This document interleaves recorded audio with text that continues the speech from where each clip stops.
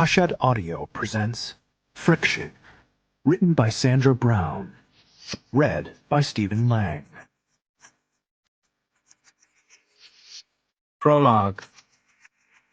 The two stalwart highway patrolmen guarding the barricades stared at her without registering any emotion. But because of the media blitz of the past few days, she knew they recognized her, and that, in spite of their implacable demeanor, they were curious to know why Judge Holly Spencer was angling to get closer to the scene of a bloodbath. Bullet hole to the chest. Ligature marks on his wrists and ankles, half in, half out of the water. Carnage. Those were the phrases that Sergeant Lester had used to describe the scene beyond the barricade, although he'd told her he was sparing her the gruesome details. He'd also ordered her to clear out, go home, that she shouldn't be here, that there was nothing she could do. Then he ducked beneath the barricade, got into his sedan, and backed it into a three-point turn that pointed him to the crime scene. If she didn't leave voluntarily, the pair of patrolmen would escort her away, and that would create even more of a scene. She started walking back to her car. In the few minutes that she'd been away from it, more law enforcement and emergency personnel had converged on the area. There was a lengthening line of cars, pickups, and minivans forming along both shoulders of the narrow road on either side of the turnoff. This junction was deep in the backwoods and appeared on few maps. It was nearly impossible to find, unless one knew to look for the taxidermy sign with an armadillo on it. Tonight, it had become a hot spot.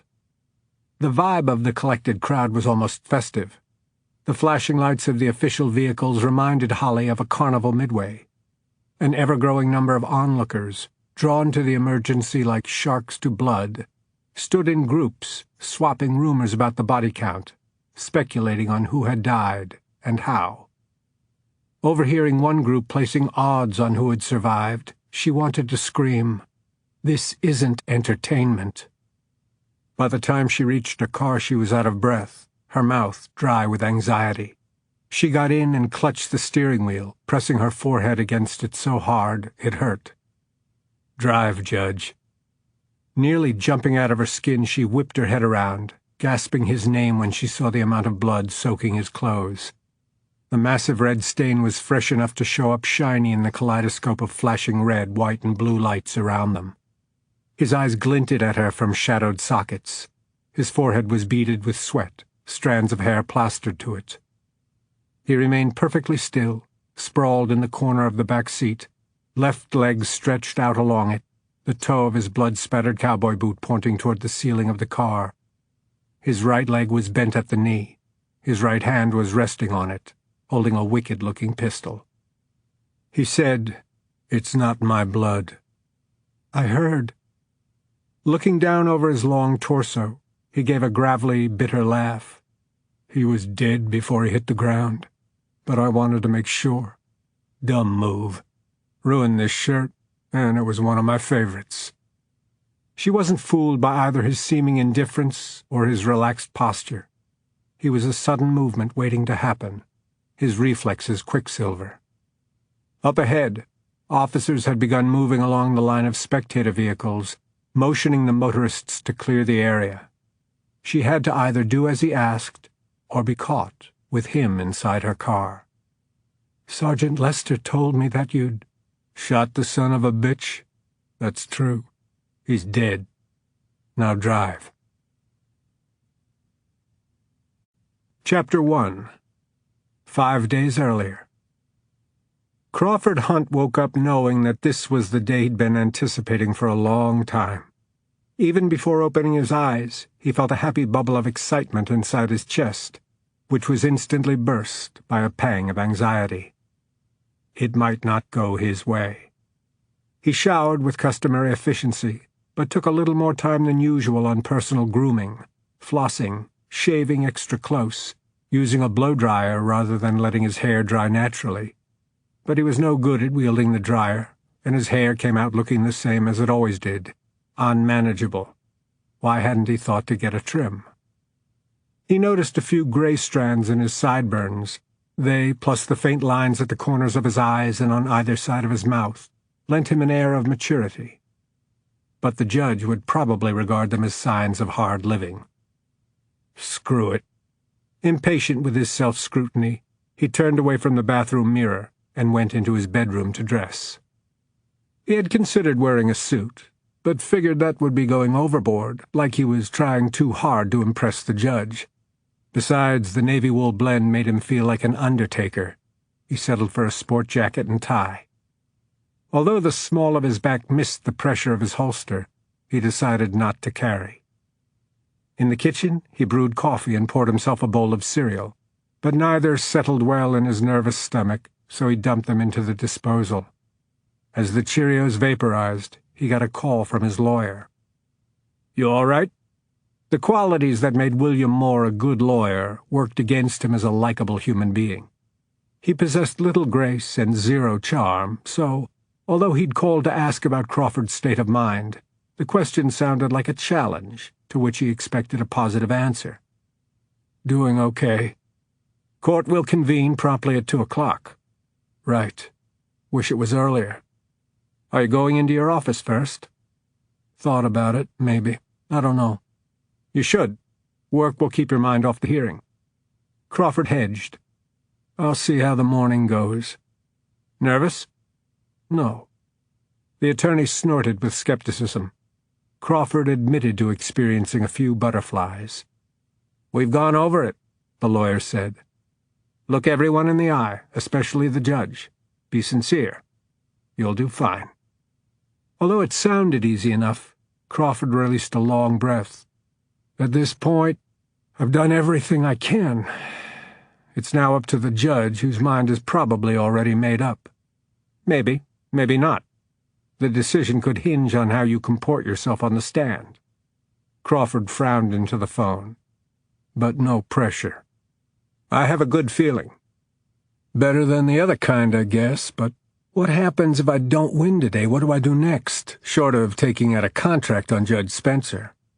"Don't even think in terms of losing." When Crawford didn't respond, Moore began to lecture.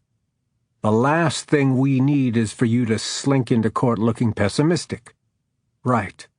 "I mean it. If you look unsure, you're sunk." "Right. Go in there with confidence, certainty, like you've already kicked butt. I've got it, okay?" Responding to his client's testiness, Moore backed down. "I'll meet you outside the courtroom a little before 2. He hung up without saying goodbye. With hours to kill before he had to be in court, Crawford wandered through his house, checking things. Fridge, freezer, and pantry were well stocked. He'd had a maid service come in yesterday, and the 3 industrious women had left the whole house spotless. He tidied his bathroom and made his bed. He didn't see anything else he could improve upon. Last, he went into the second bedroom, the one he'd spent weeks preparing for George's homecoming, not allowing himself to think that from tonight forward his little girl wouldn't be spending every night under his roof. He'd left the decorating up to the saleswoman at the furniture store. George is 5 years old, about to start kindergarten. She asked, "Favorite color?" "Pink. Second favorite, pink." "Do you have a budget?" "Knock yourself out." She'd taken him at his word. Everything in the room was pink, except for the creamy white headboard, chest of drawers, and vanity table with an oval mirror that swiveled between upright spindles. He had added touches he thought Georgia would like, picture books with pastel covers featuring rainbows and unicorns and such, a menagerie of stuffed animals, a ballet tutu with glittering slippers to match, and a doll wearing a pink princess gown and gold crown. The saleswoman had assured him it was a 5-year-old girl's fantasy room. The only thing missing was the girl. He gave the bedroom one final inspection, then left the house and, without consciously intending to, found himself driving toward the cemetery. He hadn't come since Mother's Day, when he and his in-laws had brought Georgia to visit the grave of the mother she didn't remember. Solemnly, Georgia had laid a bouquet of roses on the grave as instructed, then had looked up at him and asked, "Can we go get ice cream now, Daddy?" Leaving his parents-in-law to pay homage to their late daughter, he'd scooped Georgia into his arms and carried her back to the car. She'd squealed whenever he pretended to stumble and stagger under her weight.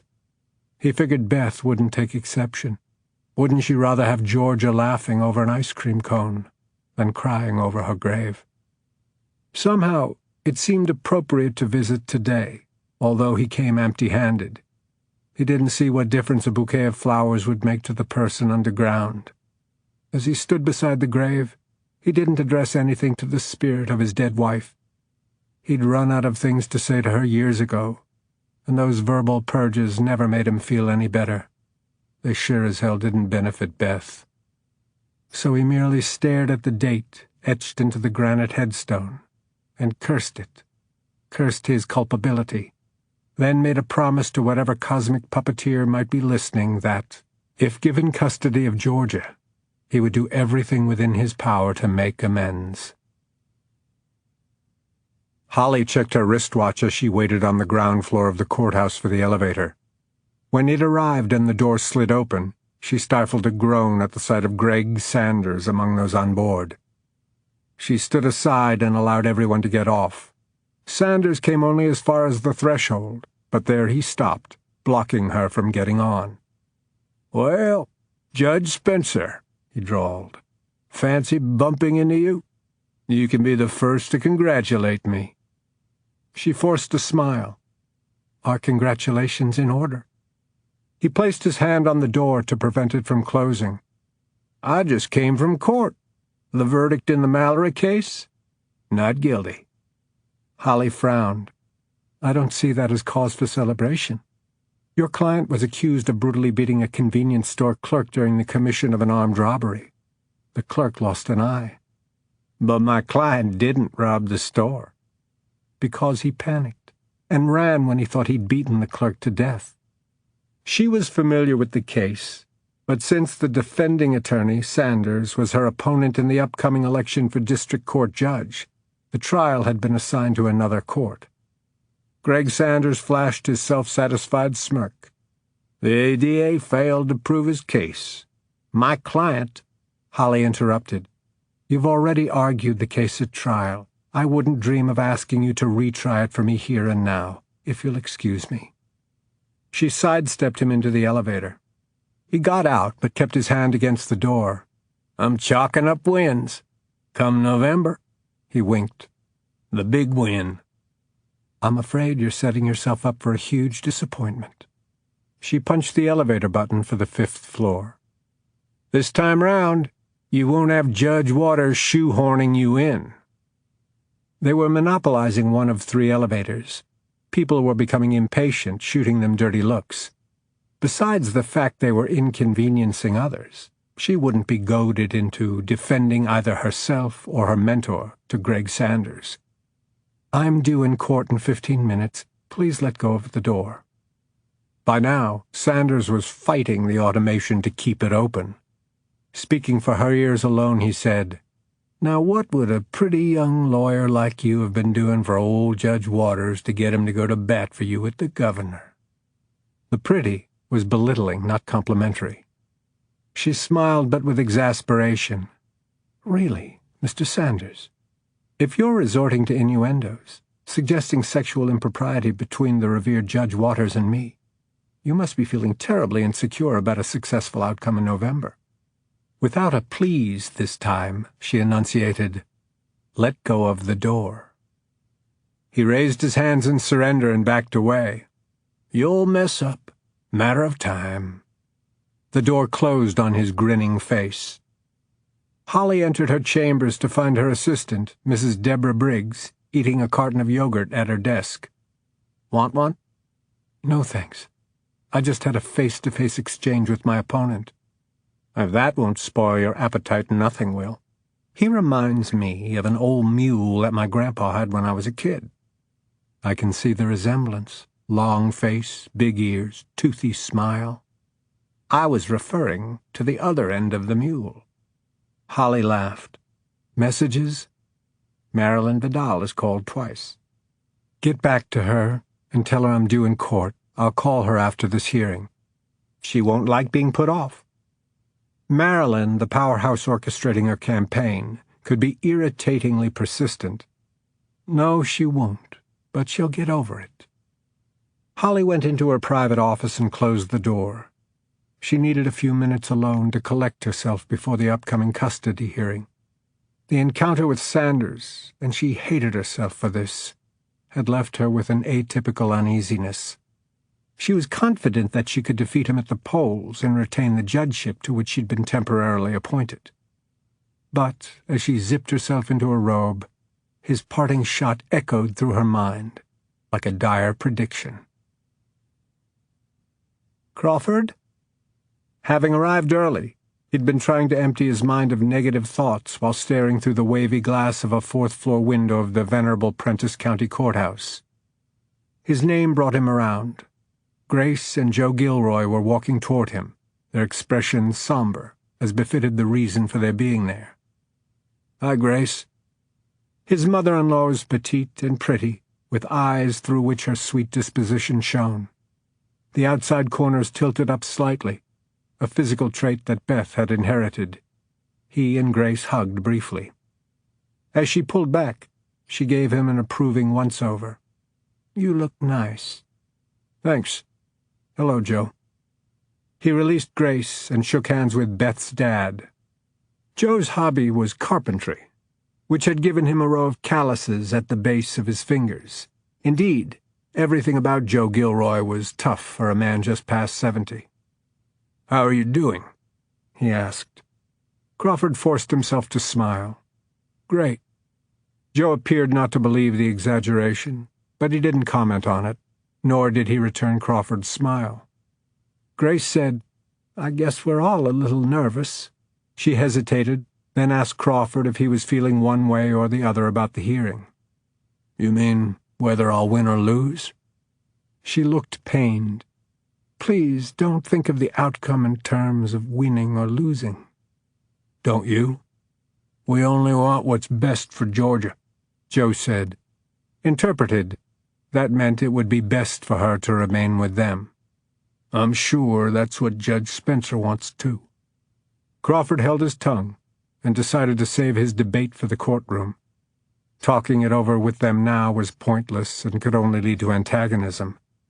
The simple fact was that today he and his in-laws were on opposing sides of a legal issue, the outcome of which would profoundly affect all of them. Somebody was going to leave the courthouse, defeated and unhappy. Crawford wouldn't be able to congratulate them if the judge ruled in their favor, and he wasn't about to wish them luck. He figured they felt much the same way toward him. Since both parties had agreed to leave George out of the proceedings entirely, Crawford asked Grace what arrangements she'd made for her while they were in court. "She's on a play date with our neighbor's granddaughter. She was so excited when I dropped her off. They're going to bake cookies." Crawford winced. Her last batch were a little gooey in the center. "She always takes them out of the oven too soon," Joe said. Crawford smiled. "She can't wait to sample them. She needs to learn the virtue of patience." In order to maintain his smile, Crawford had to clench his teeth. His father-in-law was good at getting in barbs like that, aimed at Crawford's character flaws. That one had been a zinger, also well-timed. Before Crawford could respond, the Gilroy's attorney stepped off the elevator. They excused themselves to confer with him. Within minutes, Crawford's attorney arrived. Bill Moore's walk was as brisk as his manner, but today his determined stride was impeded by dozens of potential jurors who had crowded into the corridor looking for their assigned courtroom. The attorney plowed his way through them, connected with Crawford, and together they went into Judge Spencer's court. The bailiff, Chet Barker, was a courthouse institution. He was a large man with a gregarious nature to match his size.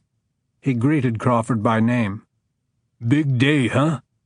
"Yeah, it is, Chet." The bailiff slapped him on the shoulder. "Good luck." "Thanks."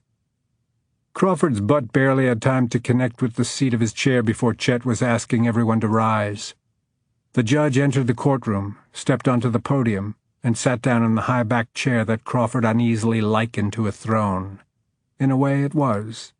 Here, the Honorable Judge Holly Spencer had absolute rule.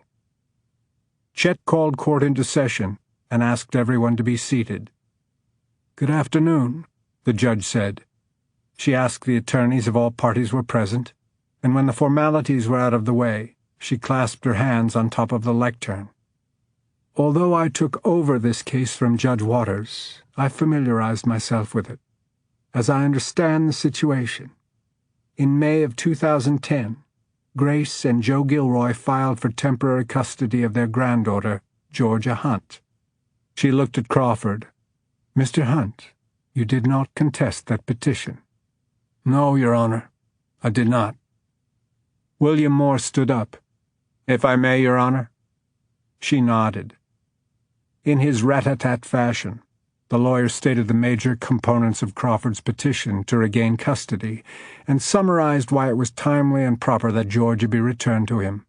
He ended by saying, "Mr. Hunt is her father. He loves her, and his affection is returned, as 2 child psychologists attest.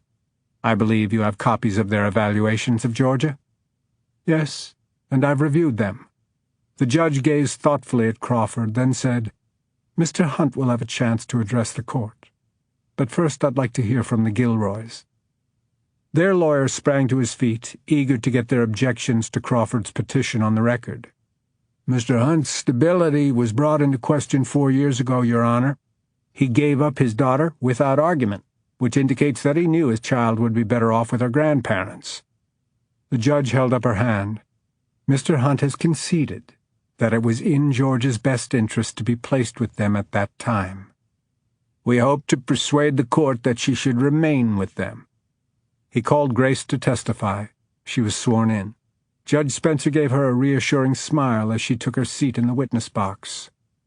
"Mrs. Gilroy, why are you and Mr. Gilroy contesting your son-in-law's petition to regain custody?" Grace wet her lips. "Well, ours is the only home Georgia has known. We've dedicated ourselves to making it a loving and nurturing environment for her." She expanded on the healthy home life they had created. Judge Spencer finally interrupted. "Mrs. Gilroy, no one in this courtroom, not even Mr. Hunt, disputes that you've made an excellent home for Georgia. My decision won't be determined by whether or not you've provided well for the child, but whether or not Mr. Hunt is willing and able to provide an equally good home for her." "I know he loves her," Grace said, sending an uneasy glance his way. "But love alone isn't enough.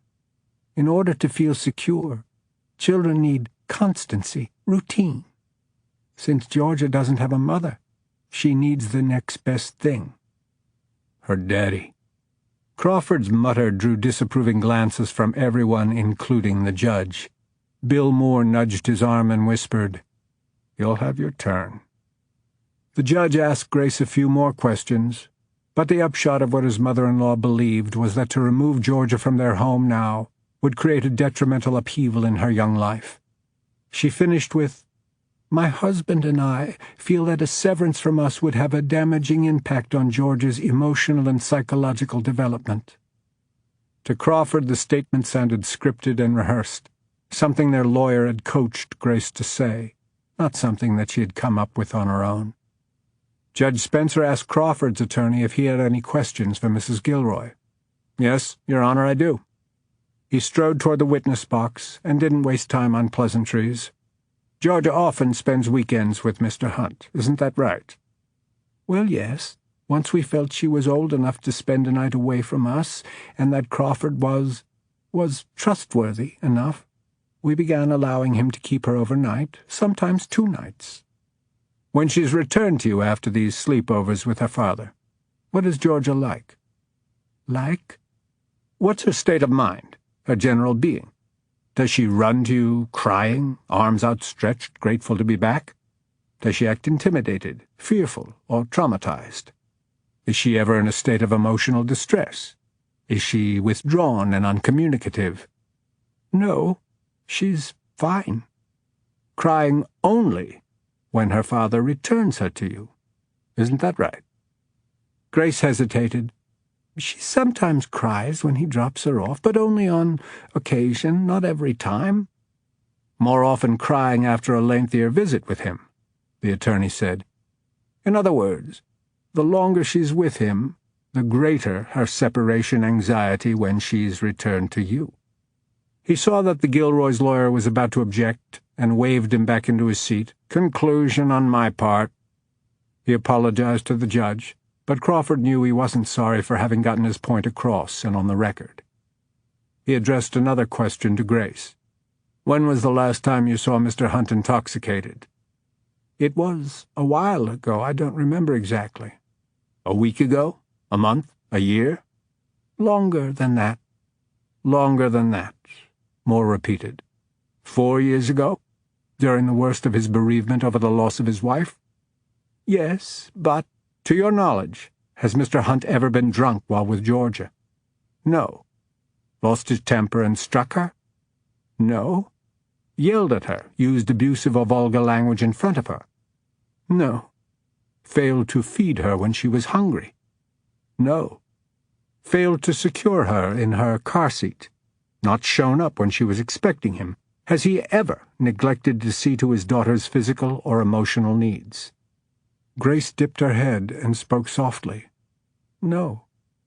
Moore turned to the judge and spread his arms at his sides. "Your Honor, this proceeding is an imposition on the court's time.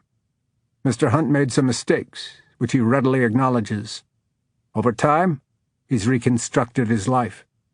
He relocated to Prentice from Houston in order to see his daughter regularly. He's undergone the counseling that your predecessor mandated 12 months ago. A year hasn't diminished his determination to regain custody of his child, and I submit that, except for their own selfish interests, there are no grounds whatsoever for Mr. and Mrs. Gilroy to be contesting my client's petition." The Gilroy's lawyer surged to his feet. "Your Honor, my client's grounds for contesting this petition are in the file. Mr. Hunt has proved himself to be unfit—" "I have the file, thank you," Judge Spencer said. "Mrs. Gilroy, please step down. I'd like to hear from Mr. Hunt now." Grace left the witness stand looking distraught, as though she had miserably failed their cause. Crawford stood up, smoothed down his necktie, and walked to the witness box. Chet swore him in. Crawford sat down and looked at the judge, in the eye, as Moore had coached him to do. "Mr. Hunt, 4 years ago some of your behavior brought your ability to be a good parent into question, which is why I didn't contest Joe and Grace being awarded temporary custody of Georgia. She was only 13 months old when Beth died. She needed constant care, which circumstances prevented me from providing. My obligations at work, other issues. Serious other issues." That wasn't a question. He kept his mouth shut. The judge flipped through several official-looking papers and ran her finger down one sheet. "You were arrested and pled guilty to DUI." "Once, but You were arrested for public indecency and—" "I was urinating." "Assault." "It was a bar fight. Everyone who threw a punch was detained. I was released without—" "I have the file." He sat there seething, realizing that his past would devastate his future. Judge Holly Spencer was cutting him no slack. After giving him a long, thoughtful appraisal, she again shuffled through the pages of what she had referred to as his file. He wondered how bad it looked with his transgressions spelled out in black and white. If her frown was any indication, not good.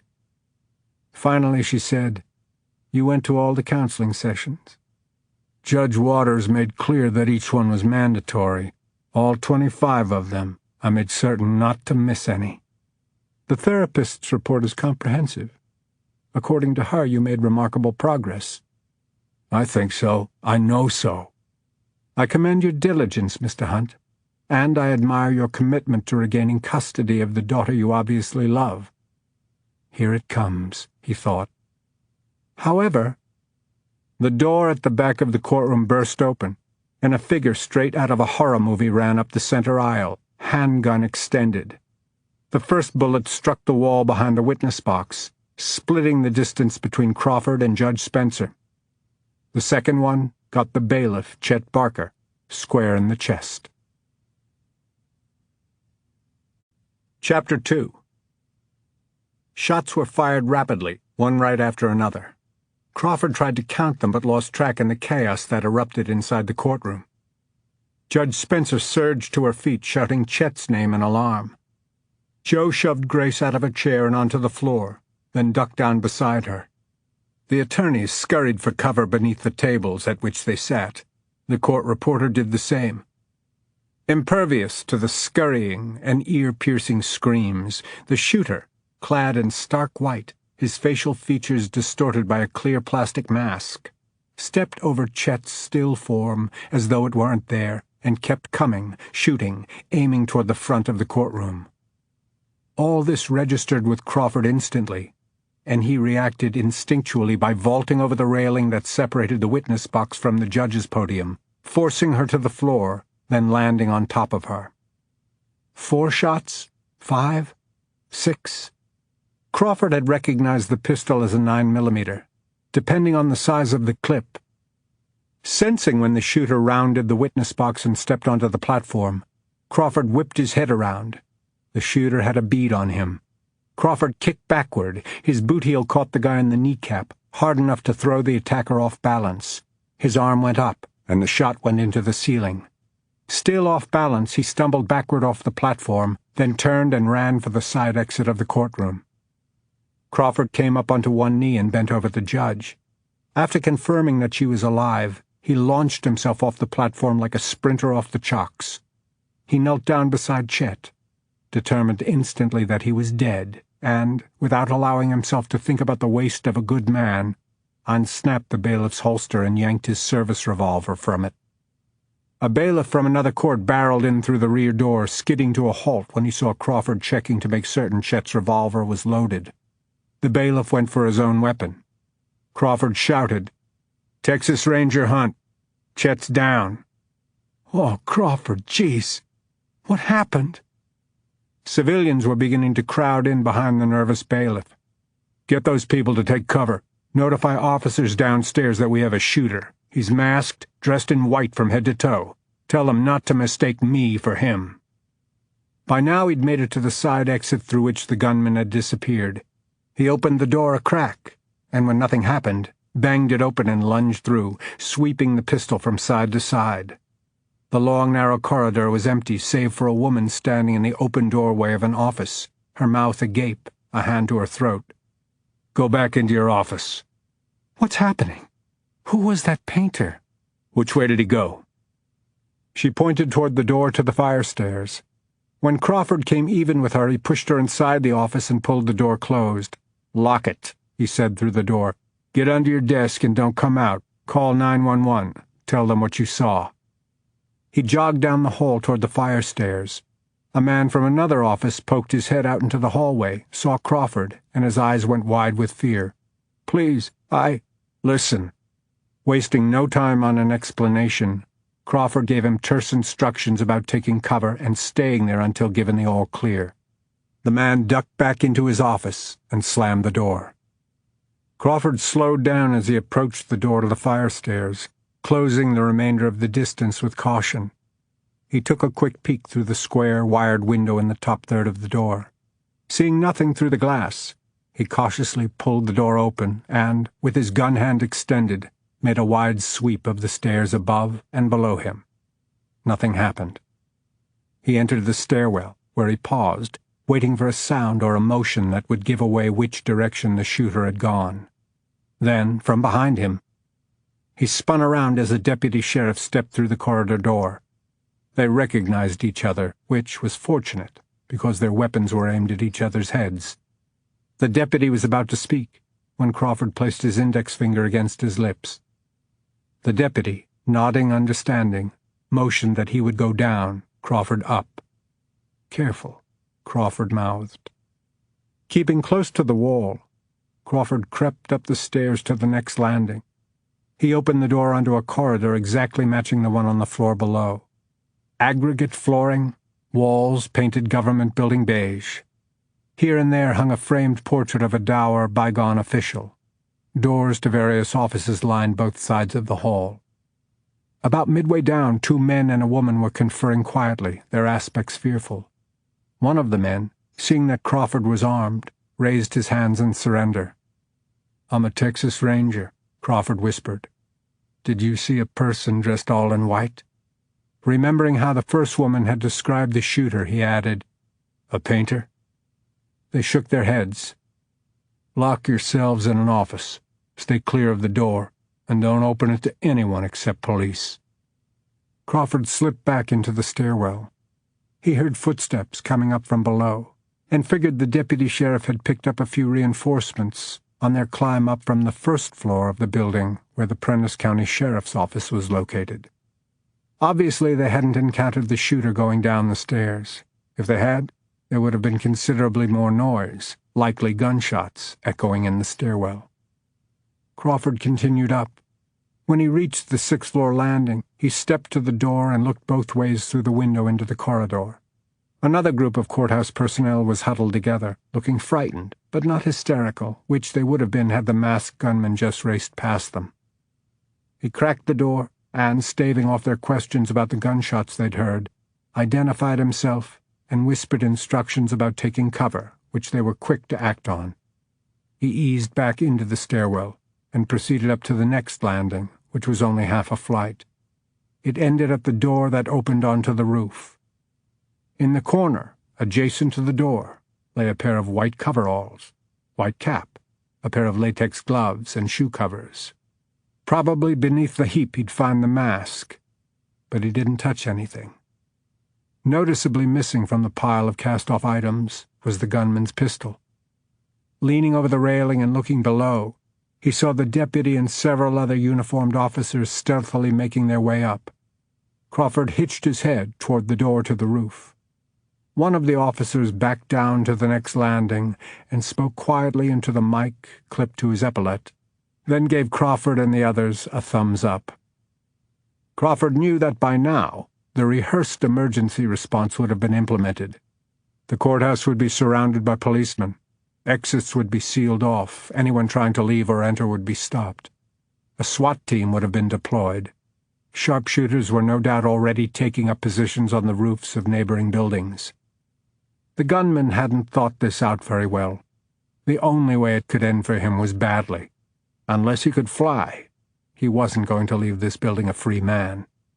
And as soon as he realized that, he might decide that he might just as well take out a couple more people before his inevitable capture. He'd already killed Chet in front of witnesses. Why not go for broke and make a name for himself as a mass murderer? Crawford shrugged off his sport jacket and dropped it to the floor, then pushed open the exit door a crack. "Hey, buddy," he called through it. "Let's talk." He half expected bullets to pepper the metal door, but nothing happened. He opened the door another inch or two. "I'm a Texas Ranger, but I'm not in uniform. I can show you my badge. I'm coming out, okay? I'm unarmed. I just want to talk to you. You cool with that?" By now the other officers had joined him. One whispered, "Crawford, you sure about this?"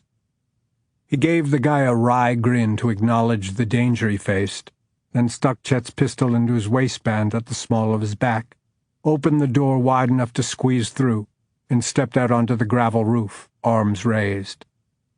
It took several seconds for his eyes to adjust to the blazing sunlight. Then he immediately saw the guy. He wasn't even trying to hide. He was standing near the low wall at the edge of the roof. He was Hispanic, late 20s or early 30s, average height, pudgy in the middle. He didn't look like anybody to be afraid of, except for the pistol that he was aiming at Crawford with a shaky hand. In the other hand, he held a smoldering cigarette. Crawford kept his hands raised. "I'm going to show you my badge, okay?" He eased his right hand down toward the leather holder clipped to his belt, but when the man dropped his cigarette and ordered, "No," Crawford put his hand back in the air. "This is a bad idea, pal." The man jabbed the pistol forward several times. "You don't want to shoot me," Crawford said. "Put down the weapon, why don't you? Then nobody else will get hurt, including you." In spite of Crawford's calming tone, the man was becoming increasingly agitated. He rapidly blinked trickles of sweat from his eyes, which darted from side to side. When they came back to Crawford, he motioned again with the pistol for him to back away. It occurred to Crawford that he might not speak English. "Habla inglés?" "Sí." Then more forcibly, "Sí." The reply had sounded angrily defensive, leaving Crawford to doubt the man's command of the language. He took a step forward and made a patting motion toward the ground. "La pistola. Down." "No." He brought his other hand up to cradle the pistol and thrust it at arm's length toward Crawford. "Shit. Come on, buddy. There's no good way out of this if you don't—" "No!" One of the officers must have come out another door accessing the roof because he had suddenly appeared in Crawford's peripheral vision. The gunman saw him at the same time. He whipped the firearm toward the deputy and pulled the trigger twice. He missed. But the sharpshooters in place on the neighboring roof didn't. The gunman's body jerked with the impact of each bullet, then crumpled and went entirely still. Crawford, deflating, backed up to the wall and slid down it until he was crouching on his heels. He watched as officers in various uniforms swarmed through the stairwell door and surrounded the body, leaking blood onto the gravel. Feeling a hand on his shoulder, Crawford looked up into the face of the deputy who'd expressed concern about his going out onto the roof. "You hit?" He shook his head. "You got lucky." He pressed Crawford's shoulder, then left him to join the other officers grouped around the fallen man. Crawford's head dropped forward until his chin touched his chest. "You dumb son of a bitch." Anyone overhearing his castigating mutter would have thought he was addressing the dead man. They would be mistaken. "Hunt?" Crawford, who'd been staring sightlessly at the floor, looked toward the homicide detective holding open the interrogation room door and motioning with his head for Crawford to go in. Crawford had to forcibly exert enough energy to stand up. He dreaded this like hell, but was eager to get it over with. Inside the room, another man in plain clothes whom Crawford didn't know was standing with his back to the wall, noisily cracking his knuckles and giving a wad of chewing gum a workout. Crawford wondered what he had to be nervous about. Sergeant Neil Lester, the senior detective who'd laconically summoned Crawford into the room, motioned him into one of the chairs at the small table and took a seat opposite him. Between them on the table were a legal tablet and a video recording setup. Neil Lester withdrew a pen from his shirt pocket and clicked the retractor at the end of it several times as he fixed an unfriendly gaze on Crawford. Classmates from primary school, they'd never liked each other, and the mutual dislike had intensified when, in high school, Crawford had dated Neil's younger sister. The attraction had been short-lived, and had never amounted to anything, but apparently Neil still had a burr up his butt about it. "Want something to drink?" He made the question sound obligatory. "No, thanks." "You know Matt Nugent? Recently made detective." He nodded toward the younger man who was still fidgeting. Crawford acknowledged the quasi-introduction by hitching his chin in the detective's direction. He grinned, showing crooked teeth. "How's it going?" A ridiculous greeting under the circumstances. Crawford didn't reply and returned his attention to Neil Lester, who had continued the infernal pen clicking. "You know the drill," he said. Crawford nodded. "This interview will be recorded." Crawford nodded. "You ready then?" "When you are, Neil." "Let's keep it official, no first names." Crawford barely kept himself from rolling his eyes. One reason he'd never liked Neil Lester was because he was such a tight ass. Even as a kid, he'd obeyed all the rules and tattled on kids who didn't. What galled Crawford now, Neil Lester was eating this up. He was enjoying having Crawford in the hot seat. However, personal feelings aside, the bottom line was that two men were dead, and Crawford had been within feet of both when they died. As a law enforcement officer, Neil and his nervous sidekick had a duty to perform, and that included questioning him. He shifted in his chair, trying but failing to better fit his tall frame into the preformed plastic. "Fair enough, Sergeant Lester. Where do we begin?" "Inside the courtroom." With the decisive punch of his index finger, Neil started the recorder, stated the date, time, and who was present. "Why were you in family court today?" "You know damn well why." The detective's eyes narrowed. Just answer the question, please." Crawford drew a deep breath, then released it, as he stated, "I was there for a custody hearing." Neither detective responded to that, only continued to look at him. He folded his arms across his chest. "My little girl's custody hearing. Judge Spencer was just about to hand down her decision when the shooter busted in. We have a transcript of the court proceedings up to that point. Then you don't need me to recount who said what." "I'm curious, though," Neil said. "How do you think Judge Spencer would have ruled?" Crawford was about to say that what he thought regarding that had no relevance to the matter at hand, but he withheld that, shrugged, and answered, "I was hoping for the best. Fearing the worst." Fine, Crawford thought. If Neil was going to be a prick, he could be one back. Well, I sure as hell didn't expect the worst, which was seeing Chet Barker gunned down right in front of me.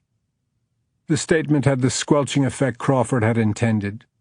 To cover the awkward silence that followed, Neil repositioned the camera a quarter-inch closer to Crawford. Matt Nugent cleared his throat behind his fist. "Talk us through it," Neil said. "Be as detailed as possible." Crawford covered his face with his hands and slowly dragged them down until only his fingertips were touching his jaw. Then he dropped his hands and leaned forward, propping his forearms on the edge of the table. "I was in the witness box. The guy came through the door at the back of the room shooting. All hell broke loose." Nugent asked him to describe the gunman, and he did, even though the painter's garb and mask had been collected as evidence, so they already had a basic description. The cap covered all but a rim of his hair. He was wearing the gloves, and they extended up under his sleeves. That mask was scary as shit. Barely had slits for his eyes, 2 small holes for his nostrils. It mashed all his features flat, total distortion.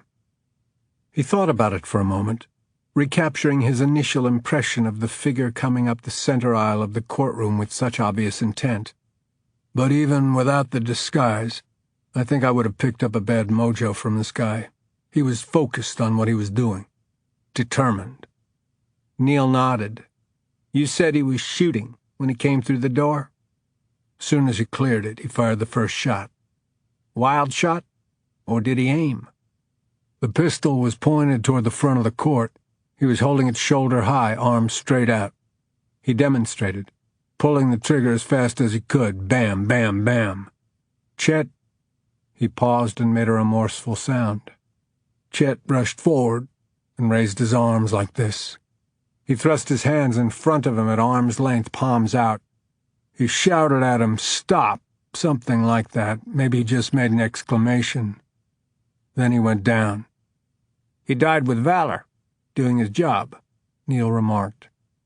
"Yeah," Crawford sighed. "He'll be honored for doing so, but I doubt he'd ever drawn his service weapon, not in the whole of his career. Then to get shot dead by some whack job in a freak show mask. It sucks." Chet hadn't gotten up this morning foreseeing his death, nor could Crawford have anticipated the wicked curveball fate had hurled at him. Pinching the bridge of his nose, he sat back in his chair. After a moment, Nugent asked if he'd changed his mind about something to drink. "I'm fine. Carry on." Neil clicked his pen and made a notation on the legal tablet. "So, Chet's down. What happened next?" Crawford focused his thoughts on the scene in the courtroom. Chaos, noise, screams. Joe moved like lightning, got him and Grace under cover. Everyone was scrambling, panicky. "Not you," Nugent said. "People in the courtroom at the time have told us that you hurdled the railing of the witness box. Do you remember doing that?" He shook his head. "Not really. I just reacted. I pushed the judge to the floor and sorta—" He hunched forward, posing to demonstrate how he'd used his body to shield hers. "I heard bullets striking. I didn't feel anything, but I was so jacked up on adrenaline that, for all I knew, I'd been hit. What with the robe, I couldn't tell if the judge had been struck or not. When he rounded the witness box and stepped up onto the platform," he continued, "I turned to look at him. He had the pistol pointed straight at us. I remember holding my breath thinking, this is it. I guess my survival instinct kicked in. I let him have it in the knee with my foot. He described the gunman's backward topple off the platform. Maybe that panicked him, I don't know. In any case, he ran like hell and disappeared through the side exit. Neil nodded, as though that jibed with what others had recounted. Then I went after him. Neil glanced at Nugent, then came back to Crawford and repeated, You went after him. That's right. Just like that. I didn't think about it, if that's what you mean. I just did it. Like you hurdled the witness box railing. He shrugged. I guess. You acted without thinking or weighing the consequences of your actions. Like you would, Crawford fired back, if you were any kind of lawman. Well, we know what kind you are. Crawford lunged to his feet, sending his chair over backward. He glared down at Neil, but instantly realized that a show of temper would only confirm what the bastard had implied. He turned and righted the chair, then sat back down. He looked at Nugent, who was swallowing convulsively, as though his chewing gum had slipped down his gullet. When he came back around to Neil, Neil said, You left out a step. Realizing what Neil was getting at, he said, I stopped long enough to take Chet's revolver. Even jacked up on adrenaline, you had the presence of mind to identify yourself to the first officer into the courtroom. His hand was on his holster. I didn't want to get shot. You gave him a description of the gunman, a very basic one. You asked for backup, but without waiting for it, you took Chet's revolver and charged after the shooter. Why? Why? Well, considering your history, you might have exercised more discretion. Discretion could have got people killed. So could indiscretion, like in Alcon. Chapter 3. Holly's attention was drawn to the end of the hallway when a door was opened and Crawford Hunt strode through.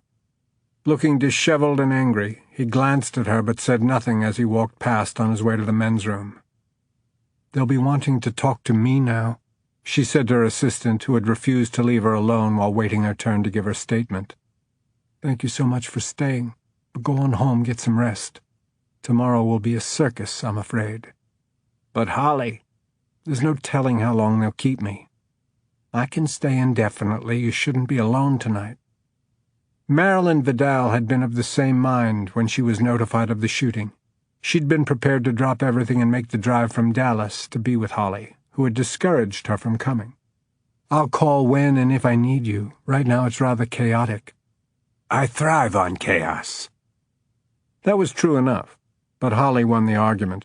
Marilyn stayed put, but had ordered Holly to keep in touch, particularly if she was required to issue a statement to the media. Before you say anything into a microphone, run it past me. Dennis, her former boyfriend, had also called on the office line. Mrs. Briggs had spoken to him, assured him that Holly was bearing up well, and agreed to notify him in the event her status changed or if there was anything he could do for her. However, Holly hadn't been without a coterie of supporters. In a town of only 20,000, word of the shooting had spread rapidly. Judge Mason, the administrative judge of the district, had been in the neighboring courtroom at the time of the shooting, so he was immediately at Holly's side. A few friends she had made since moving to Prentice had rallied around her, aghast over what had happened, and eager to help in any way they could. Most of the time they'd been left waiting while she was being interviewed by police, but it had been a comfort just knowing they were accessible if she needed them. Eventually they'd seen the futility of hanging around and had made their departures. Mrs. Briggs was the last holdout. I'll be fine, Holly assured her now. But if it makes you feel better, I'll request a police escort home. You absolutely should. And call me. If you change your mind, I'll come over at any hour. Before leaving, she got Holly's promise to do that, although Holly knew she wouldn't be summoning help. It had been a horrific experience, but the culprit was dead. All that remained for her to do was to give her formal statement, and then the ordeal would be over. In the coming days, Greg Sanders would be watching to see how she responded to the crisis situation and how quickly she recovered from the trauma of it. If she showed any signs of cowardice or weakness, he would gleefully expose it. Following Crawford Hunt out of the interrogation room, Matt Nugent and Neil Lester made their way down the hallway toward her. They had interviewed her in the family court immediately following the shooting, but to record her formal statement, they had asked that she come downstairs to the ground floor, where, like the S.O., the city police department was also headquartered. She stood up. "My turn?" "I'm afraid not, Judge Spencer," Neil Lester said. "We're only taking a break. We've got a lot more to cover with Mr. Hunt." "I see. I know this is a hardship after what happened today. We'll get you out of here as soon as possible." "I understand." "One question, though. The suspect's name hasn't been released because we're having trouble locating next of kin, but his driver's license identifies him as Jorge Rodriguez. Ring a bell?" "No." "That's surprising," Nugent said, looking happy to have something to contribute. "He had a Texas driver's license, but it's a fake. Fairly good one, but still phony." "He wasn't illegal." "We're looking into it," Lester replied. "But even if he was, that doesn't mean he hadn't wound up in your court sometime before today." "It's a possibility. I've only been on the bench for 10 months, you know, but the docket has been full. I've presided over a lot of trials and hearings since my appointment." "Maybe Rodriguez was a holdover from Judge Waters," Lester suggested. "Held a grudge of some kind." When her mentor, the Honorable Clifton Waters, was diagnosed with terminal cancer, he had enticed her to resign from a law firm where she had practiced for several years, relocate to Prentice, and apply for the bench he would be vacating. It had been a chancy career move, but she'd taken a leap of faith, and it had paid off. Acting on Waters' recommendation, Governor Hutchins had appointed her. Judge Waters had lived long enough to see her sworn in. It had been a proud day for both of them. Nugent said, "We'll send somebody over to your office tomorrow to look through court records, see if Rodriguez turns up. I'll make sure Mrs. Briggs knows you're coming and has everything ready." "What about before you came here?" "I was with a law firm in Dallas." Lester jotted the name down in a small spiral notebook he took from his shirt pocket. "We'll ask them to run Rodriguez's name through their files, too." She gave him a contact name. "The firm will help any way they can, I'm sure." Out of the corner of her eye, she saw Crawford Hunt emerge from the men's room. His hair was damp and had been pushed straight back off his forehead, as though he'd washed his face and then had run wet fingers through his hair. He seemed intent on walking past her again without speaking. She stepped into his path. "Mr. Hunt, may I have a word with you?" Neil Lester held up his hand. Judge—" "I won't compare notes with him," she said to the detective. "I wouldn't interfere with your investigation or breach ethics by discussing his custody case. I just need to tell him." Her breath caught as she turned and looked up into the other man's face, which conveyed all the warmth of an ice carving. "Thank you for saving my life." The flinty gray eyes registered surprise, but the involuntary reaction lasted for only a millisecond. "The guy was a lousy shot." Emotion welled up in her throat. "He was accurate enough when he fired at Chet Barker." The implacable eyes flickered again, and this time one corner of his mouth tensed. "At that range, he couldn't have missed." "He couldn't have missed me either, if you hadn't done what you did." "How do you remember it, Judge Spencer?" She turned to Neil Lester, who'd asked. "When I saw Chet fall, my first instinct was to run to him, but I froze when the man continued up the aisle toward me. The mask made his face look grotesque, terrifying. Mr. Hunt came over the railing and sort of tackled me. I confess that the next few moments are a blur. The shots continued in rapid succession. I remember thinking that he would surely run out of bullets eventually, but I thought for certain that I would be killed before he did. His last shot must have gone into the ceiling. I still got plaster dust in my hair." She tipped her head down to show them. "The shot went wild when Crawford kicked him in the knee," Nugent said. She looked at Crawford Hunt. "You kicked him?" "Reflex." Absently she nodded. "The next thing I remember, you were patting down my back." I don't remember what you said." "I was feeling for blood. I asked if you'd been hit. You said you didn't think so." "Did I?" He gave a curt nod. She turned to the detectives. "Mr. Hunt pushed off me, but not before telling me to stay down." "But you didn't, did you?" She replied to Lester's question with a rueful shake of her head. The courtroom was in chaos. People who'd heard the shots were rushing in through the rear door.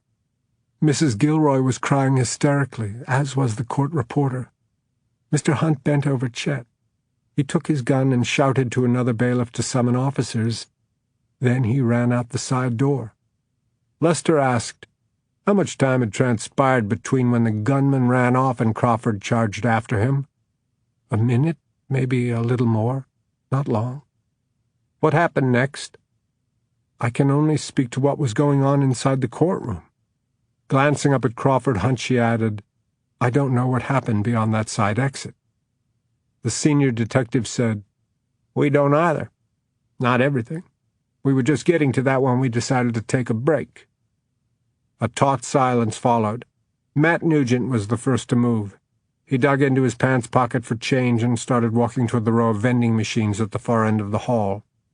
"Anyone else want a Coke? Judge Spencer?" "No, thank you." "Mr. Hunt?" "No. Nothing from me." Neil Lester's reply coincided with the chirping of his cell phone. He pulled it from his belt and checked the readout. "Excuse me." He moved a few yards away and turned his back, seeking privacy to take his phone call, and leaving Holly essentially alone with Crawford Hunt. Besides that being inherently awkward, his physicality was intimidating. His boots added at least 1.5 inches to his height, which was well over 6 feet. He had appeared in court wearing well-pressed blue jeans, a plain white shirt, black necktie, and a sport jacket. At some point since then, he'd discarded the sport jacket, loosened his tie, unbuttoned his collar, and rolled up his sleeves to just below his elbows. His hair was defying the slick-back treatment he'd given it only minutes ago. Straw-colored and thick, it seemed to have a will of its own. He went to stand on the other side of the hallway, where he leaned with his back against the wall and glared at her. In her view, his animosity was unwarranted. Trying to break the ice, she said, "Are the Gilroys all right? Your mother-in-law was terribly upset when she was finally allowed to leave the courtroom after being questioned." "She was shaken up pretty bad. Last I talked to Joe about an hour ago, she still hadn't stopped crying." How traumatic it must have been for them. He gave a grim nod. "And how is your daughter?" Visibly he tensed. "She's on a sleepover with a neighbor lady and her granddaughter. I thought it would be best if she spent the night there. She wouldn't understand why Grace and Joe were so upset, and I was tied up here." Holly didn't miss the deliberate implication that the sleepover had been approved by him, as though he was the decision-maker where his daughter was concerned. The angle of his chin challenged her to dispute that.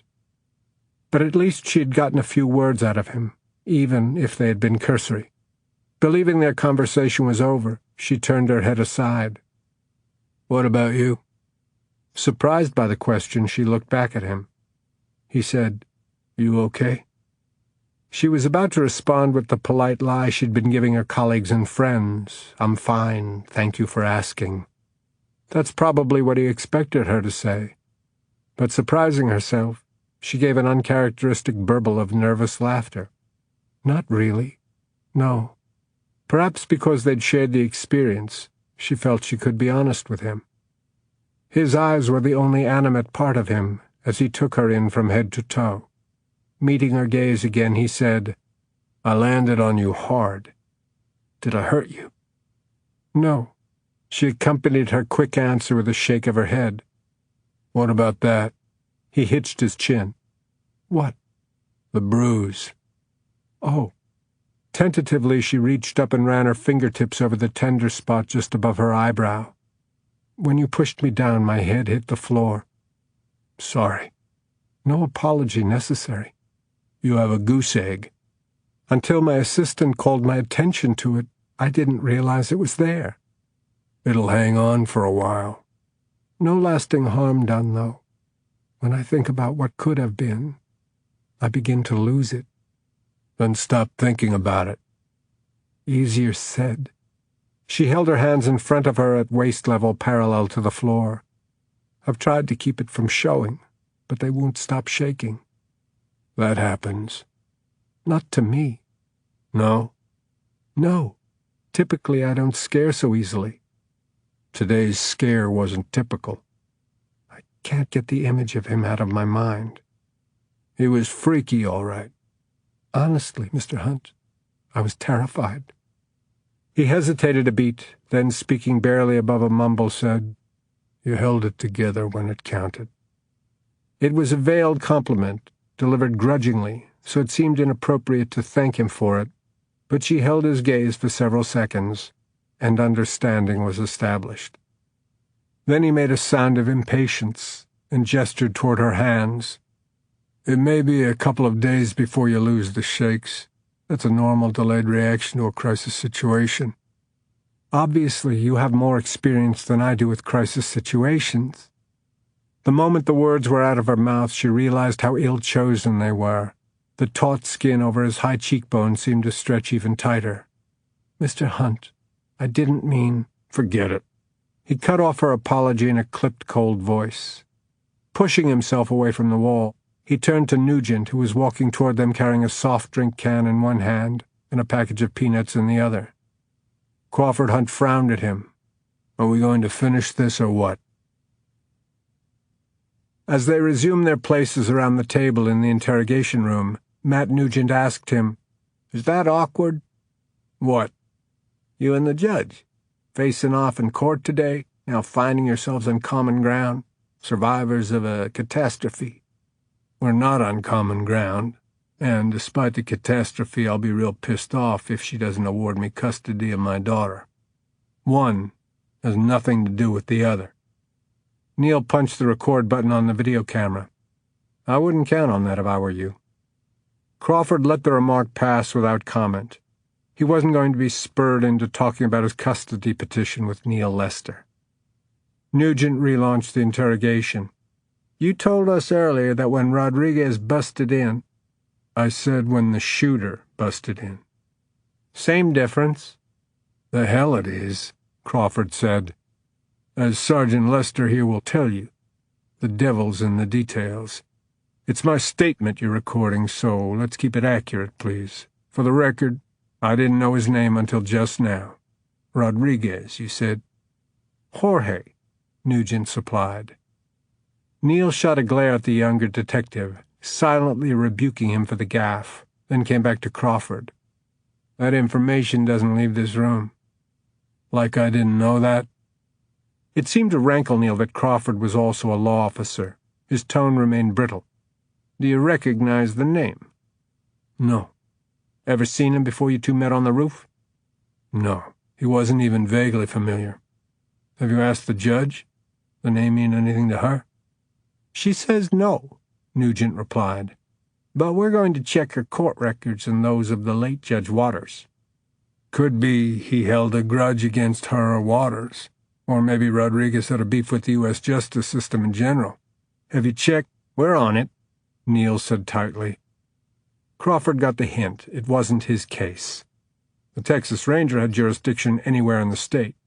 He could join an investigation or initiate one without invitation of any other agency, local, state, or federal. But Neil was making it perfectly clear that, from where Crawford was sitting tonight, he was to answer questions, not ask them. Neil continued, "You said that when the shooter busted in, you were on the witness stand. Accurate enough?" "Yes." "What issue were you and Judge addressing?" "You told me you have a transcript of the hearing." "We do." "So?" He looked over at Nugent, who was shaking peanuts into his mouth. "What's unclear, Sergeant Lester?" "The judge commended you for keeping all your appointments with the therapist." "Right, she did. What's that got to do with anything?" "It could have a lot to do with how you reacted to the unfolding situation." "I don't see how." "Don't get your back up. I'm just doing my job here." "Right." He gave Neil an icy stare, then shrugged. "Ask away." Neil appeared all too happy to oblige. Why were you mandated to get counseling before being granted another custody hearing? Did you ask Judge Spencer? Not yet. We plan to. Good. I'd like to know the reasons myself. Take a wild guess. Neil grinned, but it wasn't friendly. Crawford divided another look between the two investigators, letting his irritation show. But what would be gained by stonewalling? They would only conclude that he was ashamed of the required therapy sessions. And he was, to some extent. But he didn't want them to know that. I didn't cope well with the sudden death of my wife. That was 4 years ago. Last year I petitioned to regain custody of Georgia. Judge Waters was the presiding judge. He wanted to make certain that I could provide a stable home environment and required a year of therapy in order to determine that I was past all that. Define all that. Drinking more than I should. There were days when it was hard for me even to get out of bed in the morning. Classic depression. Classic grief. Asshole. Crawford was tempted to tack that on, but didn't. You shirked your responsibilities at work. The Rangers removed you from the Houston office and placed you here. Actually, I requested the transfer. Since the Gilroys lived here and Georgia was with them, I made the move to be closer to her. Neil looked skeptical. Your transfer had nothing to do with the incident in Alcon? By incident, I gather you're referring to taking out 6 of the Fuentes drug cartel, including the Big Cheese himself. Plus 2 law enforcement officers and several bystanders. Your actions there came under careful review. Nugent stopped munching his snack. The only sound in the room was the soft electronic whirring of the recording equipment. Crawford ground his jaw, letting his glare speak for him. He'd be damned before he'd go on record defending himself to Neil Lester, the self-righteous jerk. Eventually he picked up the thread. You were eventually cleared of any wrongdoing. That's right. But since then, you stuck mostly to computer work, credit card fraud, insurance fraud, kiddie porn rings, things like that. Crawford had requested to be moved to Prentice for the reasons stated, and he was assigned to work in conjunction with the law enforcement agencies of several surrounding counties. However, Neil was correct. If there was field work involved, he let another ranger assume it, while his investigations were more often confined to his desk. He refused to comment on it, though. Neil persisted. Nothing to say about that? You more or less covered it. Neil gave a non-committal grunt. If I deem it necessary, I may subpoena the therapist's record of your treatment. That got Crawford's attention. Heat crawled all over him. That's privileged. I could appeal to the court. No judge would force her to hand over her record of our sessions because it's irrelevant. If it's irrelevant, why not tell me what's in it? I haven't seen it. Take a crack at what it contains. It was difficult to be reminded of the darkest days of his life, of past transgressions publicly aired. It had happened twice today. It was especially hard to sit and take this shit from Neil Lester. But he forced himself to assume a nonchalance. I think the therapist would tell you that I'd learned to control my anger over losing Beth, that I had gotten a grip on the alcohol abuse, the depression, etc.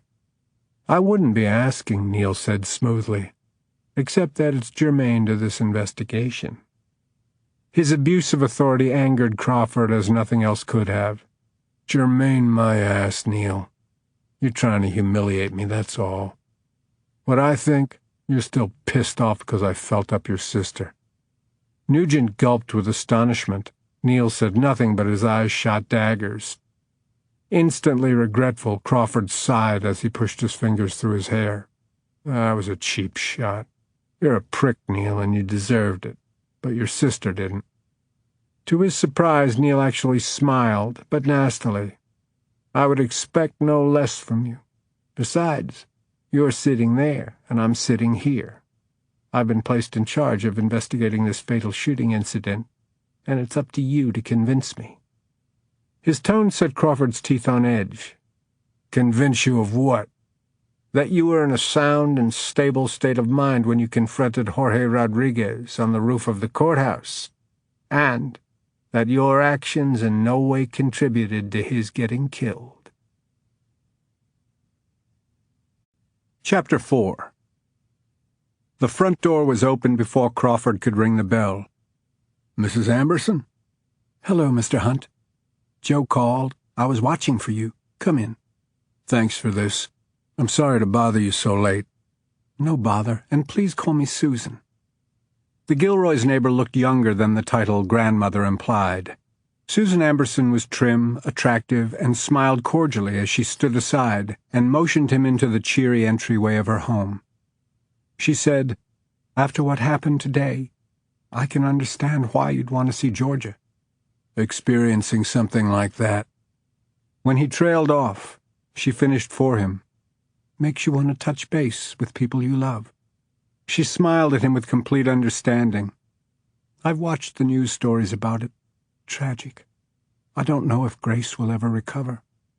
"I haven't seen her yet. I came straight here after Joe said you'd agreed to let me stop by. I apologize for keeping you up." "Frank's already in bed, but I'm a night owl. No problem at all." Crawford assumed the referred to Frank was her husband. He was glad he wouldn't be required to make small talk with anyone else, and was grateful to Susan Amberson for not pressing him for details about the events of the day, as she led him down a center hallway toward the back of the one-story house. "Thank you for watching Georgia all day," he said. "I hope she wasn't any trouble." "None at all. She's a darling girl. Uses her manners." "Good to hear. What's your granddaughter's name?" "Amy. I tuckered the two of them out." He followed her into a bedroom illuminated by a small lamp on the nightstand between twin beds. His heart constricted when he saw George's mop of blonde curls and her sweet face. Her lips were bowed. She was breathing through them. "She snores," he said, his voice rough with emotion. Sensing his embarrassment, she touched his arm briefly. "Take all the time you like." She withdrew, and Crawford moved to the bed where Georgia slept. In the other was a little girl of similar age and size, but his attention belonged entirely to his daughter as he gingerly sat down on the edge of the bed. Mr. Bunny, the stuffed toy she wouldn't sleep without, lay in the crook of her elbow. For several moments, he simply stared into her face. Then he reached for a lock of hair and rubbed the curl between his fingers. Her lips made a sucking motion, then she swiped her cheek with the back of her hand and opened her eyes. Sleepily, she blinked him into focus. "Daddy." "Shh. Don't wake up your friend." She sat up to receive his hug and return it. "Have you come to get me? Is it tomorrow yet?" "Not yet. I just wanted to stop in and see how you were doing." "Good." Yawning broadly, she lay back down and nestled the back of her head into the pillow. "You like your new playmate, Amy?" "Uh-huh. She's nice. We had a tea party and got to dress up in Miss Susan's hats. I wore beads, too." "Yeah? How'd the cookies turn out?" "We sprinkled sugar on top. Mine were pink." She yawned again. "Do you want to sleep with me?" "I don't think we would fit on this bed." "You're too big." "Me? You and Mr. Bunny are taking up all the space." He poked her lightly in the belly, and she giggled. "I'll see you tomorrow. Go back to sleep, but give me a kiss first." He leaned down. She wrapped her arms around his neck and kissed him on the cheek. "Good night, Daddy. I love you." "Night, sweetheart. I love you too."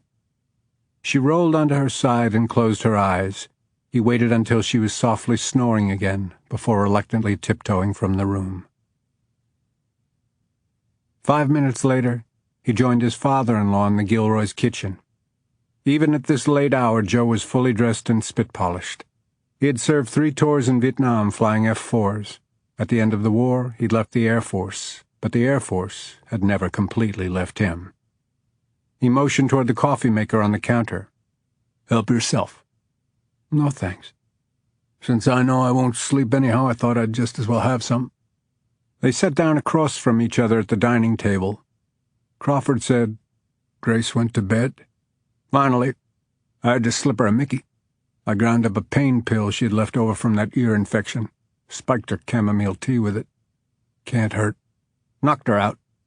That's what she needed." "Did you go by the Ambersons' house?" "Just left there." Georgia woke up only long enough to kiss me goodnight. I'm not sure she'll remember that I was there, but it did me good to see her. You meet Frank?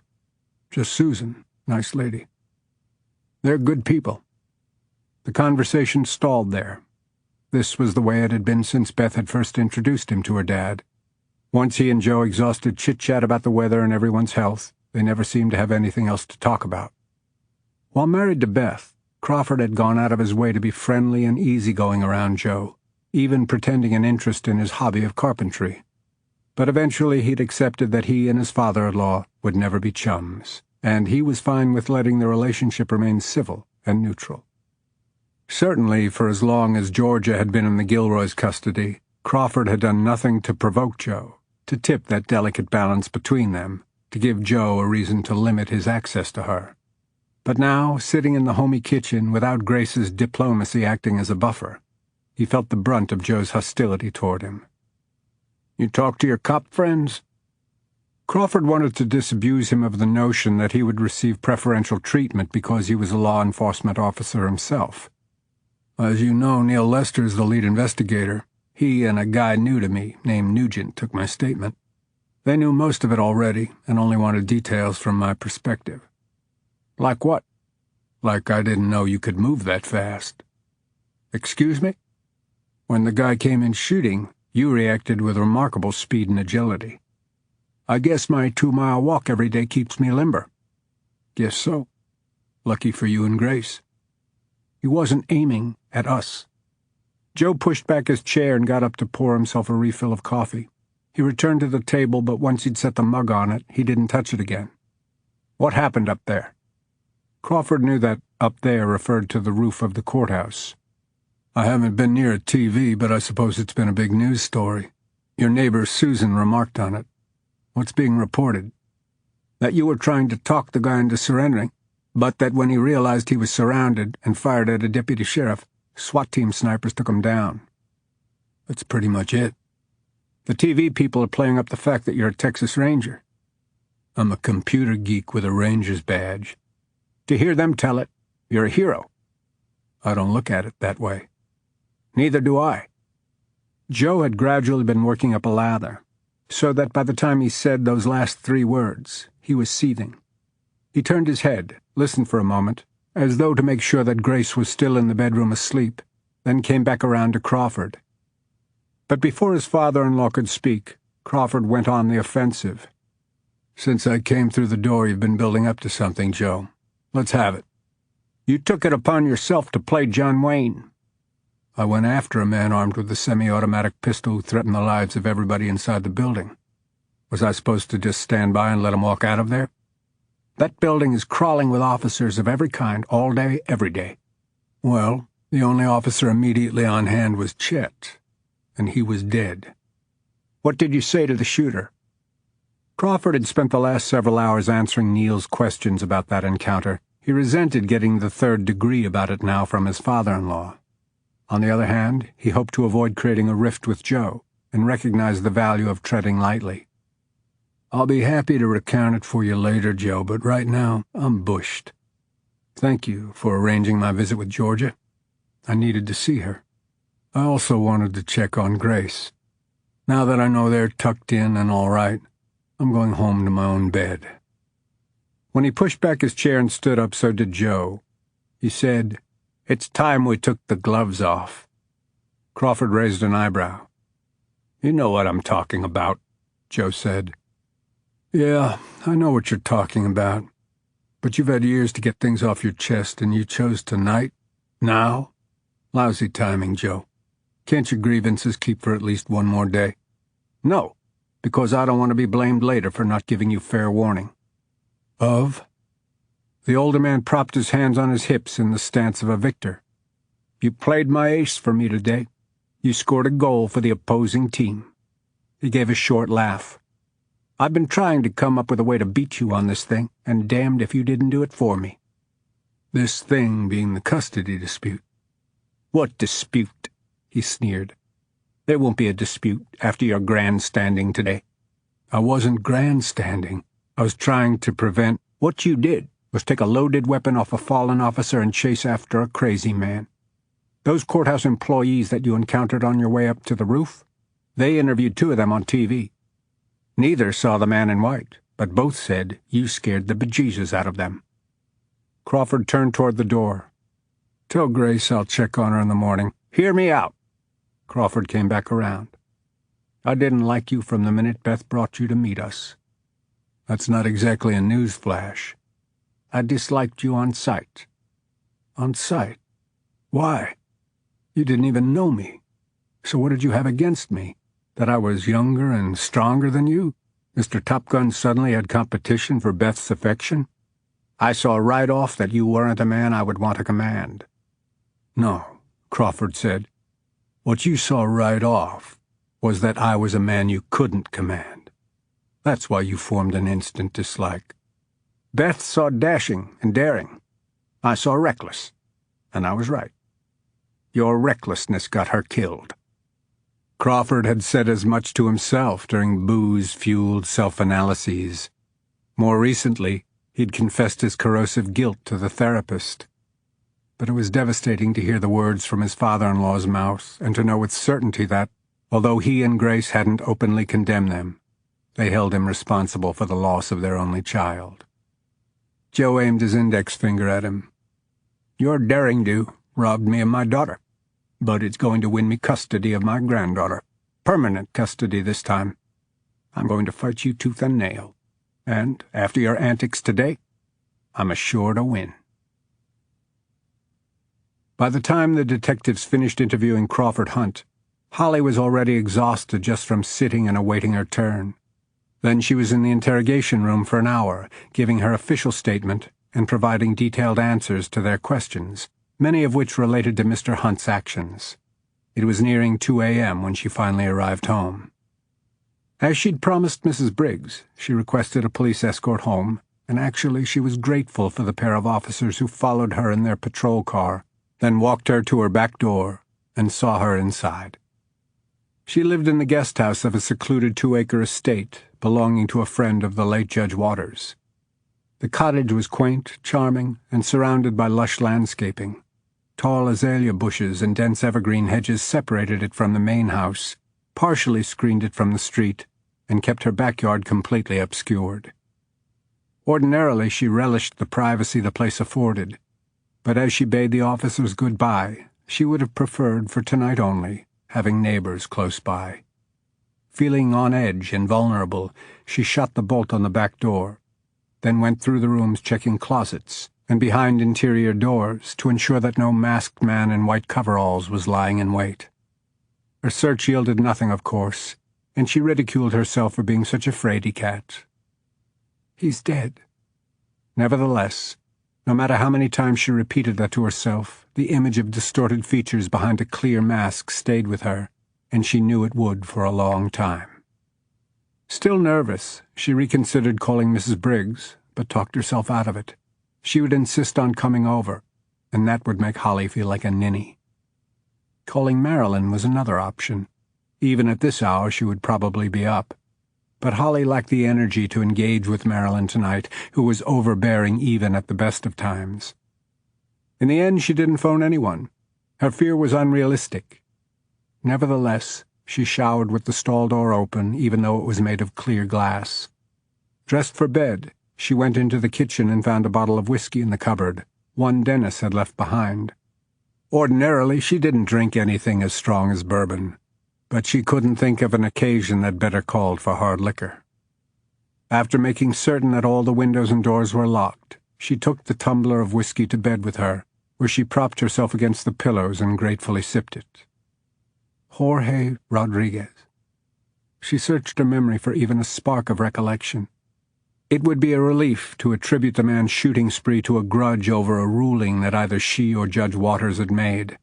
Finding even a tangential connection between her and Rodriguez, any fragmented reason for retribution, would have provided some closure. As of now, however, the motive for the attempted assassination remained unknown, and that was unsettling. Even if her own peace of mind didn't require an explanation, the voting public would. Her constituents would wish to know what was behind the courthouse tragedy and if it related to her. She had little doubt that Sanders would use it, twist and manipulate it to discredit her. Tonight he was probably awake, too, preparing his onslaught of open criticism and innuendo. He would want to attack while the incident was fresh, possibly launching it as early as tomorrow. With that in mind, she finished the last of the whiskey, set the glass on the nightstand, and reached for the lamp switch. But she hesitated and momentarily considered sleeping with the light on, just for tonight. Then, chiding herself for the silliness, she extinguished the light with a decisive snap. But as she did so, she noticed that her hands were still shaking. The bourbon hadn't soothed her, but rather seemed to have magnified her memories of the gunman, made the images of him more distinct and frightening. She lay tense and wakeful, her senses highly attuned, so that when she heard the noise coming from the backyard, she sprang upright, heart racing with fear. Chapter 5. A curtain was pushed aside, and her face appeared in the window. Automatically she reached for the switch plate. "Don't turn on the light." He spoke only loud enough to make himself heard through the window pane. "What are you doing here?" "Open the door." "Are you insane?" The court-appointed shrink didn't think so. Now unlock the door. Crawford waited with diminishing patience while she wrestled with the decision. Finally she slid the bolt, flipped the button on the knob, and opened up. He slipped inside, closed the door behind him, and pulled the curtain back into place. When he turned toward her, she took a cautionary step back. "Relax, Judge." "I don't think so, Mr. Hunt." "If I was here to do you bodily harm, would I have knocked?" Behind her was an open doorway through which he could see into the living room. On the far side of it was a short hallway that he figured led to the bedrooms. A nightlight glowed from the baseboard in the hall. It cast only enough light into the kitchen to keep them from bumping into the furniture. "Are you here alone?" "It's 4 o'clock in the morning." He brought his gaze back to her. "Are you alone?" She hesitated, then bobbed her head once. "Who lives in the main house?" "An 80-something-year-old widow." "By herself?" "3 cats." "No caregiver? Nurse?" "She insists on living alone, but having someone nearby is a comfort to her as well as to her family. She was a friend of Judge Waters. Knowing I needed a place to live, he suggested the arrangement, and it's worked out well for both of us." He couldn't see a reason for her to lie about the occupant of the stately Southern Greek Revival house. A genteel but independent widow living out her days with 3 cats was too cliched not to be the truth. He relaxed somewhat and took a closer look at the judge. Gone was the severe ponytail she'd worn in court. Her hair was hanging loose to her collarbone. Under his scrutiny, she self-consciously hooked it behind her ears. "I'll ask again. What are you doing here?" "Were you asleep?" "Yes." Knowing she was lying, he just looked at her. After several seconds, she sighed. "I tried to sleep, but couldn't keep my mind off the shooting." "Whose whiskey?" "What?" Following his line of sight, she looked over at the bottle on the counter. "Mine." "I doubt it." "All right. A friend left it." "What friend?" "And I'm glad he did." "He?" "Because I needed it tonight." With asperity, she straightened her spine. "I don't have to explain a damn thing to you, Mr. Hunt. But you've got a hell of a lot to explain to me. Like what you're doing here, and how you knew where I live." "I'm not a Texas Ranger for nothing." "Don't be cute." "Wasn't trying to be. Took me 8 years as a trooper before I could even apply." While she fumed, he took a more thorough look around the kitchen. There were the usual small appliances on the counter, an African violet in the window above the sink, a small dining table with only 2 chairs. Compact and scrupulously tidy, nothing fussy, about what he would expect. "How long have you lived here?" he asked. "Since the day I came to town." "From Dallas, right?" He cocked an eyebrow. "City girl gone country?" Annoyed by that, she said, "I'll ask you one more time. What are you doing here?" "That was going to be my next question to you. Why here?" "I told you the widow—" "I mean, why Prentice? Why our humble burg here on the edge of a swamp?" "When Judge Waters' health forced him to step down from the bench, He encouraged me to apply to be his replacement. Out of all the legal eagles vying for that appointment, he encouraged you. Why?" When she hesitated to answer, he realized he'd tapped into a touchy subject. With obvious reluctance, she said, "He'd known me since I was born. He and my father were good friends." "Huh. What does that 'huh' imply? Favoritism? You should be campaigning for Greg Sanders." "That loudmouth? No thanks." "He does like to crow. His credentials are unimpressive and his platform shaky, so he's resorted to mudslinging. According to him, I'm too young and inexperienced." "Well, he does have 20 years on you." "Then his record should outshine mine. It doesn't." He started ticking off her accomplishments. "First in your class in law school. Straight out of it, you were snatched up by that high-dollar family law firm in Dallas. Made partner in no time flat. Won notoriety for handling that hockey player's divorce. Got his ex a bundle in the settlement." "You did your homework." "Did I leave out anything?" "I was hall monitor in 7th grade. "I missed that, but it doesn't surprise me. You personify overachiever. Still, Sanders and others are thinking you only got that gubernatorial appointment because you were Judge Waters' fair-haired child." Again his gaze wandered over the light strands framing her face. "Stating the obvious would be too easy." She stiffened her spine.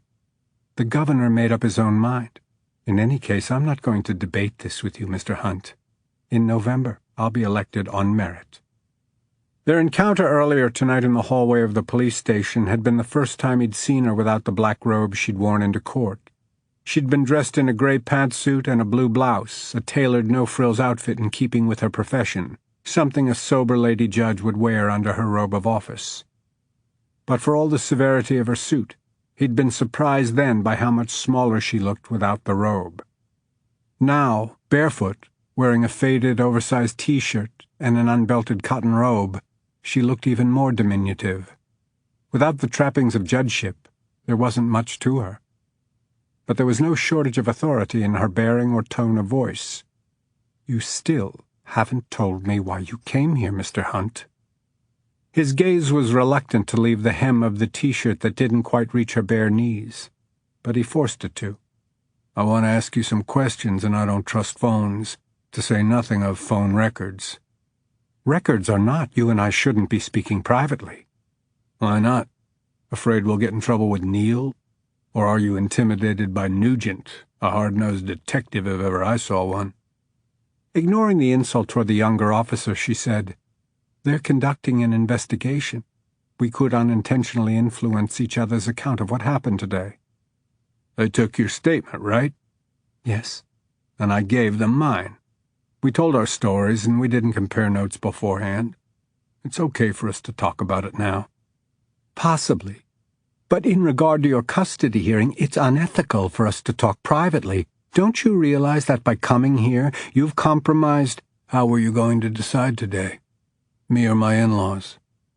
She looked him in the eye for several seconds, then lowered her gaze to somewhere in the vicinity of his collar button. "I don't know." "Bullshit." Her re-establishment of eye contact was sudden and angry. "Not bullshit, Mr. Hunt. I was going to give everything said in court today careful review before rendering a decision." He placed his right hand over his heart. "Lady Justice is nothing if not fair." With obvious vexation, she took a firmer stance, which was hard to pull off with bare feet. "Precisely. I am fair. I wouldn't want to make a decision that could possibly damage your daughter's—" "Her name is Georgia." "Georgia's welfare. She is my main concern, not you, not her grandparents. Georgia. My hope is that your relationship with the Gilroys will remain amicable, that both parties will graciously accept the outcome of the proceedings. Any resultant animosity could have an adverse effect on Georgia. Everyone, especially the court, wants to avoid that, which is why arguments for both sides should be carefully weighed, looked at from every angle, and deliberated long and hard before a ruling is handed down."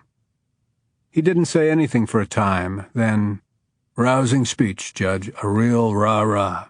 You should save it for a campaign fundraiser. but I'm not buying a damn word of it, especially the part about deliberating long and hard. You had made up your mind about my petition before you came into that courtroom today, hadn't you?" "No." He made a skeptical sound. "Fine. Believe what you want." She pointed toward the door. "But do it somewhere else. Please go." "Or what?" "Or I'll call the police." Technically, he was the police, but he huffed a laugh. "Not a chance. Bad publicity. Bad for your campaign.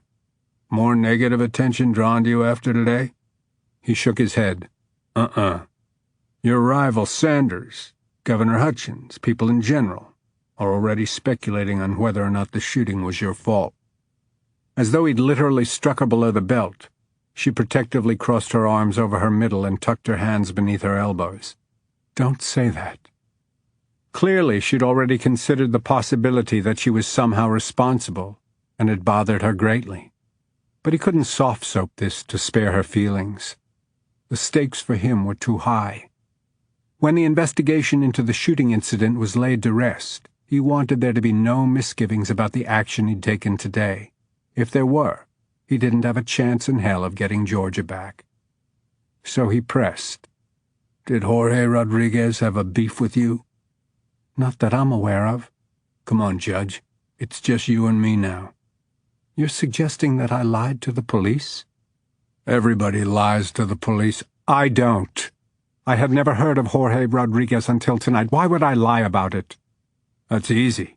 In November you want to be elected on merit. If there's something really ugly, you wouldn't want it exposed when we're coming up on a voting season. Out! No scandal involving an illegal, then?" "No." Nugent had disclosed that she claimed not to recognize the suspect's name, but Crawford had wanted to gauge her truthfulness for himself. If she was lying, she was damn good at it. He didn't detect any of the classic giveaways. She was, however, raging mad, and despite his chest thumping of a few minutes ago, if she ordered him to leave, he would have to go. "Okay, then," he said. "You didn't know Rodriguez. So why'd he do it?" Some of the starch went out of her. Wearily she shook her head, dislodging the hair that she'd hooked behind her ear. She took a deep breath, which shifted the topography under her T-shirt, making him aware of it. "I have no idea," she said softly. "I wish I did." Dragging himself back on track, he said, "According to Neal and Nugent, they questioned dozens of people, and nobody claims to have seen Rodriguez before he entered your court. Even without the mask, he would have been noticed roaming the courthouse dressed in painter's overalls." She raised her hands at her sides to indicate that she was clueless. He continued, "It's reasonable to assume that he was familiar with the building. For starters, he knew there are no security cameras except at the entrances and exits. He also knew he could bring a pistol in with him." Dryly he added, "I'll bet the budget for heightened security will be approved now." "I was surprised when I moved here and learned that there wasn't a metal screening at the entrance." "It's always been voted down in favor of spending on something else." "Unfortunately for Chet." "Yeah." "Could he have been the intended target?" she asked. "I seriously doubt it. I've known him since I was a kid. He was the first black deputy in this county. Did you know that?" She shook her head. "Spent most of his career serving as bailiff." Reflecting on the man, he heard himself say, "He winked at me." "What?" "I just now remembered. After swearing me in as he was turning away, he gave me a little wink." She smiled. "That sounds like him. Although, strictly speaking, as a court official, he shouldn't have been showing any partiality." "No, but it meant a lot to me." They said nothing for several moments. Then, shaking off the melancholy that had settled over him, he said, "Anyway, I can't imagine Chet Barker having an enemy in the world. I think he just got in the way." "Of me," she said in a quiet voice. "You think I was the target, don't you?" Her doleful expression implored him for an honest answer, but he let his silence speak for him, and the logical conclusion noticeably upset her. She turned her head aside and pulled her lower lip through her teeth in obvious distress. "Look," he said, "it's all conjecture at this point. Even if you were his target for whatever twisted reason, He can't hurt you now. All the same, I would like to know what I did or didn't do that made him want to kill me. What did I do to provoke payback that extreme? Could be you had nothing to do with it. You just said you thought I was the target. No, I didn't. You did. But maybe Rodriguez, or whatever his name was, wasn't motivated by you, the court, or anything that we can put a label on. Maybe he was just a head case whose hobby was killing small animals. It was only a matter of time before he graduated to human beings, and the courthouse made for good theater. Especially the final act. Especially the final act. He got the attention he sought, which is why local politicians, the media, and the public will be asking questions, and the police will be scrambling to provide satisfactory answers. They'll have to justify taking him out the way they did. Was it justified? I had identified myself as a law officer and ordered him to put down the weapon. He not only refused, he fired 2 shots at a uniformed officer, and he probably would have gone on firing if those SWAT officers hadn't stopped him. No, Judge, it went down the way it had to. It's just... He thought back on those fateful moments, measured in time by mere seconds, but it had been a history-changing, life-ending event. He'd been there, he'd witnessed the whole thing. Yet he still didn't understand why that young man had placed himself in such a near-perfect situation to get killed. His consternation must have been apparent, because the judge's expression invited him to share what was on his mind, and before he knew he was going to, he did. I wish I could have had a few more seconds with him, you know. Maybe I could have talked him into putting down the pistol, or I could have convinced the deputy to back away and let me handle it, or you could have been killed. That statement snapped him back into the present, and to her, and to the reason he'd come here in the first place. Right, I could have been killed, which makes me sorry I went after him in the first place, but I did. And because I did, I'm in the big, thick middle of it, and I don't want to be. I've been through a mess like this once before. He paused for emphasis, as you well know. She looked down at the floor. It's an unfortunate circumstance for you, and I'm sorry over it. Oh, I'm sure you're all torn up. Hearing in his tone that he meant just the opposite, she raised her head and looked at him. Why do you doubt it? Because my being gung-ho today gives you the perfect out. I don't know what you mean. Sure you do. He advanced on her a step. If you had to rule on my petition right now, this second, would you award me custody of Georgia? She parted her lips to speak, but nothing came out. That's what I thought, he said with a snicker. After today, you can deny me custody of my little girl and walk away with a clear conscience. His conclusion angered her. After this, she said, passing her hand back and forth between the two of them, I won't even be deciding your case. I'll have to recuse myself and give it over to another judge. Even better. You can wash your hands of the whole thing. He made a show of dusting his hands. Well, I will have to start over with a new judge. More therapy, probably. More bullshit, definitely. And more time without Georgia. Which is no fault of mine, she said, raising her voice to match the level of his. You were the one who dictated all that inconvenience to yourself when you showed up at my back door. She was right, of course, but he'd be damned before conceding. Okay, since you're out of it, you can tell me what your decision would have been. I told you before that you don't know. That's right. Like hell you don't. While you were flipping through my file, pretending to ponder your decision, you already knew what you were going to say, right? Right? I don't know what my decision would have been, and how dare you come here demanding to know? I'm demanding because I've been put on notice by my father-in-law. That brought her up short. She paused long enough to take several quick breaths. Notice? Joe told me tonight that he plans to fight my petition in earnest. He's proclaimed us enemies. We're no longer, how did you put it, amicable? Screw that. It's gloves off, war officially declared. If that's the way he wants to play it, fine. But I want to know from you if I'm going to be wasting my time, to say nothing of attorney's fees, engaging in a battle that I've already lost. I'm sure he was just overwrought. Jet Jockey Joe? He doesn't get overwrought. He would today. Mr. Hunt, anything said in the aftermath of what we experienced this afternoon should be tempered. Damn it, I hate that.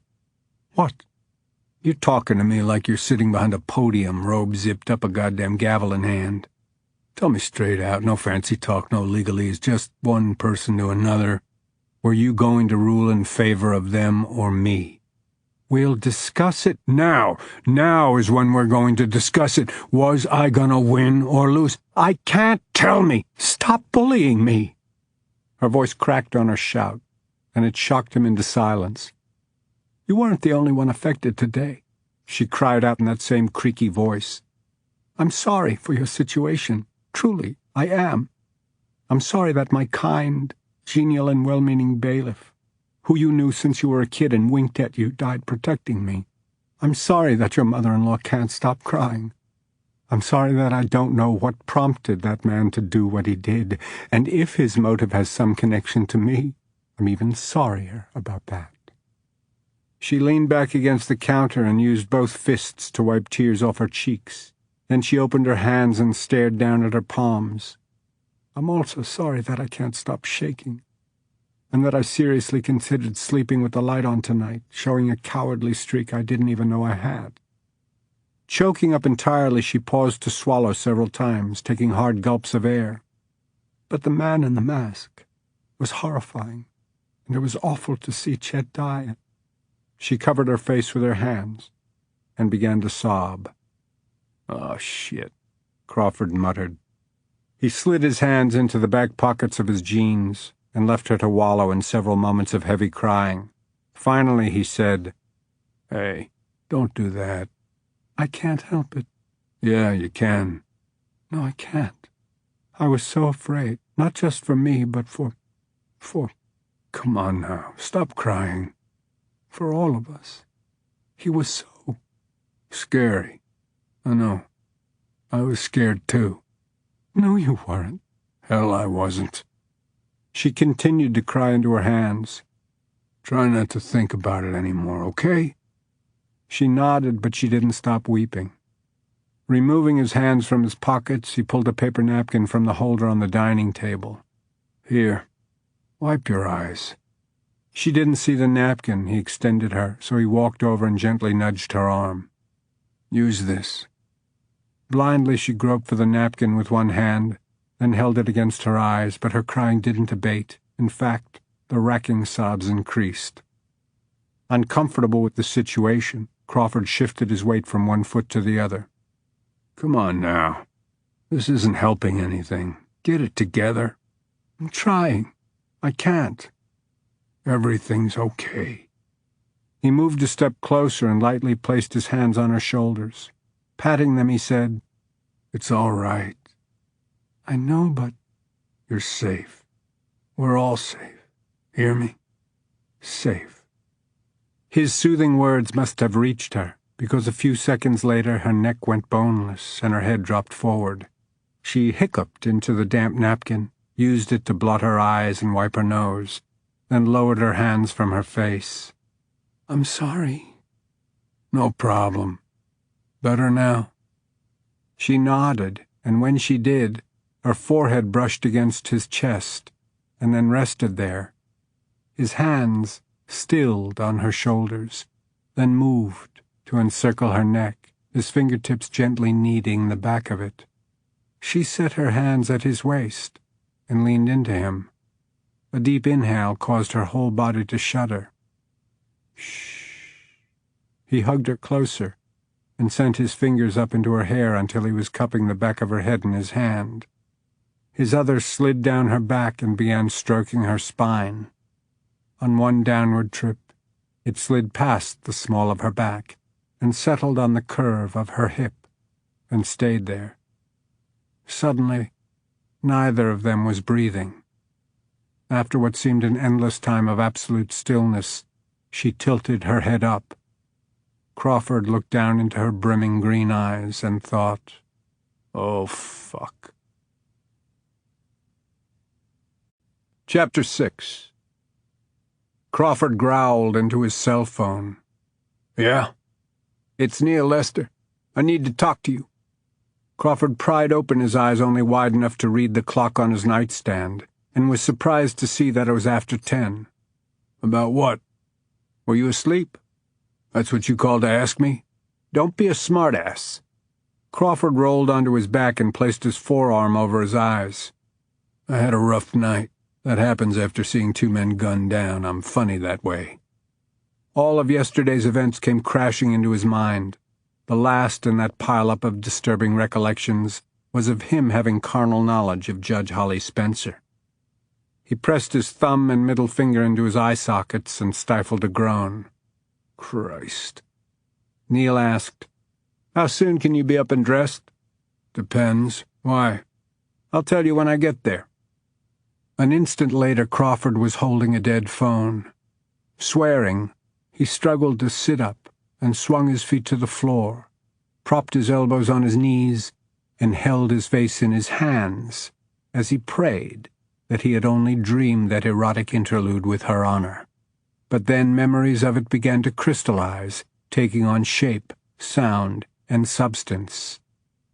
Her. Him. Ignition. Blast-off. His doorbell pealed. He dropped his hands between his knees. "You have got to be kidding me." The bell rang again. He pulled on his underwear and stamped through his house to the front door, jerked it open, scowled. "I was parked at the curb when I called." Neil hitched his thumb over his shoulder at the unmarked sedan. "May I come in?" Crawford turned his back and stalked away, but left the door standing open. Neil asked, "Where are you going?" "To pee." Crawford didn't look back, leaving his unwelcome guest to his own devices. He used the toilet and splashed cold water on his face. He picked up yesterday's jeans from off the floor beside the bed where he'd shucked them in the wee hours. He was still buttoning up when he re-entered the living room. Neil had closed the door, but had remained standing just in front of it. In stark contrast to Crawford's rumpled appearance, he was a paragon of neatness. Hair carefully parted, clothes wrinkle-free, shoes shined, so closely shaven his face reflected light. Crawford said, "Kitchen's this way." By the time Neil joined him, he had the coffee-maker's water tank filled and was scooping grounds into the filter. Rudely he asked, "What, Neil?" "The M.E. said that if we want to view the body before he performs the autopsy, we'd better get over there." Crawford's hands were momentarily arrested in motion. Then he dumped the last scoopful of grounds, clicked the filter basket into place, and punched the start button on the machine. Only then did he turn around. He gave Neil a once-over. "Huh. What? You don't look like a man who's lost his mind. But I think you must have. You spent hours last night doing everything you possibly could to piss me off. Then you show up this morning and pretend we're partners? Get out of my house." Neil's mouth formed a thin, grim line that barely moved as he said, "It wasn't my idea to bring you in." The request came from the chief himself. "If he wants a ranger, have him call the Tyler office, see who's available. I requested a few days off, and my major said I could take all the time I needed." "I know, but the chief said you got the perp. All that's left to do is ID him, and you don't need me for that. I'm going back to bed, or maybe I'll go for a long run or a swim. I'll clip my toenails. The one thing I'm not doing is accompanying you to the morgue to look at your dead guy." "I figured you would say that." "You figured right. Hear me out before you refuse." "I already refused." "The chief thought maybe you'd recognize Rodriguez if you got a better look at him." "He was a total stranger to me until our standoff on the roof. I didn't recognize him yesterday. I won't today. Bye." "The chief says it won't hurt you to look at him again." "Won't help either." "We won't know that for certain until you do. You didn't see Rodriguez close up. If you do, it might joggle a memory." "It won't, and I've got other things to do." Actually, he didn't. He had an outing with Georgia planned for later this afternoon, but until then he was at loose ends. But under any circumstances he wanted nothing to do with an investigation under Neil Lester's direction. If the local PD wanted the Texas Rangers' help, they could get another one. The sooner he distanced himself from yesterday's incidents, the better. However, true to form, Neil was taking his job as the police chief's messenger boy seriously. He remained standing in the center of the kitchen, looking pained but stubbornly duty-bound. Crawford turned away to take a mug from the cabinet. "Want coffee?" After an abrupt "no thanks," Neil said, "We've been unable to confirm that Rodriguez is his real name." "That's a problem, all right.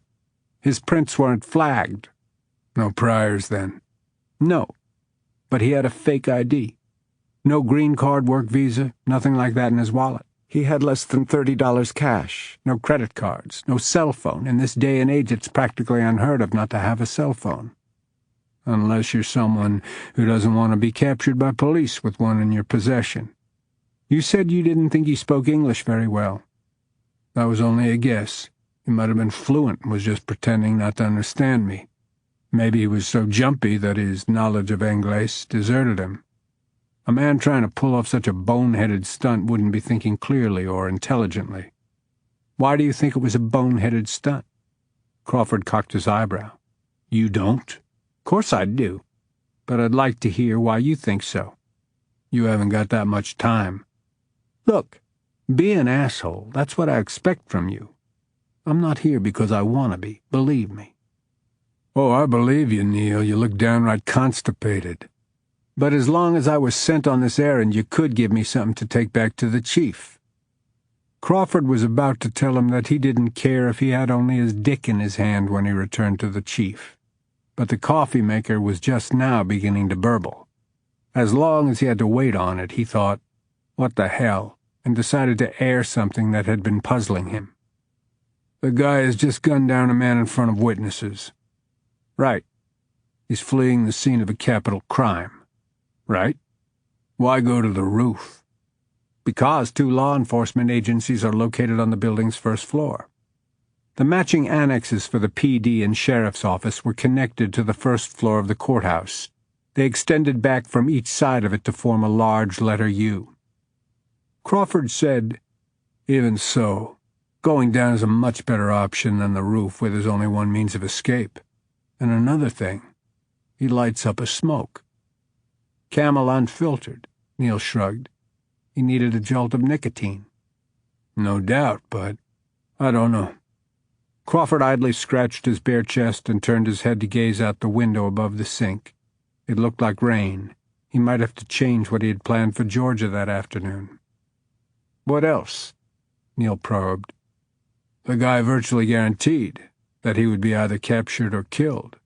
Those were his only 2 options. Suicide, also after which he would be dead." "What are you getting at?" Neil asked. "Why, the costume." Musing out loud, he elaborated. "If escape was all but impossible, if he was doomed to wind up either in handcuffs or a body bag, why bother with the disguise?" "For the scare factor?" "Possibly," Crawford murmured. "If so, it worked." His thoughts shifted back to Judge Spencer's meltdown.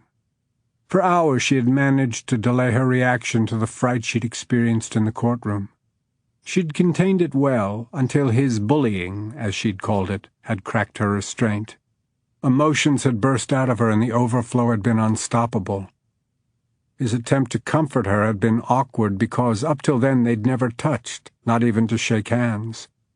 Then, from that tentative, consoling pat, they had proceeded at warp speed to desperate, clutching, grinding fucking. "You with me?" Crawford cleared his throat and turned back to Neil. "Sorry, what?" "Are you sleepwalking?" "No. I was just mulling over what you were saying." "Which part?" Neil posed the question like a snotty know-it-all, which was the way he'd been as a kid, and the way Crawford continued to regard him. "Look, Sergeant, if you don't like the way I'm conducting the conversation, feel free to get the hell out of my house." Neil stood his ground. "I repeat, none of the government agencies in the courthouse, city, state, or federal, had an appointment scheduled with a Jorge Rodriguez. He had no outstanding traffic ticket to pay, no tax bills. Maybe he was there to get married." Neil didn't so much as blink at the quip, much less smile. Think before you rule it out, Neil. JP's office is on the 5th floor. Some men will go to great lengths to avoid tying the knot. Although badgering the detective felt good, Crawford's heart wasn't really in it. He was remembering the purpose with which Rodriguez strode toward the judge's podium. He was there to kill. He looked at Neil and stated with unqualified conviction, "I don't know who he was or why he went about it so stupidly and suicidally, but he meant to kill." The coffee-maker hissed and spat one last time. Crawford filled his mug and leaned against the counter, sipping thoughtfully. Though he told himself to shut up about the incident and to tell Neil to go take a flying leap, he heard himself ask, "You get him on security camera coming in?" He entered through the main entrance at 141. Here's something interesting. He wasn't carrying anything. Damn it, that was interesting. No gym bag, sack, backpack. Neil shook his head. So, either he'd stashed his costume on a previous visit in preparation for yesterday, or he was wearing the painter's garb under his street clothes. "No way," Crawford said. He didn't have time to switch back into street clothes after leaving the painter's stuff in a pile. He would have gone out onto the roof wearing very little, or in the buff. Damn, you're right. Neil thought it over. I suppose the cap, gloves, shoe covers, and mask could have been stashed in his pockets when he entered the building. Maybe, Crawford said, but he wasn't convinced of that. Anything else? Neil shook his head. Once through the door, he got lost in the shuffle, one of many flowing into the building around that time, prospective jurors. Yeah, Crawford said. I was waiting at the end of the hall for our 2 o'clock court time. All of a sudden, the 4th-floor corridor was crawling with people. The jurors were on their way to Judge Mason's court 2 doors down from Judge Spencer's. Rape case with extenuating circumstances. Both attorneys had asked for a large jury pool from which to select. Must have been 50, 60 of them, Crawford recalled. Most came up on the atrium stairs instead of using the elevators. Rodriguez could have blended, then easily slipped into that closet unnoticed. Cameras on the roof got him coming out that door at 2:28. No disguise, but he's carrying the pistol, which he set on the wall at the edge. The security cameras had verified the sequence of events as Crawford remembered, and had related them in his statement, but they failed to enlighten him as to Rodriguez's purpose. In fact, when Neil finished talking through it, Crawford was left with even more gnawing questions. It was second nature for him to want to plug up the holes of missing information. But mentally he slammed shut the door on his curiosity. Answers will come with a positive ID, he said. In the meantime, you'll have to keep playing the guessing game. He raised a toast with his mug. Good luck. The chief wants... No. He's cleared it with your major lieutenant in Houston. I'll talk to him and we'll unclear it. Which should make you happy. We wouldn't be simpatico changing a flat tire together. Wasn't it you just last night who took issue with my tactics? I was out of line. Crawford snuffled over the detective's stilted apology. Never mind, Neil. My feelings aren't hurt.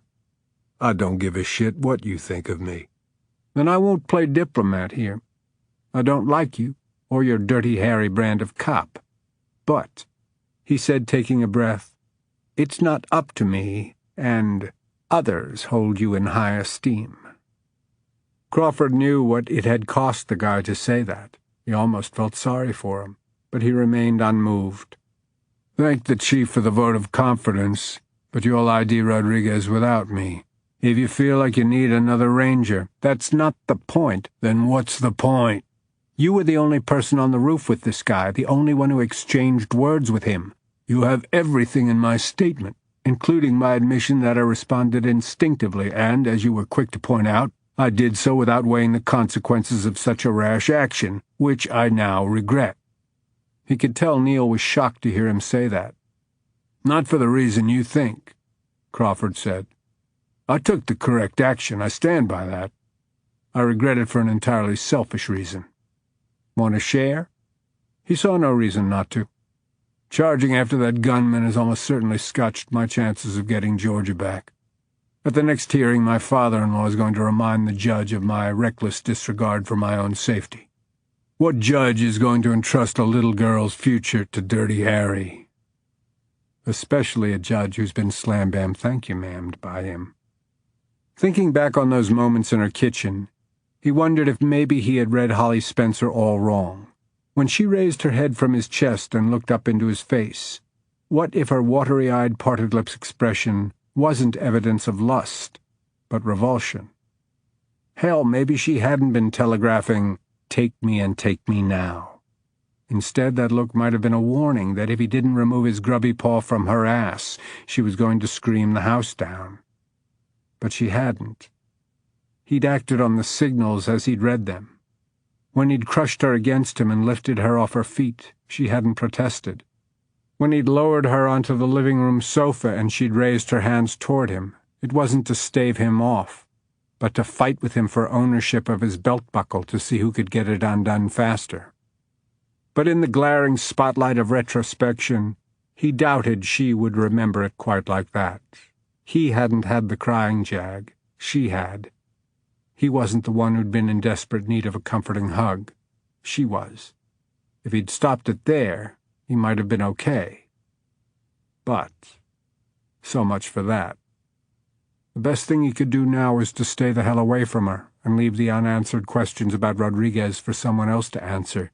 He didn't need to get in any deeper. Irritably, he wiped away the sweat trickling down his torso, a byproduct of his memories of their tussle on her small sofa. Grumbling, he said, "I'll call your chief and square it, but even he can see how this creates a conflict of interest for me.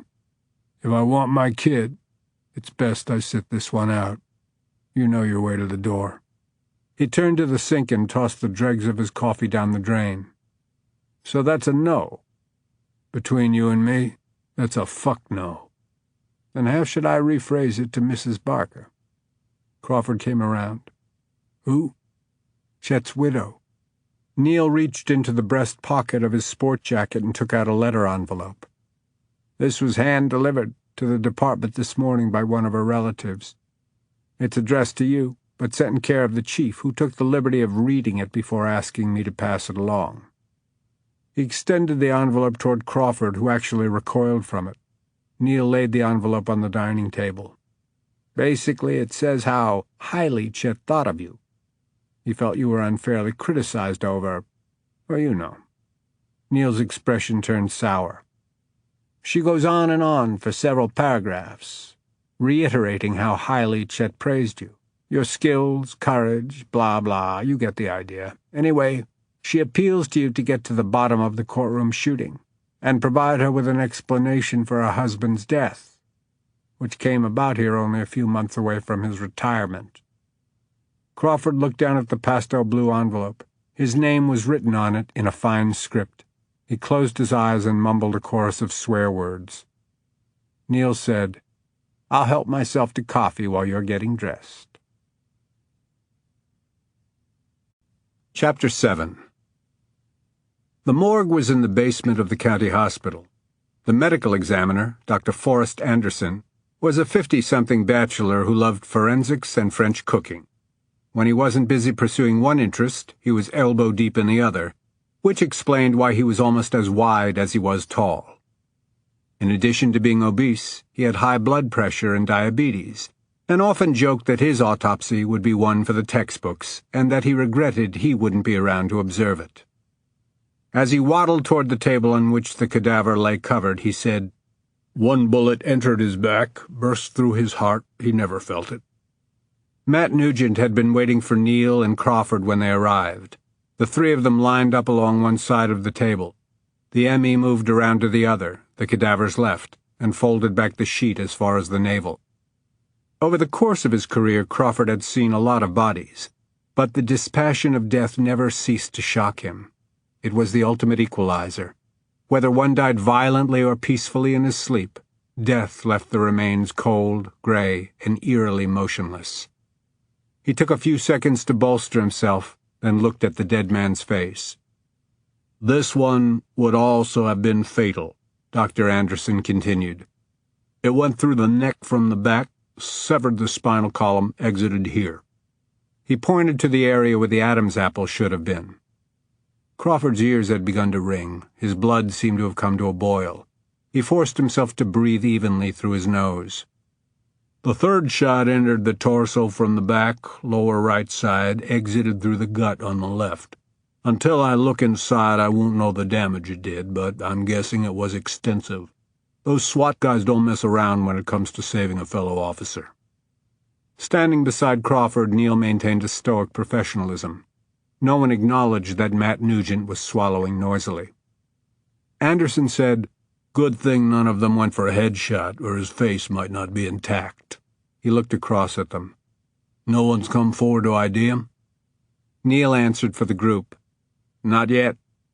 "Autopsy may shed some light on his last few hours," the doctor said, rocking back and forth on feet that were comically small compared to the rest of him. "Contents of the stomach, drugs, and alcohol in his system. I haven't found any needle marks yet, but heavy users can be clever. I'll be thorough." "We count on that." Neil took a step back and motioned for Crawford to take his place nearer the head of the table. Crawford did so, and bent over Jorge Rodriguez to closely examine his face. Needlessly. The instant he'd looked at him, he'd seen all he needed to see.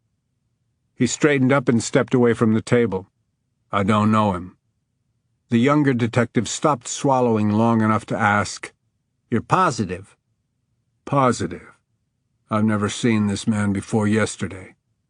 Then backing away, he said, "I'll be outside."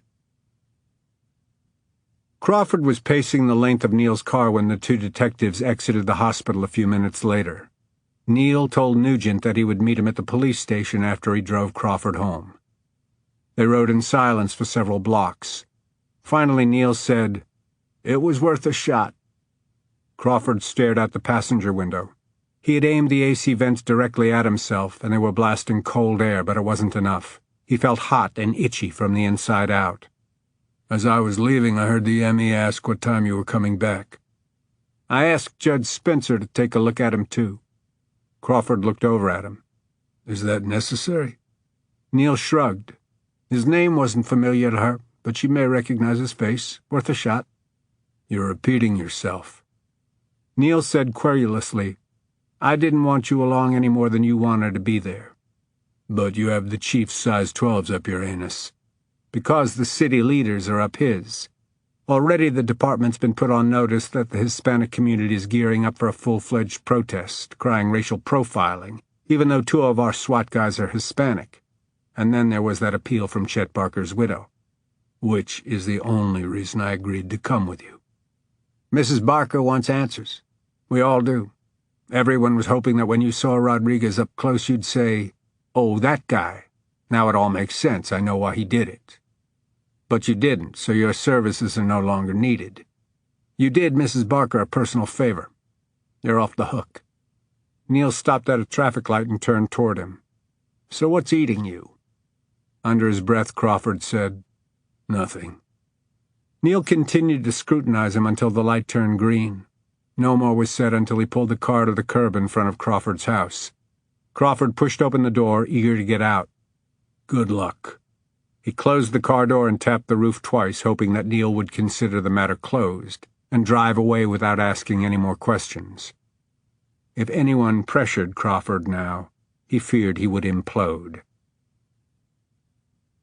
Holly arrived at her office later than usual, having stopped by the Barkers' house to hand-deliver a condolence card for the recent widow. She had intended to drop it off with whomever answered the door and promptly leave, not wanting to impose on the family's grieving. But Chet's daughter had invited her to come inside. "Mama will want to see you, Judge Spencer." For the next hour she had shared remembrances of Chet with members of his family, including Mrs. Barker, and had been touched, in view of their personal tragedy, that they expressed concern for her safety and well-being. By the time she reached her office, 2 policemen sent by Sergeant Lester were set up at a portable table, searching through her court records and case files for any mention of Jorge Rodriguez. "Nothing so far," Mrs. Briggs told her, "and I myself ran a search of his name before they even started. Judge Waters put all his records on thumb drives before he retired," Holly told her. "Be sure they see those, too. I've already handed them over. I also spoke with someone in the Dallas firm and brought them up to speed. Everyone there is worried about you. Frankly, so am I. Forgive me for saying so, but you look completely done in." I just came from a visit with Mrs. Barker." She knew her eyes must still be red from crying. "Why don't you go home? Why did you even come in today?" "Actually, I prefer being here and staying busy to sitting at home dwelling on yesterday. I'm fine." The older woman looked skeptical but didn't argue. "You've had numerous calls from media. As instructed, I referred them to Sergeant Lester." "Thank you for everything. And Ms. Vidal has called here 3 times. She's left messages on my cell phone, too. I'll call her now." Holly went into her private office and closed the door.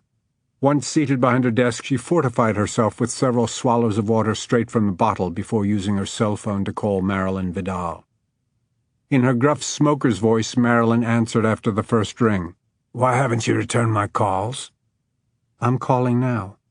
"The local Dallas stations carried the story this morning.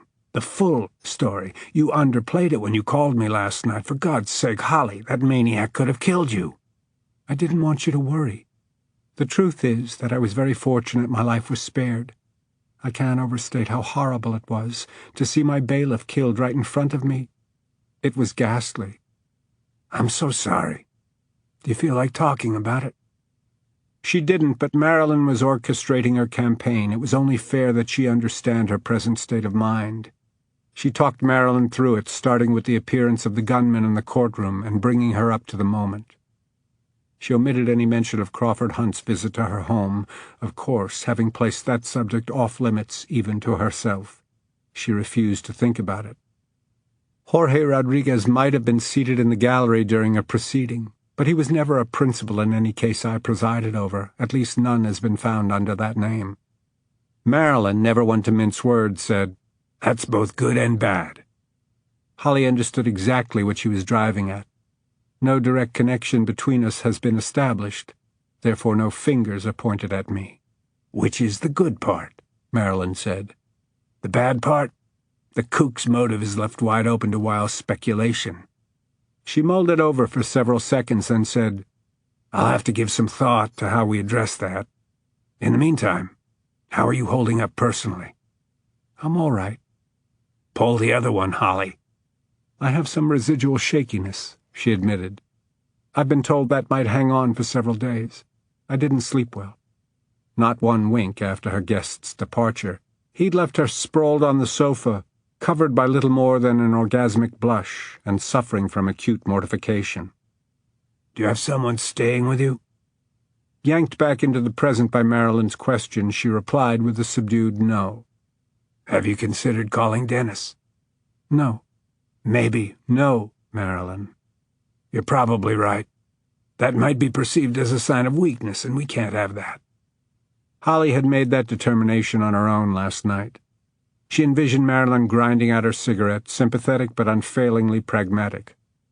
"Let me think how best to handle this." "It's not up to us to handle it, Marilyn. The police are handling it."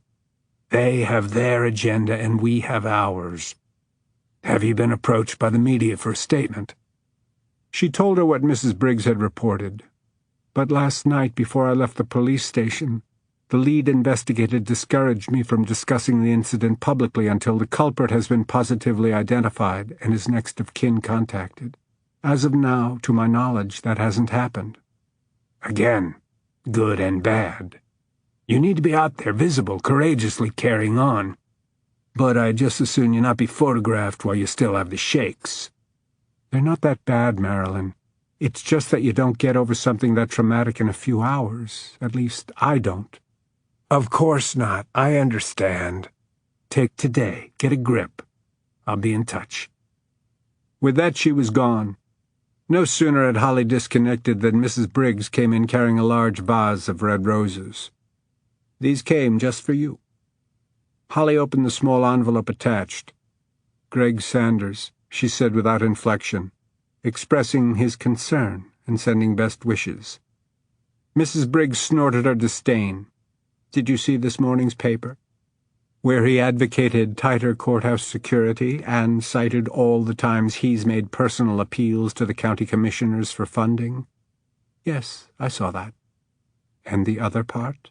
her assistant asked in a softer tone. Holly left her desk chair and walked over to the window. Could yesterday's tragedy have been spawned by some deep, dark secret in my past? He didn't come right out and pose the question, but that was the gist of it. He's too clever to say anything libelous. But the thought has been planted in the general public's mind. In yours, too, I think. Holly continued to stare at nothing out the window. Until I know better, I'll continue wondering if I was responsible for it. If I learn I was, it will haunt me forever. Despite what you say, you're not fine. Please go home. Pull the covers up over your head and— Mrs. Briggs was interrupted by the telephone on Holly's desk. She answered on the second ring. Judge Spencer's office. Yes, she's right here. Extending the receiver toward Holly, she said, Sergeant Lester. Holly returned to her desk and took the receiver. Mrs. Briggs left, pulling the door closed behind her. Holly said, Hello, Sergeant Lester. I told her it was him so you'd take the call. Her stomach dropped. She closed her eyes. But the image persisted of him looking down at her while standing beside the sofa, hastily buttoning up his fly. He'd walked out before taking time even to tuck in his shirt tail or buckle his belt. Neither of them had spoken a word. I'm hanging up, she said. Wait, don't. Never pull another trick like this. Listen to me. There's nothing to say. Little you know, Judge. There's a lot to say. Goodbye. We've got to talk. No, we don't. We definitely do not. Don't call me again. She hung up before he could say anything else. With a cold and clammy hand, she replaced the receiver on the phone. Then, folding her arms on her desktop, she laid her head on them and tried to control her breathing, which was as difficult to do as it was to block the memory of her and Crawford Hunt, tugging at their clothing, clumsily adjusting limbs as they sought purchase on the narrow sofa, of her groaning with frustration, of him swearing with impatience until he was moving deep inside her, and the tenor of their groans and swearing had changed entirely. After one solid rap on the office door, Mrs. Briggs pushed it open. Holly sprang upright. From the threshold, her assistant looked at her with a mix of puzzlement and concern. But Holly's expression must have looked like a silent order for her not to pry, not even to inquire what was the matter. Mrs. Briggs cleared her throat. I hate to disturb you, Judge Spencer, but you asked for a half-hour's notice before you would do at the morgue. Chapter 8. Crawford kicked aside an empty paint can as he made his way up the weed-choked path, wondering what had happened to the paint that belonged to the can. It hadn't been applied to the house, which looked more ramshackle than it had the last time he was here. As he stepped onto the porch, the rotting planks bowed beneath his weight. Through the screen door he saw Conrad waving for him to come inside. "Make sure to pull that screen closed all the way so flies don't get in." Crawford went in. "Sure wouldn't want flies spoiling this place." The older man cocked his head to one side. "Was that intentionally snide?" "Nothing gets past you." Crawford motioned behind him. "Why are you leaving the door open? Is your AC busted?" An oscillating fan was circulating moisture-laden air through the cluttered living room. The man in the recliner had stripped down to dingy white briefs and a wife-beater with stained armholes. His feet were bare. "The compressor started making a funny racket yesterday, so I cut it off." "Did you call a repairman?" "Thursday's the soonest he can come." "It's stifling in here." "Well, nobody invited you, or is insisting that you stay." Conrad aimed the remote control toward the TV and ramped up the volume. Crawford took the remote from him and punched the off button. "Hey, I was watching that." "How many times have you seen it?" Conrad was fond of World War II movies, especially the ones filmed in black and white where granite-jawed GIs smoked Lucky Strikes and referred to the enemies as Krauts and Japs. Crawford tossed the remote onto a stack of old suitcases that passed for a coffee table. "The ending never changes. Our side wins." "Now you've gone and spoiled it." As Crawford pulled a chair from beneath the dining table and dragged it closer to the recliner, he discreetly looked around for empty liquor bottles or other signs of binging. But he hadn't been exaggerating when he'd remarked that nothing got past the old man. "62 days and counting," Conrad boasted, "in case you were wondering." I wasn't. Crawford sat down and tilted his chair back until it was supported by only 2 legs.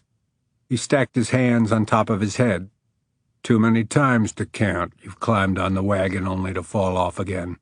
So if I'm skeptical, tough. I'm staying sober this time." Crawford made a scoffing sound. "Did you find Jesus?" "Snide, skeptical, and blasphemous. You're on a roll." "Conrad, you wouldn't know how to function sober." "I'm sober now, and I'm functioning passably well." "But drunk is your norm. How many years did you stay soused?" Conrad screwed up his face, which was much more lined than it should have been for a man of 68.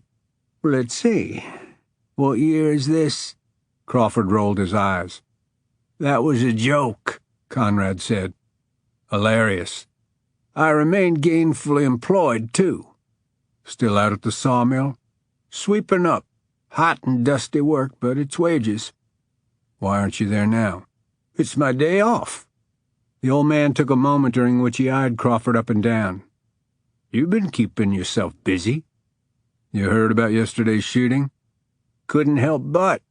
He gestured toward the TV. "Dominated the news. Tuning in between my movies, I caught most of it." He made a rueful sound. "Sorry as shit about Chet. I knew him from the time he was a rookie deputy sheriff. Sent him a box of cigars when he got appointed bailiff. I saw him just about every time I went into the courthouse." "Did I ever tell you about the time he caught me and some other boys sneaking in the exit door of the movie theater?" "No. What'd he do?" "He let the others go. I was the only one he called out. Just stood there staring for the longest time, then said, 'You go that route, get in trouble. You got nobody to blame but your own self.' Straightened you out?" "Worked better than jail, and I guess he knew it would." "He was a good man." "Yeah, and if he hadn't taken that bullet yesterday, I might not be here." "Ah," Conrad wheezed. "Survivor's guilt. That's why you dragged your butt out here? You want me to convince you that Chet's time was up. That's all there was to it, and you can stop feeling bad about it." The front legs of Crawford's chair landed hard on the floor when he got up and moved to the open window, ostensibly to try to catch a breath of breeze, when in fact he needed to speak frankly, and that was difficult to do when looking directly at Conrad. Oceans of whiskey had left his eyes threaded with red lines, but they were windows into a mind with the snapping precision of a steel trap. In his prime, Conrad had been a feared and respected state prosecutor. His future brimmed with promise. Then his wife left him and moved to California with her lover. To blunt the pain of her desertion, Conrad turned to drink, but he could never consume enough to ease his heartache. Soon, drowning his sorrow became his occupation, and he worked at it full time, and to the exclusion of everything else. With absolute apathy, he watched his life unravel. He squandered his career and future to become the town drunk, an object of ridicule. The old alcoholic nursed no delusions about himself. With brutal candor and abasement, he owned up to his personal failures, which made him as ruthlessly candid about other people's mistakes and misjudgments. He took no prisoners. He cut no slack.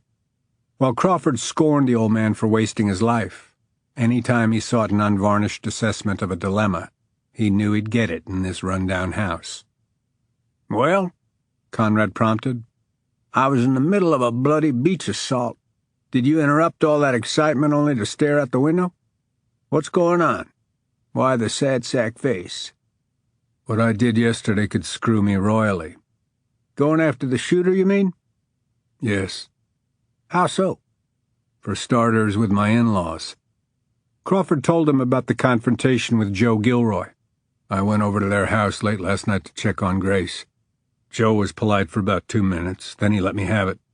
He's never been a big fan of mine. Now, I've given him an excuse to make me out a hothead." "Whoa, and we all know better." His sarcasm brought Crawford around to face him. "Why I bothered coming out here to talk to you." "You bothered because you know that I won't coddle you, that I'll tell it to you like it is." "Then stop editorializing and get on with it." "Happily. Based on what I know of Joe Gilroy, I wouldn't piss on him if he was on fire. I despise judgmental hard-asses like him, but, in this instance, much as it pains me to say it, he's right. Going after that gunman, you could have gotten yourself killed, and that would have made your daughter a double orphan. I thought of that, Crawford admitted, but not until later, after it was over. You acted in the heat of the moment. Conditioned reflex. Conditioned my ass, Conrad snorted. You were born with it. You agree with Joe, then? I'm reckless by nature. Let me finish, will you? On the other hand, Conrad said with emphasis, what were you supposed to do? Let a madman with a pistol run amok in a building full of people? You're a Texas Ranger, for God's sake. Even off-duty, you're not off-duty. No lawman worth his salt is. Am I right? The answer being obvious, Crawford saw no need to respond. The former prosecutor continued. By all accounts, you saved Judge Spencer's life. No matter what your father-in-law does to try to color her opinion of you, he'll be peeing into the wind. The judge isn't going to forget how you shielded her with your own body. Stop worrying on that score. You've won her favor. Speaking in an undertone, Crawford said, Don't be so sure. There was nothing wrong with the old man's hearing, either. He perked up and fixed on Crawford the shrewd stare that had cowed lying defendants. What's that mean? Nothing. Then why'd you say it? Forget it. Has the judge got some reason to dislike you? No. His overly loud denial caused Conrad's eyebrows to climb up his wrinkled forehead. Gesturing impatiently, Crawford said, All I meant was don't be fooled by the soft packaging. She's tougher than she looks. She was raking me over the coals, but good when the guy rushed in with pistol blazing. Conrad sighed.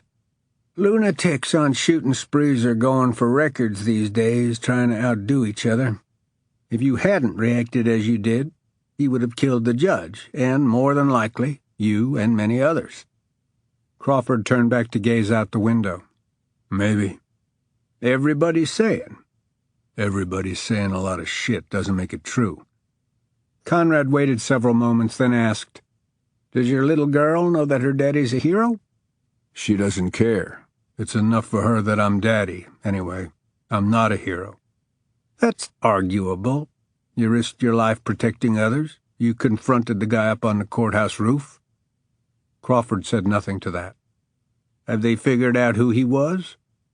Crawford shook his head. Well, that's not your problem. It wasn't until about an hour ago. Conrad made a snuffling sound. I get the feeling we're just now getting to the heart of the matter. Coming back around, Crawford told him about Neil's visit to his house that morning. He delivered a message from the police chief along with a letter from Chet's widow. He related the gist of it. Next thing I know, I'm accompanying Neil to the morgue, when what I should have done was to kick him out of my house. Why didn't you? Because of the letter from Mrs. Barker. Besides, figured there was a besides. I've been waiting for it. I watched Chet die, he said tightly. I watched the guy on the roof get blown to hell. Naturally, I wanted answers to all the questions left open. Naturally. Conrad waited, then asked softly, You find any answers in the morgue? Crawford said nothing, just looked back at him, and Conrad immediately read meaning in his expression. His roomy eyes narrowed to slits. I see. Well then, that breakthrough was worth you making the trip downtown. Neil Lester must be happy. I didn't share. Without breaking their eye contact, Conrad lowered the footrest of his recliner, sat up straight, and scrubbed his bristly chin with his hand. You didn't tell. Or even let on about it. Conrad eyed him, finally saying, Usually when someone withholds information from the authorities, it's to protect something or someone. He waited for Crawford to address that, and when he didn't, he went on. I won't ask what it is you know, because I don't want to hear anything that I might have to testify to in court at a later date. But, whatever it is, you need to tell the police immediately. Why? Duty, justice, or obstruction thereof. Just a few of the reasons that spring to mind. If I keep it to myself, no one will ever know. You will. Can you live with the secret, whatever it is? Crawford looked aside, cursing under his breath. I didn't think so, Conrad said. If I cough up what I know, I'll be placing myself in the epicenter of a shitstorm. You're already at the center. A bigger shitstorm, Crawford said. An F5 shitstorm. Which could prevent you from getting custody of your kid. Damn fucking straight. Conrad took a couple of moments to assimilate that. Okay, I get that. But what happens if you don't tell? Crawford drew in a deep breath and released it slowly. Potential for an even greater disaster. How much greater? Life or death greater? Then he said, never mind. It's written all over you. Somebody else could die. Could, Crawford stressed. Maybe not, I don't know.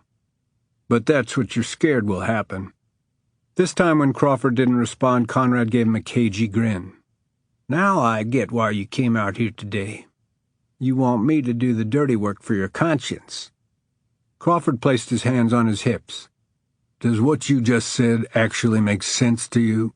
Because to me that sounds like the rambling of a drunk. I am a drunk, I admit it. But I'm not the one impeding a police investigation.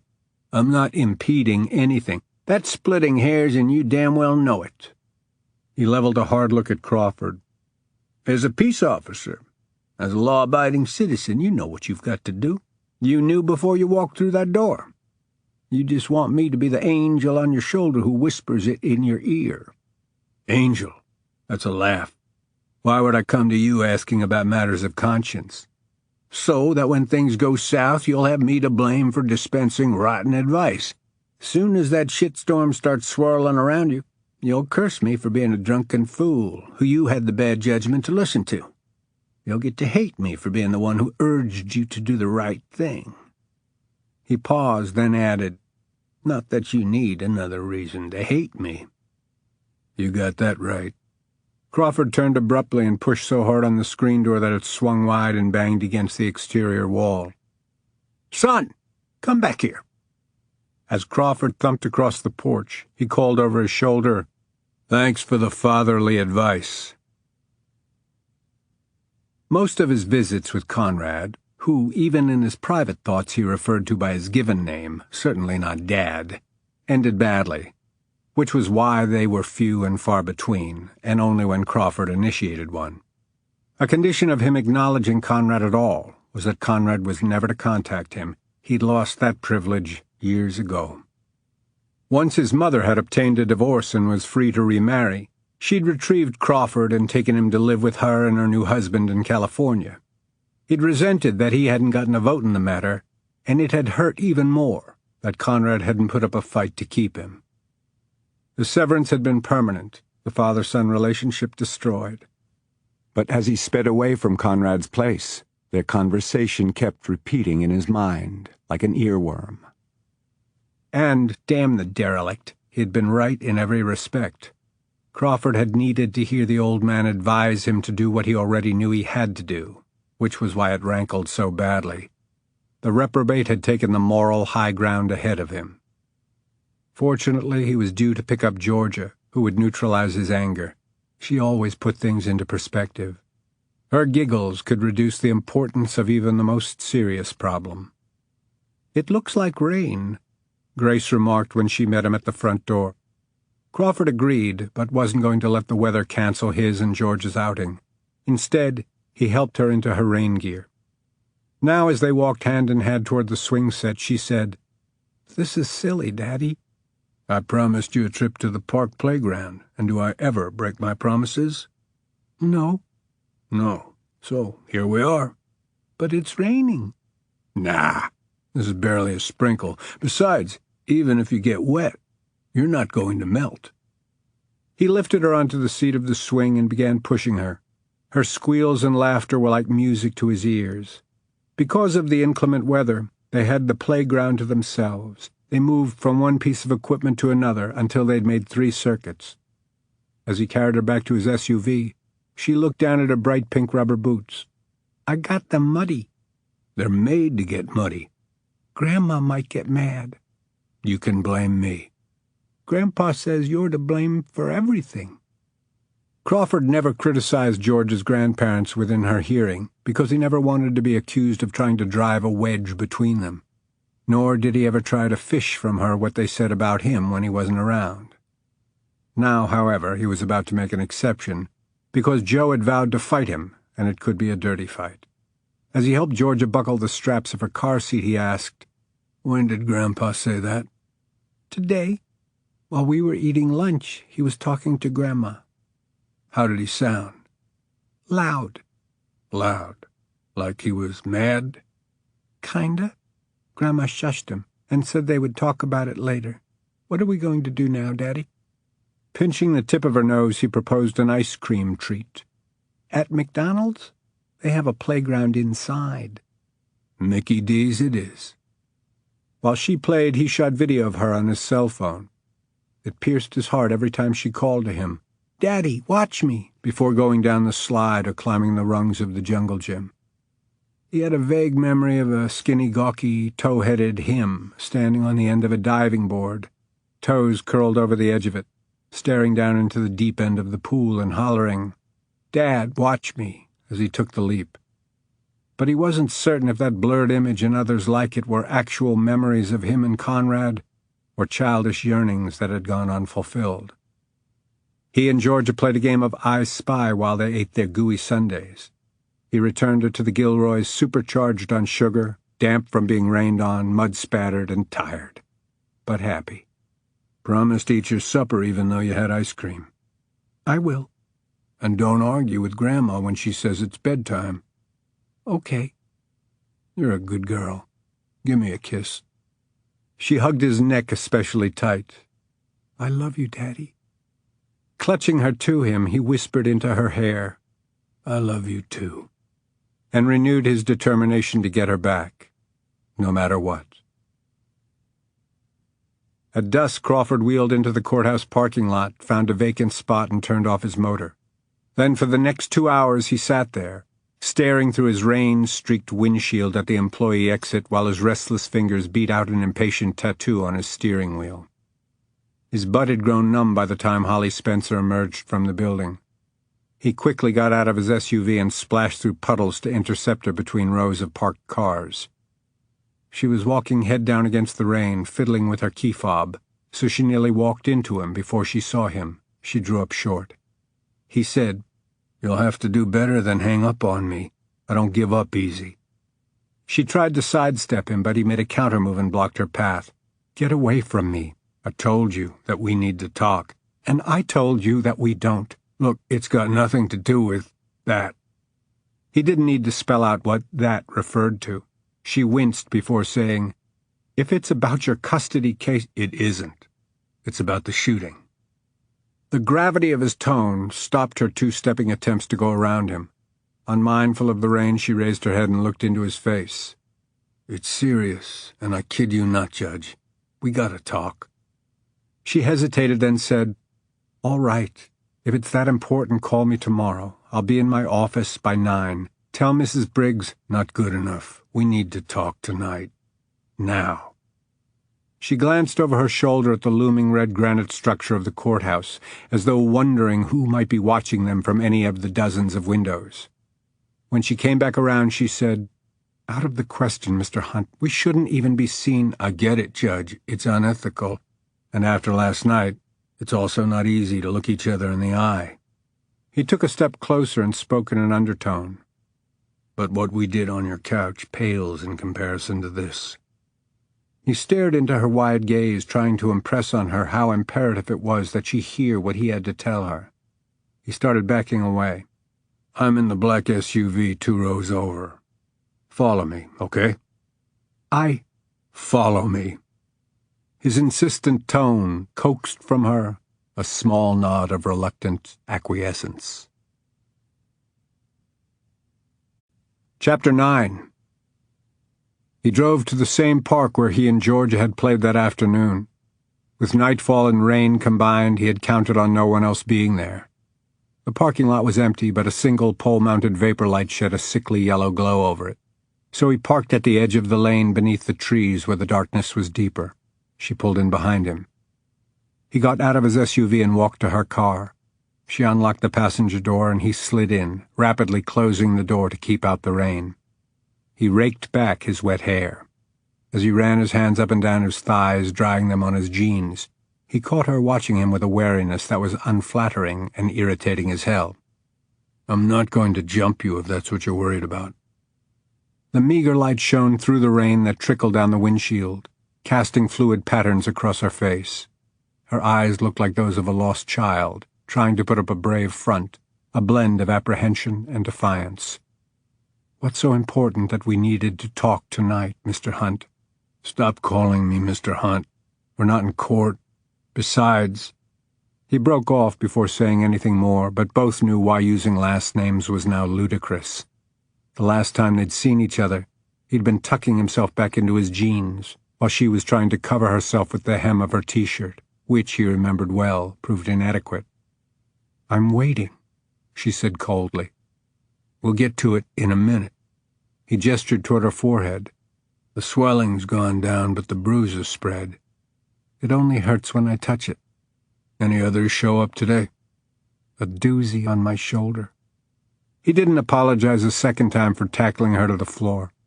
"Otherwise, how are you?" "I'm all right." "You don't look it."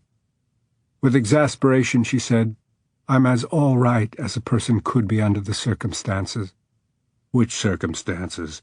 Last night or—" "Going to the morgue." "First time for you?" "Yes, and I hope my last. I didn't think it necessary, but Sergeant Lester was insistent." "He relayed a message from the chief of police." "How'd you know?" "I got one, too, along with a hand-delivered letter from Chet's widow." He gave her the broad strokes version of the note's contents, leaving out the accolades to himself. "I wanted to distance myself from the shooting and the resulting investigation, but it was impossible to refuse an emotional appeal from her." "I went to see her today.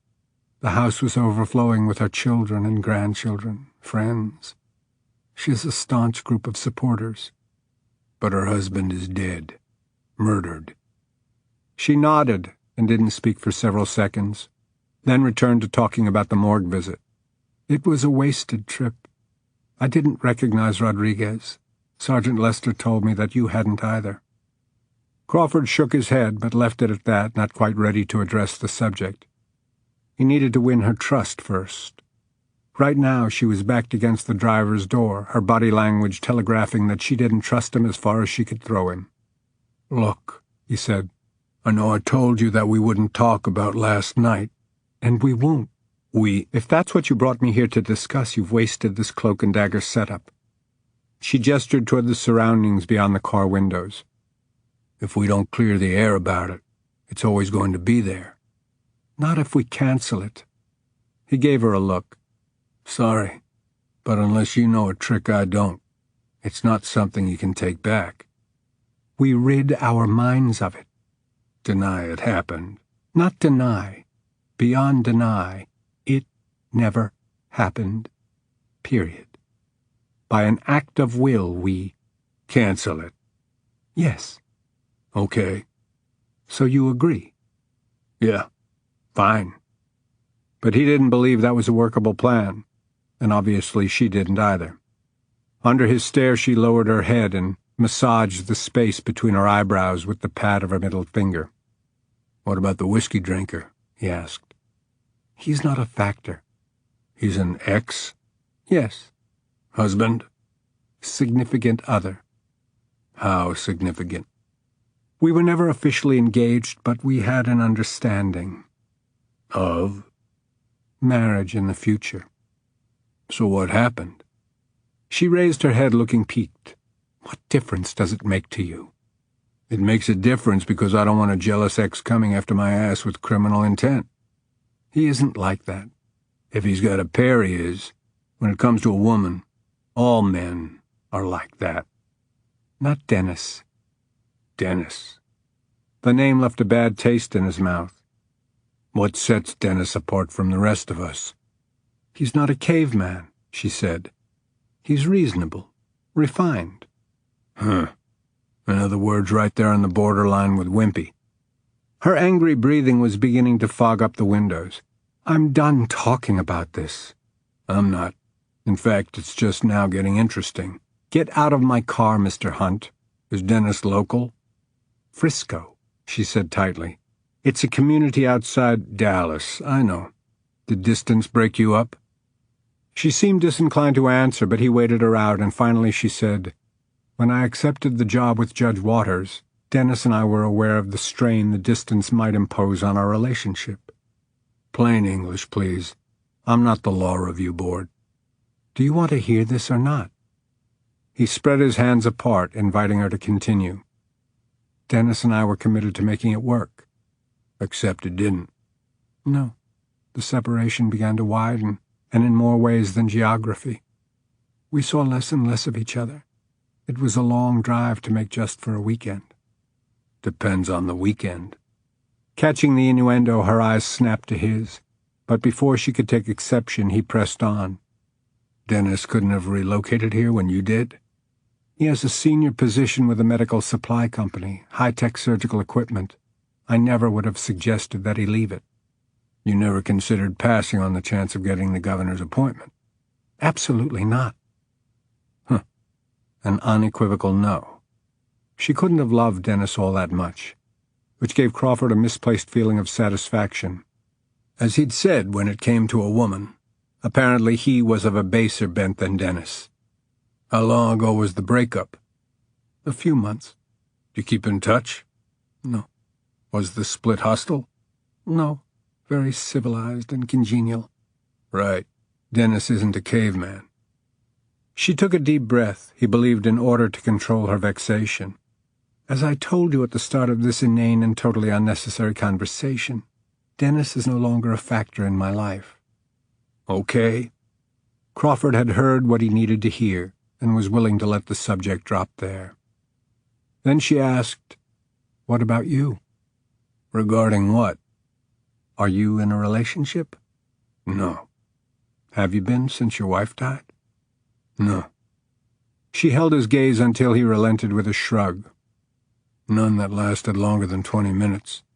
He waited a beat before adding, But until last night, they lasted longer than 90 seconds. Angry, possibly embarrassed, she turned her head aside to look through the windshield. Feeling rather like a heel for having said that, he said, Since Beth, no involvements. I've seized on a few random opportunities. Never when Georgia is around, never in my house, and never without protection. At that last, she turned and gave him a pointed look. He sighed. Right. Don't fret. You're safe. The pill? A small nod.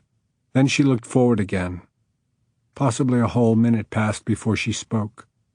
Sergeant Lester told me that you had loved your wife very much. That goosed him. You and Neil talked about Beth and me? In passing. When? Today at the morgue, while we were waiting for the M.E. to conclude a call. Crawford hated the thought of Neil and her talking behind his back, analyzing that dark period of his life and forming unenlightened opinions. What was the context of this little chat? Did it make for stimulating conversation?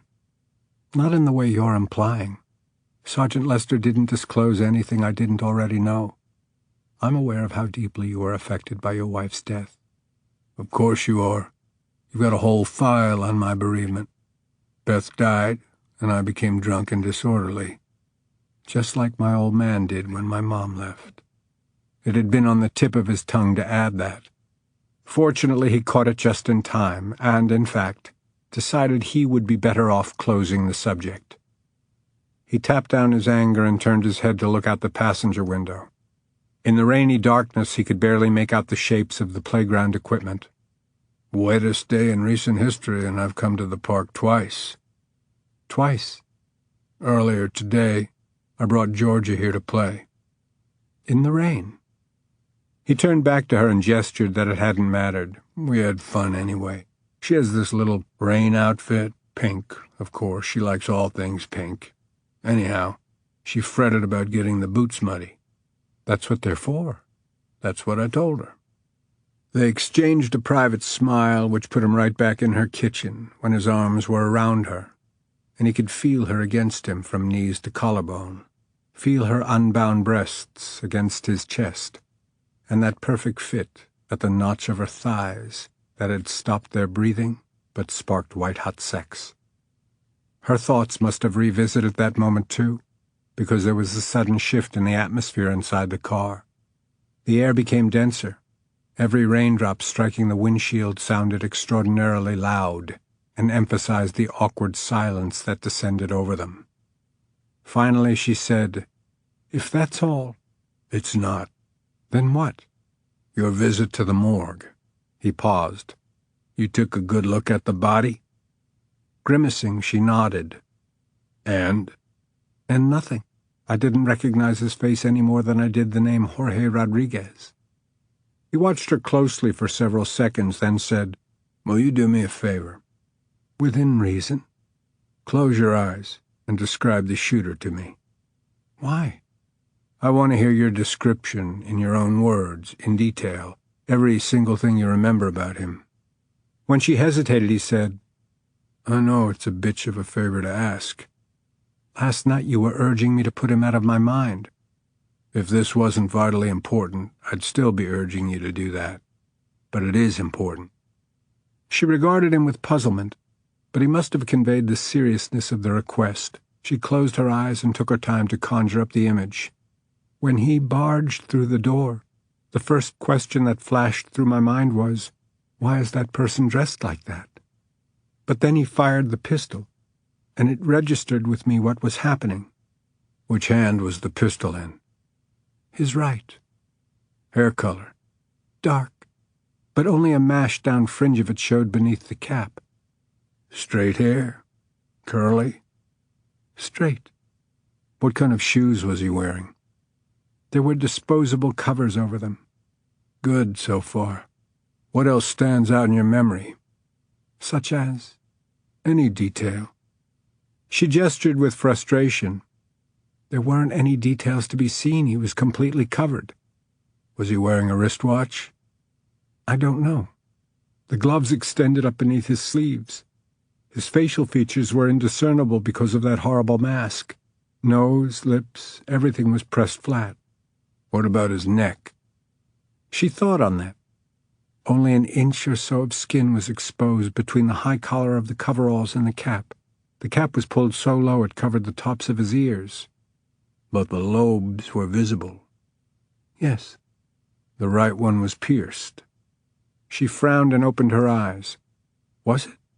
I didn't notice that." Crawford's heart skipped. "You didn't?" "No." With quiet emphasis he said, "You didn't notice because his ear wasn't pierced. But the man in the morgue, his was." Her lips separated on a soft gasp. "It was. It was. Oh, my God." She raised her fingertips to her lips. "But that would mean—" "Yeah," he sighed. "The man killed on the roof wasn't the shooter." Chapter 10. What the fuck happened? Joseph Patrick Connor, known to his friends as Pat, wiped greasy sweat off his forehead. "Listen, "Oh, I'm listening. Count on that." The other man's voice was like a rumble of distant thunder that warned of the violence packed into an approaching storm. It originated from a wide chest over which were folded arms as sturdy as sticks of firewood. His stare could have peeled paint. Wilting beneath it, Pat said, "Most of it worked out just like we planned." "Not even close to most of it. Your target is still breathing." "And so am I." The fact that he was alive was a priority to Pat, but he didn't want to say that out loud and risk a swift change of his breathing status, which he figured was flimsy at best. He glanced over his shoulder at the two men posted on either side and just behind his chair. He was seated at a small table, on which were a half-empty bottle of ketchup and a weapon restricted to law enforcement and military maneuvers, in most states anyway. A half-hour earlier, he'd been pouring himself a Jack and Coke when the two bodyguards, for lack of a better word, shouldered their way through his back door into his kitchen. He recognized them from previous meetings, but he'd never been introduced to them by name, which was of piddling significance because it became immediately obvious that they weren't paying him a social call. With each claiming one of his arms, they'd marched him out of his house to a waiting car and put on the blindfold he'd come to expect. They rode in silence, henchmen programmed to carry out a duty, no discussion, no questions asked. Pat didn't think he had a prayer, and was actually surprised when they arrived at their destination. His clothes were completely sweated through by then, but perspiration was proof that he was still alive, for the time being anyway. The abduction wasn't entirely unexpected. He'd known he would be summoned sooner or later, and he dreaded the inevitable face-off. But the real deal was even worse than his imaginings. He'd been brought to this place a few times before, but he hadn't developed a liking for it. In fact, it gave him the willies. He could have used at least one belt of the sour mash he'd been pouring when roughly escorted from his house. "Well," the man boomed, startling Pat into remembering that he hadn't responded to the last statement. He made another swipe across his forehead, but by now his palm was as damp as his hairline. He squirmed in his chair, muttering under his breath, "I don't know why I agreed to do it in the first place." "Do you need me to remind you, Pat?" Distrusting the steadiness of his voice, Pat shook his head no. He didn't need a reminder of how desperate his situation had been, was still. The man was waiting for an explanation for his failure. "For one thing, that mask was for shit. It distorted my vision." "You didn't try it out beforehand?" "Sure I did, but I don't know. I think my breath must have steamed it up or something. Then all the way around it was a lot harder than I thought it would be. It was harder than you thought it would be." "How many times had we gone over it?" "I know, but shooting Chet Barker wasn't part of the plan. You didn't want a bloodbath, you said, but he was blocking my path. I didn't have a choice. Having to kill him threw me, put me off my stride, you might say." He paused, waiting for a reaction. A murmur of understanding, a grunt of agreement, something. But the other man gave him nothing to hang a hope for longevity on. He might never get back to that Jack and Coke. He'd made a bargain with the devil, and he hadn't held up his end. He wanted to cry, but didn't. But he developed a stutter. But I stepped over Chet and carried on, marched right up to the podium. "They're saying Hunt saved the judge's life, true? Or does that just make good press?" "It's true. When I rounded the witness box, he was on top of her, shielding her head and upper body. Then he levered himself up just a little and looked over his shoulder at me. I aimed, but the shot went wild when he hauled off and kicked the crap out of my left knee." "Not hard enough to displace it. You could still run on it, which is what you did, you gutless slob. You ran before you finished the job." The two brutes behind him moved in a bit closer. He halfway expected to get a stiletto between his shoulder blades. Maybe he'd be lucky and feel nothing more than a slight sting. But nothing happened. So he continued, I guess I did panic there for a second or two. I didn't want to get caught. Last thing you wanted, too, I'm sure." I needed to get the hell out of there and strip off the costume. I regained my head and stuck to the plan, did exactly what we talked about." "The guy, the one killed by the police, how did he wind up with the pistol?" "He must have come along as soon as I dumped the stuff and slipped into the 6th-floor hallway. I never saw him, but he might have seen me. We'll never know. Anyway, the pistol was there for the taking, and he couldn't resist." He paused and then rushed on hopefully. "Which worked out better for us, right?" He swiveled his head around to consult the stone-faced man looming over his left shoulder. "Right?" Coming back around to his inquisitor, he said, "The PD thinks they got their man, and that dead Mexican ain't going to sit up and tell them any different." The man across the table from him barked a laugh that was so unexpected it was like a karate chop across Pat's windpipe. "That's the only reason I haven't killed you already. This does work out better." Pat nearly swooned with relief. He might get to have that drink after all. "So, then, we're square?" The laugh might never have happened. In fact, the man across from him had never looked more menacing. "No, we're not square, Pat." Leaning across the table, he brought them nose to nose. "I wanted to tell you straight to your face that you're still living only because I need your lousy ass." To do what? Try again?" "To heap on some misery first, and then, when I say so, finish it." Chapter 11. The person in the morgue wasn't the gunman, Crawford said, speaking slowly, eliminating any lingering uncertainty on Holly's part. She was staring at him aghast. How can that be? He exhaled heavily and dragged his hand down his face. I don't know. Wish to hell I did. She covered her mouth with her hand and kept it there for at least half a minute. He gave her time to try and think through the unthinkable. Finally she said, If you're right. I am right. The ripple effect will be the big bang of fuck-ups.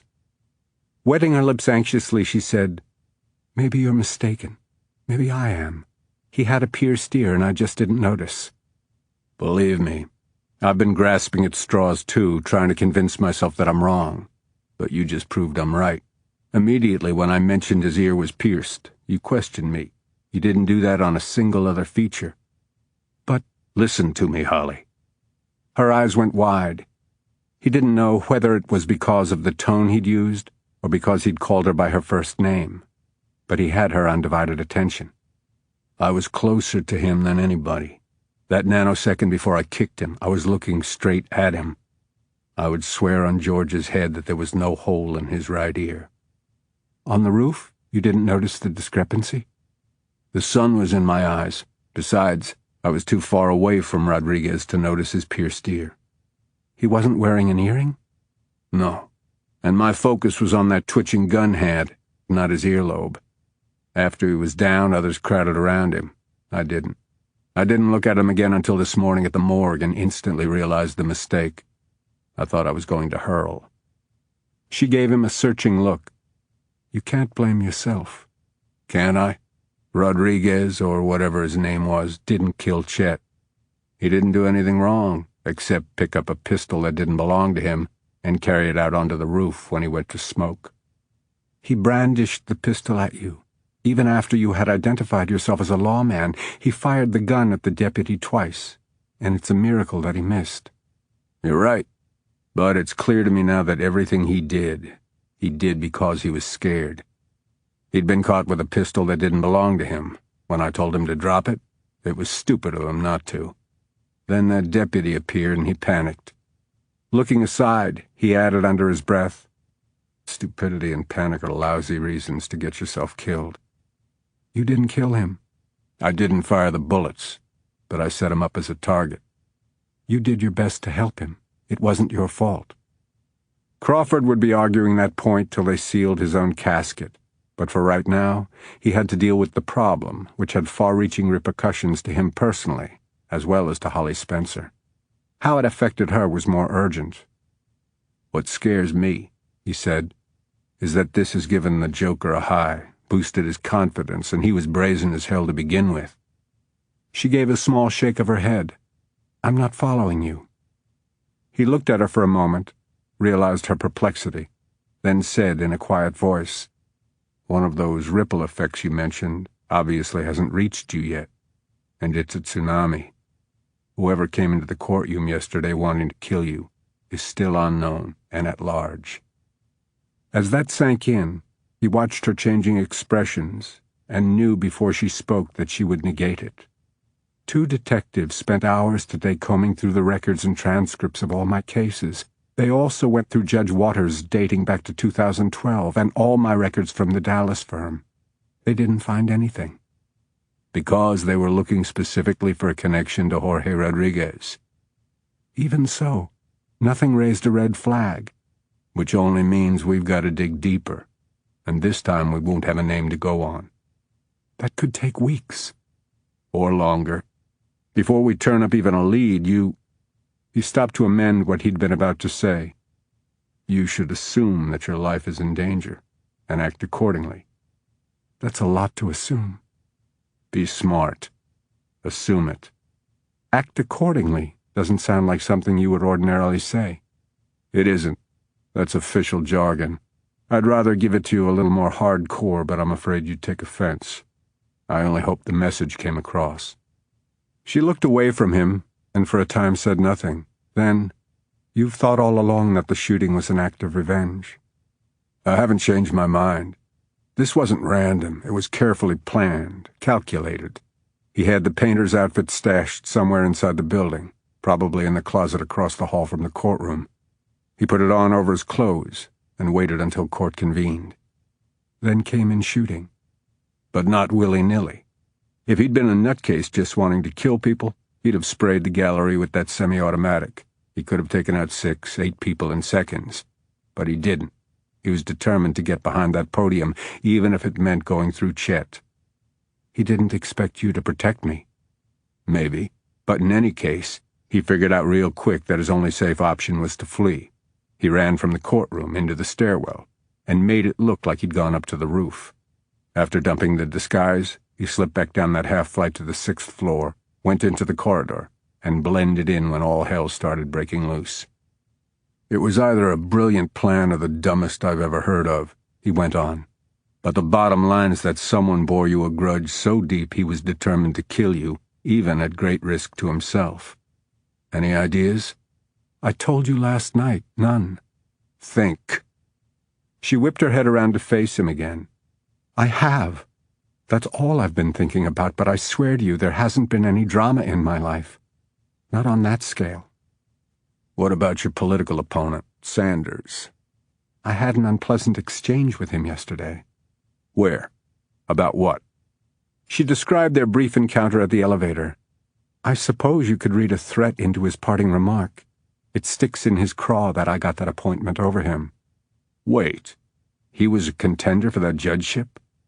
There were several applicants, but Greg Sanders was my most challenging rival. And you're just now telling me this? It wasn't relevant till now, she said, matching his annoyance. Right. Okay. Sanders goes on the list. What list? The short list of possible suspects. He wasn't the shooter, she exclaimed. Greg Sanders has at least 6 inches height on him. He could have contracted somebody. She thought about that but shook her head. I think you're wrong. That isn't his style. He wants to defeat me, crushingly, but he wants to take credit for it. He wouldn't do it anonymously. He would rather his victory get live TV coverage on Election Day. Okay, but he still goes on the list. So does Dennis. I told you, our breakup was friendly. No hanging up on each other, no harsh words or threats, no hostility, nothing like that. Crawford intended to check him out anyway. Her ex may not be as reasonable and refined as she believed. There's nobody else you've crossed swords with, professionally or personally? She shook her head. Even going back a few years? Parents? Siblings? No siblings. Both parents are deceased. Friends you've had a falling out with? No. To my knowledge, I don't have an enemy who would make an attempt on my life. He tried to stare a contradiction out of her, but she didn't flinch. He had to take her word for it.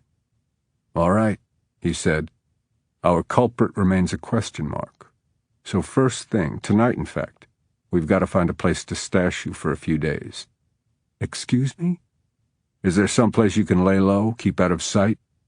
What are you talking about? I can't go into hiding. Hell, you can't. Hell, I will. If you feel security is warranted, I'm sure the police will provide it. The Prentice PD? He asked. Or the sheriff's office? She still wasn't seeing the big picture. Holly, anyone within the Prentice PD or sheriff's office is a suspect. Everybody who was in the courthouse when the shooting occurred is a suspect, and that includes dozens of law enforcement officers. Anyone who was ostensibly trying to apprehend the shooter could have been the shooter. She pulled her lower lip through her teeth. How many police personnel were off duty yesterday? Doesn't matter. Anyone on the payroll could still provide a plausible explanation for being in the building. Yes, but Neil Lester would carefully screen. Neil's included. What? He's the lead investigator. Who better to pull off something like this? At her horrified look, he gave a soft laugh and instinctively reached across and squeezed her thigh. Relax. Bad joke. It wasn't Neil. He's not nearly that creative. Wrong body type. Wrong hair color. Besides, what motive would he have? Reluctantly, he lifted his hand off her thigh. All the same, I wish someone else was investigating this thing. Neil's a political animal, more bureaucrat than cop. He's a suck-up because he wants to be in the chief's chair one of these days, and until then, he wants to be in the chief's lap. His priority will be to cover his ass first, not yours.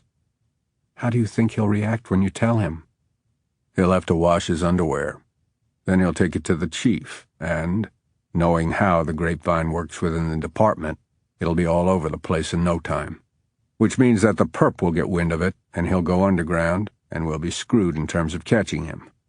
Lowering his voice to a murmur, he said, until he tries again. She hugged her elbows. It hasn't been established that I was the target. He wasn't going to argue that point again. Whoever he was, and whatever his intention, he killed Chet. I want the son of a bitch, and I'll get him. I thought you wanted to distance yourself from the investigation. I did. I do. But my chances of getting Georgia went to shit the moment I ran after that gunman. Don't bother, he said when he saw she was about to counter. We both know it's true. I'm in, even if I didn't choose to be. Neil won't like it, but if he balks, I have only to remind him that I don't need his sanction, and anyway, his chief solicited me. First order of business is to see that you're protected. I can't put my work, my life, on hold indefinitely. Your court is still a crime scene. You couldn't go about your routine anyway. I could use another courtroom temporarily. You could, but you'd be placing not only yourself in danger, but everyone around you. Her shoulders slumped, like Chet. The statement subdued them, and nothing was said for a moment. When Holly spoke again, she reverted to argument mode. I can't disappear from the public eye. I'm running for office. Your life was threatened. Everyone will understand if you take a few days off to regroup. And have Greg Sanders paint me a coward? That would only reflect badly on him. She lowered her head. I could drop out of the race altogether. Then you'd really look like a coward. It wouldn't be solely because of the courtroom shooting, she said quietly. What other reason do you have for even considering it? She gave him a look that said he knew the reason, and he did. He shifted in his seat, looked away, came back to her. I thought we'd canceled it. As you said, it's not something you can take back. No, but it doesn't have to dictate your future. I'm not going to rat you out. Nobody will know. We will. Her tone was disturbingly reminiscent of Conrad's "you will," which prompted him to argue all the harder. You'd be crazy to throw away your career over it. At a stretch it lasted for all of 2 minutes. We didn't even kiss, for Christ's sake. Like that excuses it? No, but it's not like you languished in lust. It doesn't matter whether it lasted a few minutes or all day. You can't breach ethics just a little. Sure you can. His flippancy annoyed her. You are a principal in one of my pending court cases. It was a no-no for us to even talk privately, much less. Then she paused, and, when next she spoke, it was barely audible. Is that why you did it? Pardon? She took a deep breath and looked him straight in the eye. Is that why you came to my house? Is that why you did it? He had hoped she wasn't leading up to that, but by repeating it she'd made herself perfectly clear. He began to simmer. Is that why I did it? I? Well, you knew that was the one compromise I couldn't possibly get beyond. Not if I had a grain of integrity. I couldn't preside over another custody hearing after screwing me on your sofa. He snuffled a laugh and nodded his head knowingly. I wondered when you'd get around to it. To what? To laying the blame on me for laying you. He said, seething now. I could turn it around and ask you the same question, Judge. Why'd you do it? To let yourself off the hook, maybe? He sputtered a bitter laugh. I can hear your ruling now. The court can't award this man custody of his daughter. He's reckless, unstable, and immoral. He can't control his impulses, his temper, or his dick. That is so unfair. No, I'll tell you what's unfair. When you go all weepy and clingy, it's unfair to blame a guy for acting on your please fuck me eyes. They glared at each other with such intensity they didn't see the man's approach and nearly jumped out of their skins when he knocked loudly on the driver's window. Holly slapped her hand over her chest as though to keep her heart from leaping out. She reached for the button to lower the foggy window, but then realized she had to start the car engine first. When the window went down and Neil Lester's face appeared, Crawford swore viciously. Neil, wearing his sternest expression, looked at Holly first, then across at Crawford. "Well, this is interesting." Chapter 12. They caravanned to an all-night cafe on the outskirts of town. Crawford was in the lead, Holly behind him, Neil bringing up the rear. Neil had dictated the order, so they couldn't peel off and avoid the meeting, although neither had any intention of doing so. Customers consisted mostly of long-haul truckers seated on counterstools, hunched over platters of deep-fried food. Crawford, still in the lead when they filed in, claimed a booth, motioned Holly into one side of it, slid in beside her, and tried not to look peeved when she put the maximum amount of space between them. Neil sat across from them, and after ordering 3 coffees from the indifferent waitress said, "I'll listen to your explanation for the tete-a-tete, then decide if I need to bring Nugent in and relocate us to an interrogation room at headquarters." Holly took umbrage. It wasn't a tete-a-tete. "I'm the lead investigator of a murder investigation. You're material witnesses. What were you doing together in the park?" "I get the feeling you didn't come upon us by accident," Crawford said. "No. I saw the two of you talking in the courthouse parking lot." Refresh my memory. What's the maximum sentence if convicted of chatting in a public parking lot?" Crawford's taunt had an effect. Neil had to unclench his jaw to speak. "When you left, one behind the other, I followed." "Why didn't you just flag us down?" Holly asked. "Because, Judge, your conversation had looked covert, and I wanted to know why." He was forestalled from saying more when the waitress returned with their coffees. They declined menus. She ambled away. The coffee mugs went untouched as Neil began speaking low and angrily, now addressing Crawford. "I followed you as far as the entrance to the park, but just as I got there, I had a series of calls that I had to take and respond." He stopped suddenly. "I don't need to explain myself to you, but you need to explain yourselves. You slipped away under cover of darkness and—" Crawford laughed. "Sorry. It's just that I've never heard anyone actually say cover of darkness with a straight face." Neil went on doggedly. "Yesterday you two were adversaries. Tonight you were fogging up car windows, for 33 minutes to be exact." He shot a glance at Holly. "It's unethical for you to be discussing his custody petition, and the only other thing you have in common is the shooting." Back to Crawford, he said, "If your clandestine meeting pertained to that, I need to know." He sneered. "Or were you just trying to get under her skirt?" Holly's body jerked as though he'd shot her. "How dare—" "Your dead guy in the morgue wasn't the shooter in the courtroom." Crawford's blunt statement overrode Holly's outrage, and, as he'd intended, it completely diffused Neil. It robbed him of wind and left him looking like a guy who just realized that his solid footing was in fact a trapdoor. Crawford kept his expression implacable, doing or saying nothing to ease Neil's shock or to help him absorb it. The detective looked over at Holly. "What's he talking about?" "Precisely what he said," she replied tightly. "And I'm afraid he's right." Neil brought his attention back to Crawford. "When did you make that determination?" "The instant I saw him in the morgue." "How?" Crawford told him. Neil appeared moderately relieved. "A pierced ear," he guffawed. "That was your big voila?" "Small detail, big voila." Neil began to look more concerned and, as Crawford and Holly had done, began trying to construct an explanation. "Amid all the confusion, you just didn't notice the hole in his ear before." Crawford explained how he could have missed seeing it when on the roof. "But I'm as sure as I can be that the man in the courtroom did not have a piercing. Your cadaver does. They're two different men." Remembering kicking the gunman, he said, "Look at Rodriguez's left kneecap. If it has a bruise, I'll admit to being wrong.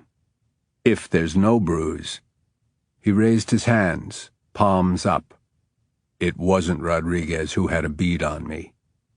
Neil wet his lips, cut his eyes back and forth between Crawford and Holly, and ended on her.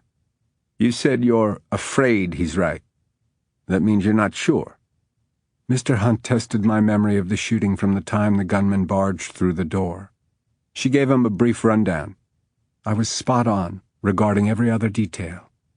When he mentioned a pierced ear, it prompted an immediate response, which substantiates what Mr. Hunt had discovered. It was a trick question, Neil argued. You can't back him up with 100% certainty? She maintained her chilly tone. This I am 100% certain of. If I didn't believe he was right, I wouldn't be sitting here.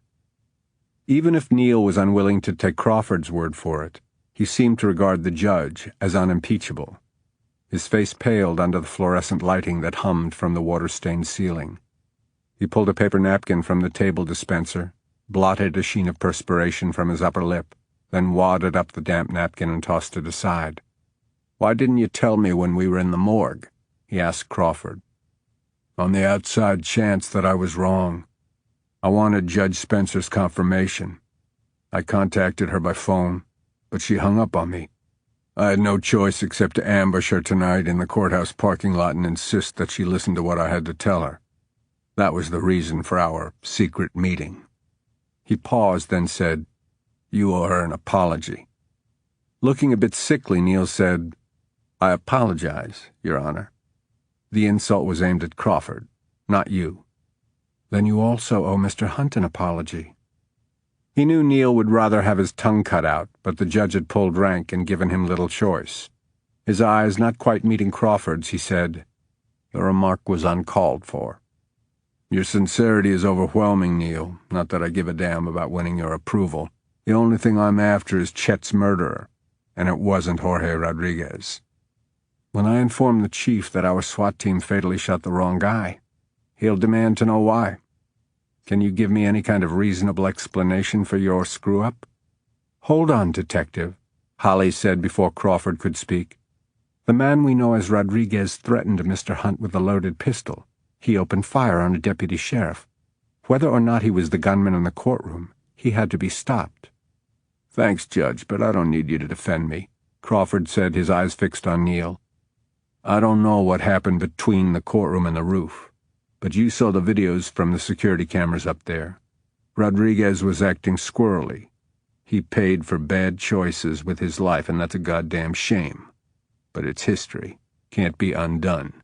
Your job now is to figure out—" "Kindly, don't tell me what my job is. Where the switch was made, why it was made, and how. Was Rodriguez a dupe, set up to take the fall? Or did he just pick a bad time to lift a pistol that didn't belong to him, and then panic when confronted? And the really looming question is, since he wasn't the shooter, who was? Until you have answers to all those questions, Neil, you're going to have an outraged public, plus every cop in the long chain of command straight up to the chief gnawing on your ass. Now throw me under the bus if it makes you feel better. Have at it. I've survived worse. But until you solve this thing, it's your butt that's going to be dog chow. How's it feel to be lead investigator now, asshole?" He hooked his hand around Holly's elbow. "Let's go." "Wait." Crawford paused in the act of sliding from the booth and dragging Holly with him. Neil's pride was wrestling with his better judgment, and the latter won out. "What do you know?" "Not a damn thing." "Then what do you think?" Crawford hesitated, then scooted back into the booth. When he and Holly were resettled, not as far apart he noticed, Neil gestured to him that he had the floor. "I think the shooter had the painter's outfit stashed inside the closet across the hall from the courtroom. He put it on in there and waited until court convened. How long he waited, I don't know. We figured he slipped in undetected among all those jurors, but he could have been hunkered down in there for hours. CSU has gone over that closet? It's a custodial closet, dust cloths, push brooms, mop buckets. In other words, trace evidence out the wazoo. Bags full. We might not be able to put him in the closet, not conclusively enough to satisfy a jury. But we won't have to. His DNA will be all over the painter's outfit. Of course, we need a suspect before that does us any good," he added grimly. "Have you tracked down the supplier?" "Of the painter's clothes? Didn't seem necessary. We thought we had our perp. I'll put Nugent on that." Crawford wondered if Nugent was competent to handle the assignment. He didn't believe he was clever enough to qualify as a suspect. Wherever our shooter is tonight, he's second-guessing leaving all that stuff behind. Why did he? Holly asked. Crawford thought it through. Maybe he heard me in the stairwell and realized I was making my way up. Better to leave the disguise and hope for the best than to be caught with it. Same with the pistol. He risked being apprehended unarmed, but he knew there would be a shakedown of everyone evacuated from the building. Looking at Neil, he said, "I'm betting there were no fingerprints on the gun." Neil shook his head. "Clean. Serial number filed off. We're waiting on ballistics. I doubt you'll get a link to any other crime." Neil nodded glumly. "Anybody who'd file off the serial number—" "What about Jorge Rodriguez?" Holly addressed the question to Crawford. "Do you think he was somehow involved?" "My gut tells me no. You?" Neil, to whom he'd addressed the question, looked back at him with perplexity. "I thought we'd determined that he was in the wrong place at the wrong time and made a fatal error in judgment, but had nothing to do with it." "That's one possibility, but we haven't determined a damn thing." "Maybe you should start thinking outside the box, Neil. Like maybe the poor son of a bitch was set up as a dupe, a decoy." "There's absolutely nothing to support that theory. There's nothing that nullifies it either. We should at least test every theory, don't you think?" "We? I thought you couldn't wait to get away from this investigation." "I've got Mrs. Barker to answer to," Crawford said, "as well as your chief. Remember? You want to complain about my participation? Take it up with him." Neil squirmed with dislike over the reminder, but he couldn't dispute it. Crawford said, "You still need to ID Rodriguez ASAP so you can either eliminate a connection to the perp or establish one. And something else.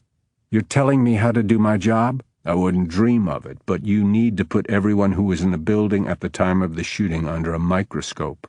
Thoroughly question every person who was evacuated. And you can't use Prentice PD or Sheriff's Office personnel to conduct the questioning. That's disqualifying over 100 officers. Plus one." "Who?" "Where were you at the time of the shooting?" Neil glared at him. "Only kidding. But in addition to visitors and people who work in the courthouse, you have to question every law officer and public official, every damn body. Do you have any idea the fallout this is going to create?" "That's the least of my concerns." "It should be the least of yours." "Well, unlike you, I don't like the hot seat, and do everything I can to protect my reputation." "That's one point you don't have to sell me on, Neil.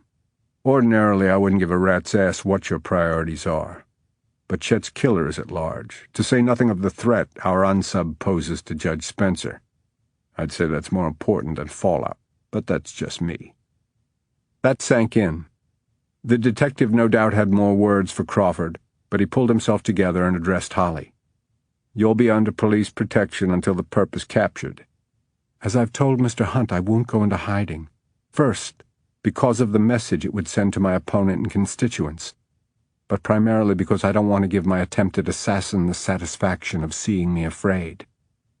Neil heard her out, then said, "I'm sorry, Judge, but I know the chief, mayor, all your colleagues, and especially the governor, will agree that you should keep a low profile and have round-the-clock bodyguards. I'll get Matt Nugent on that immediately." "I've handled it." "What?" Neil and Holly had responded in unison, but Crawford directed his explanation to Neil. "I called our Houston office on the drive between the park and here. 2 Rangers have already been dispatched." Neil looked like he could have bit a nail in two. "On whose authority?" "Mine, which is the only one required. But figuring you'd get your back up about my interference, I got clearance from my major lieutenant, who, along with the Lieutenant Tyler, happily agreed to your chief's request that I work the case. We're back to that, Neil. Sorry you got me out of bed this morning?" He continued before Neil could form a comeback. "Anyway, it's done. Rangers will be posted to guard her house." "What about inside?" "Forget it," she said succinctly. "Nowadays, public officials in major cities, including judges, have guards with them constantly," Crawford said. "This isn't a major city." "We're not arguing about this, Judge." She backed down, but only to an extent. "All right. but I draw the line at having officers in the house. I made a call on the way here, too. A friend is coming to spend a few days with me." "What friend?" She replied coolly to Crawford's brusque question. "Someone I trust implicitly." He wanted to ask who that implicitly trusted individual was, but Neil spoke first. "That's good." He glanced at his wristwatch and winced when he read the time. "Before it gets any later, I have to go ruin the chief's night." Crawford said, "I'll see Judge Spencer home and stay with her till I'm no longer needed." He sensed her disapproval of that plan, but didn't give her an opportunity to object. Effectively settling the matter, he got out of the booth. "One thing before you go," Neil said. Crawford looked down at him, and the smug tilt at one corner of the detective's lips signaled that he wasn't going to like what was coming. "Your father-in-law called me this afternoon." Even braced for something bad, Crawford was shocked to hear that. However, he kept his expression as uninterested as possible. "Mr. Gilroy told me that you had refused to talk to him about your confrontation with Rodriguez up on the roof. He asked if I thought that was odd."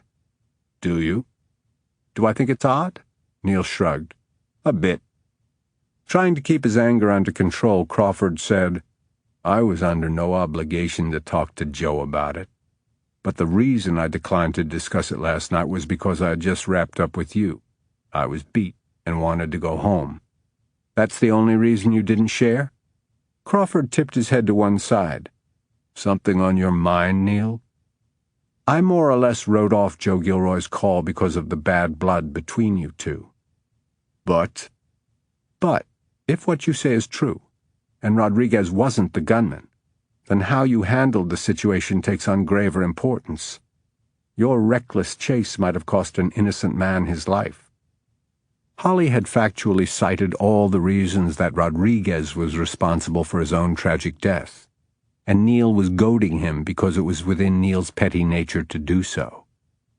But his implication went straight to the heart of Crawford's misgivings about the swift action he'd taken. However, he'd be damned before he gave any indication of it. He said, "You can cover the tab." By the time Neil caught up with him and Holly outside the diner, Crawford was giving her instructions. "Check your back seat before you get in the car. Don't leave the parking lot until I'm behind you. I'll be right there." Holly said a terse goodnight to Neil, then turned and headed for her car. As Neil was about to leave, Crawford halted him with a raised hand.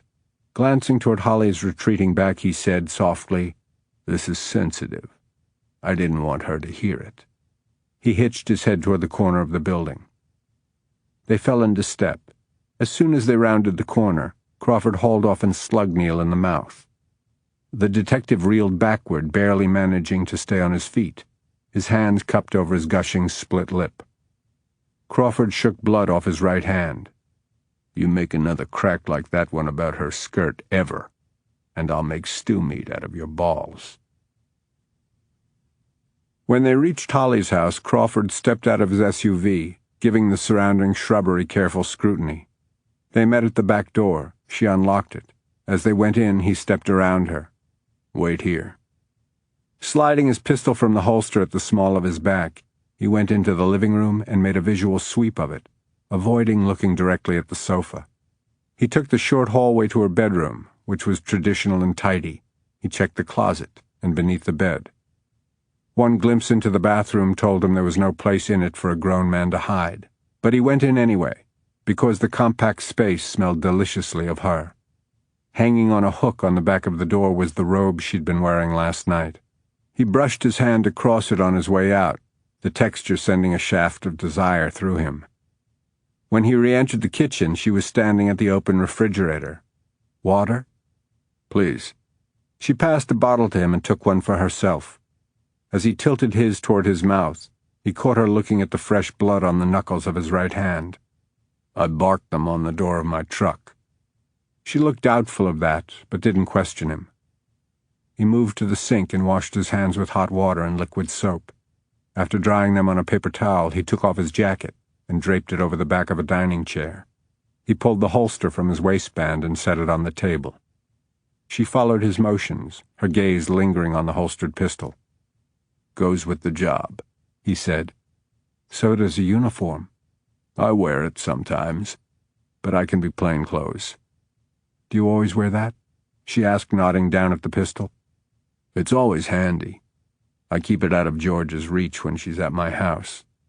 Thoughtfully, he ran his fingertips across the elaborately decorated butt of the official issue pistol.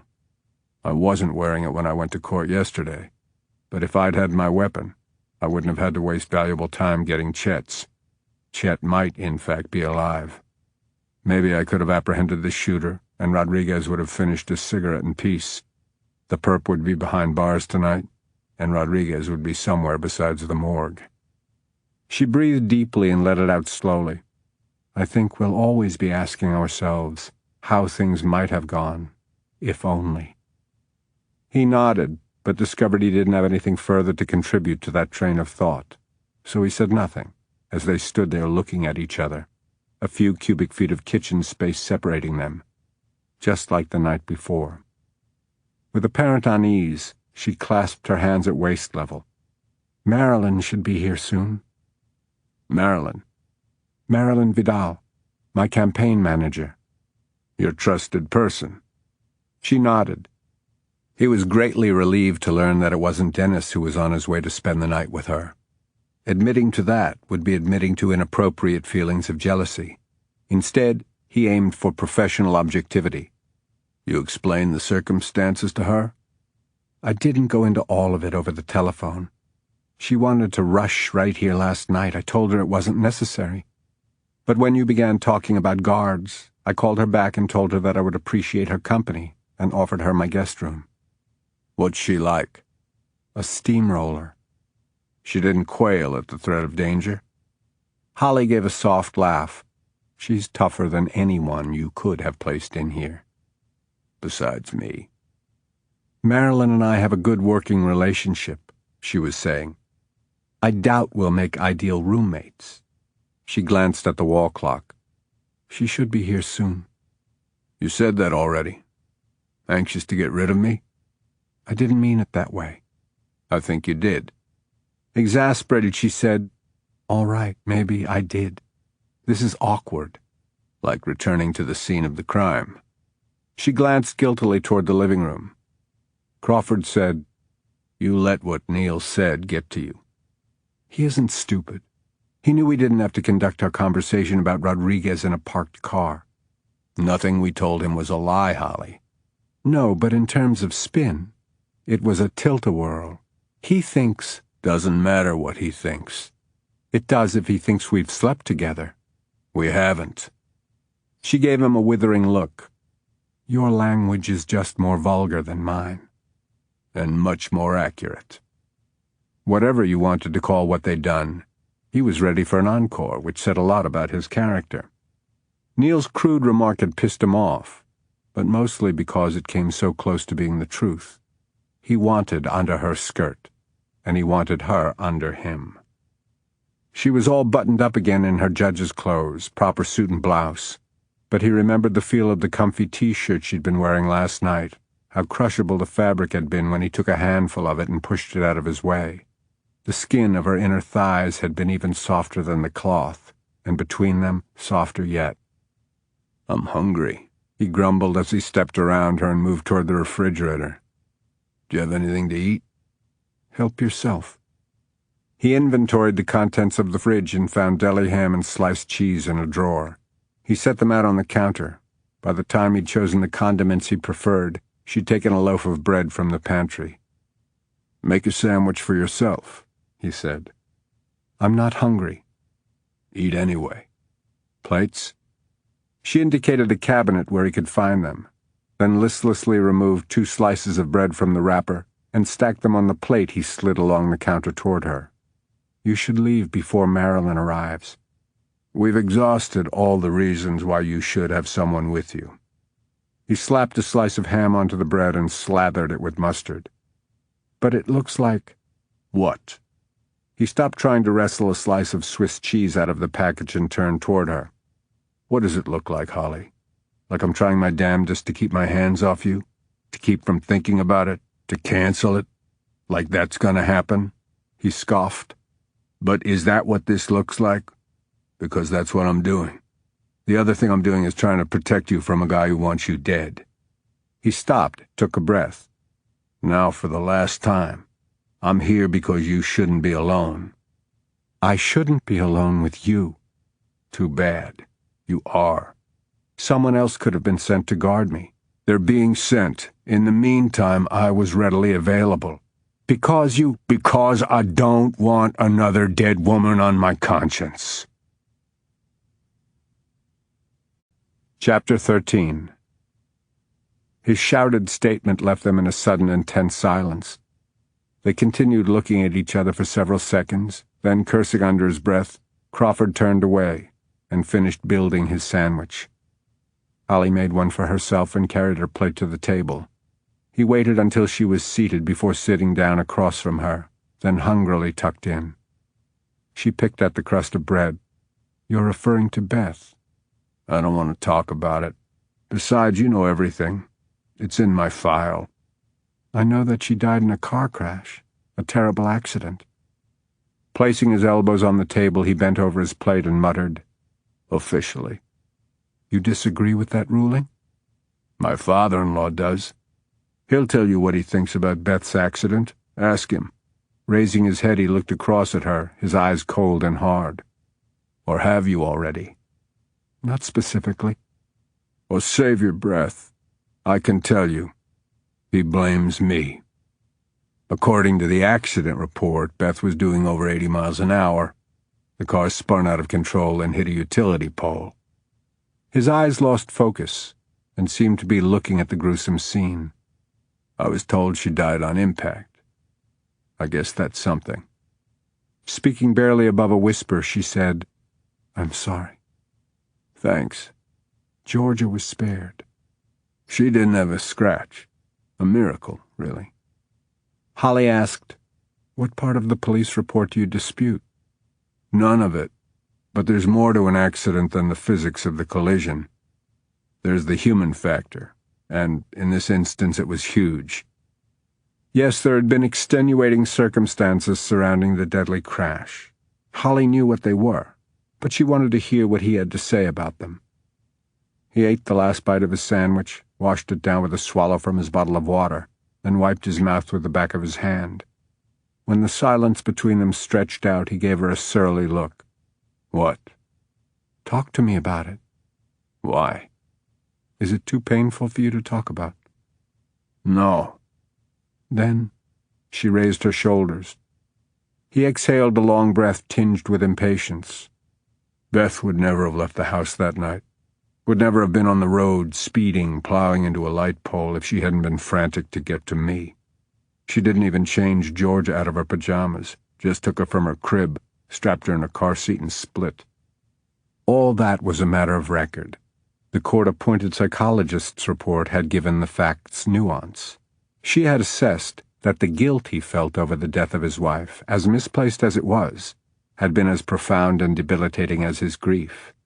In the counselor's opinion, he had finally forgiven himself, but evidently he hadn't, not completely. The scars of guilt were permanent. He had merely learned to live with them. "Tell me about Olcone." He assumed a thoughtful air and stroked his chin. "Well, let's see. What would you find interesting about Olcone? Here's something. Nobody seems to know why the city fathers kept the Spanish pronunciation, but dropped the accent mark above the O." She frowned at his lame attempt to divert her. Irritably, he pushed back his chair and carried his empty plate to the sink. "You can read all about the gunfight online." "I have." He turned around, still surly. "I'll bet you have. Before or since the hearing?" "Before. I wanted to know exactly what had happened out there, because everything that's happened since harked back to that showdown between you and Manuel Fuentes." He watched her for a moment, then tilted his head to one side. "Why a judge?" "Pardon?" Folding his arms, he leaned back against the counter. "I'll trade you 1 for 1, Your Honor. I'll answer a question about Olcone in exchange for an answer from you." When she hesitated, he said, "Until Marilyn gets here, we've got nothing better to do." Then he turned his head and looked through the door leading into the living room, and beyond it, the bedroom. When he came back to her, he asked roughly, "Do we?" Although she experienced a rush of heat, she assumed her courtroom voice. "I get to go first." "Fine." "It was said that Fuentes had become an obsession with you. Is that true? Were you that determined to get him?" "No matter what the cost." That's a direct quote from the Houston Chronicle write-up about the shootout. "Which put Old Cone on the map." "And me in Dutch." He took a moment to collect his thoughts, then began speaking matter-of-factly. Fuentes had been on the radar for years, pumping drugs into the U.S., pumping weapons into Mexico, and making incalculable profits from both transactions. He was ambitious, audacious, and ruthless, eliminating anyone he perceived as an enemy or competition. His methods of execution were more grisly than you can possibly imagine. Medieval. And he circulated graphic photographs of his handiwork to terrorize and intimidate. We'll never know exactly how many people he and members of his cartel killed. Countless, literally. He had to be put out of business. "And you had to be the one to do it." "It's my turn. Why'd you go after the appointment when Judge Waters got sick? Why not remain a highly paid attorney like your dad?" "You've gone online too, I see." He raised his shoulder in a pseudo-admission. "Before or after the hearing?" "I wanted to know who I was coming up against," he replied. "Get a sense of the person inside the robe." After a beat he added, "But even having formed a basic profile of Judge Holly Spencer, you were a surprise." Their gazes held until she lowered hers. "Dad was a lawyer, yes. A very successful defense attorney in Dallas. A pal of Judge Waters. They had forged a friendship while at Tulane. But you went the way of the judge, not your dad. Why?" "Actually, it's my turn," she said. "Before that day in Olcón, did you ever meet Fuentes face to face?" "No. Nobody knew where he lived, and I'm guessing he was migratory, too smart to stay in one place for any length of time. I figured he was guarded by a veritable army. I studied him, pegged him as a peacock, an egomaniac. He was a savvy self-promoter who manipulated the Mexican media.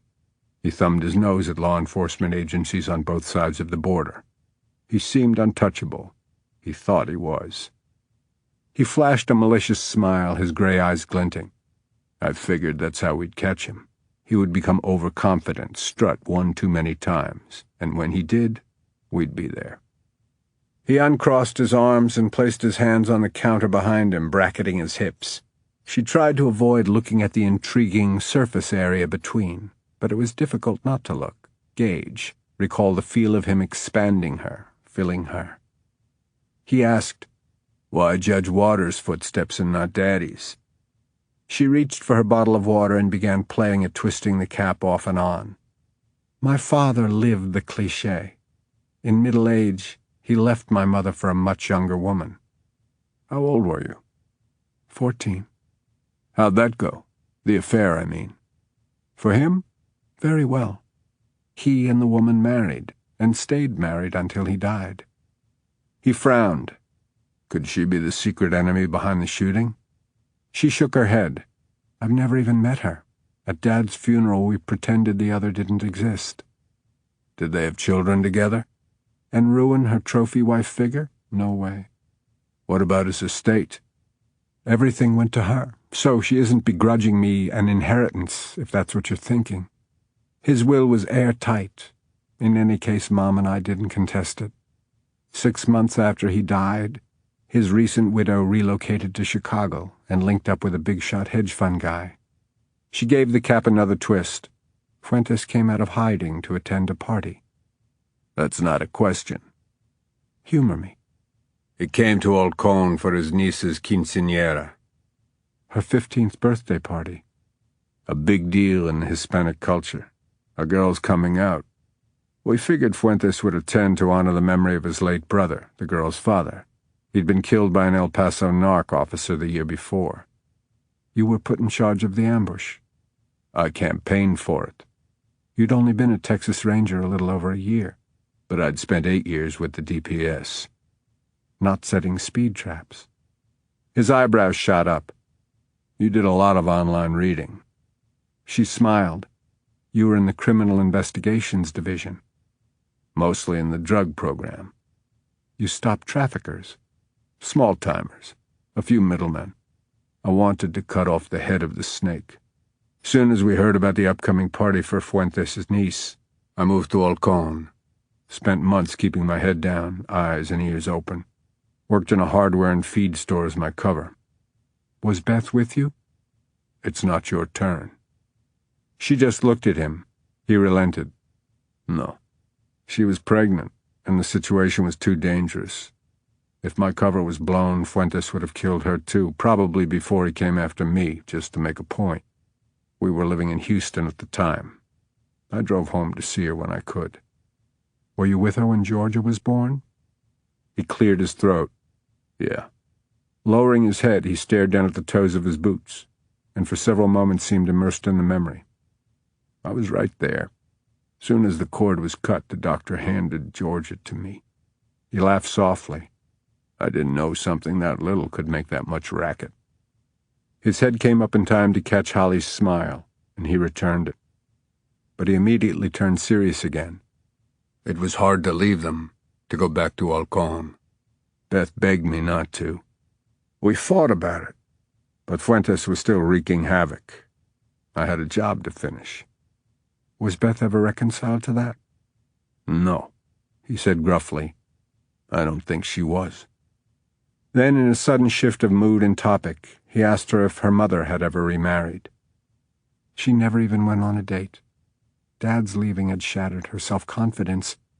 Until the day she died, she was a very unhappy woman, and her unhappiness wasn't merely from a broken heart. What else?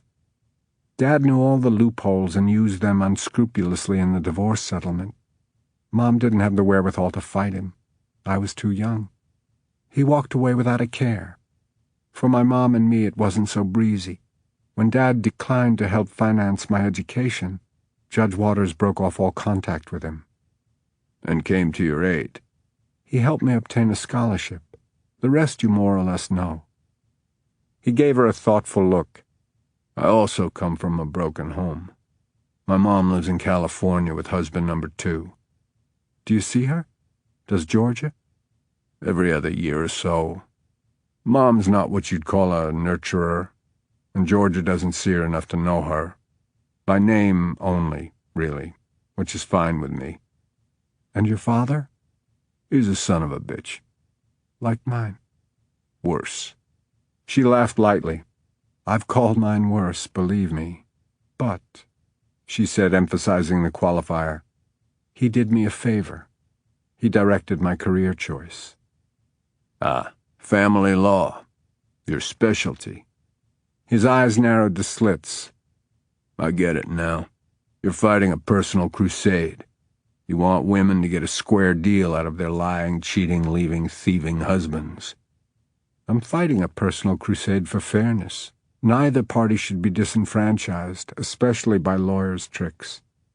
When you preside over a divorce or a custody hearing, your experience doesn't bias you in favor of women? No. Come on, just a little. You don't enjoy scoring points against dear old Dad? That's not why I sought the appointment. Not why I want to be a judge. He tilted his head, as though he doubted that. What happened that day in Halcon? Returning to that subject, his goading smile dissolved. I'd handpicked 6 men from 3 different agencies. These 6 were seasoned officers, badasses. In their way, just as ruthless as Fuentes. They were as committed to ending his career as I was. You wanted him dead or alive? That was understood. Either way, he'd be a jackpot. He lapsed into thought, and it was several moments before he continued. One guy was planted inside, working for the party caterer. The rest of us put a net around the town. We waited all friggin' day, and it was hotter than hell. I was beginning to think we'd go home empty-handed, that Fuentes wouldn't show. But then, late in the afternoon, a rattle-trap panel truck pulled up to the back door of the party hall. It looked like a heap, but under the hood was the souped-up engine of a race car. Fuentes climbed out wearing a suit worth $5,000, 10 times that much in gold and diamonds, and ostrich boots with silver-tipped toes. A peacock. He nodded. 4 bodyguards accompanied him inside. 2 stayed with the truck. We moved into position, planning to take out Fuentes when he returned to the truck. Of course, we didn't expect him or his men to lay down their weapons and surrender when ordered to. We knew there would be a gunfight. We just hoped to neutralize them before they could do too much damage. But things didn't go according to plan. No. The son of a bitch must have figured that if any heat was around, we'd be waiting on him as he left. So he didn't go out the way he'd gone in. He went out the front entrance, the last thing we thought he'd do. Why? The party hall was at the end of a cul-de-sac. I didn't think he would let himself get boxed in. A logical conclusion. He gave a harsh laugh. Yeah, well, Fuentes defied logic. We were in positions behind the building, jazzed, locked and loaded, when our guy on the inside started frantically whispering in my earbud that Fuentes was heading out the front door. I had a millisecond to decide, scrub it or go after him. But if we missed him then... He shifted his eyes slightly and met hers directly. I didn't even complete the thought. That's all the consideration I gave it before engaging. He'd reacted just as spontaneously in the courtroom, but she kept the observation to herself. I left my cover and ran full out toward the front of the building, he said. When I rounded the corner, I saw Fuentes and his 4 guards walking quickly toward a limo, one of the cortege that had brought the honoree and her family from the church service to the party. I called out to Fuentes by name and identified myself. He spun away, like he would duck back into the building. I already had my weapon up. I went for a headshot. He raised his shoulder, letting the gesture speak for him. He was dust, but all hell broke loose. My inside guy came barreling out through the entrance. One of Fuentes' bodyguards shot and killed him instantly. By now, all of us were in an exchange. Fuentes' men inside the panel truck were killed, but not before mortally wounding a DEA agent. He died in surgery. He closed his eyes and rubbed them with his thumb and index finger. Tough as boot leather, but a really likable guy. He had a new joke every day, although he couldn't tell one worth a damn. Always gave away the punchline. He dropped his hand from his eyes but kept his head lowered, staring at the floor. Final body count, 6 of them, 2 of us. That's not counting the 3 partygoers who were killed in the crossfire. Holly said quietly, "They were killed by Fuentes' men, not yours." True. Ballistics proved it. But my more outspoken critics dismissed that as a minor detail.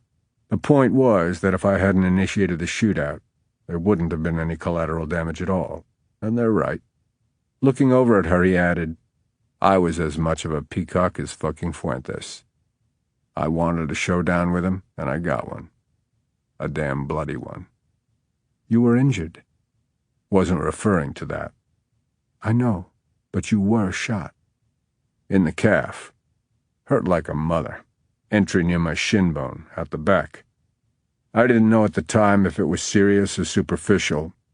In either case, I wanted an orthopedic surgeon to work on it, not the hack in Alcon who we figured was on Fuentes' payroll and was likely to cripple me for life. Care flight took the seriously injured to the nearest trauma center, which was in Laredo. EMTs determined that my injury wasn't life-threatening, so I was ferried by chopper to Houston. Meanwhile, Beth was notified that you had been wounded. And required surgery, but she wasn't given any details. She must have pictured me barely holding on, bleeding to death, brains swelling out of my skull, something. Anyway, she grabbed Georgia and... He stopped. This is where we came in, Judge. My turn to ask a question. All right. How much of this did you know yesterday when we went into court? She had been expecting a question about herself, not his custody hearing. She took several seconds to form her reply, and quietly confessed to knowing all of it. Not the fine details, but most of it. Mm-hmm, he said as though unsurprised. And how much bearing did Alcon have on your decision? I didn't make a decision. If you had. I can't quantify. Yeah, you can. She got up and carried her untouched plate of food to the counter. We're not going to talk about this. I've told you so repeatedly, starting with our first conversation last night in the hallway of police headquarters. Remember? I said then. He interrupted her by moving suddenly to bring them face to face. I remember everything you said, Holly, but mostly I remember wanting to look at you while you said it. The declaration left her speechless, breathless, and later she wondered what had been said or done next if his cell phone hadn't rung. Without looking away from her, he let it ring 3 times before yanking it from his belt. Yeah. He listened, then said, I'll be right out. As he returned his phone to his belt, he said, Rangers are here and in place. What kind of car does Marilyn drive? She told him. Where's your phone? She took it from her handbag, handed it over, and gave him the security code. He accessed her contacts and entered 2 names and cell numbers. Under Rangers. Don't forget. He returned the phone to her. Keep it with you at all times and call one of them immediately if you see or hear anything. That's what they're there for. If you change your mind and want one of them inside the house, just ask.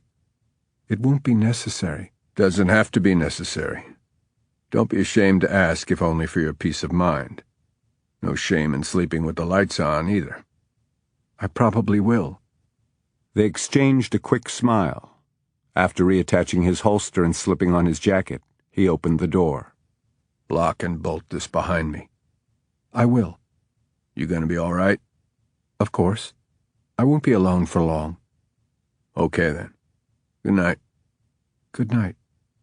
He stood there straddling the threshold for several seconds, then mumbled something as he pushed the door shut, and, with some quick maneuvering, managed to cage her against the adjacent wall, his hands pressed flat to it on either side of her head. Don't, she said. Why not? I'd just as well. What have I got to lose? After the screw-up with Rodriguez, the whole friggin' mess, I don't have a snowball's chance in hell of getting Georgia back, do I? I can't. Do I? You... Do I? When she made no further attempt to answer, he nodded. Figured as much. Even if you could get past all the other, you'll never get past what happened on that couch in there. That has no bearing. Bullshit. I'm as much to blame for that as you. That's not what you said earlier tonight. You suggested I'd had an ulterior motive. That was wrong of me. I know you didn't plan it. I know you regret what we did. Hell, I do, he growled. I only regret what we didn't. Keeping his hands on the wall, he pressed into her softness with unmistakable implication, bending his head and claiming her mouth with his. For Christ's sake, we didn't even kiss, he'd said. He rectified that now, fiercely and possessively, and she let him. Leaving her arms at her side, she went limp against him and allowed him complete access to her mouth. His tongue was wild and willful, reminiscent of the urgency of last night's coupling, and then it gentled. Passion was replaced by tenderness, and that was even more undoing. The sweeps of his tongue became less aggressive, but much more intimate. Then with a moan he withdrew his mouth from hers, but only to bury it in her hair. His arm encircled her waist to secure her more firmly against him. She closed her arms around him and made a corresponding move to the evocative pressure he applied between her thighs. They stayed that way, just holding each other, until he pulled his head up and looked into her eyes for several seconds, then pushed away from the wall and went out the door, pulling it closed behind him with a bang of finality. Pat Connor's hand was shaking as he used the burner phone he'd been given expressly for this purpose, to impart bad news, should any arise. His call was answered after 2 rings. What? The gruff voice alone was enough to make Pat cringe. I thought you should know. Starting first thing tomorrow, everybody evacuated from the courthouse yesterday will be questioned again. How do you know? Grapevine. Came from the chief of police about an hour ago. There's a lot of belly aching in the rank and file. They're going to question all law enforcement personnel, judges, city officials, everybody. The real kicker? They're bringing in outside officers to conduct the interviews. There was a sustained silence on the other end, And when Pat couldn't stand the strain any longer, he said, "I figured there's only one reason they'd be going to all that trouble and pissing people off. They know they got the wrong man." Pat saw the wisdom of keeping his trap shut. He'd done what he'd been ordered to do, which had been to keep his eyes and ears open for any further developments. Maybe delivering this heads-up would get the man off his back. That hope was dashed when he was told, "Keep yourself easy to find." Chapter 14. Crawford rolled to a stop alongside a dark-colored SUV similar to his own. The driver lowered the tinted window, and a face like that on a Native American nickel appeared. "Hey, Crawford. Thanks for coming. They killed the wrong guy. That's a pisser. Tell me. Her judgeship inside? And alone for the time being, so don't blink." In addition to his harsh features, Harry Longbow's name attested to his heritage. He traced his lineage to the Comanche, the fierce horseman tribe of the Texas Plains, whose raids on settlers had kept them at odds with early Texas Rangers. The Rangers had endured. Harry joked that he wouldn't hold that against the agency if the agency wouldn't hold his gene pool against him. He'd been one of Crawford's hand-chosen few in Olcone. "Is that Sessions?" Crawford nodded at the other vehicle parked at the far end of the street. "He was itching to come along. Wife's redecorating and has him looking at wallpaper and carpet samples." Wayne Sessions was just as seasoned an officer as Harry, with whom he often partnered, but he was also a whiz on the computer and was never without his laptop. Both were good men to have at your back. Crawford alerted Harry to Marilyn Vidal's imminent arrival and gave him the make of her car. "Any other vehicles consider suspicious. Nobody lives on this lane except Judge Spencer and an elderly lady in the main house. Oh, she's got 3 cats. Pass that along to Sessions.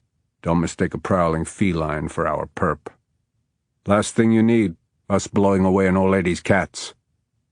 Crawford saluted him as he drove off. The streets of Holly's neighborhood were empty. Nothing appeared even remotely threatening, but the farther he got from her house, the more powerful his urge to turn around and go back. As reliable as the other Rangers were, he wanted to be the one watching over her, protecting her. "Professional objectivity, my ass," he muttered. Not since Beth had he kissed a woman like that.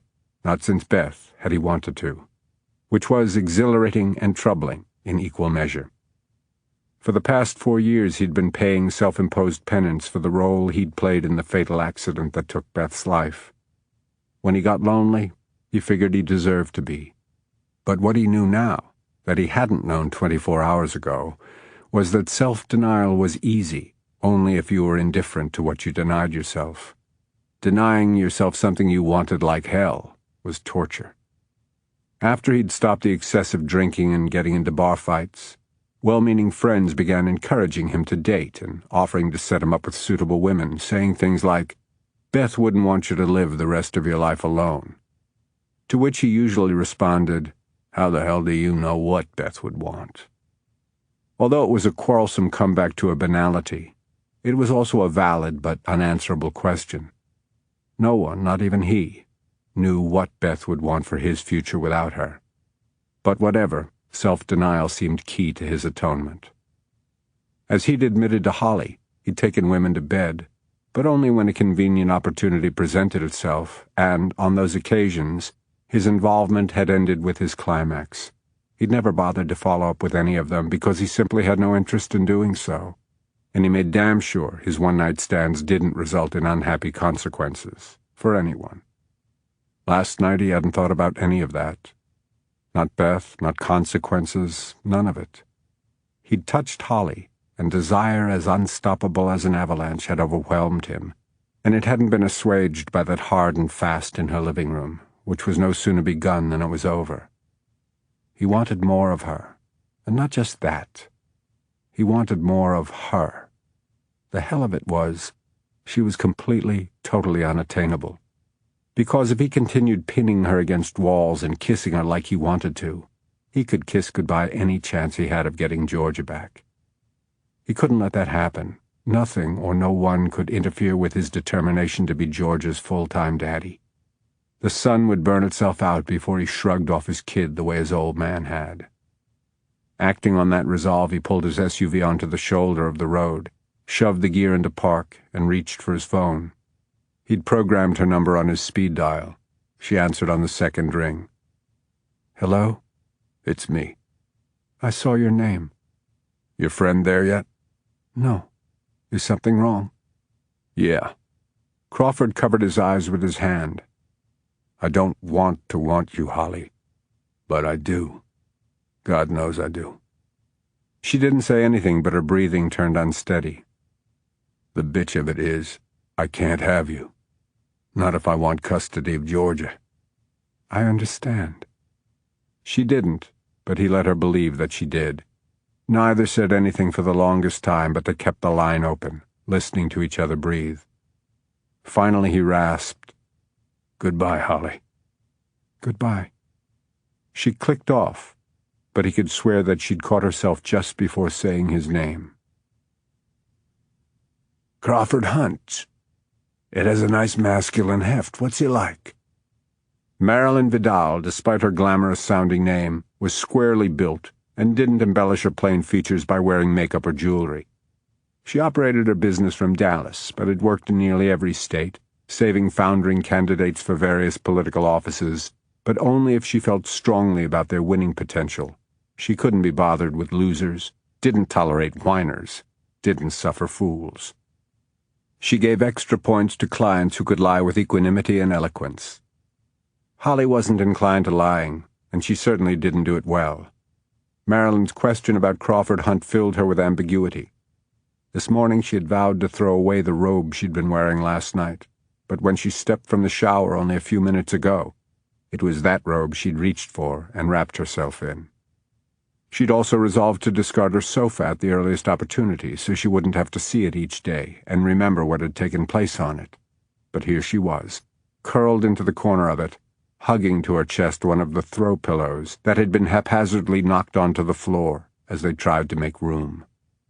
There was much she could tell her campaign manager about Crawford Hunt, that he wore soft, frayed button-fly jeans, that the dark blonde hair that grew over his shirt collar was thick but surprisingly soft, that he made an erotically animalistic sound when in the throes of passion, and that his recent telephone call, essentially telling her to have a nice life, had left her feeling disconsolate, not relieved, as she should have been. But, of course, she said none of that. In reply to Marilyn, who was industriously pacing the width of the sofa, she said, I don't know, cop-like. She rubbed the space between her eyebrows, which she realized she'd been doing a lot lately, and it was a habit reserved for when she was especially stressed. Marilyn had been under her roof for all of 10 minutes, and already she regretted having her as a houseguest. Marilyn seemed to drain those around her of their vitality, then absorb it, giving her a surplus. It was hard to say whether or not that siphoning of energy was intentional or a trait of which Marilyn was unaware. Holly suspected the former. In light of yesterday's events, she had arrived even more supercharged than usual. As she filled a highball glass with vodka, which she'd brought with her, she said, "When I got here, I was surprised not to find media camped out on the lawn." "This is a small town, Marilyn." "Which made big news yesterday." Holly conceded that with a weary nod. "Mrs. Briggs was busy all day fending off calls from reporters. I finally released a statement that didn't divulge any sensitive information. Essentially, it said that I had nothing to add to the police spokesperson's brief." "We'll change that tomorrow. It's time you came out from undercover and made a public statement about the whacked-out Michelin man who shot up your courtroom. You don't get an opportunity like this in every campaign." "That opportunity cost 2 men their lives." "Right. It's high drama, and you need to take advantage of it. It's a shame you didn't alert someone to your visit with the widow. That would have made great press." She regretted now telling Marilyn about her condolence call. Her expression must have indicated a disapproval of Marilyn's callousness. Okay, she said, waving her unlit cigarette. "I'm an insensitive bitch, but it's been a day and a half since the shooting. We need to start making hay." "I can't compromise the ongoing police investigation." "What's to investigate? It's not like there's a big freaking mystery here. They got the guy." Holly didn't correct her. Like the rest of the world, Marilyn would learn of the mishap tomorrow. Holly anticipated an explosive reaction from her campaign manager, and she was too frazzled to deal with it tonight. Marilyn was pouring her second vodka. Tomorrow, you need to appear looking appropriately saddened, but resolved that nothing like yesterday's tragedy will ever happen again. Not in my courtroom, not in my county. See where I'm going? Make it an issue of your campaign. In other words, exploit it. Hell yes, it's exploitative. But, here. She slid an issue of the local newspaper from the outside pocket of her bulging briefcase and placed it on the coffee table. I saw this in the convenience store when I stopped for cigarettes. Greg Sanders is exploiting the hell out of it. In the photo accompanying the front page story, her opponent was captured with his fist raised high above his head. He looks like a fire-breathing evangelist, Holly said. I believe the picture was taken as he was sowing seeds of uncertainty about my past, which suddenly has become shady. It's a scattershot attack. There's no basis whatsoever for any of his sly implications. Who would take him seriously? Voters. Did you read the quote from Governor Hutchins? He stands by his decision to appoint me. Of course he does. In typical public official fashion, he's covering his ass. Marilyn fixed her with a stare. Is your heart still in this, Holly? Do you want to keep that bench or not? Of course I do. Then you had better get your butt in gear. For heaven's sake, Marilyn, cut me some slack. If I'm less than my sparkly self, it's because I'm tired to the point of collapse. I've had a grueling 2 days. Oh, boo-hoo. I'm not your mother. I'm not your best friend and confidant. I'm your campaign manager. You're paying me to see to it that you win. I will win. Not if you stay soft on something as earth-shaking as a goddamn fatal shooting in your courtroom. Slapping her fist into her other palm, she said, Yes, your opponent's ranting is ridiculous, but you must confront it. If you don't, it will look like there is something shady in your past. She stopped and eyed Holly speculatively. I'm trusting that's not the case. You and Waters. Holly merely glared. Okay, your relationship was as pure as the driven snow. It was. But Sanders isn't going to spring a nasty surprise, is he? A mental disorder during your teen years? Raging kleptomania? A love child? Illicit affair? Holly's cheeks grew warm as she became aware of the sofa beneath her, but she shook her head in reply to Marilyn's question. Well then, you need to go on record stating that you have no idea why this obviously unbalanced individual did what he did, but it sure as hell had nothing to do with you personally. You're outraged over the death of your bailiff. Your bailiff. Make his murder a personal loss. You're heartbroken. Which it was, and which I am. Then say so. It's too bad Sanders beat you to the punch by setting up that fund for his widow and grandkids. It was tasteless grandstanding. Of course it was, but it gave him a platform. She took a drink of vodka. What we need is theater. What I need is sleep. Holly replaced the throw pillow and stood up. I can't talk about it any more tonight. Your Honor is calling a recess and going to bed.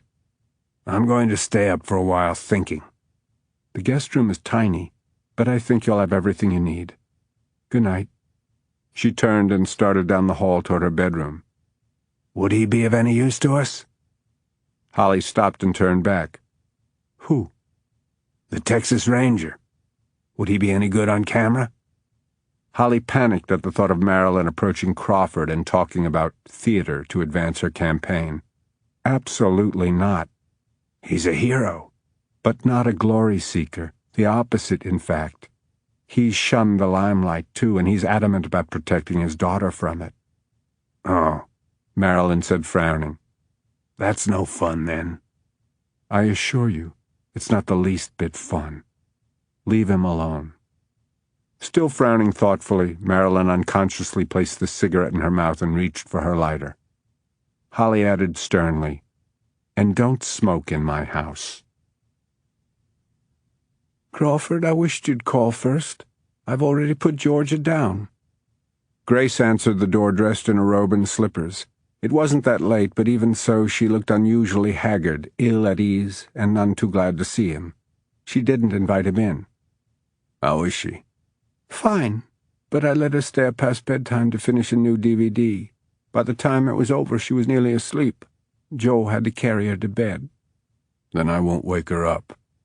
Actually, I came to see Joe." "Right now isn't a good time." His mother-in-law began twisting her fingers together. "We were on our way to bed.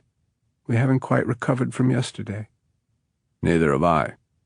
"Then don't you think it's probably best if we—" "What?" "If we keep some distance." "Why?" "Because Joe has been on a tear, and nothing good will come out of you two going at each other." "I couldn't agree with you more. But I'm not sure Joe is of the same mind, or else why did he call Neil Lester and raise questions about my odd behavior?" "Let him in, Grace." Joe's harsh voice cut through the darkness behind her, and a second later he stepped into view. In contrast to Grace's déshabille, he was as stiffly starched as ever. Crawford wondered if he slept that way. Reluctantly, Grace moved aside, making room for Crawford in the entryway. Then, after getting a pointed look from her husband, she excused herself and retreated in the direction of their bedroom at the back of the house. He and Joe squared off. Crawford said, "You're rattling sabers, Joe. I warned you of a fight between you and me. Why'd you take it to Neil?"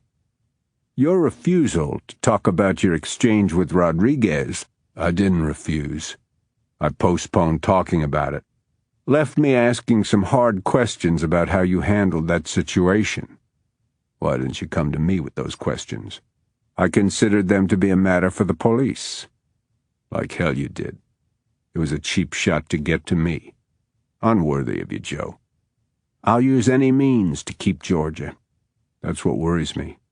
You've lost your perspective, and Georgia will be the one to suffer for it." "How do you figure that?" "Have you been talking trash about me in front of her?" "I don't have to answer to you." "Where Georgia is concerned, you do. Not while I still have legal custody. Besides, I speak only the truth about you, and your daughter needs to hear it. You think you're going to win her affection by bad-mouthing me? Tell you what, you can raise that issue the next time we're in court." "Tell you what, Joe," Crawford fired back. "Not a fucking chance. I won't do anything that necessitates Georgia being in on a hearing. I can't believe you would drag a 5-year-old into a pissing contest between you and me." "That's what you think this is?" he snorted. "Isn't it? One of the main reasons you're contesting my petition is simply to spite me." "Not so. I want what's best for my granddaughter." "Save it for the judge. Save it for when you're under oath. If you're spoiling for a fight, I'll give you one, but let's conduct it in a court of law." Crawford took a step closer to Joe. Joe held his position, but since he was shorter, he had to tilt his head back in order to look into Crawford's face. "But if you keep saying in George's presence that I'm to blame for everything—" "You are. Beth would be alive if not for you." "If you insist on making our fight personal, I'll oblige you. For 4 long years I've taken your crap for Grace's sake, for Georgia's sake. But push me hard enough and you'll lose not only Georgia, but something you value even more." "There is nothing I value more." "Oh, but there is." Crawford spoke softly but emphatically, and for the first time since he'd known the man, Joe looked uncertain. But the chink in his armor closed up as fast as it had appeared. He thrust out his chin. "How dare you threaten me, you—" "Daddy?" Crawford jerked his gaze off his father-in-law. Georgia had come from her bedroom into the hallway and was regarding them warily. She had sensed the anger between them, causing her to hesitate rather than to run and greet him as she normally would have. He sidestepped his father-in-law and pasted on a smile. "Well, if it isn't Miss Sleepyhead." "Are you and Grandpa mad?" "No, we were just talking." In her nightie, with her fair curls tousled, she looked so sweet and vulnerable it made his heart ache. He scooped her up and carried her into her bedroom, settling into the rocking chair with her on his lap, cupping his hand around her bare toes. "I heard you got a new DVD." She snuggled against him and nestled her head on his chest. Grandma brought it for me when we went to Walmart. Is it about a princess? She lives in a castle, but it's got holes in the roof, and mean birds fly through them and scare her. She lives there by herself? Her mommy's in heaven, like mine. She rarely talked about not having a mother, but any time she did, it was like being speared in the gut, the soul. What about her daddy? He's funny. He has whiskers. Whiskers? Maybe I should grow some. How would you like that? Big, bushy whiskers. He delighted in her giggle. Nuzzling her neck where she was ticklish, he said, "You're my princess, and I love you." And I love you too, Daddy. Are you really going to grow whiskers? She offered her opinion of that by wrinkling her nose, looking so damn cute he laughed out loud. For the next quarter hour he held her close. Just yesterday he'd gone to court, hoping that it would end with him moving her permanently into her new bedroom. It would remain vacant a while longer. "I have a big surprise waiting for the next time you spend the night with me," he told her. What is it? "I can't tell, or it won't be a surprise, but I'll give you a hint," he whispered in her ear. "It's pink." She made a few guesses, then yawned hugely. "Bedtime for you, young lady." He carried her over to the bed and tucked her in. She rolled onto her side and mumbled into the pillow. I already said my prayers. "Okay," he whispered and kissed her cheek. "Sleep tight." In the hallway outside her bedroom, Joe was waiting like a sentinel. The implication that Georgia needed to be protected from him made Crawford livid, but he didn't give in to it, mostly because he figured Joe would enjoy seeing him upset. "Joe, prepare yourself for a bombshell." He told him about Rodriguez not being the shooter. Joe maintained his military stance, but he blinked rapidly several times. "How did you discover that?" "That's a matter for the police," Crawford said, taking pleasure in throwing Joe's words back at him. "The only reason I'm telling you tonight is because the news will probably break in the morning. You and Grace may be called on for comment." Joe looked him up and down with scorn. "Jesus Christ. The calamity you're capable of never ceases to amaze me." Crawford went around him and opened the front door, looking back in order to deliver his parting words. "Don't push too hard, Joe, or I swear to God, you'll be sorry." Chapter 15. Overnight, Neil Lester must have done as Crawford suggested and had the ME check Rodriguez's kneecap for a bruise, because Houston and Tyler TV stations aired the story about the egregious error during their local break-ins of the national morning shows. A public information officer from the Prentice PD owned up to the mistake. "It's been determined that the man killed by SWAT officers on the roof was not the individual who opened fire in Judge Spencer's courtroom minutes earlier." Just like that, Crawford's hero status was corrupted. He didn't care.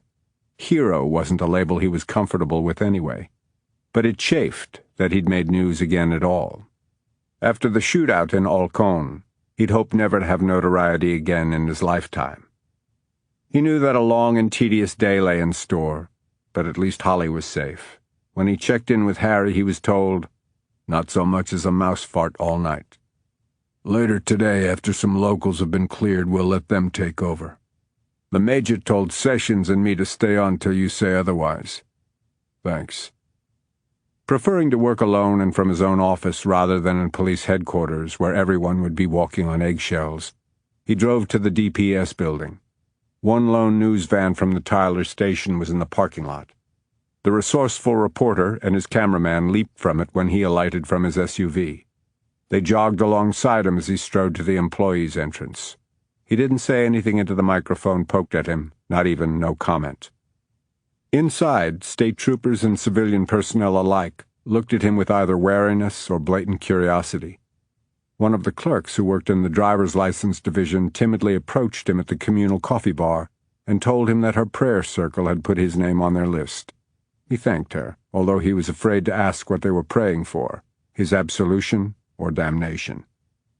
No sooner had he sat down in his cubicle than his cell phone rang. He looked at the caller ID, saw that it was Conrad's landline number, and cursed under his breath as he answered. "You had better be dying. You're not that lucky.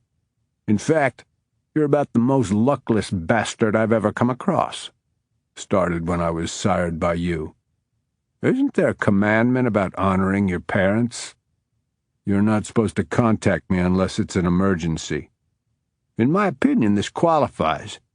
Your roof guy was the wrong guy. That was the secret eating on you yesterday, right? You gave it up." "Yes, and yes. I admire your integrity. What do you know about integrity except possibly how to spell it?" His father bypassed that. "As you predicted, the flub has caused an F5 shitstorm, and you're at the center of it. Told you. Neil Lester's catching his fair share. Is he blaming you?" "Behind the scenes. But he can't dispute that Rodriguez refused to disarm and open fire on a deputy. He's got it on security camera video." "So now what?" "I ride it out, do everything I can to catch the would-be assassin. Beats sitting in front of a computer all day. I do important work at this computer, and it's not life-threatening. You could die of boredom." "There is that," Crawford said under his breath. "What was that?" "Nothing. I gotta go." "Need any help?" "With what?" "The shooting case." "Help from you?" Crawford chortled. "No. I could do research." "Into what?" "Possible suspects. How many enemies can the young judge have?" "She says none she knows of." "Could be she's lying." "Could be, but I don't think so." "Anybody who was in that courthouse at the time—" "We're aware of that, Conrad. That's a total of how many?" "Over 200. Crawford had been disheartened by the head count when Neil emailed the list of names to him late last night. They were fortunate in that many who'd reported for jury duty that Monday morning had been dismissed before 2 o'clock. Otherwise, the number would have been even higher. 200, Conrad whistled. "Any leads?" "We're pursuing a few." "Don't try to bullshit a bullshitter. You've got nothing." Actually, he did have something, a small, niggling inconsistency that he needed to bring to Neil's attention. His current conversation was preventing that. "Bye, Conrad. You know, this reminds me of a case I had. Ancient history. A woman got knifed to death on a Sunday morning in the basement of her church, where she was making the flower arrangement for the altar. No apparent motive. Every suspect was a church member, hand-waving, foot-washing holy rollers. Where do you start looking for a killer among that flock? Conrad, I don't have time for... Guess who killed her? I don't give a damn. Goodbye. I'm a good snoop. You're a good drunk. You're a really good drunk. I haven't touched a drink in 62 days and counting, which makes it 63. I'm busy. That's why you should let me do some legwork for you. Don't call me again." He hung up before Conrad could say anything else. He called Neil's cell but got voicemail, then dialed the PD and asked to be put through to the Crimes Against Persons unit, and eventually got Matt Nugent on the line. Crawford went straight to the reason for the call. "How many names on your list of people who were evacuated from the courthouse?" "Counting everybody?" "Everybody." 207. "Okay," Crawford said.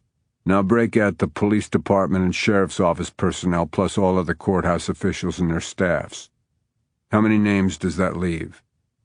Nugent did the calculation as he'd done when Neil sent him the list. 75. "Right. Should be 76. We're short one civilian name." Crawford could hear Nugent redoing the subtraction. "Borrow one," he murmured. "Geez, you're right. If you see Neil before I can reach him, have him call me." He clicked off and swiveled his chair around, about to go after a hot refill of coffee, only to discover his lawyer standing in the opening of his cubicle. Crawford was startled to see him. "What brings you by?" "Can we talk where the walls don't have ears?" Then, looking up at the open space between the cubicle and ceiling, he said, "Where there are actually walls." Mystified by William Moore's unexpected visit, as well as by the attorney's uncharacteristically subdued manner, Crawford forgot about the fresh cup of coffee and led Moore to a storage room which was presently empty. He closed the door to give them privacy. Crawford said, "I didn't initiate this meeting, so don't even think about adding it to my billable hours. This one's on the house." That was even more ominous. Ordinarily, a 2-minute phone call was prorated. Moore gnawed the inside of his cheek as though trying to decide how best to jump in. Crawford waited, and finally the lawyer asked, "How do you think it would have gone yesterday? If all hell hadn't broken loose during the hearing, what do you believe the outcome would have been?" "My petition would have been denied."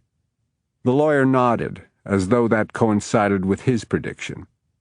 "As your counsel, I advise you not to go on record with your opinion of the ruling, Judge Spencer, anything relating to the custody issue. From now on, if anyone asks about it, refer them to me." "Dispensing free advice.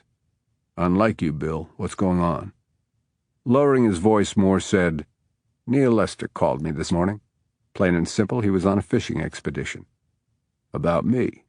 "Seems he isn't quite satisfied with your explanation of why you charged after the gunman when he ran from the courtroom." "Shouldn't that be obvious?" "Should be, but it isn't to him. He's also unconvinced of how the roof confrontation played out, particularly now that you, and only you, he emphasized, claim that Rodriguez wasn't the gunman." "The judge," Moore held up his hand. "He told me she corroborated the pierced ear thing, but with a degree of doubt that was palpable. His word." Crawford thought back on their lengthy conversation in the diner. What he sensed wasn't palpable doubt. She was pissed off. The lawyer arched his eyebrow in silent query. "At Neil for a lewd crack he made." Moore held his stare, eyebrow still raised. "Okay. And at me." "For something that occurred while you and she, the presiding judge over your custody hearing, were alone together in a parked car for 33 minutes? Crawford swore under his breath. He hadn't slugged Neil nearly hard enough. "Did Neil say under cover of darkness?" "Close." "It was all my doing, Bill, not hers." "In this case, your gallantry makes me even more nervous. I won't ask what you two were doing in that car because I don't want to hear it. Just like I wish I hadn't heard the crack you made yesterday morning about taking out a contract on her if she didn't rule in your favor." Crawford laughed. "Come on, Bill. That was a joke. Sergeant Lester might not see the humor in it." Crawford's smile gradually relaxed. "Wait. Are you saying Neil's hinting that I had something to do with the attempt on Holly's life?" Again the attorney's brow shot up. "So it's Holly now?" "Answer the goddamn question." "Yes." He danced around that possibility. "And you're taking it seriously?" "As death and taxes. So should you." Crawford stared into his lawyer's unblinking eyes, then placed his hands on his hips and walked a slow circle in the confined space. When he'd made a complete 360, he said, "I don't have time enough to list all the reasons why that's freaking ridiculous, not the least of which is that I'm working the case with him. You know the adage about keeping your enemies closer. I'm sure Neil knows it too." He went on to tell Crawford in more detail and using direct quotes everything that Neil had theorized. He was still talking when Crawford's cell phone buzzed. Harry Longbow. He held up a finger to stop Moore in mid-sentence. "I've got to take this." Then into his phone. "Hey, you have a TV on?" "No." "You're not gonna like it." 5 minutes after getting the call, Crawford wheeled into a parking space in the courthouse lot.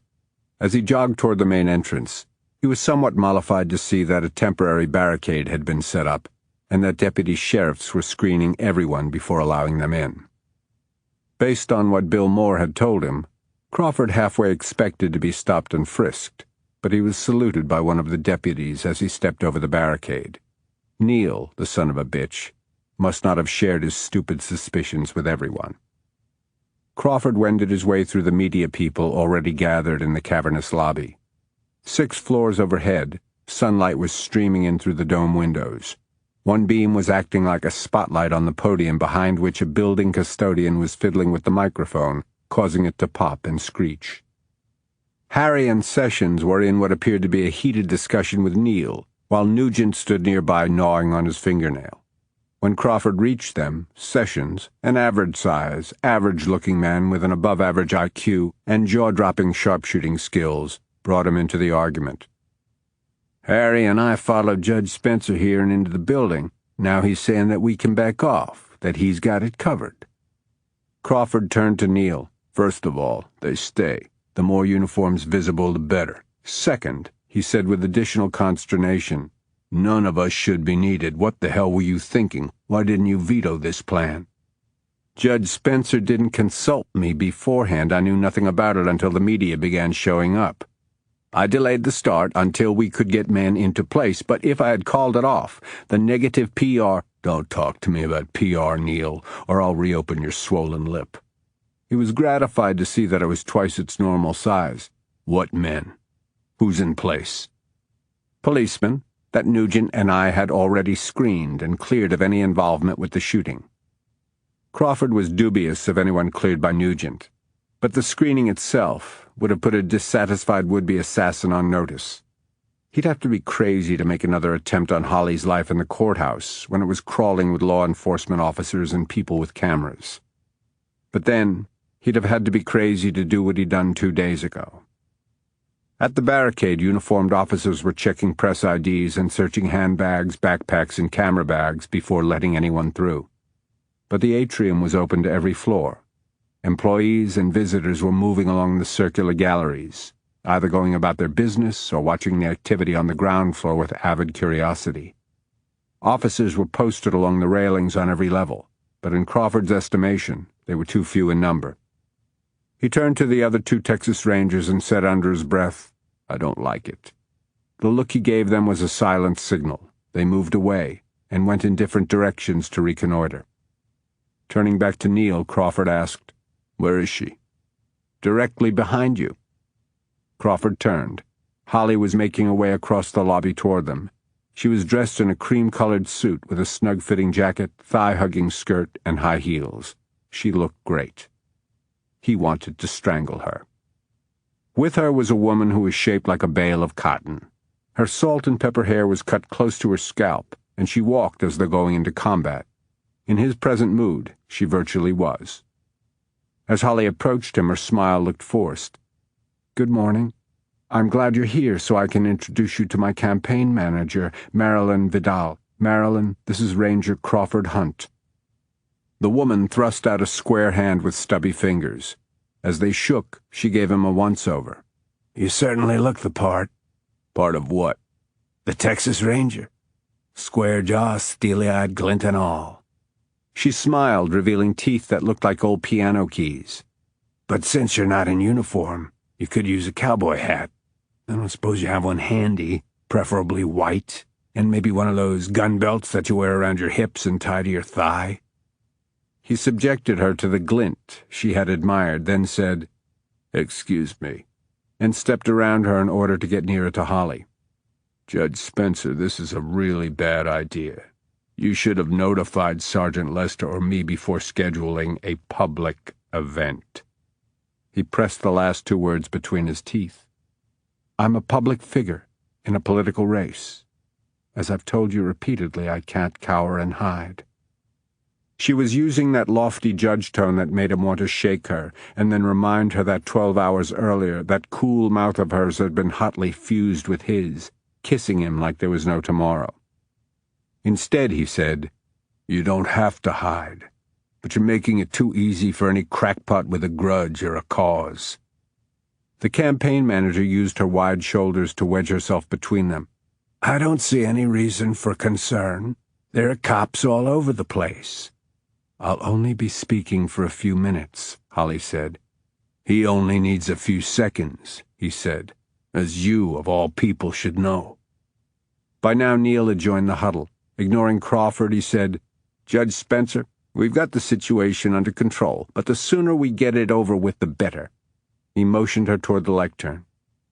Crawford was relieved to see that policemen had formed a circle around it, facing outward toward the crowd. Crawford sidled up to one. Pat Connor was a veteran of the department, paunchy, a bit long in the tooth. Connor was now relegated to guarding the courthouse, but at least he was another pair of eyes.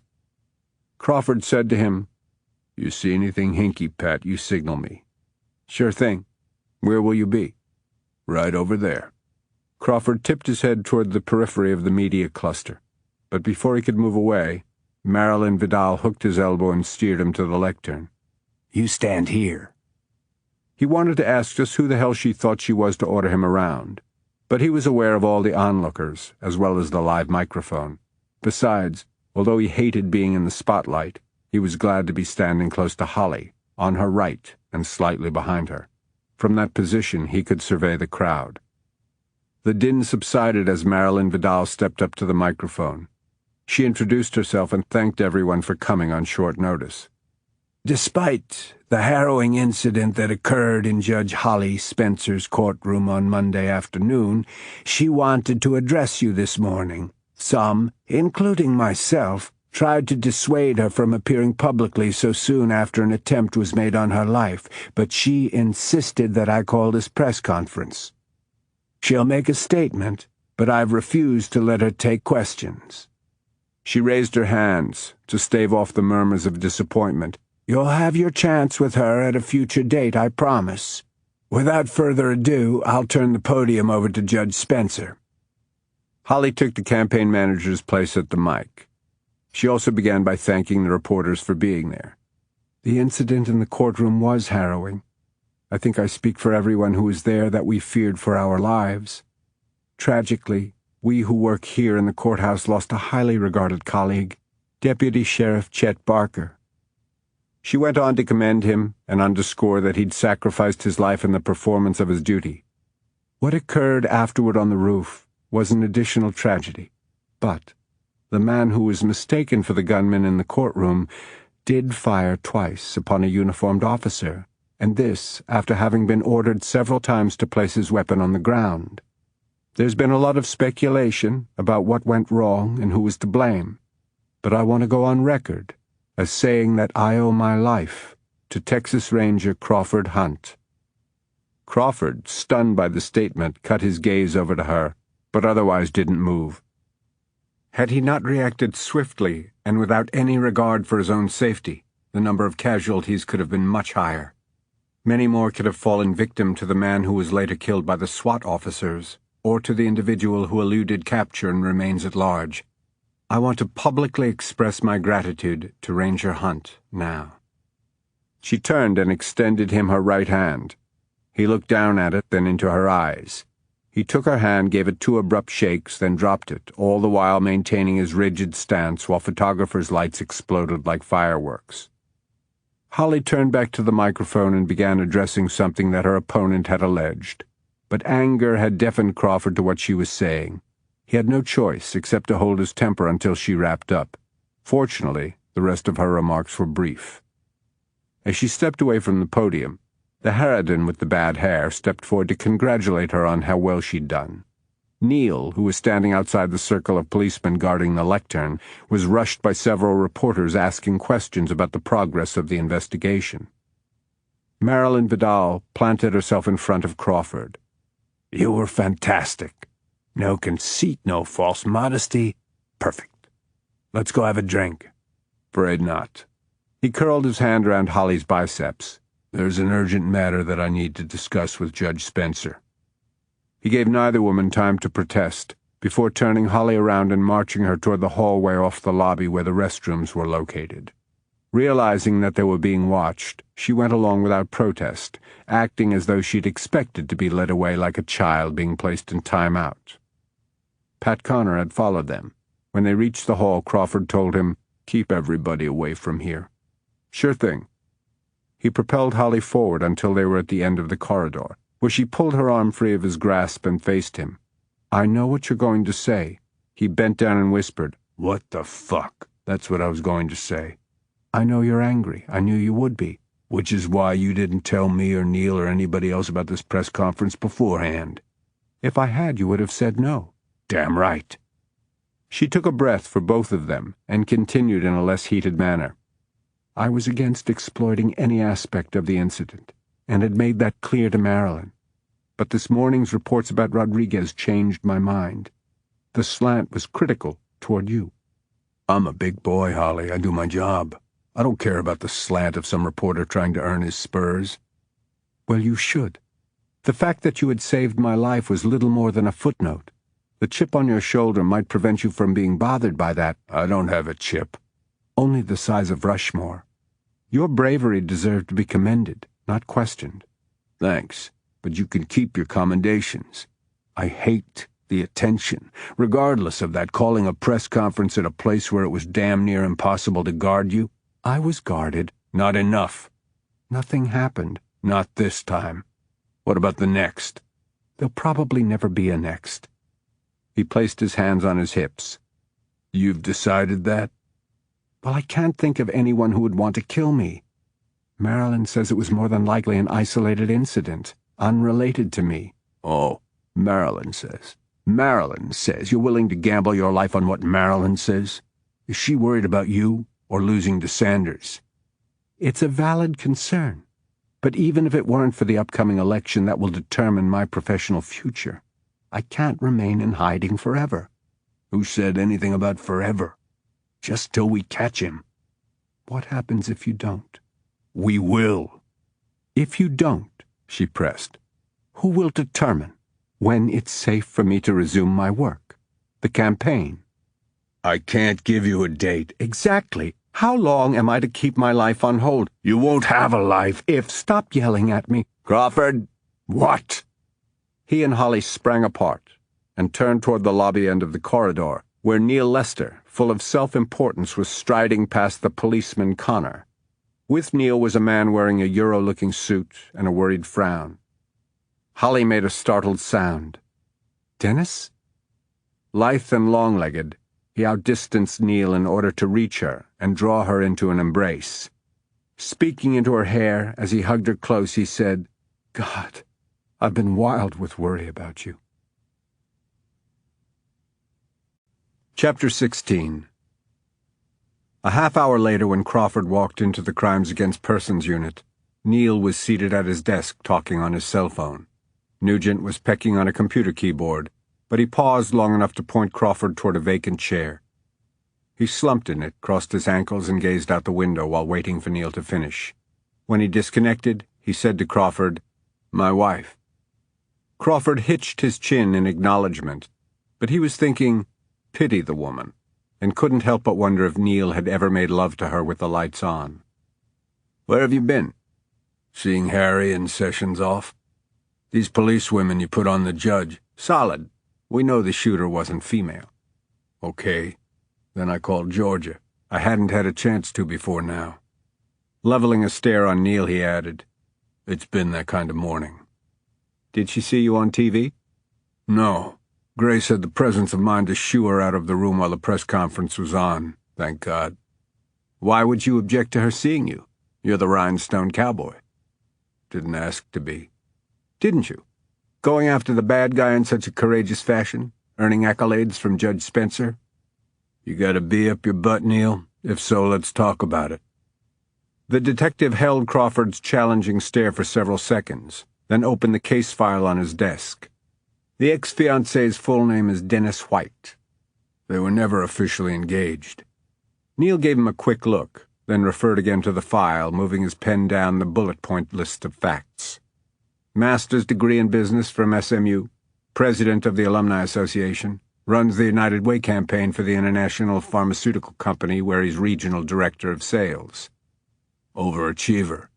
Makes 6 figures annually, before bonuses. You'd think he could afford socks. Neil raised his head. What? He wasn't wearing socks. I didn't notice.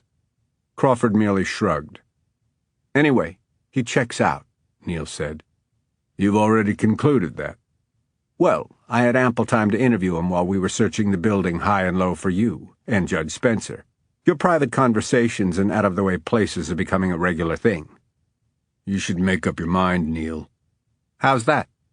Which is it I'm trying to do? Get under her skirt or kill her? Neil tossed down his pen. Bill Moore told you. It was a chicken shit implication. Was it? You think I contracted Rodriguez to kill the judge and then set him up to get shot? I didn't say that. That's what it boiled down to. If you were in this chair, wouldn't you entertain some suspicions? Of everybody in the judge's court records and case files here and in Dallas. and detectives both places have gone through them twice. Guess who stands out as the most resentful of court-ordered mandates? Right, Crawford Hunt. And it's your claim alone that the shooter's ear was pierced. Wasn't pierced. Whatever. Nor did Judge Spencer recall you kicking the gunman. So based on things attested to only by you, I've got a hell of a mess going on here. Gee, Neil, I hate messing up your tidy career. I'm sure Judge Spencer regrets it too. After all, it's only her life that's at stake. Which is why I was reading her the riot act about calling that press conference. She was giving it back to me. That's what you caught us doing in that out-of-the-way place. Neil said nothing, merely glowered as he rocked back and forth in his chair and used his tongue to dab at the split on his swollen lower lip. Crawford was willing to let it rest for a while. Grudgingly he asked, "Anything else on Dennis White?" He claims their breakup was amicable. At the time of the shooting, he was conducting a sales meeting, 30 people present, which I would call a solid alibi. Although they're no longer a couple, he thinks the world of her. To his knowledge, she doesn't have any enemies. He consulted his notes again. It's incomprehensible that anyone would want to harm her. It made him ill to think of the trauma she suffered. He's been trying to shake loose from his schedule to get down here and see for himself that she was all right. It took him 3 days to shake loose from his schedule. Doesn't sound wild with worry to me. Busy man. Lousy boyfriend, Crawford thought, even for an ex. Sanders? He asked. Cleared. Just like that? No, not just like that. I had 2 different detectives question him. Well, what did he think of that? They said he was cooperative, that he understood why he might have fallen under suspicion. Anyway, having left the courthouse shortly before 2 o'clock, which he says Judge Spencer herself can verify, he joined his wife at Golden Corral for a late lunch. Restaurant employees and Mrs. Sanders corroborate. Neil had recited all that tongue-in-cheek. Crawford said, "I don't think he was the shooter, Neil. But he and Holly Spencer are rivals in a grudge match. He's a defense attorney, rubs elbows with criminals on a daily basis. I've got somebody looking into all that. Have to tell you, though, it doesn't feel like him." It didn't feel like him to Crawford either. As Holly had said, it wasn't the blowhard style. Crawford was brooding over that when his attention was drawn to the door, where a man had appeared accompanied by a uniformed officer. The civilian was around 50 years old, although his severe buzz cut was almost solid gray. Deep squint lines showed up white against an otherwise ruddy, wind-scoured complexion. Whoever he was, he spent a lot of time outdoors. He was dressed in a golf shirt and sport jacket over khaki pants. The policeman pointed them out to him. He thanked the cop, then started walking toward them, every footfall evincing self-assurance. "Who's this guy?" Crawford asked. Neil turned his head and upon seeing the man shot to his feet, sending his desk chair rolling backward. The man stopped in front of Neil's desk. "Sergeant Lester?" "Yes, sir." "Chuck Otterman." The two shook hands across Neil's desk. Then Neil introduced Nugent and lastly Crawford.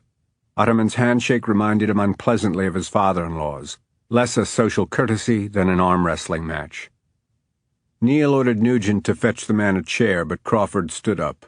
"He can have this one." Otterman thanked him, rounded the desk, and took a seat. Crawford backed up onto the corner of a nearby desk where he could take the measure of the man without being too obvious about it. Otterman was a stranger to him, but as soon as Neil saw him, he'd reacted with immediate recognition and surprise. Now the detective gave a nervous little laugh. "We don't typically see VIPs in this division, Mr. Otterman." "I'd hardly call myself a VIP." Turning to Crawford, Neil explained, "Mr. Otterman is overseer of the gas drilling company." Going back to the man, he said, "I attended a luncheon where you spoke. You were very persuasive as to why natural gas is the answer to our energy crisis. You changed a lot of minds that day." During Neil's explanation, Otterman had removed a 50-cent piece from his pants pocket and was now deftly rolling it back and forth across the backs of his fingers. In response to Neil's statement, he said, "There are still a few die-hard tree-huggers who are critical of my outfit in particular and the industry in general. Progress usually meets with some resistance." Crawford was beginning to understand why Neil, being Neil, was kowtowing to Chuck Otterman. The Lerner Shale spread over 100 square miles in southeastern Texas and neighboring Louisiana. Prentiss County lay in the center of it. Over the past few years, natural gas companies had paid well for land leases and drilling rights, and in the case of many, speculation had turned into filthy lucre. Many local residents had expressed concern over fracking and the detrimental effects that the drilling and extraction process might have on the environment, but they had been outnumbered by those enjoying the uptick in the local economy. With it, however, came a corresponding spike in crime. Roughnecks went where the work was. Many took advantage of living away from home, free of wives, girlfriends, and other shackles of domesticity. They brawled, gambled, drank, and womanized in excess. On days off, they were the contemporary equivalent of cattle drive cowboys coming into town to blow their paychecks on various vices and essentially to raise hell. Law enforcement officers were frequently summoned to the man camp, a village of temporary dormitories that housed the roughnecks, either to settle disputes or mop up after one that had ended with bloodshed. Crawford figured that one of Otterman's men had gotten sideways with the authorities. Neil pulled his chair back to his desk and sat down. "To what do we owe this honor, Mr. Otterman?" "This morning's news?" He shot a significant glance toward Crawford, flipped the coin, and caught it in his fist. "It was a shocking turn of events. Floored me, if you want to know the truth." Neil asked, "Any particular reason why?" "Because I was in the courthouse at the time of the shooting." The statement stunned even Crawford. No one spoke for a moment, then Neil stammered, I didn't notice your name on the list of people evacuated." "My name wasn't on the list." "That explains it," Nugent exclaimed as though he'd just discovered gravity. He grinned across at Crawford, who immediately had the attention of the other two as well. He held Otterman's gaze for a beat, then addressed Neil. "Nugent and I discovered a discrepancy in the number of people evacuated and the number questioned before being released." "And you kept this information to yourself?" "I've been busy," he said in terse reply to Neil's superior tone, "fending off your illogical allegations." Neil probably would have rebuked Nugent for failing to pass along that information, but Otterman picked up there. "I'm sorry for creating confusion." He had resumed fiddling with the coin. "I thought, as everyone else did, that the man killed on the roof was the culprit. End of story. This morning, when I found out differently, and realized that a madman was still at large, I knew I had to do my civic duty and admit to leaving before I was accounted for." Neil shook his head with perplexity. The entire courthouse was secured within minutes. How did you manage to leave undetected? "Before you answer that one," Crawford said, "I'd like to know why you were there in the first place." Otterman shifted in his seat to look more directly at Crawford. "To meet with an assistant DA." "Why?" "In the hope of getting charges against one of my employees dropped or reduced." "What did he do?" "It's alleged that he assaulted a man with a tire iron." "But he's innocent." Crawford's droll tone caused the other man to smile, but it wasn't a pleasant expression. "No. He beat the crap out of the guy, but the guy had it coming." "How so?" "He'd caught his wife in bed with my roughneck, but instead of laying into him, the man started in on his wife." "Your roughneck came to her defense with a tire iron," Neil said. "That's right." "Cool." That from Nugent, who'd been hanging on to every word. Crawford wasn't so caught up in the tale as he was in Otterman's calm telling of it. He couldn't pinpoint what bothered him, but something was off, possibly the man's arrogance. Most people entering any law enforcement agency did so with a degree of self-consciousness. Not so Mr. Otterman. He was supremely cocksure. He caught Crawford watching his play with the coin and chuckled. "I used to smoke 4 packs a day. This took its place. No nicotine, but it gives me something to do." If he figured to steer Crawford away from the topic, he figured wrong. He asked, "Which assistant DA did you meet with?" "I'll take it from here," Neil said, giving Crawford a look that would drive nails.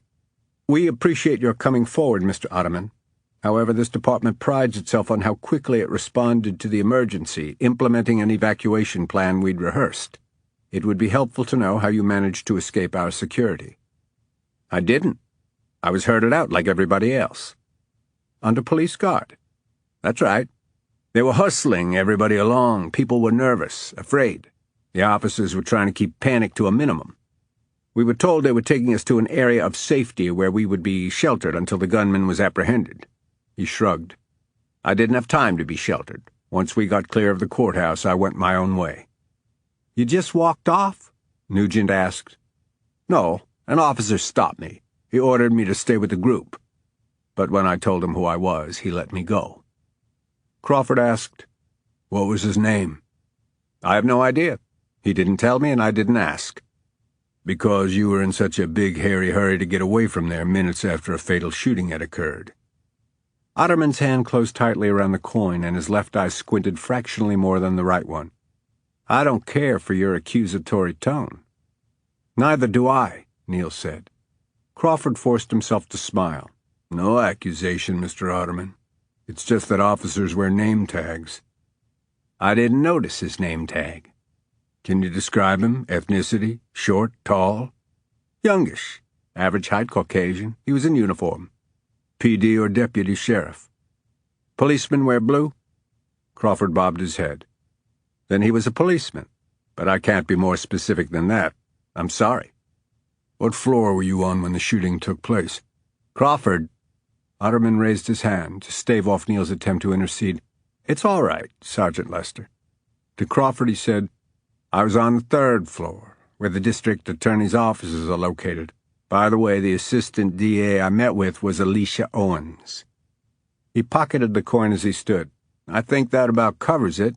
He smiled at Nugent. I'm glad I could clear up that discrepancy in the head count. Then to Neil. I hope you catch the suspect soon. Neil came to his feet. Nugent followed his example. Crawford remained with his behind propped on the corner of the neighboring desk. Neil said, Thank you for coming forward, Mr. Otterman, and reached across his desk to shake hands. Otterman nodded and turned toward the door. Crawford said, I'd like you to take a look at Rodriguez. What? Why? Otterman and Neil had spoken at the same time, but Crawford ignored the detective and replied to Otterman, We haven't confirmed his identity. We don't know what he was doing in the courthouse on Monday, and now you never will. The remark was meant to be snide, and although Crawford knew it was aimed at him, he let it bounce off. If you took a look at him, maybe you would remember seeing him in the courthouse. It could be the clue we need to tie up those loose ends. When Otterman failed to respond immediately, he added, Just a thought, since you're so into civic duty and all. He had intentionally created a dilemma for the man. If Otterman agreed, it would be a concession to their authority, and Crawford felt that he didn't like conceding authority to anyone.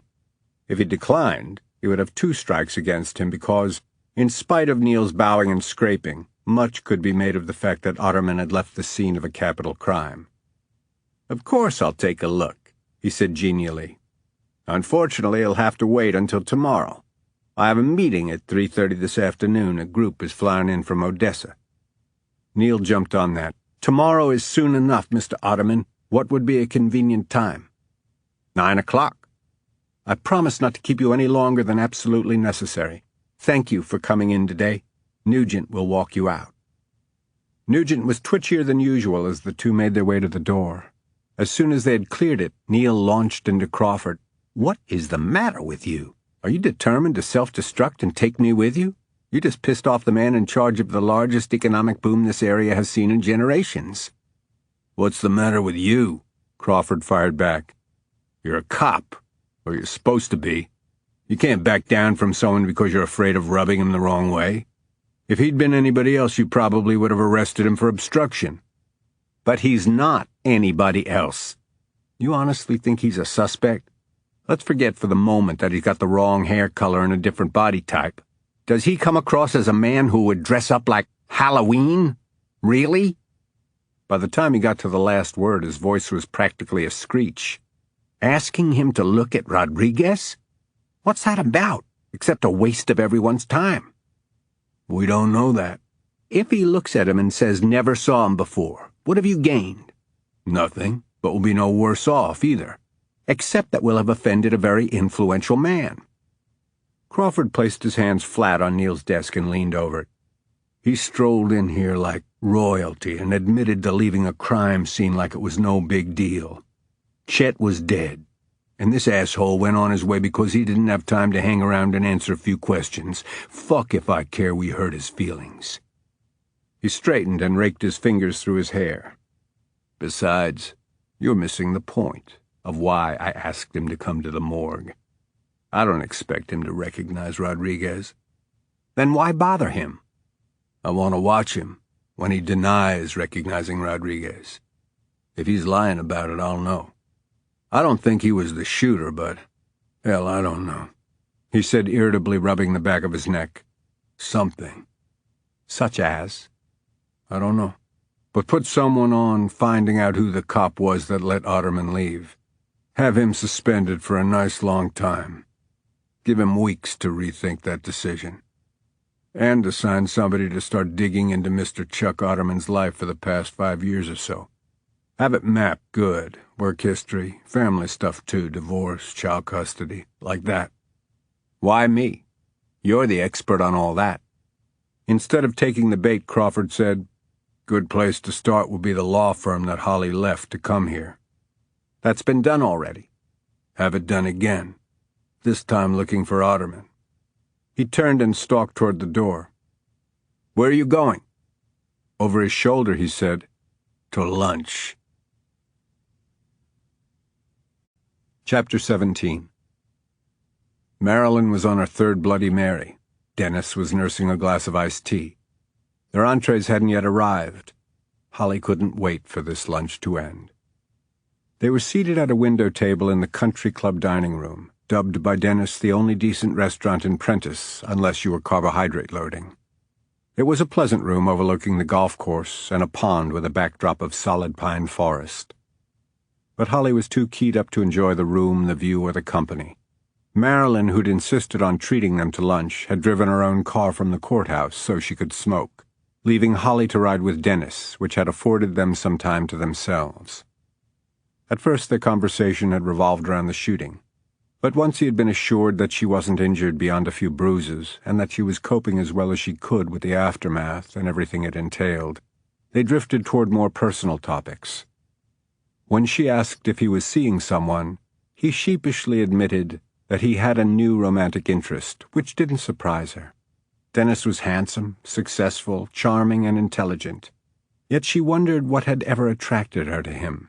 He now seemed very polished. He rarely got agitated. He never raised his voice. The most heated argument she ever remembered them having was over her decision to relocate to Prentice, and that had been more of a discussion of the pros and cons rather than a quarrel.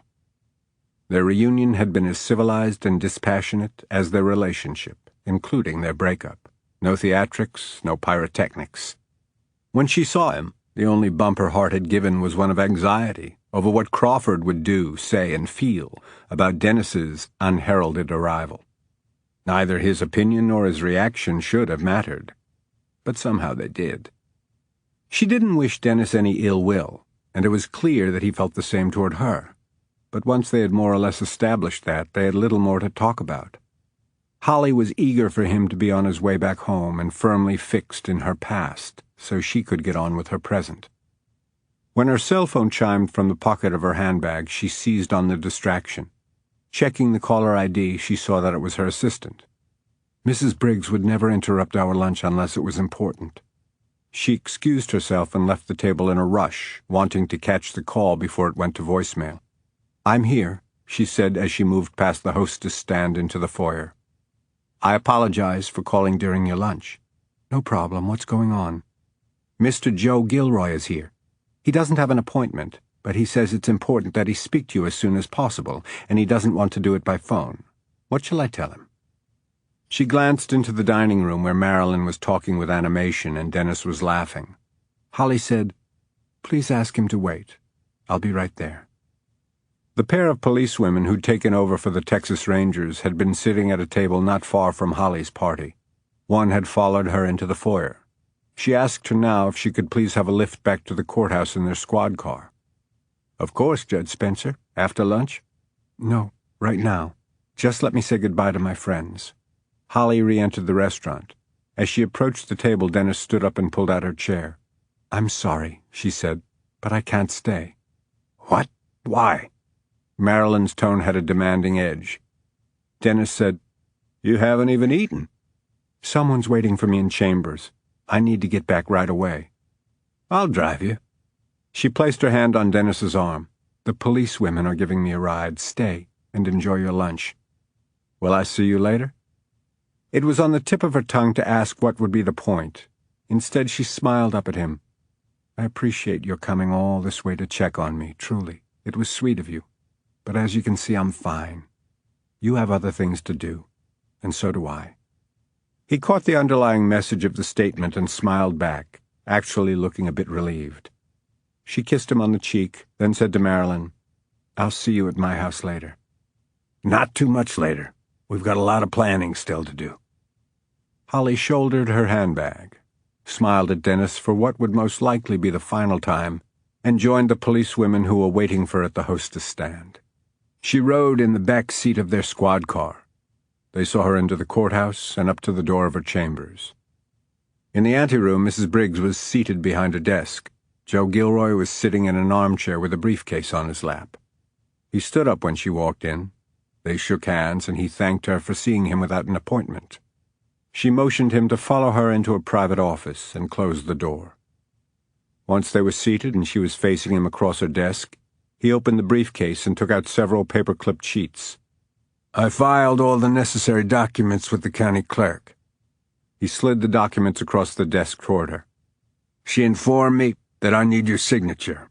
That's why I asked to meet with you as soon as possible. This needs to be served without delay." Holly had recognized the documents immediately.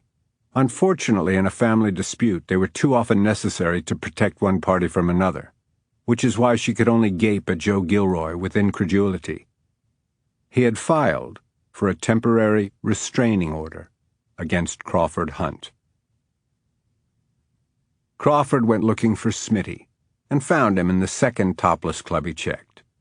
This one was a bit more upscale than the others. Between 11 and 3 o'clock each weekday, it served free lunch to anyone who bought a minimum of 2 drinks. When Crawford asked the bouncer if the boss was in, he demanded to know what business Crawford had with him. With his badge and unflinching stare serving as incentives, the bouncer told him that he would find Smitty in his office at the back of the building. Crawford entered the club through a maroon velvet curtain and moved along the buffet, noting that the chicken wings looked dry and the pizza slices had begun to curl up at the edges. However, the few patrons sitting at the edge of the stage weren't there for the food, but rather to ogle the 2 dancers, whose performance was uninspired at best. One of them even yawned as she swayed. On the far side of the club he entered a dimly lit hallway, followed it past the restrooms, and went through a door forbidding entrance to anyone except employees. He passed 2 storerooms where cases of liquor were stacked chest high. A dressing room door stood open, revealing a woman in a bathrobe, seated in front of a lighted mirror, admiring her image as she talked on her cell phone. Finally, Crawford came to a closed door with "Manager" stenciled on it. Through it he heard Smitty shouting, "Look at you, for Christ's sake! Who wants to pay to see a black eye?" Then a woman's voice. "When I'm on stage, you think they're looking at my eyes? Who did it? A customer or a boyfriend? What's it to you? You don't own me." Crawford knocked once, then pushed the door open. Smitty was standing behind his desk, hands on hips. A young woman was slouched in the chair facing the desk, a landscape of litter. Smitty groaned when Crawford strolled in. "Oh, perfect. Fucking perfect. Just what I need today." With disgust, he looked down at the girl and waved her away. "Get out of here. Go buy some makeup that'll cover that. You can't control men and their urges. You got no business in this line of work. It happens again, you're out on your ass." "Oh, I'm so sure," she drawled. "My ass is a crowd pleaser." She sauntered toward the door, pausing as she came alongside Crawford. Cheekily, she winked the eye that had been blackened. "Who are you, cutie?" "I'm a bootlegger." "Seriously?" "Out!" Smitty bellowed. She slammed the door behind her. Smitty plopped into his desk chair and smoothed down his greasy comb-over. "Bitch knows I won't fire her. Her ass is a crowd pleaser.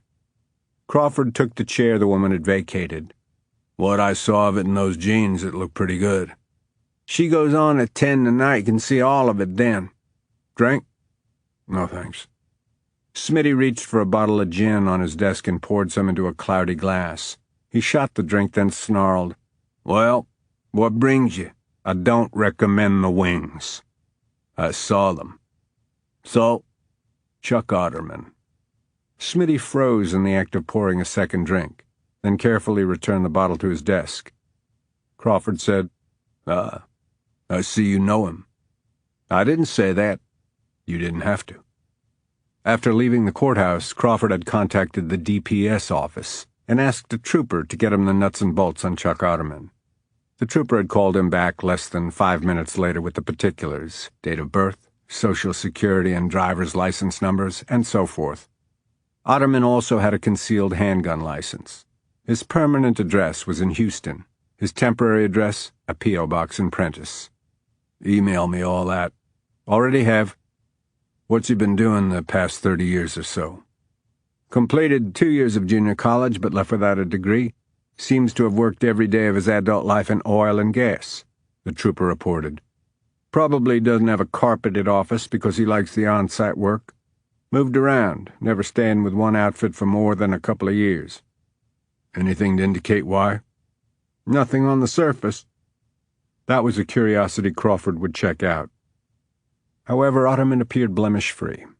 He'd been married once in his 20s, divorced less than 2 years later, no fuss or muss, no children.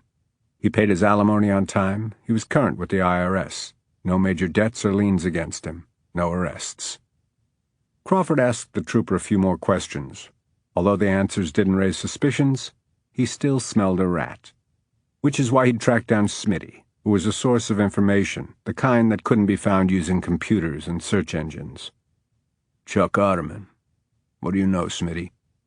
I know that you should do yourself a favor, for once. I've seen the news. Yesterday a hero, today. He made a face and waggled his hand. Not so much. Except for the judge. Now Otterman. Crawford, how long have we been friends? We've never been friends. Occasionally I pay you for information. I always take a long, hot shower after. The club owner slapped the area of his heart. That hurts. That really does. Crawford propped one ankle on his opposite knee and rested his linked fingers on his midriff, settling in. That young lady with the good ass didn't seem all that surprised that you had a bootlegger calling on you in the middle of the afternoon. 5 minutes you're shut down while me and some boys with badges do a thorough investigation of the revenue you bring in off alcohol. Nobody goes on at 10 o'clock tonight. It was a valid threat. Delray Smith's business wasn't entirely legit, or even mostly legit. Crawford figured that he kept at least 2 sets of books, and knew for a fact that Smitty conducted a brisk trade with bootleggers, bookmakers, and pimps. He had started out in his teens as a petty crook, and had progressed to grand larceny before he dropped out of 11th grade. After being released from his second stint in Huntsville, he decided he needed to improve his act. He scraped up enough money for a down payment on a ratty beer joint on the Prentice County line. From that, he'd grown his business until it now encompassed 5 nightclubs with dancers that he proudly advertised as totally nude. Apparently, the redundancy escaped him. Crawford's threat caused Smitty to pat down his comb over again. I've got nothing to hide. True. Your corruption is transparent. All innocence, he said. Corruption? You're a tax dodger, a facile liar, a moral cesspool. You know and I know that you'll eventually sell out. So let's cut to the chase, okay? Tell me what you know about Otterman. Better idea. Why don't you let me treat you to a lap dance? Then you go home, go fishing, go to the movies, go see your kids, something, anything. You don't want to tangle with Otterman. Why not? I'll throw in a happy ending to that lap dance. This girl, I'm losing my patience. What do you know about Otterman? Smitty raised his hand to shoulder height, palms out. Nothing. Smitty, swear to God. His roughnecks are good for my business, real good for my business. I don't want you and your nosing around to scare them off. Is Otterman himself a customer? No. Crawford looked at him, said nothing. Okay. Occasionally. Crawford didn't blink. Jesus, Smitty said under his breath. He's a good customer, all right. Does he favor one club over another? Tickled pink. How often is he there? 3, 4 nights a week. Does he go to see a particular girl? No. Swear, he added when Crawford registered doubt. He rarely even watches the show. He sits in one of the big booths and just meets with people. What people? I don't know. People.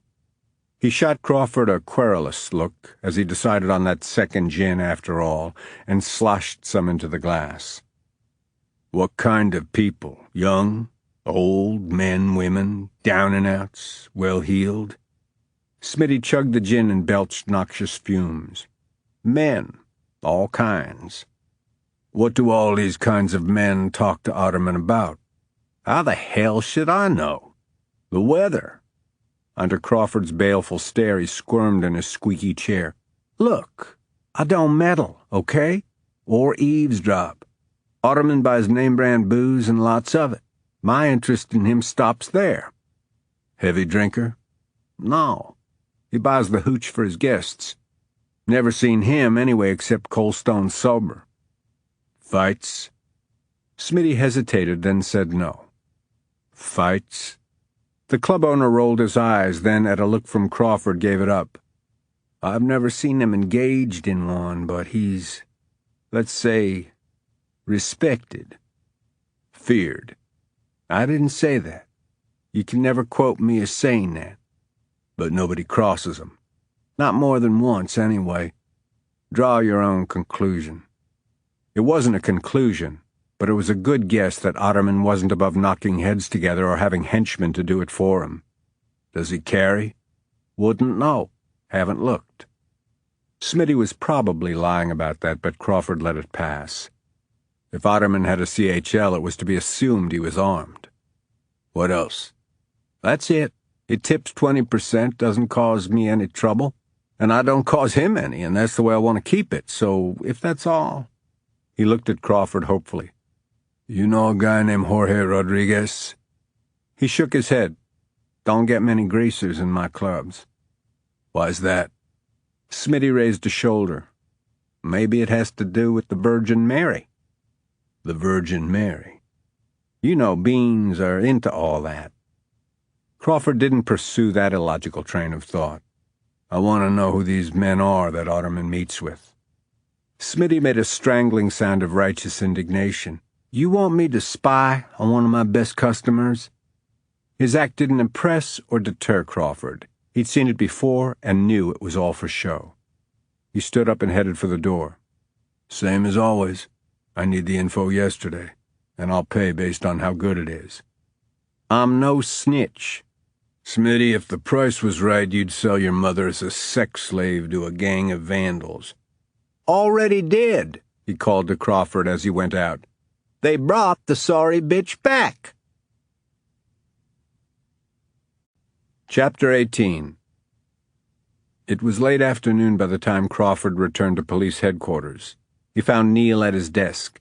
When he saw Crawford, he said, Long lunch? I'm a slow eater. Got anything on Otterman? Neil related the basic information that Crawford had already obtained. He sat down at Nugent's vacant desk and swiveled the chair from side to side. Strike you as funny that he doesn't stay with any one outfit for very long? Not particularly. Did you check the video from the entrance security camera? He came into the courthouse by the main entrance, just shy of 1:40. ADA Alicia Owens confirmed that they had an appointment at 1:45. He was 5 minutes early. She was 20 minutes late. During the course of their meeting, they were alerted to the situation on the 4th floor and evacuated along with everybody else. We see him being herded through the west side exit on the ground floor. You find the cop who let him leave? He told Crawford his name, but Crawford didn't know him. He's earnest but green, Neil said. Understandably, Otterman intimidated him. He's being dealt with by his superior. How harshly? That's another department, not my business. Crawford wanted to jerk him up by his necktie and ask what his business was, if not finding Chet's murderer. Otterman ever been in any of our district courts? No. As a witness? Not as a witness, not as a juror. No association whatsoever, Neil said. We checked all. Double-checked Judges Waters and Spencer. No record of him at her former firm. Nil, zilch, nada, zero. Told you so. You want me to back off him? You took the words right out of my mouth. If the morgue visit doesn't produce anything, I will. Anything on the gun? Far as we can tell, it was virgin, except for the missing serial number. We're checking local dealers for recent purchases, but it could have been bought anywhere. The painters get up? Sold at nearly every hardware, paint, and big box store in the country. You can also order that brand from various online outlets. Shipments to Texas in the last 6 months amount to thousands, and that's after being narrowed down by size, style, and lot number from the manufacturer. Also, he could have bought it in any one of the other 49 states and brought it here. Gloves? Same thing. We've got them by the boxful over there in the cabinet. Readily available to any cop. Also to any medical worker, housewife, food handler, hairdresser, germaphobe. Let's see. Okay, I get it, Crawford said with irritation. The mask? Not as widely distributed as the other items, but available in party and costume shops, as well as off the internet. We're still trying to track sales to this area. And before you ask, we've conducted 80-something interviews of people who were in the building. Judging by the look on your face, everyone questioned has a logical, easily confirmed explanation of what their courthouse business was, and can account for themselves when the shooting took place. Still leaves a lot of folks not yet questioned. True, but so far, nothing even mildly sinister or suspicious has come to light. No ties to Judge Spencer except for one woman. Judge Spencer granted her a divorce 6 months ago. No kids involved. It was settled to each party's satisfaction. Her ex moved to Seattle. On Monday afternoon, he was at his job at a fish packing plant. She was in the courthouse because she was summoned to jury duty. People lie, Neil. People also tell the truth. This lady still had her summons. Nothing new on Rodriguez? Nobody's missed him. At least no one has come forward to claim the body. Doc Anderson confirmed there was no bruise on his knee. No bruise. Told you. But no one can substantiate that you kicked the guy. He sat forward, propping his forearms on his desk. Our main person of interest remains you. Without inflection, Crawford said, I don't fit the gunman's description, and I have an alibi. Neil was still holding his stare when Crawford's cell phone vibrated on his belt. He read the caller ID and clicked on. Hello, Grace. You're not alone, Holly said. Neil Lester and I comparing notes on the case. You're in the building. That's right. What's going on? Georgia good? I need to see you. Okay. In private. His heart hitched. I can do that. When and where? I'm in my office, but wait until the building clears out before you come up. Sure thing. I'll be there. Disconnecting, he said to Neil, Grace invited me over for lunch tomorrow. One of the police women offered to go after food, and she brought back about 15 pounds of barbecue plus a half a dozen sides. The thought of food made Holly ill. Start without me, she said to Marilyn, who had already called numerous times asking when she could expect Holly at home. I'll be there as soon as I can get away. You said that hours ago. I've had a lot of catching up to do. It's been a busy afternoon. Greg Sanders has had a busy one, too. He was on the 6 o'clock news. So was I. Yes, but your appearance was a rerun of the press conference. That's old news. We need something fresh. On a burst of inspiration, she said, I'll bring the feast to your office. We'll talk turkey over ribs. Absolutely not, Holly said. Mrs. Briggs left me with a stack of documents and correspondence to sign. Besides, how many vodkas have you had? Who's counting? A soft knock sounded on Holly's door. My last appointment is here, Marilyn. I have to go. Don't you dare get behind the wheel of a car. She hung up just as Crawford came through the door and closed it behind him. Since his clean-shaven court appearance, he'd grown a scruff.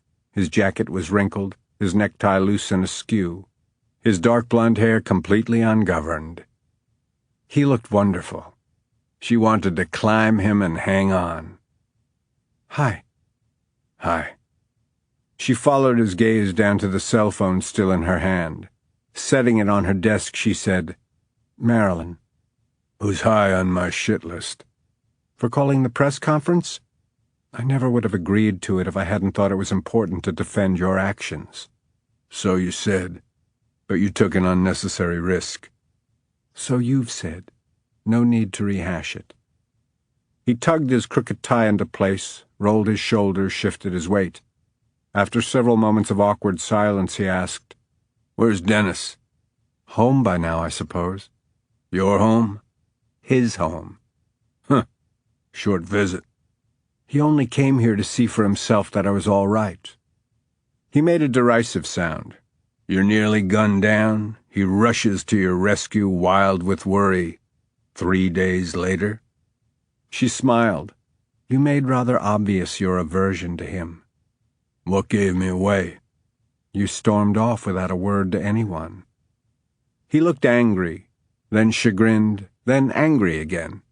"He sailed in and acted like he owned you." "He hugged me." "He held you." "What's the difference?" "Where he put his hands." "He and I were together for a long time. We're familiar." "He's familiar, reasonable, and refined. But I've got a caveman mentality. When he put his hands on you, I wanted to rip out his throat. Mine are the only hands I want touching you." "You don't have a claim." His eyes narrowed. "I kinda do." He started walking toward her, and for each step forward she took one back, until she came up against her desk. "That unreasonable, unrefined fuck on your sofa gave me a claim." The rumble of his voice and the words themselves caused her heartbeat to accelerate, and, while she knew she should stop this, she couldn't bring herself to. By now he had her trapped against her desk, his wide chest filling her field of vision, his scent, his raw, unpolished maleness, wreaking havoc on her. "This plan to cancel it," he said. "How's that working for you?" "Not very well." He placed the heels of his hands on her hip bones and curved his fingers around her bottom. "For me either." In a hushed voice she said, "I wish I still had it to look forward to." His eyes searched hers. "Do you remember it the way I do?" "How do you remember it?" "To tell you, I'd have to get really graphic." "Blushing terms?" "Gutter terms." He leaned in closer and whispered, "Want to hear how tight you were?" She closed her eyes momentarily. "Crawford." "Sorry, I know. Wrong place, wrong time, wrong everything." He exhaled a gust of frustration, removed his hands, and backed away. "So wrong. We can't even talk about it. But at least I got you to call me by my first name." She moved away from the desk so she wouldn't be tempted to pull him back to her. "Last night you told me goodbye." "I meant it last night." "It's the right decision, Crawford." "It's the only decision. For both of us. Except—" He looked her in the eye, sighed, muttered a swear word. "Except if that one time with you is going to be the only time. I wish I'd taken it slow." She ducked her head and sensed that he too looked away. Eventually he cleared his throat. "We've got business to talk about. Does the name Otterman mean anything to you?" "Chuck?" His head went back with surprise. "Chuck. You know him?" "Of course." "Why, of course? Have you locked horns?" "Not at all. In fact, just the opposite. He's a supporter. He contributed to my campaign." He looked at her with bafflement, then laughed, then dragged his hand down his face. "Oh, that's beautiful. It'll give Neil a Woody."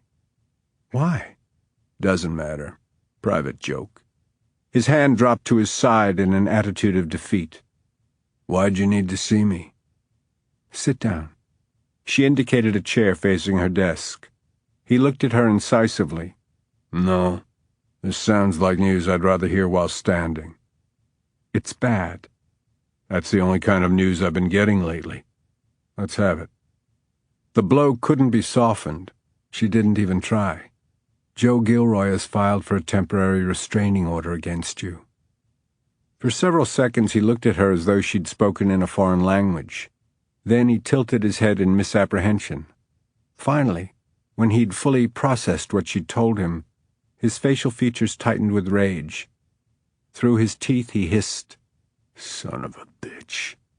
He turned and started for the door. Holly, anticipating just such a reaction, beat him to it, placing herself between him and the door and pressing her hands flat against his chest. "Crawford, think. If you blaze over there and confront him, you'll be doing just as he wants you to. He'll call the police, and it will be written up as a domestic disturbance." "Another entry to my file, that stinking fucking file." "Exactly. You'll be playing right into his hands, making his case for him. Is that what you want?" "No, I want to kill him." She gave him a look that caused him to rethink that declaration and set him to cursing. Abruptly turning away from her, he began prowling her office like a caged lion, taking in the aspects of the room. He picked up the crystal paperweight on her desk and hefted it in his palm. For a moment she feared he would hurl it through the window. "Nice office." He tilted his head back to look at the chandelier in the center of the ceiling. "Is this where you make all those judgments against people? Is this where you roll the dice to determine their futures?" "Don't do that." Brimming with contempt, his eyes cut to her. "Why not?" "Because I won't be your whipping boy when it's not me you're angry at. Besides, I won't be making any judgments regarding you. I recused myself from your custody case." Chastened, he returned the paperweight to the desk with inordinate care. "Since when?" "I dictated the letter first thing this morning, before the press conference. Mrs. Briggs had it typed on my letterhead and ready to sign before I left for lunch. She hand-delivered it to Judge Mason. He's the administrative judge for this district." He relaxed his stance and his shoulders, but resumed the prowling. She went on, "I told Mr. Gilroy that he would have to take the TRO to another judge for signature. But I asked him why he felt one was necessary. He told me about your unannounced visit to their home last night." "I've never had to announce my visits before. I always did just as a courtesy. Fat lot of good having manners has done me." "He claims you threatened him with, 'You'll be sorry.'" "I did. And he will be if he keeps up this kind of bullshit." "There wasn't any physical contact last night?" "If he said there was or ever has been, he's lying." "No, he acknowledged that you hadn't touched him, in which case I urged him to reconsider." "To no avail, apparently." This was the part she most dreaded telling him. "He claims you pose a threat to Georgia." He stopped pacing, looked at her, obviously at a loss for words. "Not in an abusive sense," she said. "He fears you might take her." "Kidnap her?" That was the word he used. He snuffled a mirthless laugh. "If I'd had intentions of doing that, I'd have done it long time ago." "I said as much, but he argued that the events on Monday could have an impact on you professionally. Your mishandling of the situation and the fallout from it could cost you your career." "Mishandling?" "He said all this, Crawford. I didn't." "Discounting Neil, neither has anyone official. I never even discharged a weapon." "I noted that. However, in Mr. Gilroy's view, the action you took might eventually come under internal review. And this time, he said, your agency, or any agency, might not be as lenient as they were after Alcone.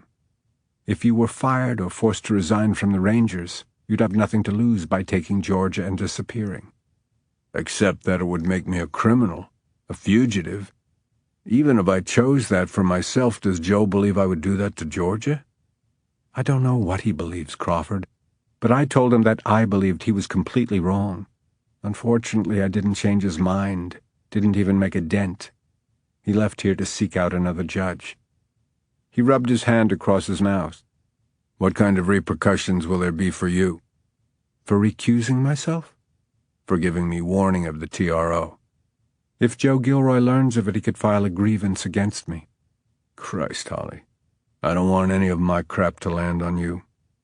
I don't want you to be provoked into an altercation with your father-in-law. He glanced at the door. If you hadn't stopped me, I would have been in his face by now. Which is what I feared, and why I gave you the heads up. It flirts with violating ethics, but in good conscience I couldn't let you completely destroy your chances of getting your daughter back. How destructive is it for you? What reason did you give for recusing yourself? Giving a reason isn't required. A judge can simply say she can't hear a particular case, that's it. However, what I put in the letter to Judge Mason and the governor... The governor? I felt he should know. I called his office, but he's out of state at a conference, so I emailed him, explained the situation, and attached a copy of the letter to Judge Mason. You have the governor's email address. She made a gesture downplaying that. What I said in the letter was that since you had saved my life, and that by necessity you and I are closely linked to the investigation, sustaining objectivity is virtually impossible, which is the truth. If not the whole truth, he said softly. If not the whole truth, she echoed in a whisper. Plain and simple. I broke the rules. Even if no one else ever knew about what happened between us, I would. Their gazes held for several seconds. Then he turned away from her and went over to the bookcase wall. Placing his hands on the edge of a shelf above his head, he braced himself against it, his head dropping forward between his shoulders.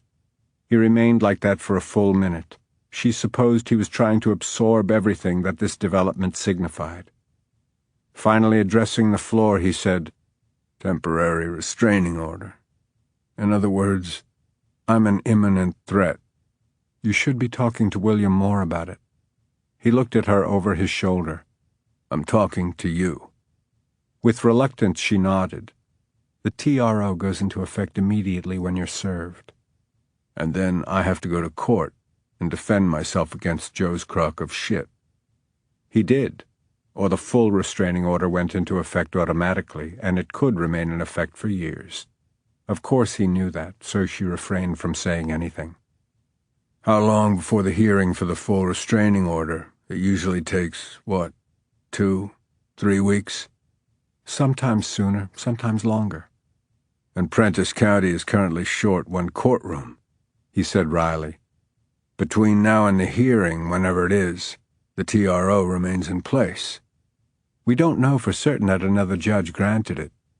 Best odds? Not in your favor, I'm afraid. Even though there's been no physical abuse, your father-in-law is alleging harassment and threats of violence, with a child's safety and welfare at stake. The judge will sign. Turning to face her, he added, and they'll waste no time serving me. Honestly, I thought you might already have been served, so by telling you I'm not going that far out on a limb. She took a step toward him. Crawford, you know that you must abide by the order. I beg you to. If you violate it, the consequences will be severe. I know the consequences. I could go to jail. Hell, I've slammed people in jail for violating a TRO. Beyond that, a ruling in favor of the Gilroys would be practically guaranteed at the hearing. As an offender, you could be kept away from Georgia for years, so please, promise me that you'll comply with the terms. How bad are they? Until the hearing, you can't get within 100 yards of Georgia, the Gilroys, or their property. No contact whatsoever, not even by phone. Any attempted contact will be considered a violation. Jesus. I'm sorry. I know it's difficult to hear this, to hear yourself spoken of in terms of an offender, but... Screw all that, he snapped. Joe, the court, can call me any damn thing they please. What about Georgia? What's she gonna think when I suddenly disappear from her life? She'll think her daddy abandoned her. His chest rose and fell with emotion. Whether or not you believe it, whether or not my in-laws like it, my little girl loves me. The last thing we talked about was the surprise I have waiting on her at my house. Now, Christ. He made an angry swipe through the air with his fist. I'll never forgive Joe for this. Stepping around her, he headed for the door. I gotta go. Where are you going? What are you going to do? I don't know. Get drunk, maybe. Panicked, she grabbed his sleeve and held on even as he tried to shake her off. I won't let you leave when you're in this frame of mind. You'd do well to let me go, Holly. When I'm in this kind of mood, I tend to act out. If you act out, you'll lose Georgia forever. He threw off her grasp. That's funny coming from you, he sneered. I'd have Georgia now if you'd given her to me instead of wasting time enumerating my past transgressions. Here's your daughter, Mr. Hunt, go in peace. Bang the gavel, we're out of there, but no, you had your judgmental points to make. She shrank away from him. She knew the harsh words were spoken in anger and supreme frustration, but that didn't make them any less hurtful, or any less true. They hovered there between them, widening the chasm that circumstances had already created. He was the first to move, his motions abrupt. He gave the heavy doorknob a vicious turn, yanked the door open, and strode out. They were together tonight, alone. Who? Pat Connor nodded a greeting to another police officer as he walked past carrying a Whataburger sack. Once the cop was out of earshot, he whispered into the burner phone, "The judge and Crawford Hunt. They had a closed-door session in her chambers for over half an hour. He came out looking like he could either fuck or kill somebody, not necessarily in that order." He'd thought that was a rather clever turn of phrase, but there wasn't so much as a snicker on the other end of the call. When was this? Just now. He took the atrium stairs down, fast, practically at a run. He left the building. I followed him out and watched him drive away. Where's the judge? Still in her office. They might have been discussing the investigation. Alone? Neil Lester's here, so's Nugent. Why wouldn't they have been in on the meeting? And something else. Well? This morning after the press conference, he dragged her off for a whispered conversation. Pat related everything he'd seen and overheard, leaving out the part about how he nearly messed himself when Crawford Hunt had singled him out. Told me not to let anybody interrupt them, but Neil Lester showed up with her boyfriend and that put a stop to it. Several moments lapsed, then Pat was asked, "Did he see you see him?" "Tonight, you mean?" "Yeah. As he blew out of the judge's office, we made eye contact. He bobbed his head like, 'How you doing?' but he didn't say anything." Pat waited, and when nothing was forthcoming, he asked, "What do you want me to do now?" "See to it that Neil Lester knows about their meeting. Mention it to him in passing, casually, but stress that Hunt was angry when he left her." "I don't know," Pat whined. "I don't want to stick my neck out too far on this thing." The man's chuckle was sinister. Too late to be worried about that. Chapter 19. Crawford didn't keep liquor in the house. After Beth died, he'd started drinking to dull the pain. It had no effect, so he drank more. Getting the DUI had been a wake-up call. He'd seen how close he was to becoming like Conrad, and he was not going to be like him, not in any respect. Now, when he drank at all, he limited himself to one and went out for it. He sat at the bar of a popular watering hole, slowly sipping the straight bourbon while ignoring the clamor around him. Half a dozen TVs all tuned in to the same baseball game. The clack of billiard balls, the drone of conversation, the wailing lament of a country song being piped through the sound system. If his cell phone hadn't been on vibrate, he would have missed the call. He checked the caller's name and hesitated, but only for half a second before deciding in favor of answering. Keeping his tone bland, he said, "Hey, Neil, what's up?" "You bastard." "Excuse me?" "It was you, wasn't it?" "Something wrong? You sound plumb overwrought." "You leaked his name to the media, didn't you? Didn't you?" "Whose name?" "It's on the 10 o'clock news.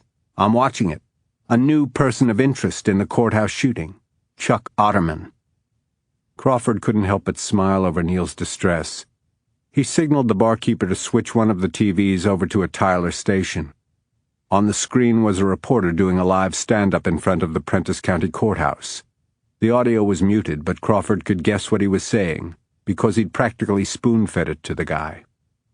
Neil's lame approach to the investigation and his kowtowing to Otterman had left Crawford feeling that a shakeup was in order.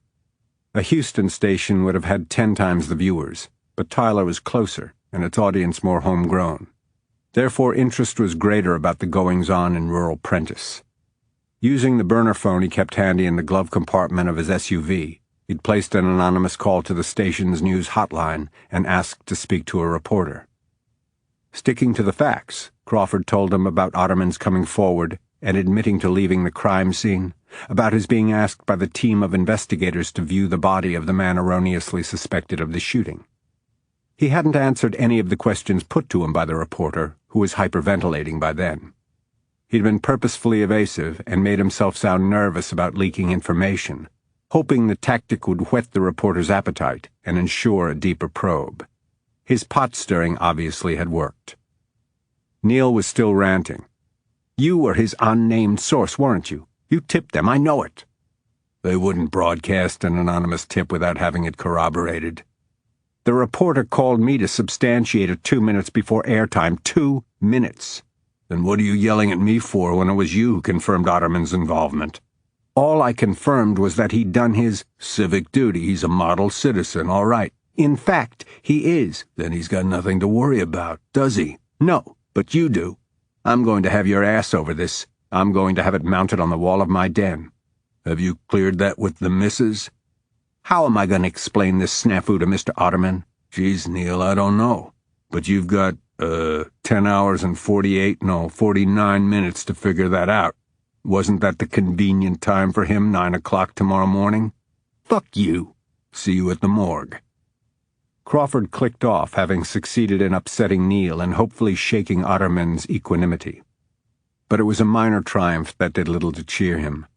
Rather than goose Neil into conducting a more aggressive investigation, the detective would more than likely become more stubbornly conservative. Otterman was probably as solid a citizen as Neil believed him to be. Crawford couldn't pinpoint why the guy had got under his skin, but his initial response had been dislike and mistrust. His gut instinct about people had been too reliable to start dismissing now. He would continue going with it until it was proven wrong about Otterman.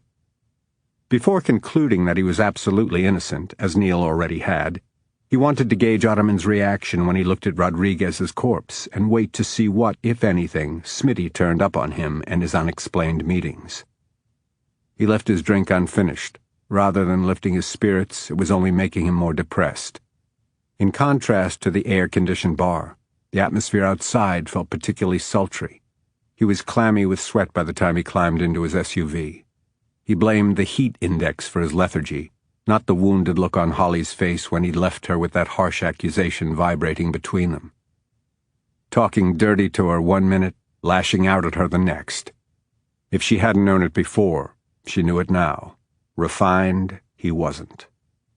Feeling bone-tired and dejected, he let himself into his house through the back door, draped his jacket over a kitchen chair, slid his necktie from around his neck, and, without even bothering to unbutton his shirt, pulled it off over his head as he made his way down the hall toward his bedroom. As he passed the open door to George's room, he did a double-take. Then he stood there, stupefied, his brain trying to register what his eyes were seeing. Blindly he felt for the wall switch and flipped on the light.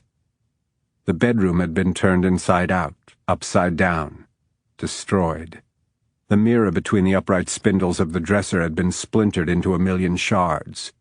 The picture books ripped to shreds. The stuffed animals disemboweled. The princess doll dismembered and decapitated. The bed linens had been sliced to ribbons. Red paint flung onto the pink walls looked obscenely like blood spatters. The violation made him sick. He forced down the gorge that surged into his throat. He did a quick walk-through of the other rooms, but nothing else had been disturbed, which upset him more than if his entire house had been trashed.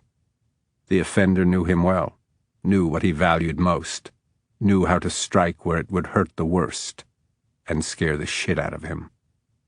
Any attempted contact will be considered a violation, he remembered Holly saying. But he hadn't been served yet, so with "Screw that haste," he called the Gilroys' house. Grace answered. "It's me," he said. "Is Georgia okay?" Crawford, Is she okay? yes, of course, she's been asleep for hours. Go check on her. Crawford, just do it. Reining his impatience, he added, "Please, Grace." 15 seconds later, she returned. She's in her bed, fast asleep. He took his first steady breath since discovering the vandalism. "Is your house alarm set?" You know, Joe. "Keep it set, even during the day." What's the matter? "Has something happened?" An explanation would only support their argument that he was dangerous to be around. "A daddy thing," he said, forcing himself to give a light laugh. "Moment of panic. You know how it is. Sorry I bothered you. Good night." He disconnected, and when he did, he became aware of a noise outside. Quickly but quietly, he went down the hall and into the living room. Slipping his pistol from the holster at the small of his back, he peeked through a front window and saw a shadowy form approaching the porch. Crawford turned on the outside light and simultaneously flung open the door. The man halted and shielded his eyes against the sudden glare. He blinked Crawford into focus. "Hey, Crawford." He was a professional server whom Crawford had used himself. "I know it's late, but I came around earlier and you weren't here." With apparent reluctance, he withdrew an envelope from the breast pocket of his jacket and extended it to Crawford. As he took it, the server said, "Sorry, man." Crawford didn't thank him, but he shook his head to indicate that it was unnecessary for him to apologize. He was only doing his job. The server touched his eyebrow in a quasi-salute, then turned and walked back to his car parked at the curb. Crawford closed his front door. Considered an immediate threat to Georgia, he'd been served with a temporary restraining order. He glanced in the direction of her despoiled bedroom. The irony didn't escape him. As soon as her back hit the sofa, he flung open her robe, ruched up her t-shirt, and hooked his thumbs into the narrow band of her panties. They were off and flung to the floor within seconds. She yanked his shirt tail from his waistband and grappled with his belt buckle. More practiced at opening his fly, he pushed aside her clumsy hands and hastily undid the buttons. Together they shoved his jeans and underwear over his butt. A heartbeat later, he was inside her, completely and solidly, engrafted. For 5 seconds, 10, neither of them moved, not even to breathe, possibly because they couldn't quite believe that they'd reached this point of no return without kissing or wooing or foreplay. Then he braced himself above her by placing one hand on the edge of the seat cushion, the other on the arm of the sofa behind her head, and began pumping into her. The angle of each thrust was perfect, the friction electrifying, yet greedy for more, she dug her heels in and tilted her hips up to amplify the grinding motion of his. In a shockingly short time, she was gathering fistfuls of his shirt. Then her hands moved up to his shoulders, where they held on, her fingers digging into the firm muscles. Her back arched and held in a silent plea for one more stroke, one more glide, one more. And she came. The instant he felt her helpless clenching, he surrendered to his own climax. The intensity of it caused his arms to collapse. He settled heavily on top of her, pulsing inside her, his breath hot and damp against her neck as he groaned, "Christ, Christ." The echo of Crawford's grating voice jarred Holly out of the dream, which had been a startlingly lifelike reenactment, and her body had responded accordingly. Her heart was thudding. She was short-winded. Her sex was achy and wet and feverish. "Do you remember it like I do?" Throwing back the sheet, she got out of bed and went into her bathroom. She turned on the faucet and splashed cold water on her face. But it didn't wash away the memory of Crawford sprawled on her chest, his own expanding like bellows, while he took a few moments to catch his breath. Precious few moments, however. Then he abruptly raised his head and looked directly into her eyes from a distance of mere inches. Her hands now trembling with the memory, she turned off the faucet and dried her face. As she lowered the towel and saw her image in the mirror above the sink, she realized that this is the way she must have looked to him in that moment, hair straggling over her face, eyes glazed and dilated, cheeks flushed, lips parted in bewilderment over what had just happened. Then, as now, Her nipples had been so tight underneath her t-shirt, so sensitized, that the abrasion of the soft cloth had been enough to send tingles through her. If he had touched them in that moment, brushed his tongue across them, even fanned them with his breath, her heart might have burst from the pleasure. But he hadn't.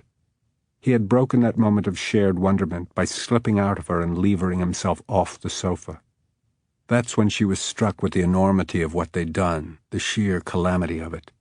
Frantically, she'd pulled down her t-shirt and crammed the hem between her thighs. She rolled onto her side and drew herself into a ball. But there was no cause for modesty because, by then, he was making his way out, his boot heels thudding against the hardwood floor. Of all the factors relating to that event, the one that surprised her most was her own spontaneity. She hadn't paused even long enough to ask herself, should I or shouldn't I? She had simply acted on a propulsive desire without giving any thought to the wrongness or rightness of it. Which was unlike her. Following her father's abandonment, her mother had relinquished all major decision-making to her. Bearing that much responsibility, she had carefully weighed every decision. She couldn't afford to make one wrong turn because her future, as well as her mother's, had depended on correctness. There had been no place in her life, ever, for caprice. As she gazed at her reflection now, she realized that, despite the consequences that might arise from that one rash act, she didn't regret it as much as she should. Had she been her careful and cautious self, she would have missed those thousands of incredible physical sensations. She would have missed those erotically charged moments measured by the cadence of their hard breathing. She would have missed the utter wildness of it, the untempered carnality. She would have missed him. Better to be remembering it now with a trace of regret than forever regretting that she had denied herself the experience. But he would always be the man she had compromised ethics for, and to him she would always represent the system standing between him and his child.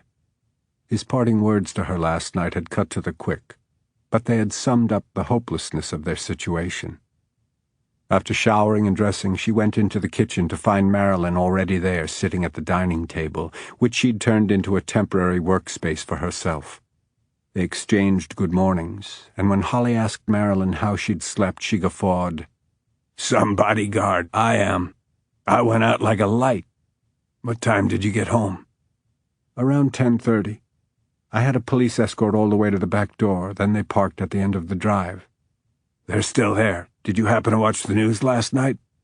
"No." "They've got another person of interest. His name is Chuck Otterman." Holly stopped in the act of pouring herself a cup of coffee. "Are you certain?" "Heard it again this morning. I thought the name sounded familiar, and guess what?" She tapped a sheet of paper with a list of names on it. "He's contributed to your campaign." "Yes, I know, I've met him." She realized now why Crawford had asked her about the man seemingly out of the blue. What are they saying about him? Marilyn filled her in and summed up with, "Frankly, I don't think it amounts to much. He came forward of his own volition. A guilty person wouldn't call attention to himself, and what could he possibly have against you?" "Nothing that I know of." "I think the media just got wind of his sneaking away from the courthouse and made more of it than is there." Marilyn pointed at the chair across from her. "Sit. Let's talk." Holly sat. Marilyn clasped her hands together on the tabletop. "You shut down, maybe not the best turn of phrase, my idea of using the Texas Rangers somehow to—" "I stand by that decision, Marilyn. He's got enough on his plate." "Holly, he's a poster boy." "For?" "For long and lean, badass lawman. Your description, cop-like, didn't include the chiseled chin, the cheekbones, and the fact that he's a hunk." "Honestly, Marilyn, how old are you?" "Never too old to notice. I Googled him last night. Do you know his history?" Before Holly could reply, she began citing what she called Crawford's exploits, including Holcomb. "And he's not just a shoot-'em-up. Practically single-handedly he busted up a kiddie porn ring run by a preacher and his wife from right here in Podunk, but they had customers all over the world, even had the feds singing his praises." She sat forward, leaning into the table. "He's smart, he's tough, He was rude as hell to me, but I'll forgive him that because he has this remarkable soft spot for his daughter, his orphaned child. He was in your courtroom, fighting to regain custody of her when—" she paused for dramatic effect, "when he's called upon to save the life of the judge who might very well have ruled against him." Spreading her arms wide, she exclaimed, "It's Hollywood. It's chivalry and valor. People will eat it up, but we've got to serve it to them." "I've recused myself from his custody case." That blindsided Marilyn. "What? When? You did? Want to tell me why?" "No." Holly's succinct but firm reply left Marilyn with no wiggle room for argument. Tactfully backing off that, she picked up a pen and began using it to beat out a rapid tattoo on the table. A full minute elapsed, then Marilyn tossed down the pen and smacked her hands together. "Actually, this is even better. Yes, as the presiding judge, you were limited as to what you could say. Now that you won't be hearing his case, you can be subjective. You're free to talk about him in any terms you choose." Holly sighed. "Marilyn, I know you don't want to expose his daughter to the media. I get that. Besides, I doubt the grandfather would permit it. He wouldn't even listen to my pitch. But what if we—" "Wait, back up. You tried to pitch this idea to Joe Gilroy?" "About half an hour ago." Holly looked down at Marilyn's cell phone lying on the table between them. Marilyn said, "I Googled him, too, and had their home number in no time. Not that it did me any good to call. The instant I introduced myself and told him who I was, he hung up on me. But we can still cash in without using the little girl. We can—" "Excuse me for just a moment." Holly pushed back her chair and stood up. "Where are you going?" "I'll be right back." Holly left Marilyn dictating notes into her cell phone. When she returned a few minutes later, Marilyn was still at it. She completed her thought, then clicked off the phone. "I've come up with some ideas just off the top of my head. We don't have to implement all of them, but—" "What's that?" Holly sat Marilyn's packed suitcase near the back door. "Don't you recognize it?" "You're moving me out?" "No. I'm firing you." Marilyn's lips went slack. "I appreciate everything you've done, Marilyn. You were worth every penny I've paid you up to this point. But the lengths to which you'll go to win the election are repugnant to me." When she saw that Marilyn was about to speak, she held up her hand. "Argument is futile. Our association ends now. Please clear the table before you go. Have a safe drive back to Dallas." Neil was waiting in the corridor outside the ME's domain when Crawford arrived a few minutes before 9 o'clock. Neither spoke. Crawford took up a position against the wall and just looked at the other man. Finally, Neil said, "The PD is all abuzz this morning." Crawford turned away to look down the long hallway currently deserted. Neil didn't take the hint. "Is it true you got served a TRO?" "Yes." "Did you threaten your father-in-law?" "No." "You're capable of violence. I have first-hand experience." Crawford brought his head back around and caught Neil swabbing his lower lip with his tongue. "But I don't give advance warning of it," Crawford said. "Sort of defeats the purpose." "You're destructive," Neil said, gathering angry momentum. "That little stunt you pulled last night with the TV station set this investigation back." "What investigation, Neil? You're soft on the one thing we have going." "Otterman? The chief—" "Oh, did you get called into the principal's office?" "I got reamed." "For letting this case congeal on your tidy desk?" "For your unsubstantiated allegations." "I didn't allege a goddamn thing. True or false? Otterman came to us and admitted to talking a cop into letting him leave the courthouse. Huh? True. True or false? I asked him to take a look at Rodriguez and he said okay. Also true. What did I allege?" Neil remained silent but irate. Crawford took a breath and assumed a more conciliatory tone. "Look, you want me to talk to the chief and take full responsibility for any backlash over Otterman? I'm happy to do that." "Hell no. I don't want you talking to anybody. Something about you just naturally pisses people off." And here I was hoping to get elected homecoming king. "Who trashed your house?" The flippancy of Neil's question grated the part of him left raw and exposed by the vandalism. but he replied with a forced nonchalance. The PD really was abuzz this morning, wasn't it? Forget holding seminars on home security. Y'all ought to conduct them on gossiping effectively. Wasn't gossip. It's a matter of record. You called the police to your house. Responders filed a report. Crawford knew the chances of catching the intruder were slim to none. Anyone committing a crime that specific, that targeted, knew what they were doing, and it was doubtful they'd left incriminating evidence behind. Even so, the room was being dusted for prints this morning. The vandal had entered through a window in George's room, but a flashlight search of the area outside it hadn't yielded much.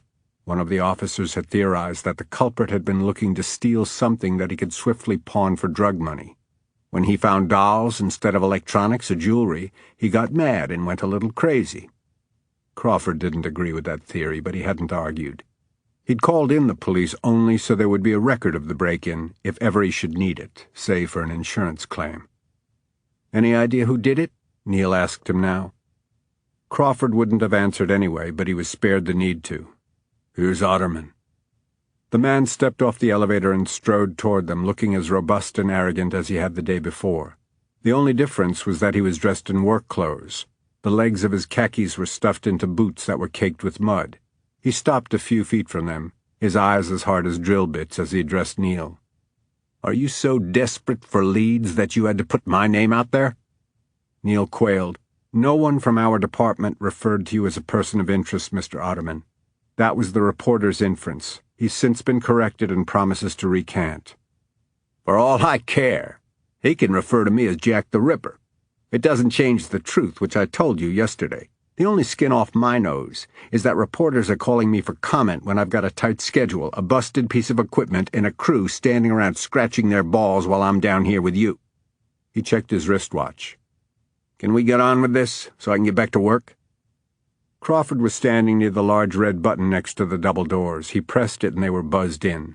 He stood aside and let the other two go in ahead of him, Otterman looking straight ahead, continuing to pretend that he didn't exist.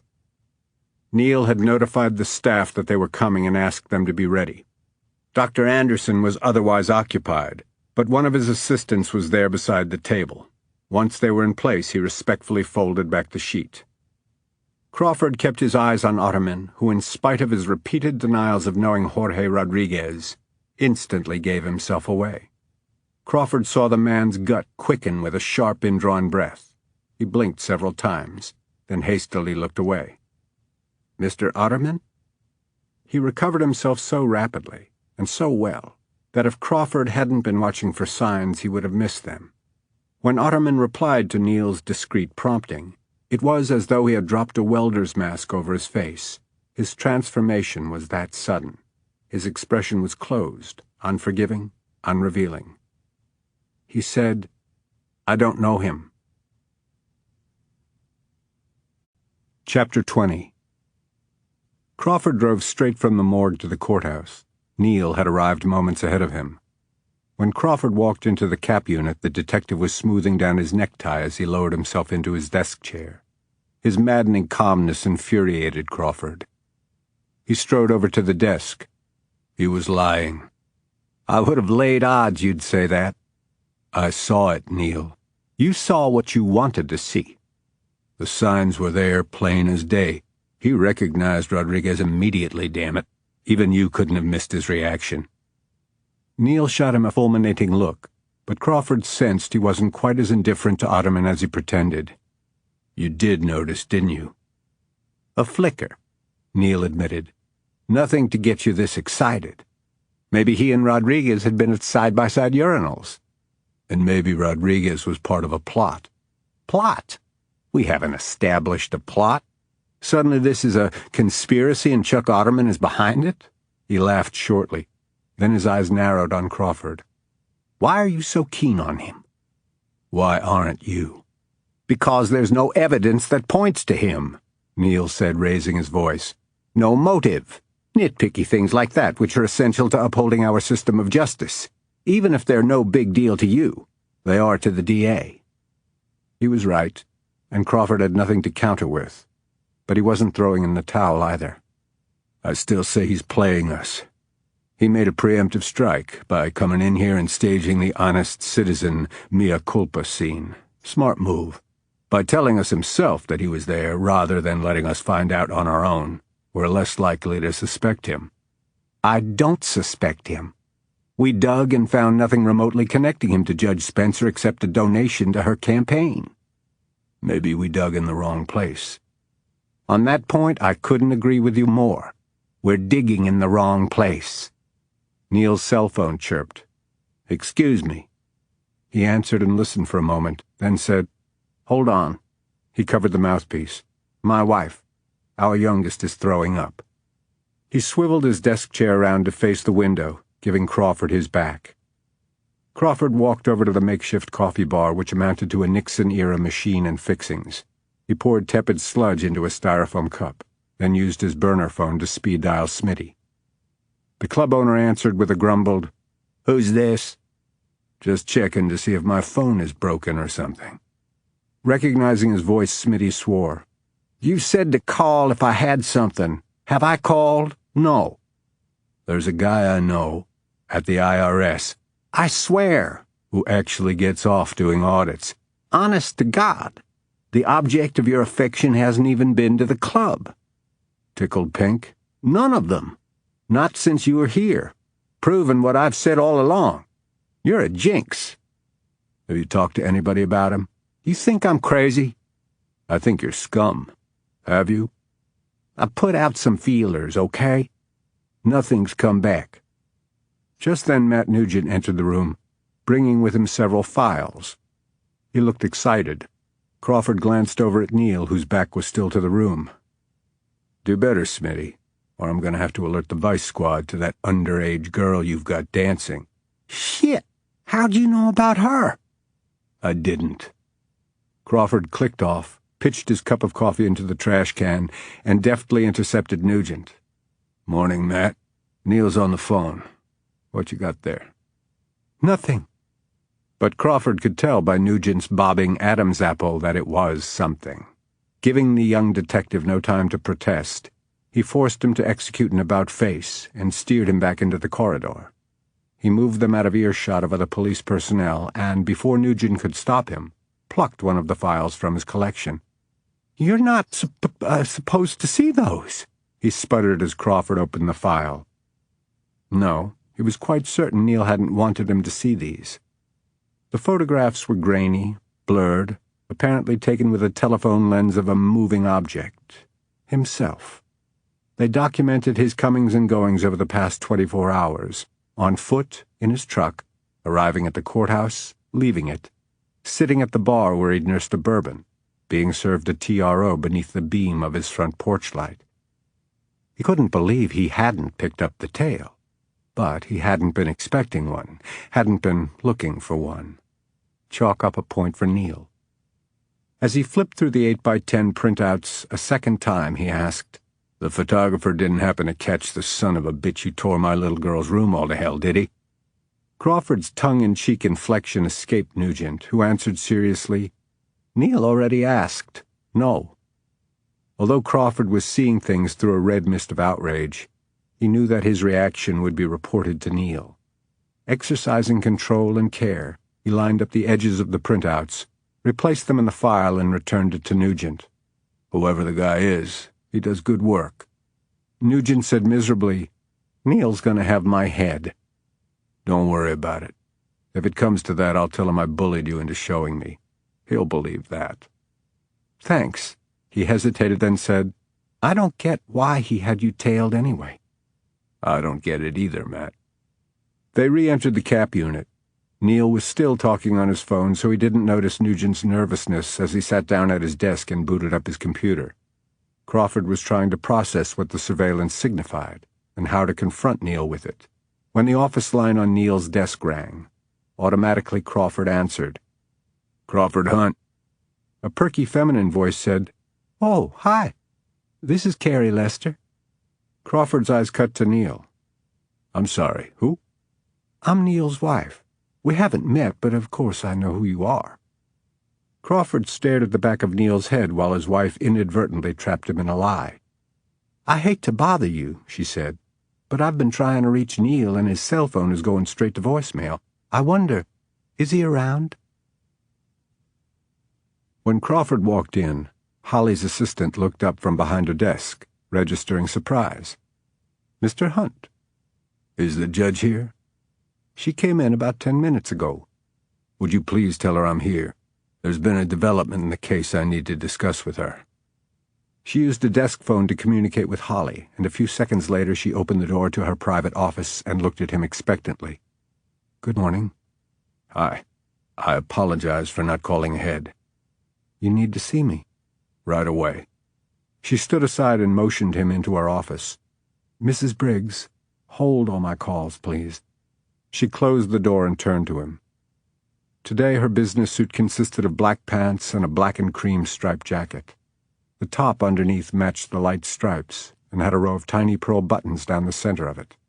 As enticing as that view was, he kept his gaze above her neckline.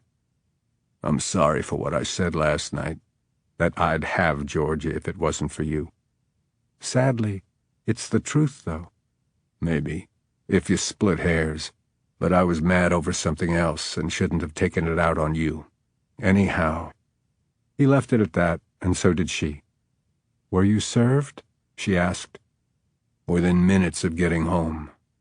I had an eventful night." And he knew he looked it. It had been well into the wee hours before the patrolmen wrapped up their investigation of the vandalized room and the perimeter of his house. After they left, he'd lain awake, mulling over the destruction, wondering who had done it, and, much more worrisome, why. Having gotten only a couple hours of sleep, there were dark circles under his eyes. He hadn't bothered to shave, and had only towel-dried his hair. His shirt and jeans were clean, but he was wearing yesterday's wrinkled sport jacket, which he'd lifted off the back of the dining chair as he passed through the kitchen on his way out. "Did something else happen last night?" she asked. "I'll get to that. First, I gotta ruin your day." "A development in the case? That wasn't just something you told Mrs. Briggs so you could apologize?" "Unfortunately, no. I came to give you a heads up." He propped his hands on his hips and looked down at the floor, wishing a script had been etched there for him to follow, but there wasn't. He had to come up with the words to tell her, and he figured the blunter the better. "Neil's been having me followed." She opened her mouth to speak, but he said, "Wait. Hear me out. That's not the worst of it. He's got pictures. I don't know how long the surveillance has been going on or how thorough it's been, but I wanted to warn you that you might be featured prominently in some of the shots." He nodded toward the 3 tall windows behind her desk. "I don't know for sure because I only saw a sampling. I've used these guys myself and know how resourceful they can be. If the tails saw me come up here last night, if he got pictures through those windows, then we're blown. You and me together." Together up against the edge of her desk, his hands all but cupping her ass as they leaned into each other and crotch-bumped. Even a camera lens would have steamed up. "At least we didn't kiss," he said. "He didn't catch us in a lip lock, but I don't think anyone could mistake, well, you know." Their gazes held. Then hers dropped to his mouth, then lower to the center of his chest. "Why did Neil have you under surveillance?" He'd been expecting an accusatory outburst. Momentarily taken off guard by her question, he made a dismissive waving motion with his hand. "He's got this notion that I was behind the courtroom shooting." "What?" "Crazy, I know. But with my ruination in mind, he's running headlong down a dead end. Meanwhile," he told her about Otterman's reaction to seeing the corpse. Neil didn't want to admit it, but he noticed it too. "I'm not defending Chuck Otterman," she said. "I don't know him well at all, but that's my point. Other than his modest contribution to my campaign, there's no connection. I would tell you if there were." "I believe you. But it might be something you're not remembering or something you don't even know. Maybe linked to the firm in Dallas?" "I called to apologize for all the inconvenience this had caused them. I was assured that my safety is their primary concern. But in any case, Chuck Otterman has never had any dealings with any attorney there, past or present, including me. Maybe they're holding back because of privilege. That occurred to me. I asked. She shook her head. I believe they would tell me. This is a murder investigation, after all. Okay, but keep thinking. He waited a beat, then asked, What are you going to do about the other? You mean the photographs? I don't know there are any of you, but if there are, they'll be damaging. I'm no longer hearing your case. No, but it's still a murky area. That asshole Sanders could turn it into the scandal of the decade. He turned away from her. Damn it. I should have stayed away from you. If I wind up costing you the election, I'll never forgive myself. Will you forgive yourself for saving my life? He came back around. What? Crawford, I was compromised the moment you leaped over that railing and shielded me from the gunman. No matter what's happened since, I could never have made an objective decision regarding the man who risked his life in order to save mine. It sounded a little too pat, an honest but well-spun answer she'd prepared in anticipation of being asked a sensitive question about him.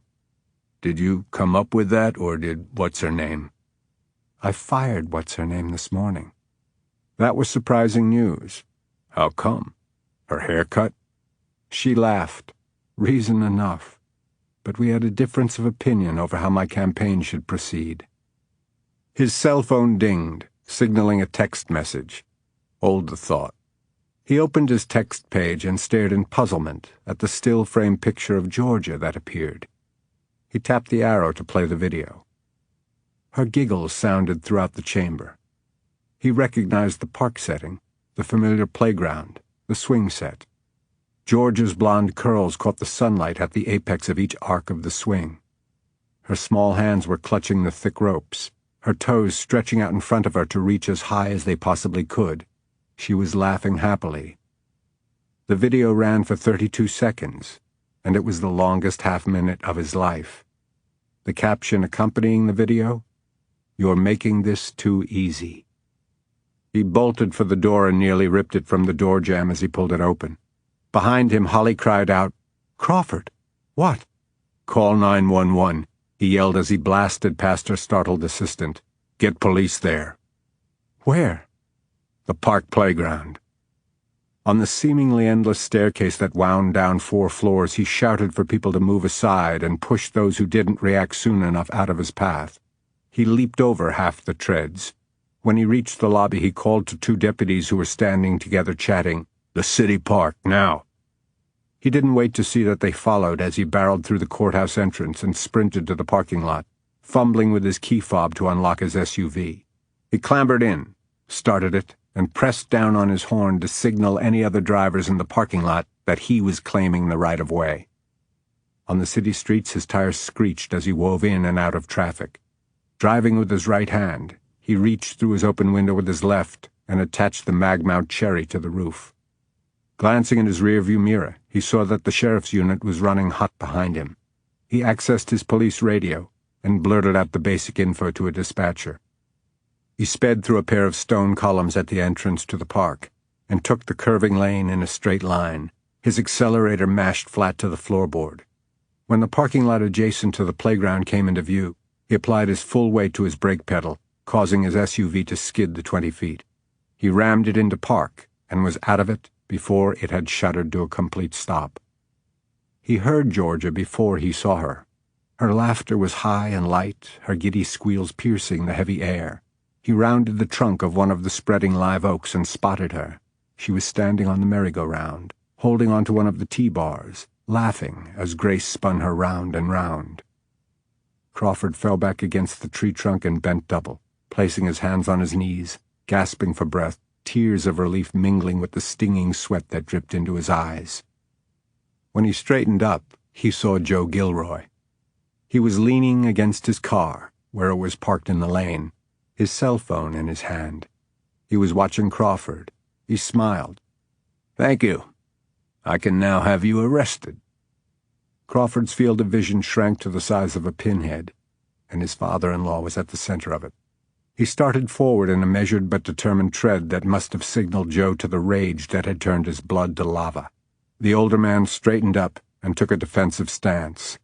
Crawford charged across the remaining distance between them, grabbed him by the front of his shirt, spun him away from his car, and shoved him so hard he stumbled backward, landing hard in the gravel. "You've done it now," Joe growled. "You're going to jail." "What kind of sick game are you playing, Joe?" "Game? What are you talking about?" "That video. Your cute little caption." "You're crazy. I always said so. You just proved it." "I don't know anything about a video." Crawford reached down for him, but one of the deputies who'd huffed up behind him spoke his name in a cautionary tone. "Don't do it, man, or we'll be hauling you in." Crawford heeded him, but he never took his eyes off his father-in-law. "Give me your phone." "Go to hell." Joe stood up and dusted off the seat of his pants. "I'm collecting Georgia and Grace and getting out of here and away from you." Looking beyond Crawford, he said to the deputies, "What are you waiting for? I have a restraining order. Arrest him." "Sorry, Crawford," one of them said. "Let's go." Crawford didn't move. Still fixed on Joe, he repeated, "Give me your phone." Joe glared at him with loathing and turned away. Crawford's hand shot out and grabbed Joe's arm. A struggle for possession of the cell phone ensued. The deputies scrambled to join in and, together, were able to pull Crawford away. Neil's car came to a halt only a few yards from where he and Joe were faced off while he continued to struggle against the deputies' hold on him. Neil and Nugent got out on opposite sides. Another car pulled up behind Neil's. Holly alighted from it. In his peripheral vision, Crawford saw flashing lights, signaling the arrival of more squad cars, which he himself had summoned during his mad drive here. "What the hell's going on?" Neil asked. "He attacked me," Joe said. "Arrest him." Crawford, breathing hard, said, "He texted me a video of Georgia because he knew it would get me here.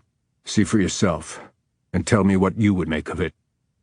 With a nod from Neil, the deputies let him go. He pitched his phone to Neil and gave him the security code. Joe said, "I don't know what the hell he's talking about." Neil pulled up the video text on Crawford's phone and played it. "Doesn't say who sent it. May I see your phone, Mr. Gilroy?" Joe puffed out his chest. "If my word isn't good enough for you—" "Mr. Gilroy." Holly wedged away between Neil and Nugent and came to stand in front of Joe. Her voice was soft, controlled, that of a mediator. "If this is only a misunderstanding, why not diffuse the situation before your granddaughter notices the police cars and becomes frightened?" "If she's frightened, it'll be his fault, not mine." "Then you can take the higher ground." His eyes narrowed on her. "You've got nothing to do with this anymore. I'm beginning to wonder why you recused yourself. Has he won you over to his side?" "I'm on George's side." She let that resonate, then said, "Please." Joe's eyes glinted with hostility and pride, but when Neil extended him his palm, he slapped his phone into it. "Your security code, please, Mr. Gilroy." Neil accessed the text file and then checked his photo library. "It's not on here." Holly, who'd also been watching the phone screen, looked up at Crawford and shook her head. By now other policemen were converging on the group. Neil said to Nugent, "Tell them it was a false alarm. Send them away." "This wasn't a false alarm," Crawford said. "You saw the video." Looking at Joe, he added, "He was on his phone when I got here. He could have deleted it." Joe ignored him and addressed Neil. "I didn't shoot any video." "Somebody did." Beside himself, Crawford plowed the fingers of both hands through his hair and held it back. "It was sent as a warning. If it wasn't you—" Recalling the angle from which the video had been shot, he scanned the surrounding woods. "He would have been over there." He struck off, but one of the deputies pulled him back. "We got it, Crawford. You deal with this." He and his partner hurried away. Neil asked Joe, "How long have you been here?" "Close to an hour.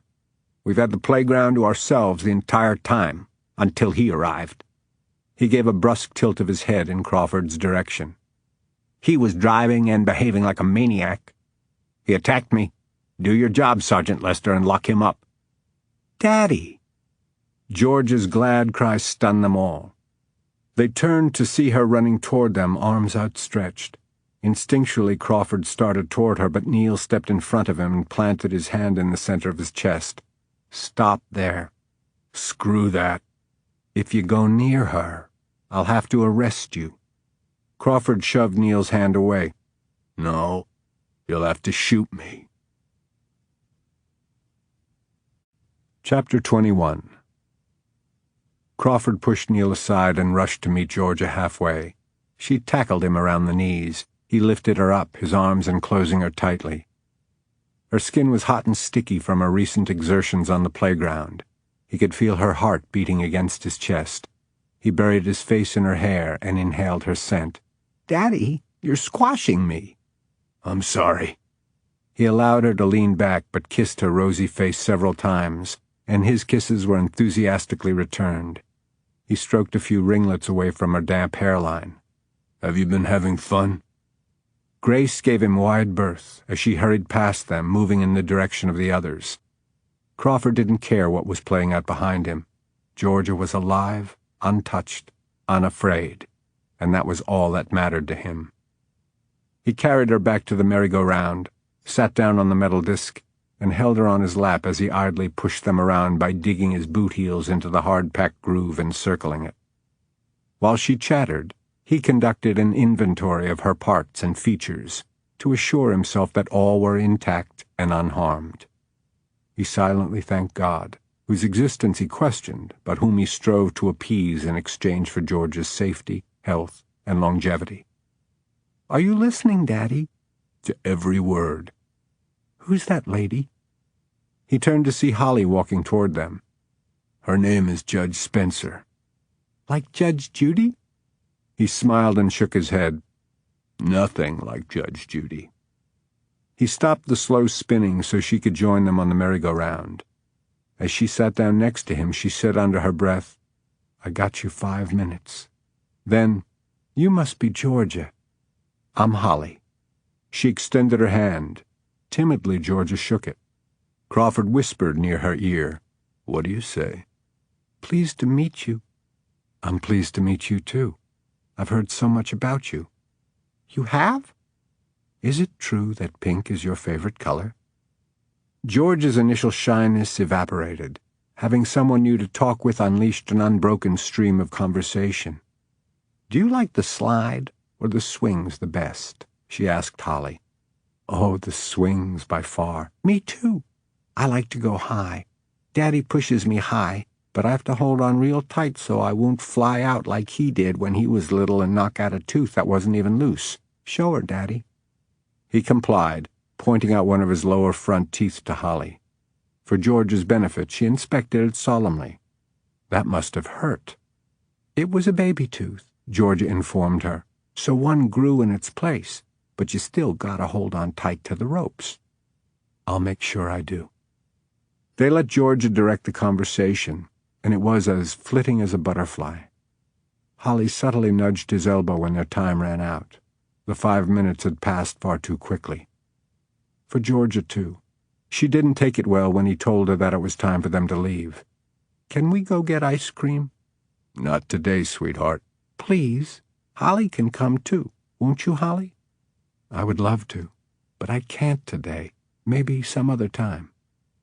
Georgia was so disappointed, Crawford was afraid her whining would turn into crying, and after today's events, if he saw a single tear, he would never be able to let her go.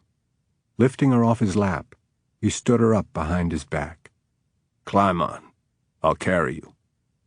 Riding on his shoulders was always a treat. She gripped handfuls of his hair as he walked in an exaggerated stagger back to the parking area. She was giggling when he swung her down. Kneeling in front of her, he ran his hands over her arms as though to convince himself yet again that she was safe and sound.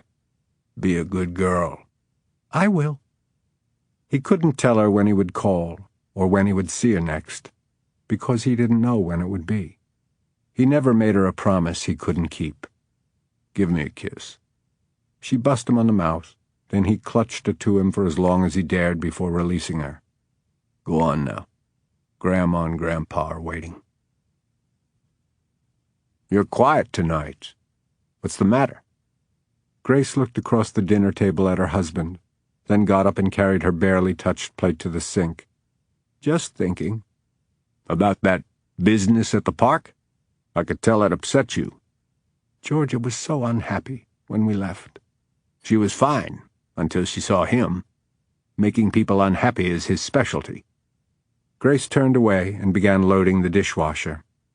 I don't believe Judge Spencer would have intervened on his behalf if she'd thought Georgia would suffer any ill effects. "I think something shifty is going on between the two of them." Grace paused what she was doing and looked at him over her shoulder. "Shifty?"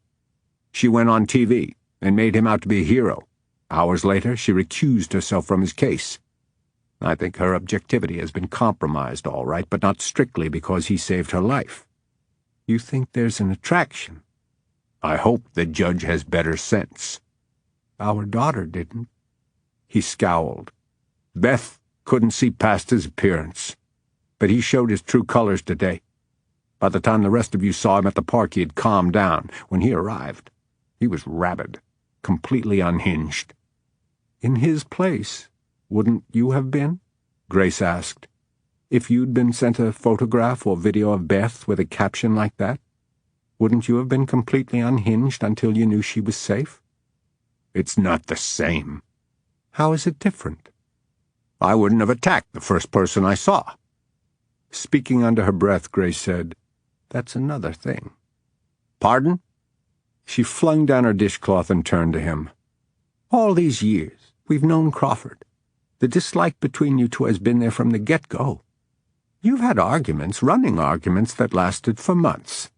Not once," she said, holding up her index finger, "has a disagreement resulted in a fistfight." Joe left the table and joined her at the sink. "What's your point?" "It seems awfully coincidental that the first time Crawford has ever raised a hand to you, it happened within hours of your filing that restraining order." "Which he validated by laying into me." "But he never had before. There was no reason for you to file that restraining order, Joe." "From where I'm standing, there was. Have you forgotten that he came here 2 nights ago?" "And you exchanged words. Heated words, yes, but your shouting was just as loud as his. He didn't threaten you with bodily harm." "I got the restraining order for George's protection, not mine." "That's crap. Pure crap." "Where's this language coming from?" "Crawford would never harm that child. You know that. I know you know that." Unused to her having an angry outburst, he rocked back on his heels. "Do you want him to have Georgia to take her away from us?" Grace sighed. "It would break my heart to lose her." "Then stop defending him. We're in this fight to win." He poured himself a cup of coffee and carried it with him as he left the room, saying as he went, "Leave everything to me. I know what I'm doing."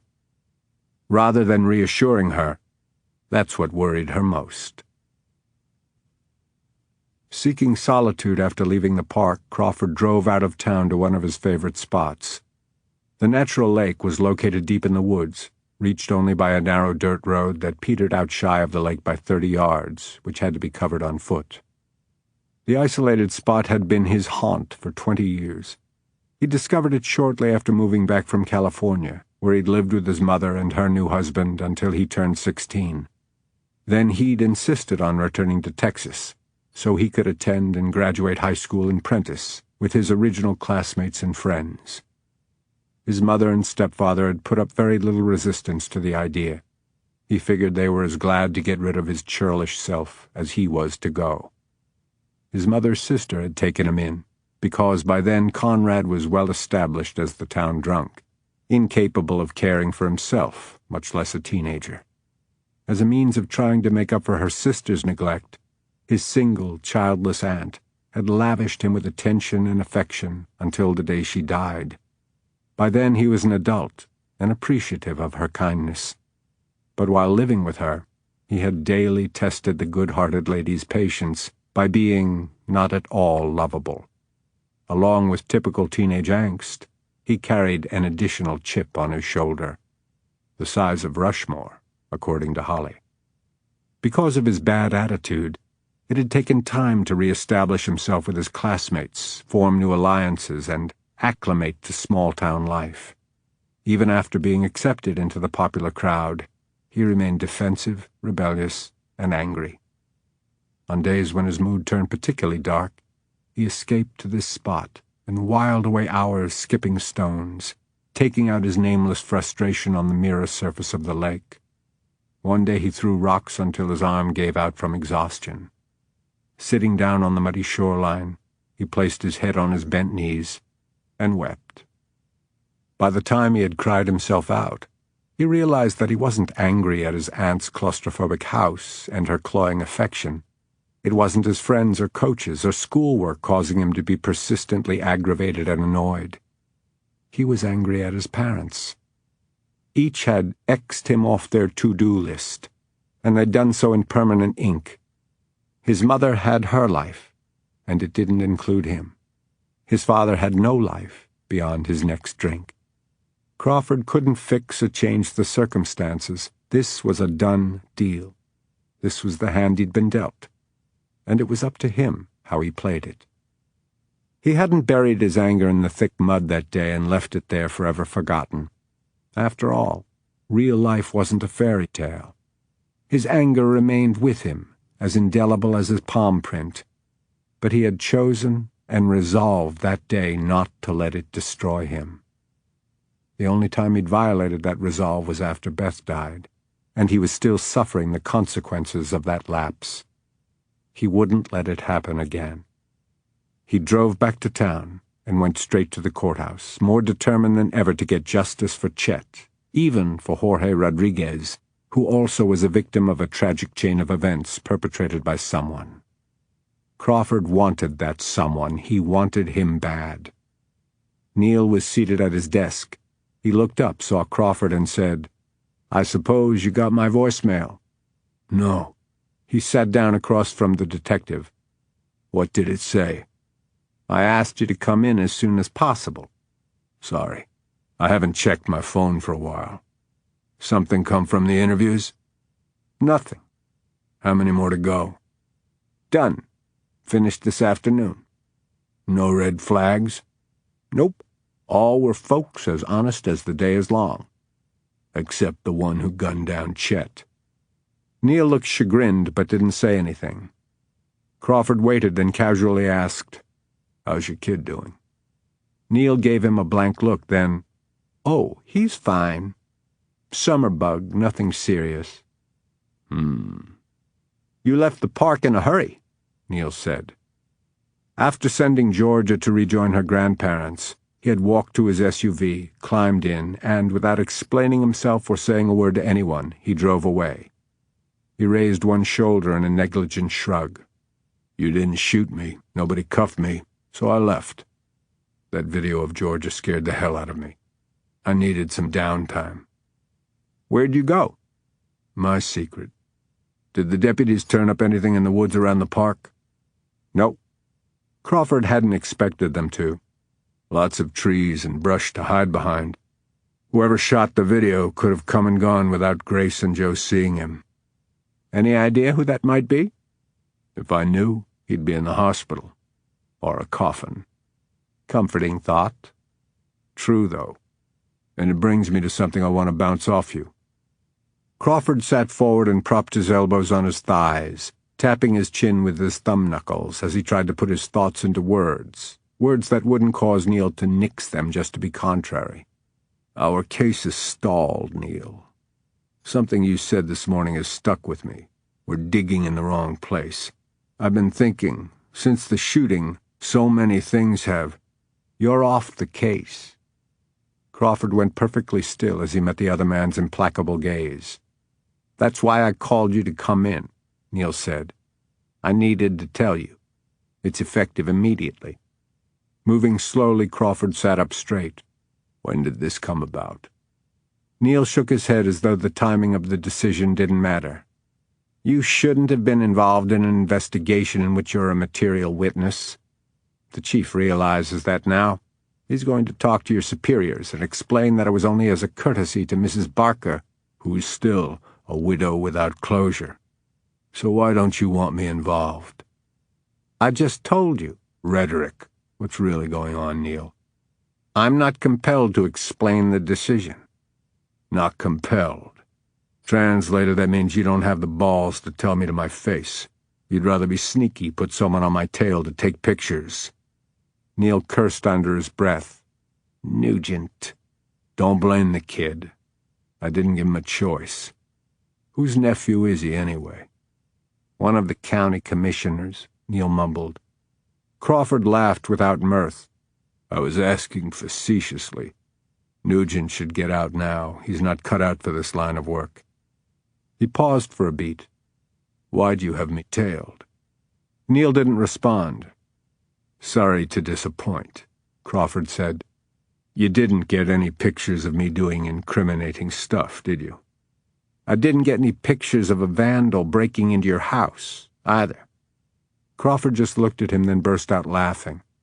You think I trashed George's bedroom after spending 2 weeks' paycheck and lots of time getting it ready for her? Why would I do that? You don't need a reason to go on a rampage. You've got a short fuse. You react without thinking. You can't control your impulses or violent tendencies, as evidenced today at the park. Crawford would be damned before defending a reaction that was in perfect keeping with the scare he'd received. Instead, he went on the offensive. You know, Neil, if you're going to lie, learn not to get trapped in it. What are you talking about? That phone call today wasn't from your wife, and it wasn't about a kid throwing up. Who kept you on the phone for that long? Very engrossed. Neil's face turned red, but rather than answer, he asked, What did you really say to Rodriguez up on that roof? You're still hung up on that? It's a pretty damned important that.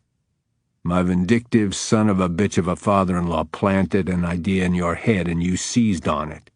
Answer the question. Should I call Bill Moore? I don't know. Should you? You and I don't like each other. Never did, and never will. Put that aside for a minute. Do you honestly think that I had something to do with the shooting? What were you doing last night in Judge Spencer's chambers? An officer came to me this morning and reported seeing you storm out. Crawford said nothing. She left a few minutes after you, and the officer described her as looking shaken to the core. Neil didn't mention having pictures of them together, which was a relief. Anything else? He asked mildly. You made a big deal about a bruised knee. Who else but you says the gunman was kicked in the knee? More still? Lots more. You remain the only person who claims Rodriguez wasn't the shooter. If I was behind it, wouldn't I want everyone to believe that he was the shooter, seeing as how he's dead and can't deny it? You would, unless... Crawford cocked his head as though to better hear the part that Neil had left dangling. Unless a connection could be drawn between you and Rodriguez.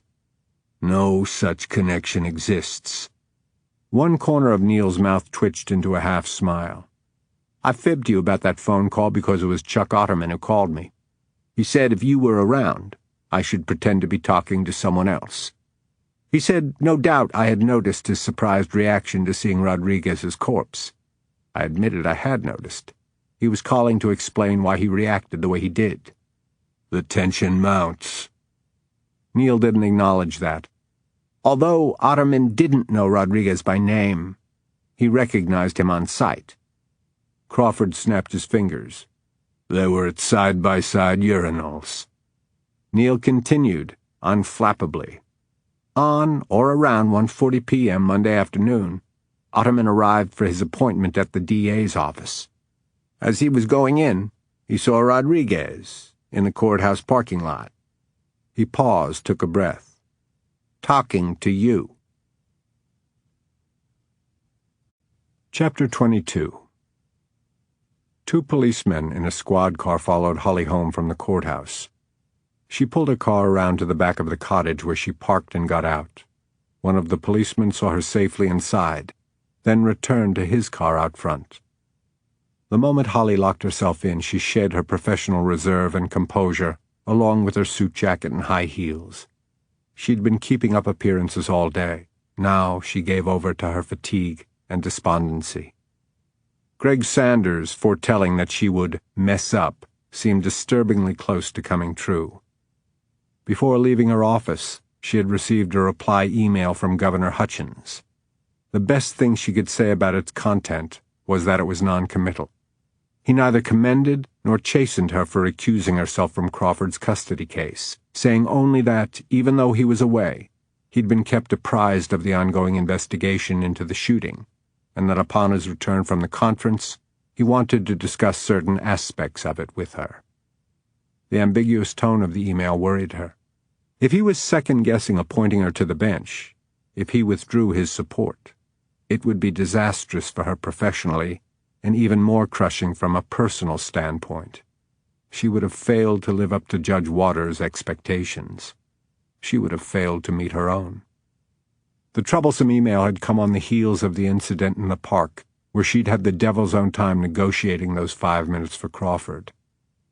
"There's no question that this is in violation of the restraining order, Mr. Gilroy. He was very wrong to attack you. But look at them." She'd gestured toward the merry-go-round where Crawford and his daughter seemed to be discussing the sequin applique on her top. Think how traumatic it would be for her to see him arrested and taken away. To close the sale, she'd offered to monitor their conversation and set a time limit. Further, she asked that when his 5 minutes were up, he be allowed to leave without being apprehended. Both Mr. Gilroy and Neil Lester had balked at that, but she asked them to consider the situation. That video struck fear in him. Despite the likelihood of being fined and/or arrested, he raced here without regard to anything except George's safety. Joe Gilroy wasn't easily persuaded. "To hear you tell it he would slay a dragon to save her." "I believe he demonstrated that." "Am I supposed to forgive and forget that he attacked me?"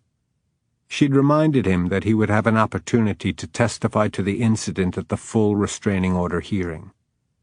"Well, that's not good enough," he'd said. He then had laid down the condition under which he would give Crawford a free pass for today.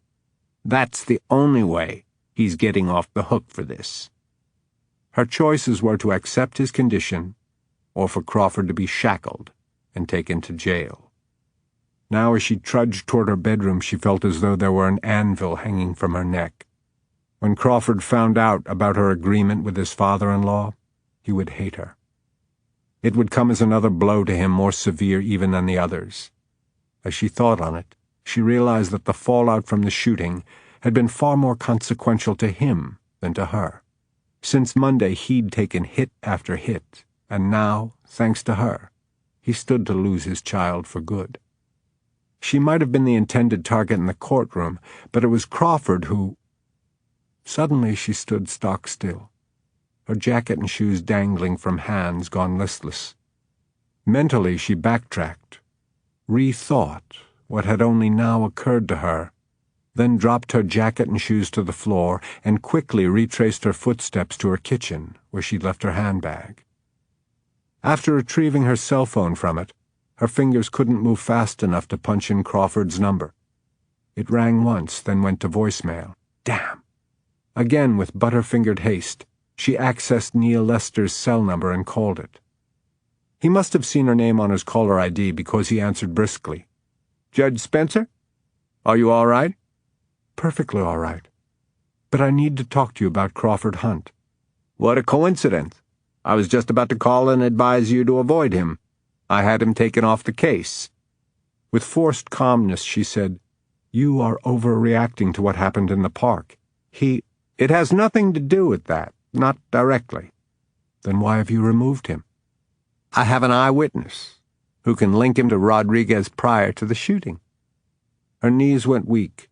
She leaned back against the wall and listened with mounting dismay as he explained what had taken place in the morgue that morning. Otterman saw Rodriguez in conversation with Crawford outside the courthouse. When she was able to find her voice, she said, "That can't be true." "He's positive. He knew it in an instant but feared reprisal from Crawford, so he didn't blurt it out. He called later and told me in secret." He hesitated, then said, I've wanted to ask you a question, but hesitated because I felt it was inappropriate. Now I believe it's relevant. Judge Spencer, were you going to grant or deny Crawford's custody petition? It is an inappropriate question. I can't discuss that. Well, I believe Crawford predicted that you would deny his custody, so he found a guy who nobody knew, who had fake IDs and little money, someone desperate or easily duped, or both. He staged this attempt on your life, but his plan all along was to spring into action and take out the shooter. Whether you lived or died, he would have become a hero. She denied it with the first inconsistency that came to mind. How was he to take out the shooter when he didn't even have his service weapon in court? He knew Chet would be down and could use his. That's even more outlandish. He would never have ordered the assassination of Chet Barker. He thought the world of him. That's true, but he loves his daughter more. He did all this for her, to get her. After his courtroom heroics and all the accolades to follow, who would deny him custody? He was running with this hypothesis like a team of wild horses. Rather than be dragged along with him, she strived to remain rational and clear-headed. Why would he cook up this elaborate scheme, then protect me with his own body? To make it look good, but Rodriguez panicked and bolted before finishing you off and before Crawford could finish him. Crawford couldn't let him be captured. He chased him and caught up with him on the roof. He confronted him one-on-one, even after other officers cautioned him against it. That seems more like courage than conspiracy. No, he wanted to see Rodriguez downed one way or another.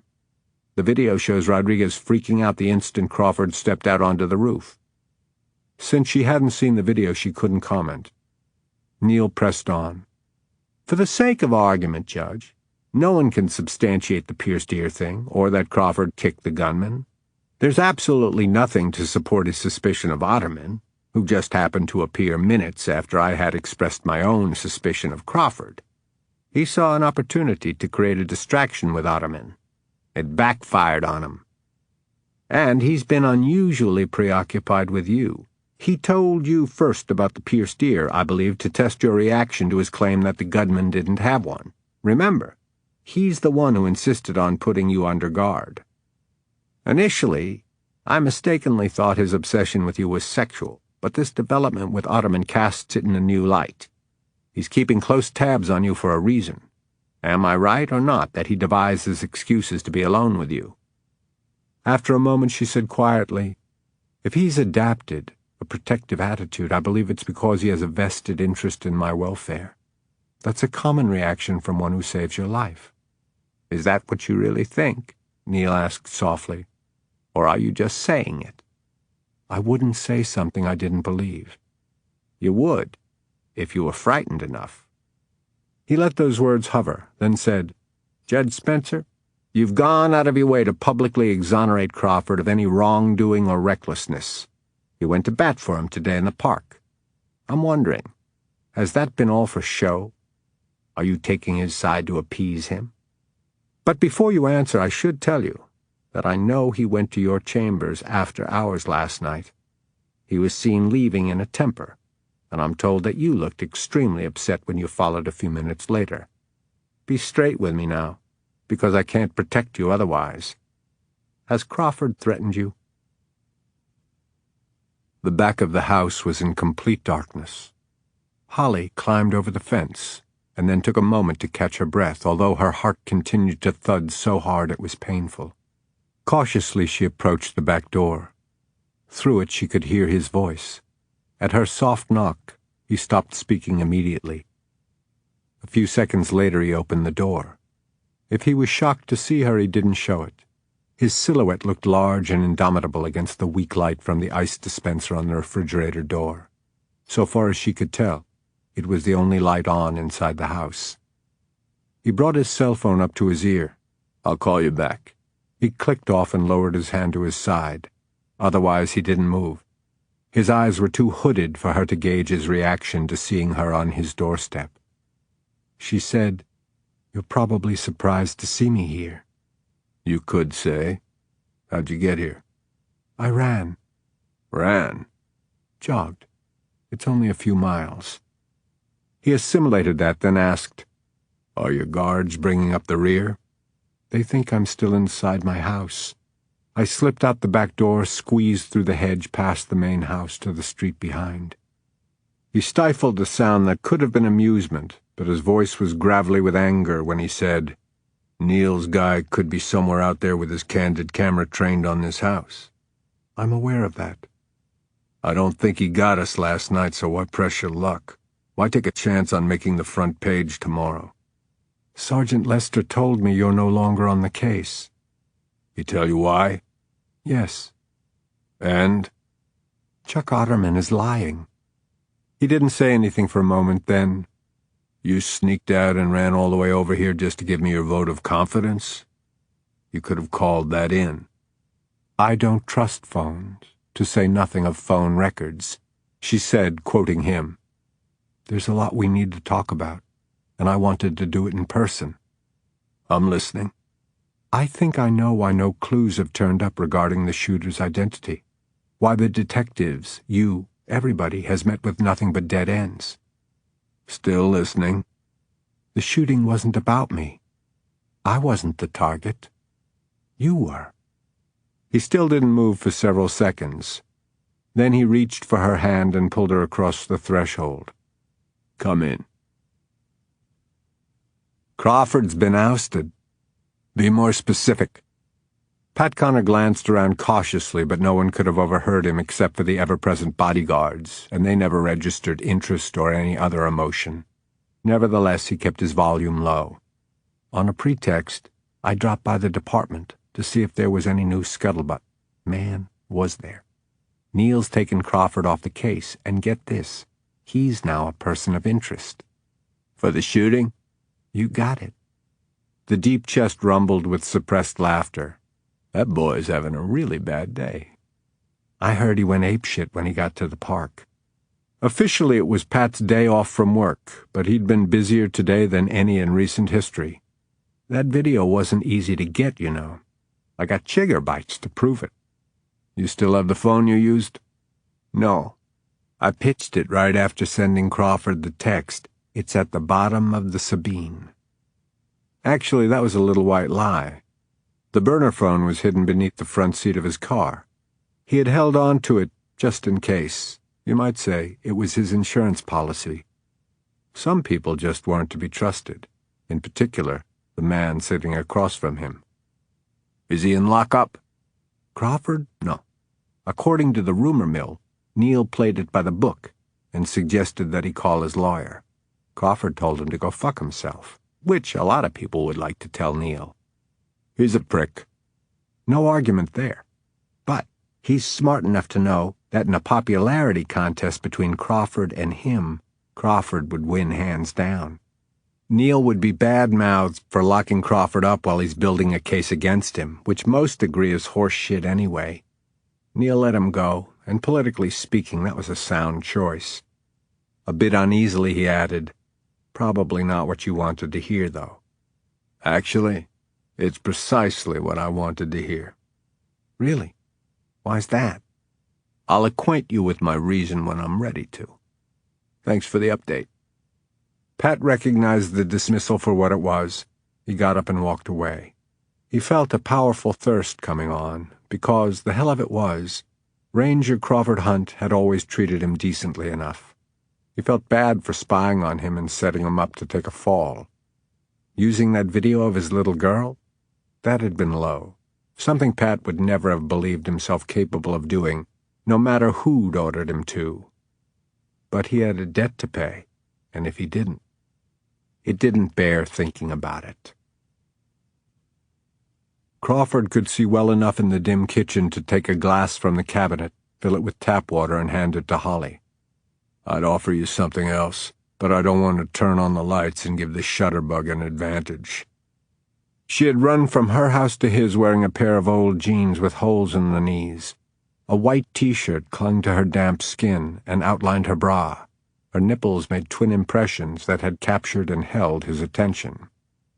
"Crawford, did you hear what I said?" He brought his gaze up to hers. You weren't the target. I was. It's not the breakthrough you thought. I reached that same conclusion myself several hours ago. He told her about going from the park to the lake in the woods. First, I had to cool down. Then I started at the beginning and thought through everything that's happened since the shooting. And it all related to me, not you. I was about to share my theory with Neil and suggest that we explore it when he dropped his bombshell. May I sit down? Sorry. He indicated the dining table. They took chairs adjacent to each other, and when their knees touched, he kept his against hers. You look great, by the way. I'm sweaty. I'm aroused. How did you come to the conclusion that the shooting was about me? Much the same as you, I was thinking about all the hard knocks you've had since, how the repercussions of it have affected you much more than me. I called you first, but when you didn't answer, I phoned Neil. I only got out a few words before he hit me with his theory that you're the villain. She repeated Neil's harebrained conclusions. Thing is, I think he really believes it, Crawford said. I'm afraid so too. He ended by asking if you had threatened me. To which you said, no, at least not in the way he meant. He studied her shattered face, that mouth, those eyes, the locks of hair that had shaken loose from her messy, just-got-laid ponytail, and thought, damn. He said, we're in a dark, empty house. I've got a king-size bed and time to kill. Till what? Till the Houston office calls me back, or Neil shows up to arrest me. Let's go in the bedroom and take off all our clothes. Crawford, this is serious. I know, he sighed. I'm trying to keep myself from strangling Neil for stupidity. I want to take a sledgehammer to Chuck Otterman for lying. You can save 2 lives by going to bed with me. Are you positive Otterman is behind it? No. He might have told Neil that he saw me with Rodriguez just to pay me back for getting his name in the news. You leaked that? We needed a spark plug. It worked. But it made an enemy of Otterman. I think he already was.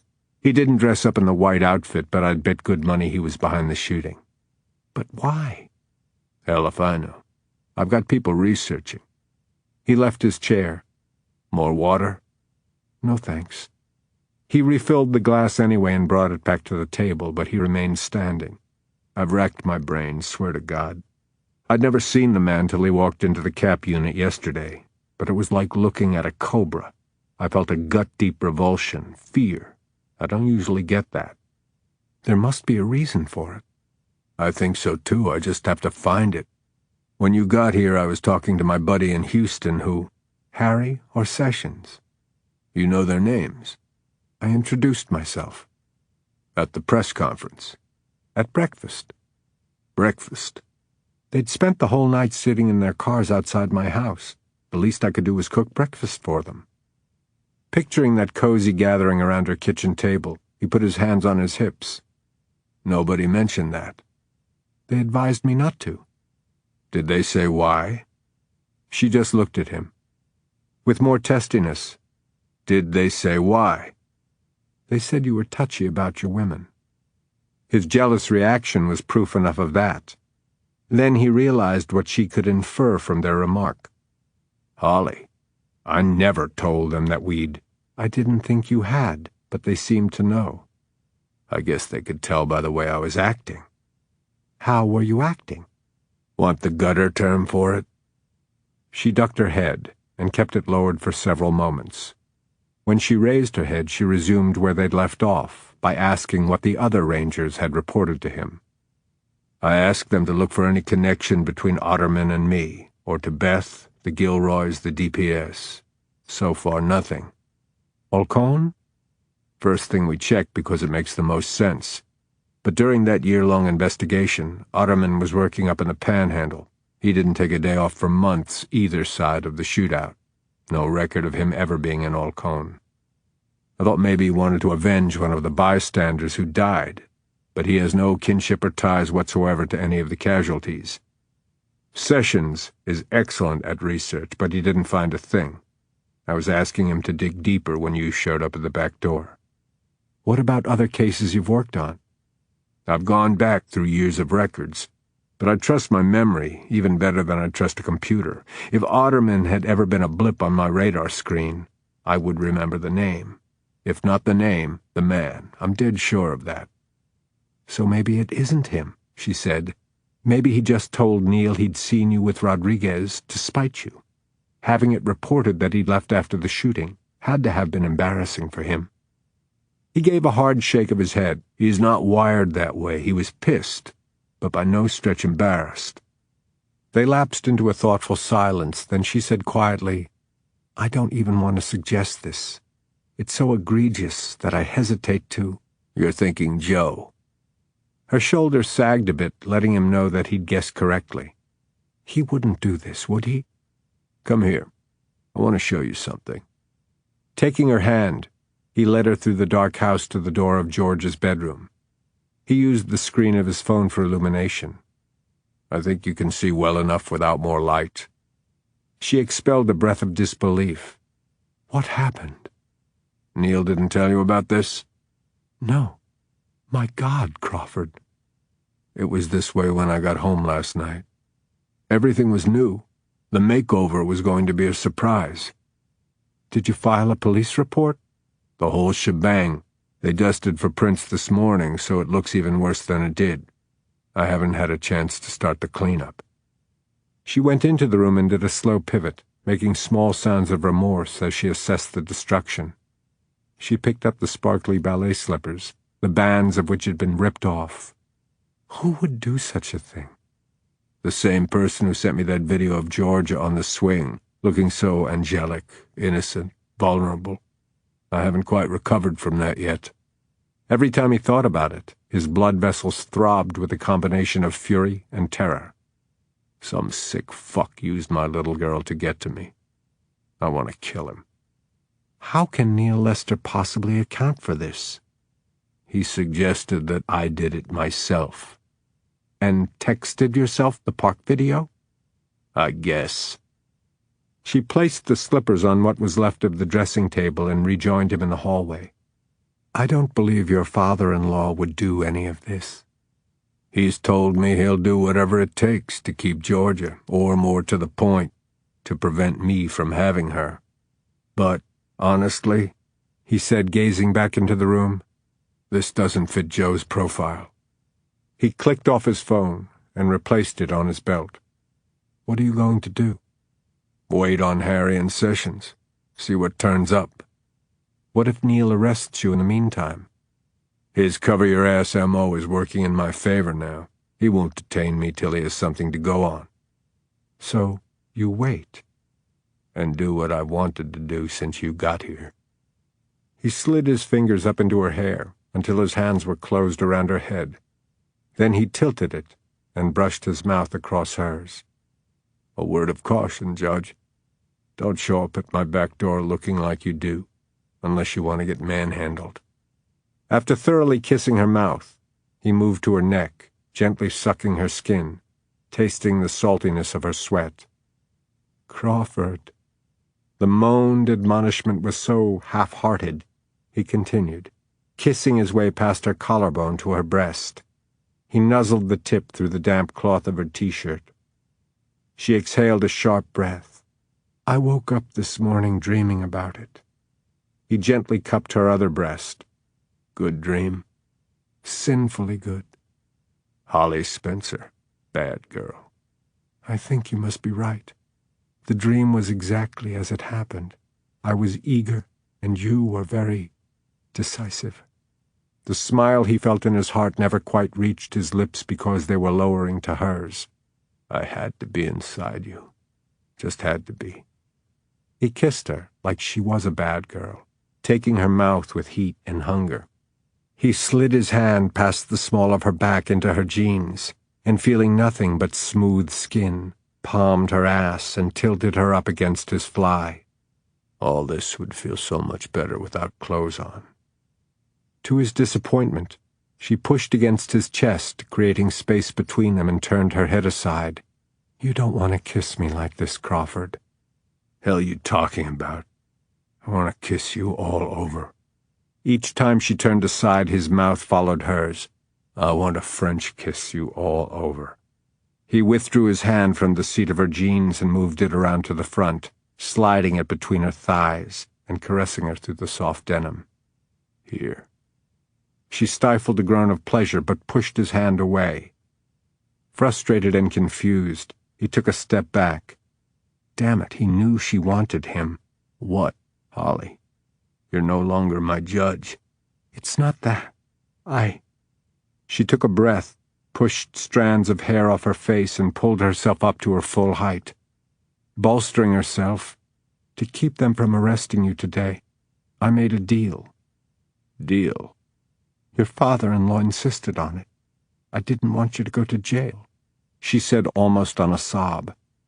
"What deal?"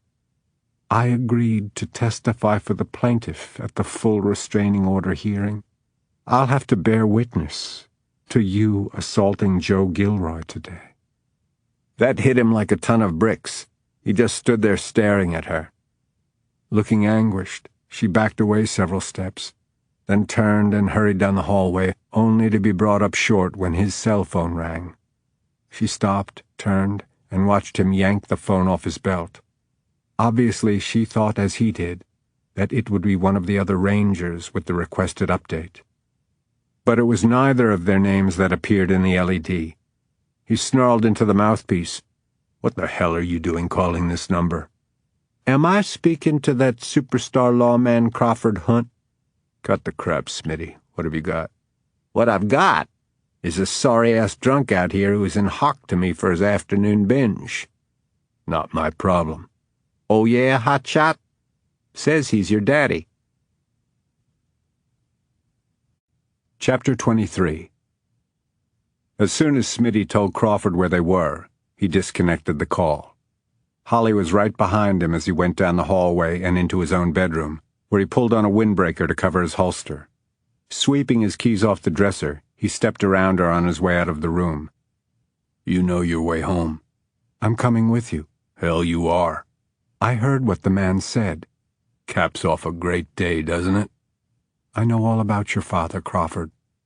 "He's not a father. He's a drunk. I'm sure it's in my file." By now they had reached the back door. "Neil's surveillance is probably out front. If you go back the way you came, you should be okay. Be careful hopping that fence again." "I'm coming with you." He bent down, putting his face close to hers. "No effing way." "Fine." Tickled pink. "I'll find it." She pulled open his back door and slipped through. He would be long gone from the nightclub before she could run home and then drive there, but the thought of her showing up at one of Smitty's joints alone? Shit. He went after her and caught her mid-stride, taking her by the elbow and redirecting her toward his SUV. "This'll make for good color commentary when you testify against me at the restraining order hearing." He boosted her up into the passenger seat of his SUV, then placed his hand on the top of her head and none too gently pushed her down below the level of the window. "If you don't want to give Neil's guy a photo op, keep your head down till I give you the all clear." Part of him had wanted only to provoke her, but the precaution wasn't wasted. As soon as he left his driveway, he spotted a car at the far end of his street pulling away from the curb. It followed at a discreet distance for several blocks as he navigated through his neighborhood, keeping to the speed limit. Then, "Hold on," he warned Holly as he rounded a corner and floorboarded his accelerator. He didn't let up until he was certain that he'd lost the tail. "You can sit up now." He drove past the high school football stadium that marked the edge of town, then turned off onto a two-lane country road that wound through the woods. The pine trees lining it were as straight and closely spaced as the wall of a stockade. It was a dark night. The slender moon was obscured by a low ceiling of clouds. Out of the corner of his eye, Crawford could see Holly only by the glow of the lights on his dashboard. She gripped the armrest when he took a steep curve without slowing down. You could get a speeding ticket. A traffic violation on top of a conspiracy to murder. That would be just awful. She whipped her head around and snapped, "You don't do yourself any favors, Crawford." "Look, you don't like the way I drive? Tough. I didn't want you along." "This isn't about your driving." I came along to try and prevent you from doing something you'll later regret. Like today when I knocked Joe on his ass? Exactly like that. I thought he'd sent me that video. Any parent who loves their child would have had the same reaction. I agree. I'll testify to that. He gave a harsh laugh. Save your breath, Your Honor.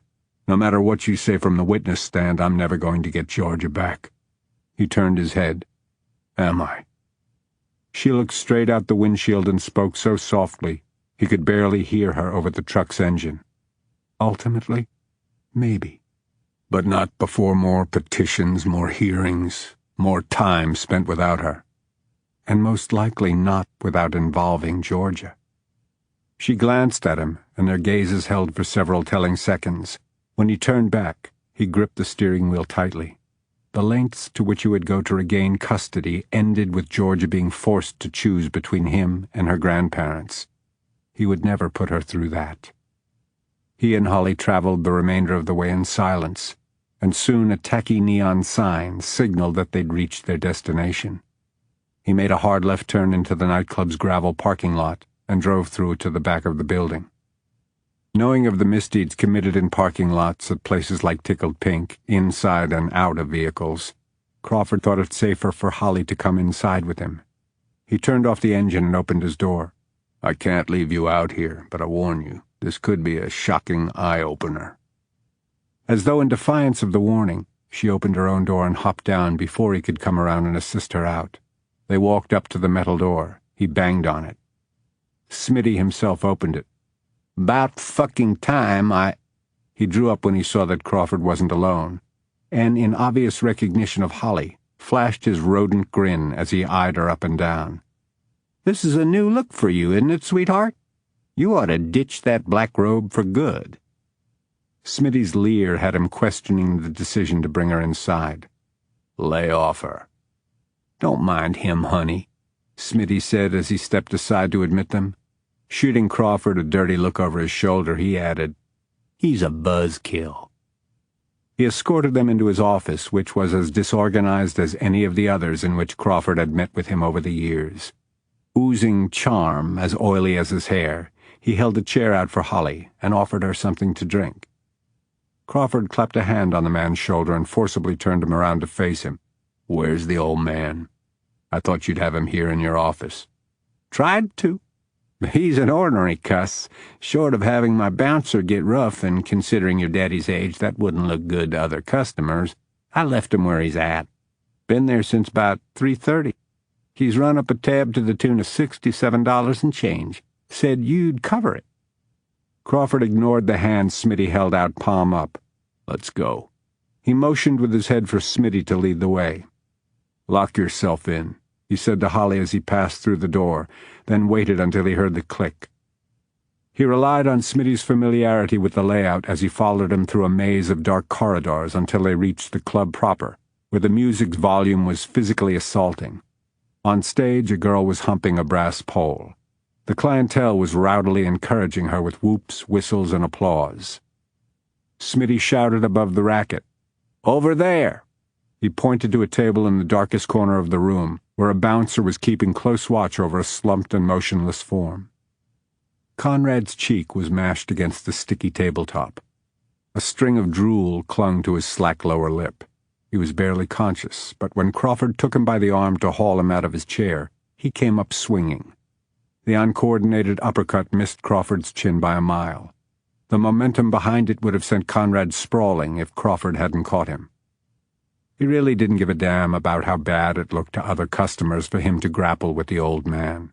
Within seconds, he had both Conrad's hands behind his back and was holding his wrists together in an iron grip.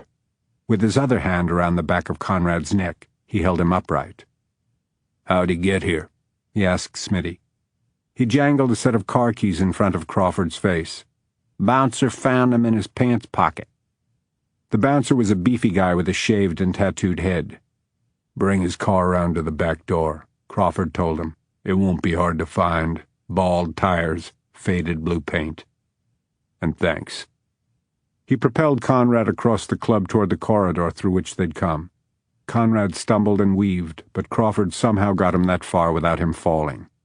Smitty followed on Crawford's heels, yapping about the outstanding tab. "Shut the hell up," Crawford said. "You'll get your damn money." When they reached the door to the office, he called out to Holly, who unlocked and opened the door. Humiliated, he watched her face as she got her first look at the slobbering, reeking derelict who'd sired him. She didn't register the repulsion he'd expected, but rather concern for the way Conrad's head flopped forward when Crawford let go of his neck. Digging into his pocket, he pulled out a money clip and handed it to her. "Pay him, please." She took a 50 and a 20 from the clip. "And a 10 for the bouncer," Crawford said. "I'll give it to him," Smitty said, reaching for the extra bill. She snatched it out of his reach. "I'll see to it, thank you." She seemed impervious to and in no way intimidated by the lurid pictures papering the walls. Instead, the way she looked at Smitty as she handed him the money to cover the tab, she might have been in court, rendering a life sentence of hard labor. "Your customer is obviously intoxicated, yet you've admitted to continuing to serve him over a course of hours, $67 worth of alcohol. Had anything untoward happened as a result of his inebriation, you could have been held responsible and criminally charged. The doors of this grimy establishment would have been padlocked. You were very fortunate this time. Mr. Hunt might be willing to overlook your negligent and potentially criminal disregard for his father's debilitation, in exchange for your discretion." Smitty's brow was furrowed, but he translated the language well enough. He wet his lips nervously and said, Sure, Judge. I wouldn't let on about this. Crawford's a friend. We go way back." Crawford canceled that sentiment with a snort. "Hold the door so we can get out of here." After Holly went ahead of him, he hung back long enough to say to Smitty, "I don't care how far back we go. You breathe a word about her being here, and I'll rip your balls off." Smitty gave him a sickly smile, as though he just might be taking the warning seriously. Crawford managed to get Conrad to his SUV and into the back seat. The old man slumped sideways, his head coming to rest on the arm of George's car seat. Crawford resolved to have it sanitized before he put her in it again, if she ever got to ride with him again. The bouncer had delivered Conrad's car, and Holly had given him his tip. "Do you mind driving that?" Crawford asked of the roughly idling heap. "Not at all." She walked around to the driver's side and got behind the wheel. Mortified and angry, Crawford climbed into his SUV. Once on the highway, he maintained his speed so Holly would have no trouble following him. Besides, he was in no rush for her to see the squalid condition of Conrad's house. When they arrived, she came over and handed him Conrad's car keys, plus his own money clip. "Don't forget this." "Thanks. If you touched Smitty, you'll want to scrub your hands with disinfectant." But he was such a gracious host. She fluttered a small piece of paper. "He sneaked me this while you weren't looking." "What is it?" "A coupon for the cover charge on my next visit." "That lousy lowlife. I should turn around and—" He broke off when Conrad opened the door of the back seat and got out. "I don't recommend Smitty's places. The dancers are only so-so, and the restrooms stink worse than outhouses." No longer drooling, reasonably clear-eyed, he was standing perfectly upright. He hadn't slurred a single word. He smiled. "Surprise!" Conrad extended his hand to Holly. "Judge Spitzer, I was hoping I'd have an opportunity to meet you. I'm Conrad Hunt." She shook his hand. "Mr. Hunt." "Thank you for driving my car home." "You're welcome." "I felt it best that I continue the act till we got here. Was I convincing?" "Very," she said, laughing lightly. Beaming her a smile, he said, Come in, come in." He placed a guiding hand beneath her elbow and directed her toward the house. "Watch your step. I would have cleared a path, but I didn't know I'd be having guests tonight." Crawford, having recovered from his shock, planted himself in front of them. "What the hell do you think you're doing, Conrad?" "I'm showing some manners, which is more than I can say for you." "Why the act? What are you trying to pull?"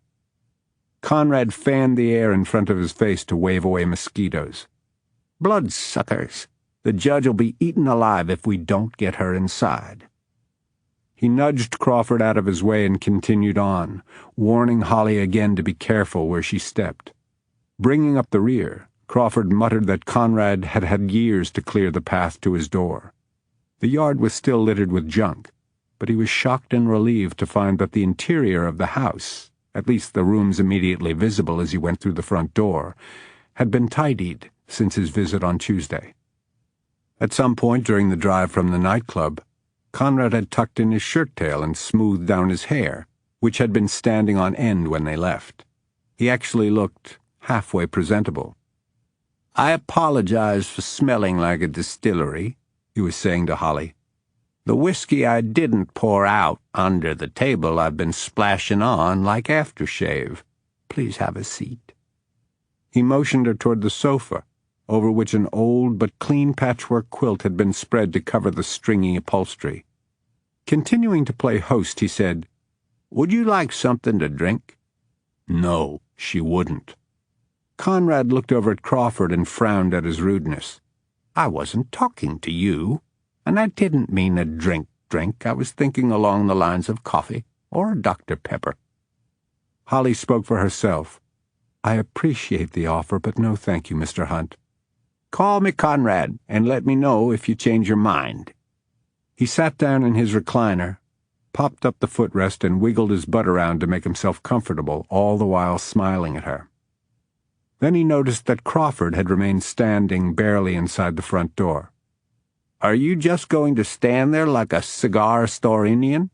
Why don't you sit down and try to be sociable?" "I don't have time for a social call. I need to get Holly home before her guards realize she's missing." Conrad looked at her with new interest. "You sneaked out of your house?" "Something I haven't done since I was a teenager." Laughing, he slapped the arms of his recliner. "I'm glad to hear you got up to mischief. I was beginning to think you were too perfect." "Oh, no. I went through a very brief rebellious phase right after my father left, before I accepted my new role as head of the family." "How come you snuck out tonight?" Before she could reply, Crawford did. "She came to see me. We can't be seen together, so—" "Why can't you be seen together? You're working the shooting case." "Not anymore." Crawford gave him a condensed rundown of the day's events. As he finished, Conrad was shaking his head with disgust, but the first words out of his mouth were regarding Georgia. "Your little girl came through it all right?" "Yeah, thank God. She was unaware of what was going on. Didn't see me wailing into her grandpa." "You want my opinion? Joe Gilroy had it coming just for being Joe Gilroy." Crawford glanced over at Holly before saying, "I'll pay for it. It might be a while before I'm allowed to see Georgia again." Conrad cursed under his breath. "I can't believe he hit you with a restraining order." "We're waiting on a date for the hearing. I'll fight it, but even if I win that battle, there's this other." Conrad said, "Neil Lester is a pompous fool with lots to prove, which makes him a dangerous pompous fool." "This wild hair he has about Crawford is ridiculous," Holly said. "A wild hair, underscored by Chuck Otterman's lie," Crawford added. Conrad stroked his chin. "Why would Otterman lie? To incriminate you?" "I have no idea. Holly and I were discussing it when Smitty called to tell me that you were drunk and disorderly." "What was that about? You've been drunk for real so many times. Why the play acting?" "Because I didn't want anybody to guess what I was really doing there." "I'll bite," Crawford said. "What were you really doing there?" "Spying on Chuck Otterman." Crawford felt like he'd been clipped behind the knees. Was Conrad the missing link to Otterman that he'd been searching for? He walked over to the sofa and sat down on the arm of it near Holly. "You were spying on Otterman. Why? Did you ever prosecute him?" "No. At least, I don't think so." "Then what do you know about him?" "Only what I've read." He waited a beat. "Plus what I gathered from my personal experience with him." "The surprises just keep coming." I didn't know you had any personal experience with Otterman. Well, there's a lot you don't know. Apparently. Tell me something I don't know, Conrad. I applied for a job out there at the man camp. When? Last year, wintertime. Don't remember what month, but it was cold. You don't know anything about that industry. I figured I could empty trash cans. They have a maintenance and sanitation crew. And you have a law degree, Crawford snapped. Or did. Conrad grimaced and looked at Holly with embarrassment. Last winter was a low point, even for me. I was out of work for months. The electric company cut me off. I needed money to get my heat back on. Shame unspooled inside Crawford. He hated that she was hearing this, but at least now he no longer had to dread her learning just how polluted his gene pool was. "Did you get the job?" she asked. "Didn't want it. While I was in the office, filling out the application form, a truck came roaring up with an injured man inside, and by injured, I mean bad. His arm had been mangled by a piece of machinery. It was hanging on by a thread, literally. He was in shock. Seemed to take forever for the ambulance to get there. Meanwhile, Otterman went on a rampage, yelling at everybody. He ordered some men to get the truck cleaned out. Blood was sloshing in the floorboard, and that's no exaggeration. He told 2 other men to get back out to the rig where the accident had taken place and to fix whatever had malfunctioned before OSHA came calling. They were also told to pass out cash bonuses to the crewmen who had witnessed the accident. Crawford said, "He bribed them to go deaf, dumb, and blind when the federal inspectors arrived." Exactly. During all this ranting and raving, he didn't show an iota of concern for the man who was in danger of bleeding out. That changed when the EMTs arrived. It was like somebody had tripped a switch inside him. He put on quite a show. St. Chuck, benevolent and caring, all but laid on hands and prayed over the guy he'd taken no notice of up till then. Conrad made a face. Sickened me.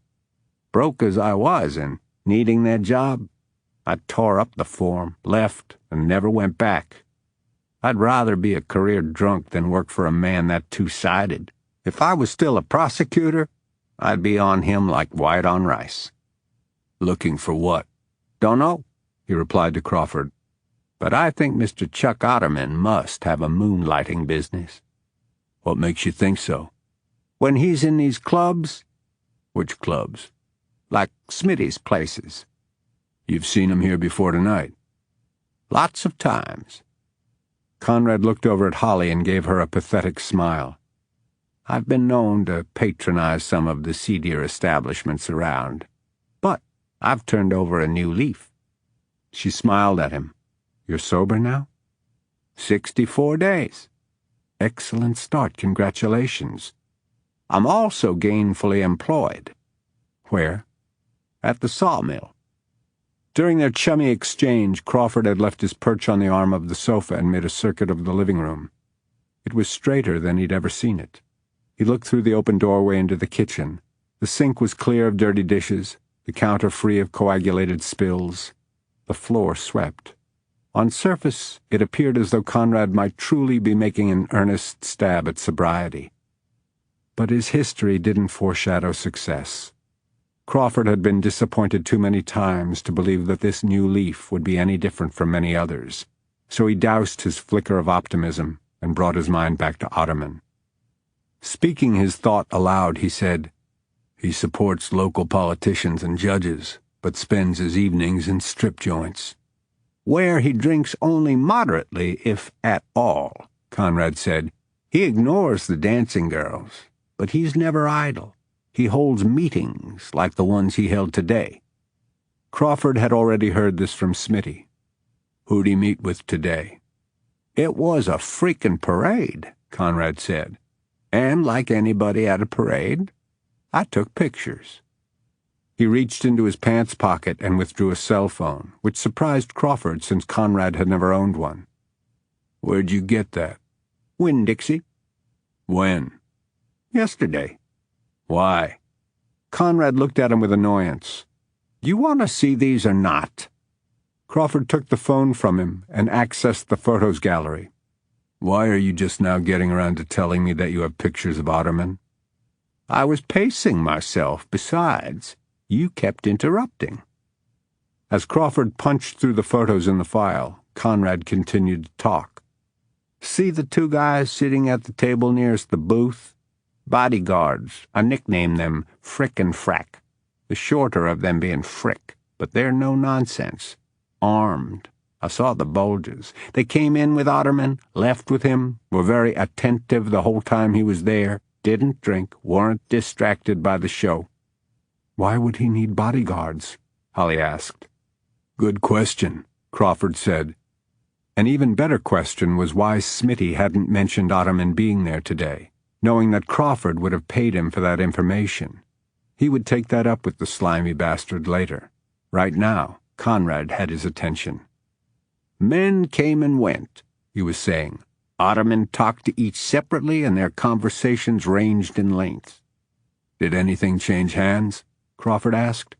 "Not that I saw, and I was looking for things like envelopes of cash. Maybe the clubs are only used as a place to negotiate terms, and the transfers take place somewhere else."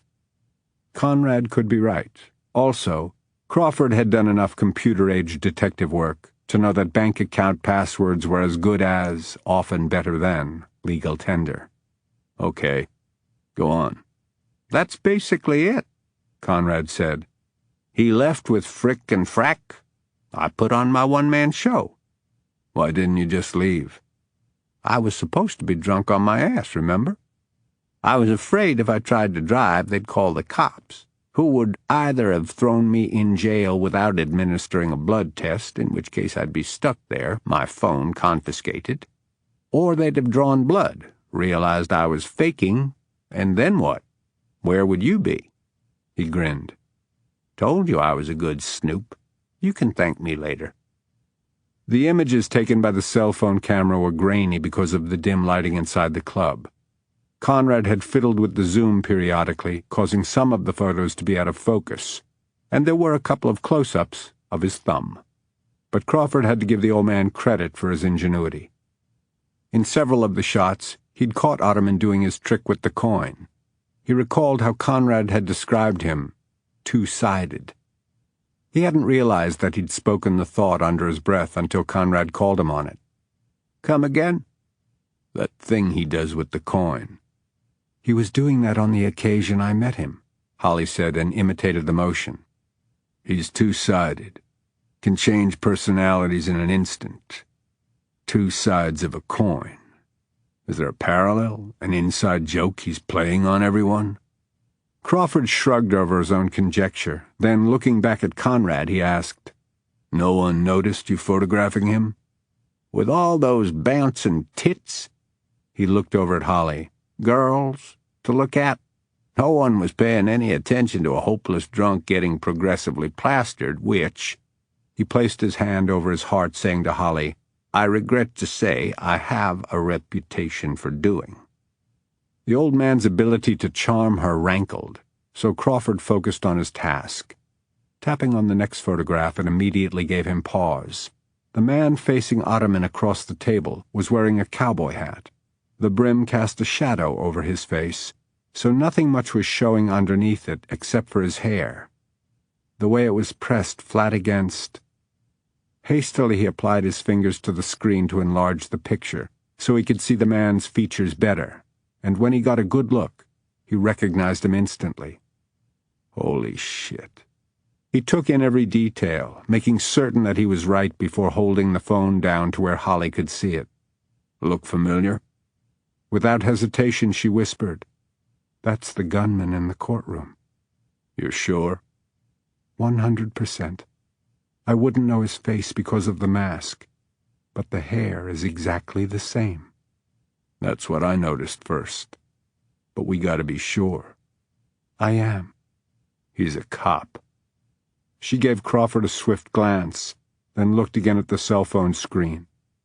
Yes, I've seen him in the courthouse. Never wearing a hat, though. I don't know his name. I do. Chapter 24. Crawford headed for the door. Holly shot to her feet and went after him. "Where are you going?" "To make some calls. Stay put. I'll be right back." She watched him through the screen door as he leaped over the steps of the porch and landed in the yard, his cell phone already in hand. "He's always been like that," Conrad said from his recliner. "Agile and quick as a whip, even as a baby. Took after his mother that way. She was a dancer, you know." "A dancer?" Holly looked back at him from over her shoulder. "No, I didn't know that." "She had a studio out at the strip mall. Taught ballet and tap dancing, jazz, all of it. Each spring she put on this big recital at the Civic Center. Everybody in town went. Quite a show. Took months for ladies to sew all the spangles on the costumes." Holly remembered the ballet slippers in George's bedroom and wondered if that was a deliberate or subconscious link Crawford had formed between his daughter and mother. Conrad was staring into space, sadness weighing down his facial features. "She was beautiful and talented, and I guess that made her feel entitled to better, to more. She talked a lot about being unfulfilled." Then he stirred, gathered himself, and gestured toward the yard where Crawford was pacing, his cell phone to his ear. "His mother and I were sorry excuses for parents. He turned out better than anybody had a right to expect." "Better than he gives himself credit for," Holly said, speaking more to herself than to Conrad. "You come to know him well, after only 3 days." "Seems longer." "When did you sleep together?" She whirled around and looked at him with astonishment. He chuckled over her guilty reaction. "Thought so." "Mr. Hunt, Conrad." He raised a hand to stop her. "No explanation necessary, but I'm guessing that the timing of it was problematic." At her pained expression, he said, "Admit nothing, Judge. I don't need to know, don't want to know. I just hope it works out okay because, as women go, he's had it rough. His mother ran off. His wife died." He paused, his gaze narrowing a fraction. "He loves that little girl of his. Be a damn shame if he lost her, too." "It won't be up to me. I recused myself." "Under the circumstances, that was the ethical thing to do. But forgive me for saying, you don't look too happy about it." "I feel an obligation to people who've put their trust in me and my career. I don't want to let them down." Studying her, he frowned thoughtfully. "This thing between you and Crawford, has it made you, or would it make you, an inferior judge? Would you be less good on the bench because of it?" "No. In fact, I'd be better. He's made me realize and accept that gray areas do exist. I used to see only black and white." "Go with that, Holly, and stop beating yourself up. I happen to be an expert on disappointing people, and I can tell you from experience that the more you worry about doing it, the more you do it. Fear of failing someone becomes self-fulfilling." "I'll take that under advisement." They exchanged a smile. Then he looked through the door at Crawford. "I'd like to see him happy." "I saw him with Georgia for the first time today. While he was with her, he was happy, lit up from the inside. And why wouldn't he be? She's adorable." "Is she?" In his roomy eyes, a flicker of joy was almost instantly replaced by sorrow. "He won't let me see her." It was plain to Holly how deeply that rejection affected him. Perhaps he'll change his mind. No, I don't blame him a bit. I don't want my granddaughter to know me like this." He raised his hands to encompass himself and his environment. "An old alky, fighting with every breath to stay sober? No. I don't want Georgia to have that image of me any more than he wants to expose her to such. No, if ever a day comes when he wants to acquaint her with her Grandpa Conrad, I'd like him to show her a picture of me from 30 years ago, when I was feared by some of the meanest sons of bitches in this state, when I was the bane of the best defense lawyers and had the utmost respect of judges," he said, adding a wink, I'd like him to tell her about how I was before. Well, before. His smile was wistful. I'd be proud for my grandchild to know me in that light. Crawford looked back through the screen door and wondered what Holly and his old man were talking about with such absorption. Annoyed because he'd called the same number 3 times without success, he paced a tight circle as he redialed it once again. Come on, jerk-off, I know you're there.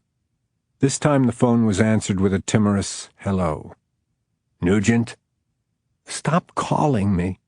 I can't talk to you. Where's Neil?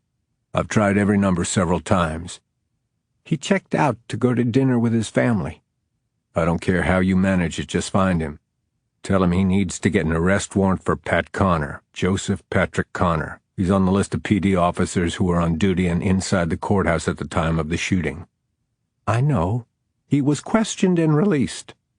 Erroneously. Text me Connor's street address. Also, tell Neil to get a search warrant for his home, car, everything. Are you getting all this? Write it down if you need to. Tell Neil to meet me at Connor's house with those warrants. I'll go on ahead, make sure he's there, and keep an eye on him till Neil arrives. And, this is very important, notify the sheriff's office that somebody needs to go out to the man camp and bring Chuck Otterman in for questioning. You're kidding, right?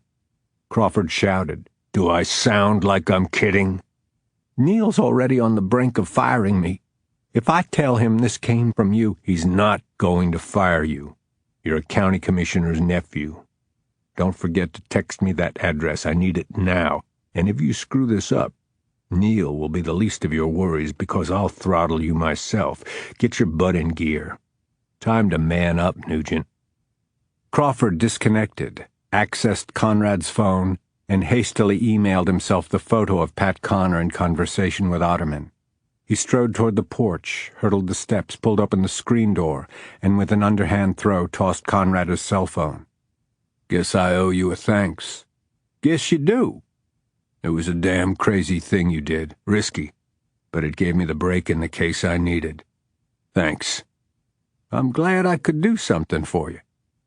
Father and son held each other's gaze for several beats, then Crawford reached for Holly's hand. Let's go. With her in tow, he walked hurriedly to his SUV. As he steered it down the potholed drive toward the main road, he told her that he had put things into motion. We'll have Connor in custody within the hour. I predict he'll give up Otterman as leverage for a life sentence because he faces the death penalty if convicted of killing Chet.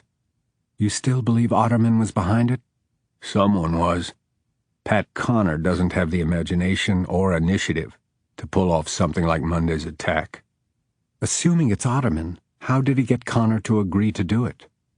Otterman's got to be holding something bad over Pat's head. He knows where the body's buried, a gambling debt, something. We need to find out what it is, so we'll have our own bargaining chip. With that in mind, he reached for his phone and called Harry Longbow. Crawford told him that he had identified the courthouse shooter and gave him Connor's full name. Prentice PD officer, a long-timer with low rank, not even a beat cop anymore. He provides security at the courthouse. Damn. I just remembered. He was one of the cops guarding Holly at the press conference the other day. Neil told me that all those officers had been cleared. Another confidence booster, Harry drawled. What's this Connor's beef with you? I don't think he has one, or with Judge Spencer. He's somebody's puppet. Otterman? Top of my list. They had a one-on-one this afternoon in a strip joint. Crawford described the meeting. I have the photo, which proves an alliance of some sort. I'm guessing it's unholy. You want me to research that? Hate to dump it in your lap, Harry. You've got your hands full. Session is still working it too. Hasn't come up for air in hours. Thanks. Start with recent deposits to Pat Connor's bank account that don't look like cop pay. The mother lode would be if you could trace funds of unknown origin to Otterman. I'm getting hard already. Rein it in. I doubt it'll be that easy. Me too. But, you know, we can hope. Anything else? Yeah. How was breakfast? It took Harry a moment to piece it together, then he sighed. She told you. Call me the second you have something. Crawford disconnected and glanced over at Holly. What did you and Conrad talk about? How much he cares for you? He made a scoffing sound. That's a laugh. He didn't profess it in so many words, but the message came through loud and clear. Funny, I never got that message. Maybe you weren't listening. He shot her an angry look. And maybe he saw a gullible audience for his sob stories. Did he tell you he wasn't invited to my wedding? No. Huh, that's one of his favorites. Beth urged me to include him. I refused. I told her that if he was sent an invitation, the groom would be a no-show. Seeing the reproach in Holly's expression, he said sourly, "Before you go tearing up for poor Conrad, you should know why I was so dead set against having him as a wedding guest. See, over my objections, my aunt asked him to go with her to my high school graduation. He came, but he didn't see me walk across the stage and get my diploma. Before they got to the H's, he puked his guts up in the aisle of the auditorium. He was ejected by men he was cursing at the top of his lungs and trying to fight off.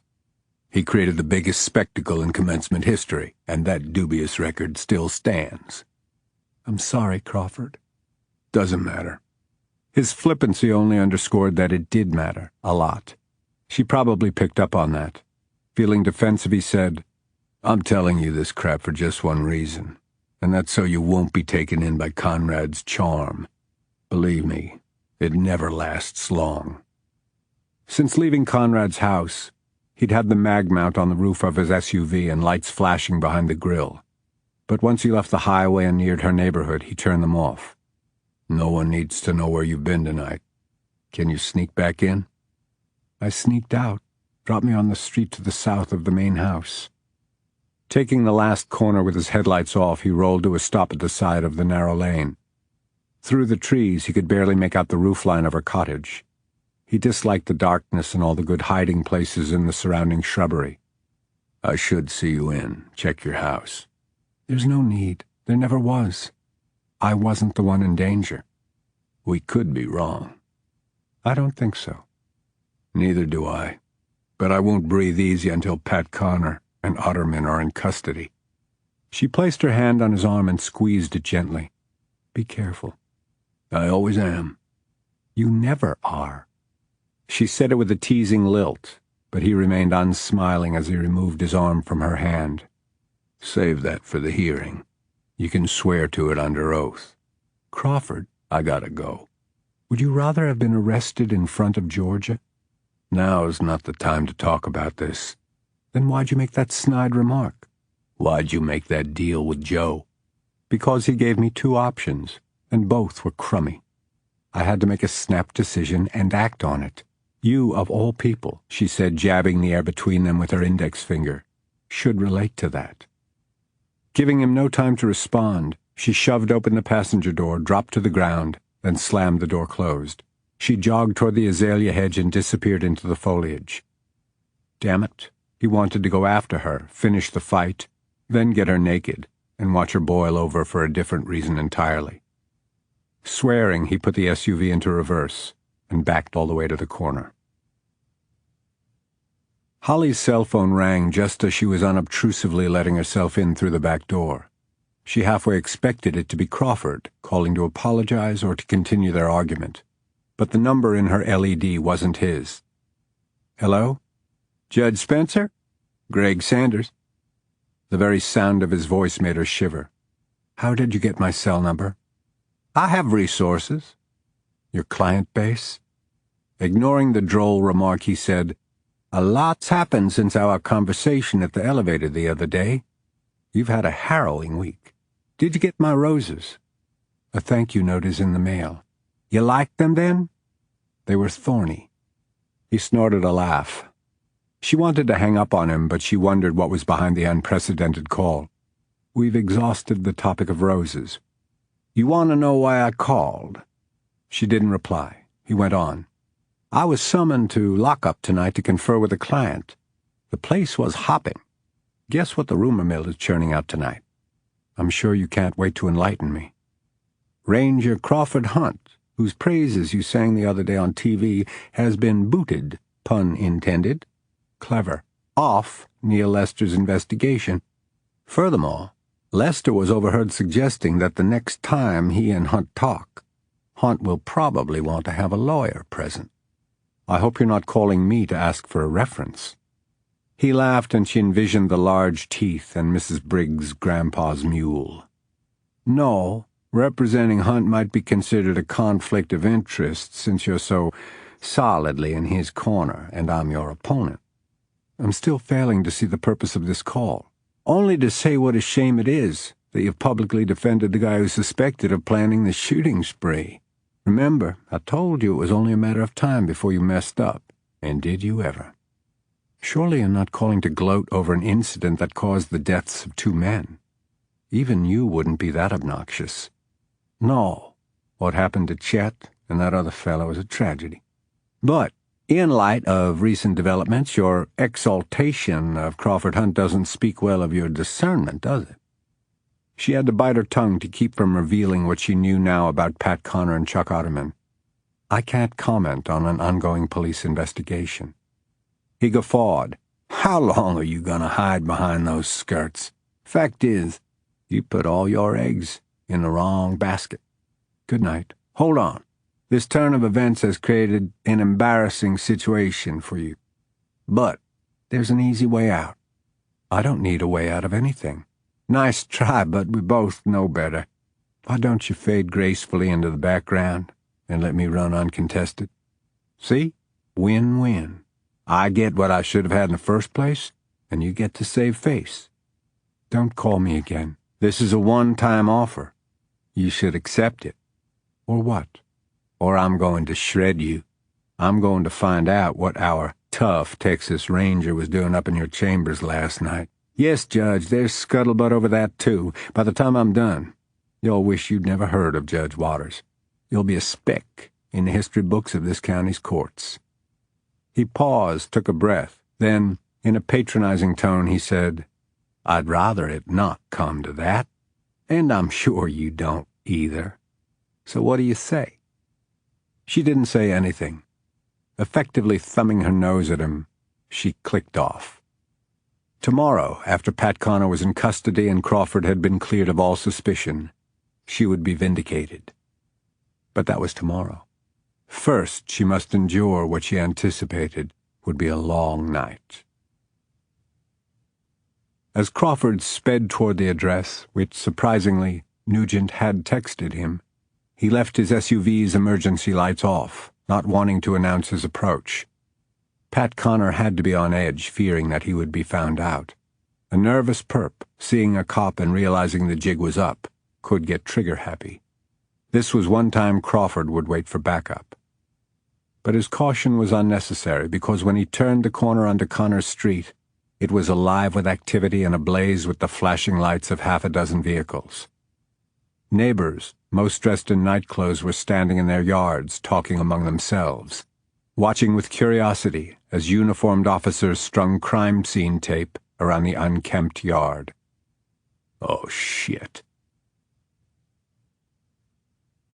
Chapter 25. Crawford's purposeful stride quickly covered the distance to the open front door of a modest house where a patrolman had been posted to keep out anyone who didn't belong. He eyed Crawford warily and addressed him by name. Crawford said, Connor. Found dead on his kitchen floor. Crawford expelled a long breath and spat out an obscenity, but as he made to enter the house, the policeman took a sidestep and blocked him. Lester ordered me to keep everybody out. I'm working with Lester. Crawford, the word going around is that you are implicated. The word going around has changed. Since when? Since the courtroom shooter turned up dead on his kitchen floor. Pat Connor was the courtroom shooter? In answer, Crawford merely raised his eyebrows. The patrolman looked around to see who might be watching, then said under his breath, I never saw you. Thanks. Crawford stepped across the threshold directly into a forlorn-looking living room. He noticed the gun belt lying on the coffee table, the service weapon still holstered. He registered the sagging curtains, the vintage easy chair positioned directly in front of the wall-mounted flat-screen TV, a side table cluttered with the detritus of a lonely life. Noticeably missing were family photographs, books, plants, or signs of a pet. Connor was dead, but by all appearances, he hadn't been living much of a life. Without Georgia in his, this might be a crystal ball view of his future. Made uneasy by that thought, he walked from the living room into the kitchen, where Neil was bent over the corpse and talking with Dr. Anderson, who, despite his obesity, had managed to squat. Nugent was standing in the doorframe of an open pantry, looking distinctly ill at ease. When Crawford walked in, he gave a twitch and said, Neil?" Upon seeing Crawford, Neil stood up slowly. "How'd you get in here?" "Walked." Neil let the smart aleck remark pass. "I got your messages. As it turns out, the warrants for Connor that you requested won't be necessary." "You discovered him?" "As you see him." He stood aside. Connor's body had crumpled, folding in on itself, his face to the floor. He'd been shot in the back of the head. Neil said, "2 bullets, close range. Somebody wanted him not just dead, but very dead." Crawford took in the rest of the scene. An open can of Coke stood on the counter with a partially filled drinking glass beside it. A bottle of whiskey was on the floor near the body, tipped over onto its side. Particularly gruesome was the confluence of spilled liquor and blood on the grimy vinyl floor. "Looks like he was pouring himself a drink and was unaware of his visitor," Neil said. "Either that, or he had enough trust to turn his back on him." Crawford addressed the M.E. "How long's he been dead?" "Best guess, couple of hours." He reached for Crawford's hand. Crawford helped haul him up. He puffed a thanks. "I'll notify you as soon as I can be more precise on the timing." "That his phone?" Crawford indicated the cell phone Neil was holding in his gloved hand. "One of them?" "He had more than one?" "The one with his official number was on the end table in the living room. It's already been bagged. I found this one in his pants pocket." He activated the phone, accessed a page, and held it up for Crawford to see the screen. "The video of Georgia. Sent by text to your cell phone at—" "I know what time I got it, Neil," Crawford said tightly. "I was there."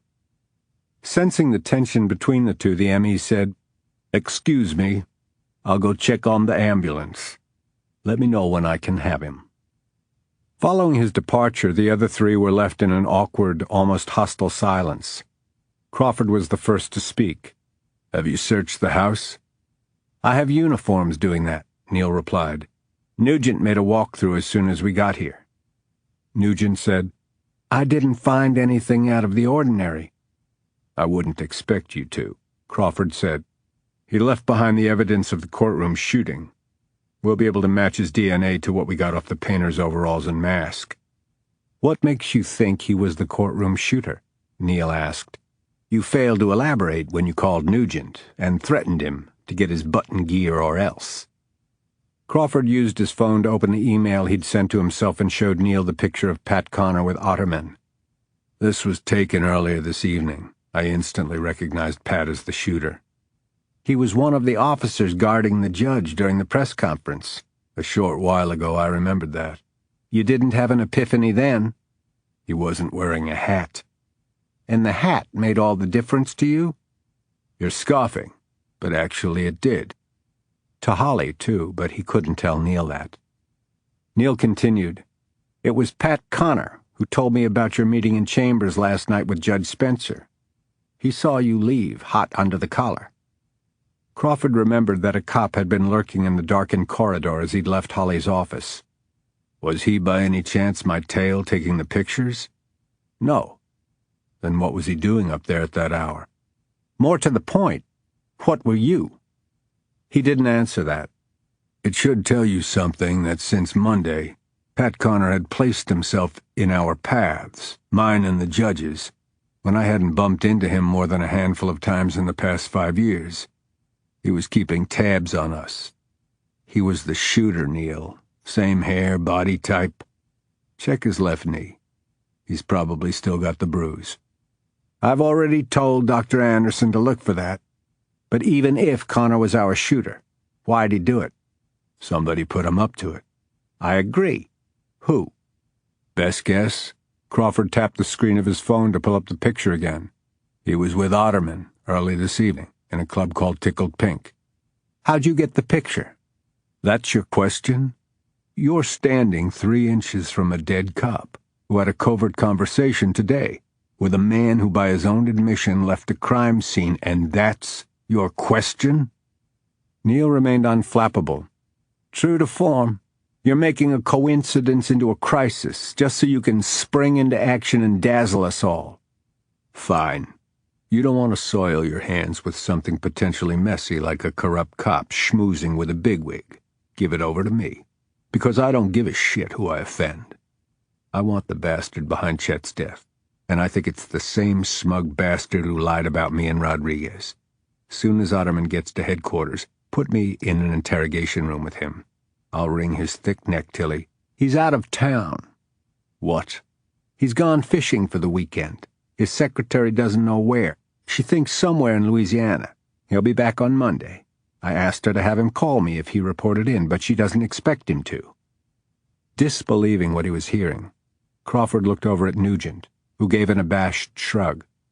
When Crawford went back to Neil, he regarded him with genuine perplexity. You're content to sit back and wait until Monday? Oh, not at all. I'll be busy turning your life inside out. I did obtain a search warrant, but it's for your house. Consider it served. He removed the document from his pocket and shoved it at Crawford. Looking down at the corpse, he continued, Connor sent you a video of your daughter. Was that intended as a wake-up call? A subtle threat? I don't know. But, knowing how you feel about her, it's definitely a motive. Can you account for your time this evening? He could, but not without involving Conrad and Holly. Instead, he tried to reach Neil in a way that Neil would respond to. You're making a ruinous career choice here, Neil. Think it over very carefully before you decide to proceed. I've already decided. You're arresting me? Not yet. I'm asking you to come down to headquarters for questioning. This time I'll have a lawyer with me. Good idea. Turn around. Understanding his intention, Crawford turned and raised his hands in the air. Neil pulled his pistol from the holster at the small of his back. One sniff, you'll know it hasn't been recently fired. You wouldn't be that stupid. I know it's not the murder weapon. You're just being careful. That's right. Can I drive myself to the courthouse? Sure, Neil said. Then to Nugent, go with him. Soon as CSU gets here, I'll be along. Crawford gave the grisly sight on the floor one last glance, then left through the living room, Nugent on his heels. The patrolman at the front door said, Everything okay? Crawford didn't bother answering. Once in his SUV, Nugent riding shotgun, Crawford called William Moore. Did I wake you up? It's okay, the attorney replied with customary terseness. I'll charge you my after-hours rate. Can you meet me at police headquarters in 15 minutes? What happened? A Prentice cop took 2 bullets in the back of his head. That's all I'll say now. I'm not alone. You're under arrest? Not quite. Can you be there? I'm not a criminal lawyer, Crawford, and that's what you need. I recommend Ben Knotts. That guy, hell no, I've seen him in action. I brought a case to trial and Knotts defended the sleazebag who popped his girlfriend for horning in on his dogfighting operation. Was the sleazebag acquitted? Crawford sighed and said grudgingly, Have Ben Knotts call me ASAP. He disconnected. Nugent, who hadn't spoken up till then, said, I probably shouldn't be telling you. I guess it should come from Neil. What? Somebody ID'd Rodriguez this afternoon. At a sharp look from Crawford, he rushed on. Guy who owns a landscaping company in Lufkin had to fire him a few weeks ago on account of, lots of DMV red tape after Rodriguez got a routine traffic ticket.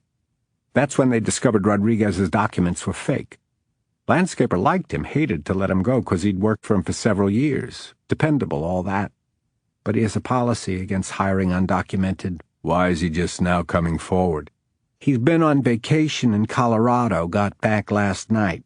Caught up on local news this morning. He emailed us a copy of the phony green card. Name on it is Jorge Rodriguez. Still not sure that was his real name.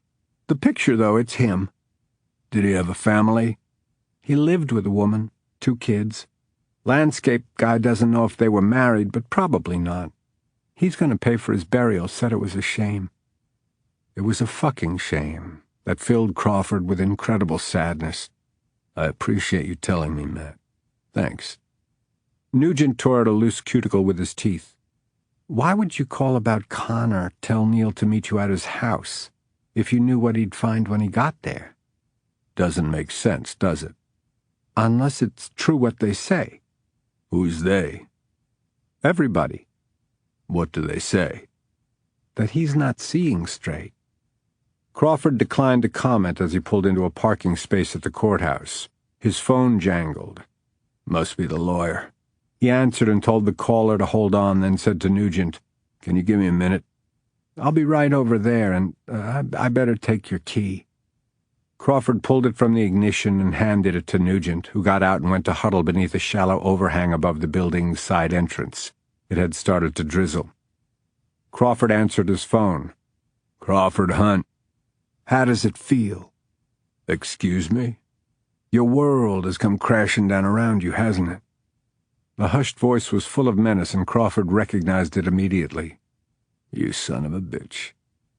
The laugh that filled his ear was nasty with delight.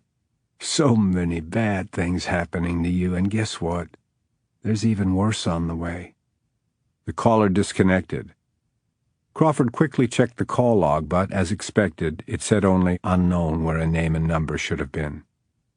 He sat there wavering between rage and fear. From the day of the custody hearing, there had been a purposefully orchestrated dismantling of his life. Being suspected of Pat Connor's murder was just the most recent catastrophe in a carefully planned, destructive sequence. There's even worse on the way. Crawford knew down to his marrow that it wasn't an empty threat. He stared through his rain-pebbled windshield at the looming structure of the courthouse. The upper floors were dark, but all the windows were alight on the ground floor where police headquarters were. He looked at Nugent, shoulders hunched against the increasing rainfall, hands in his pockets, jingling change like a man waiting for a bus. Crawford's cell phone dinged. He checked the caller ID and saw the name Ben Knotts, the recommended criminal attorney. He let the call go to voicemail. After a few more seconds of consideration, realizing what he had to do, he banged his fist hard against the ceiling of his SUV.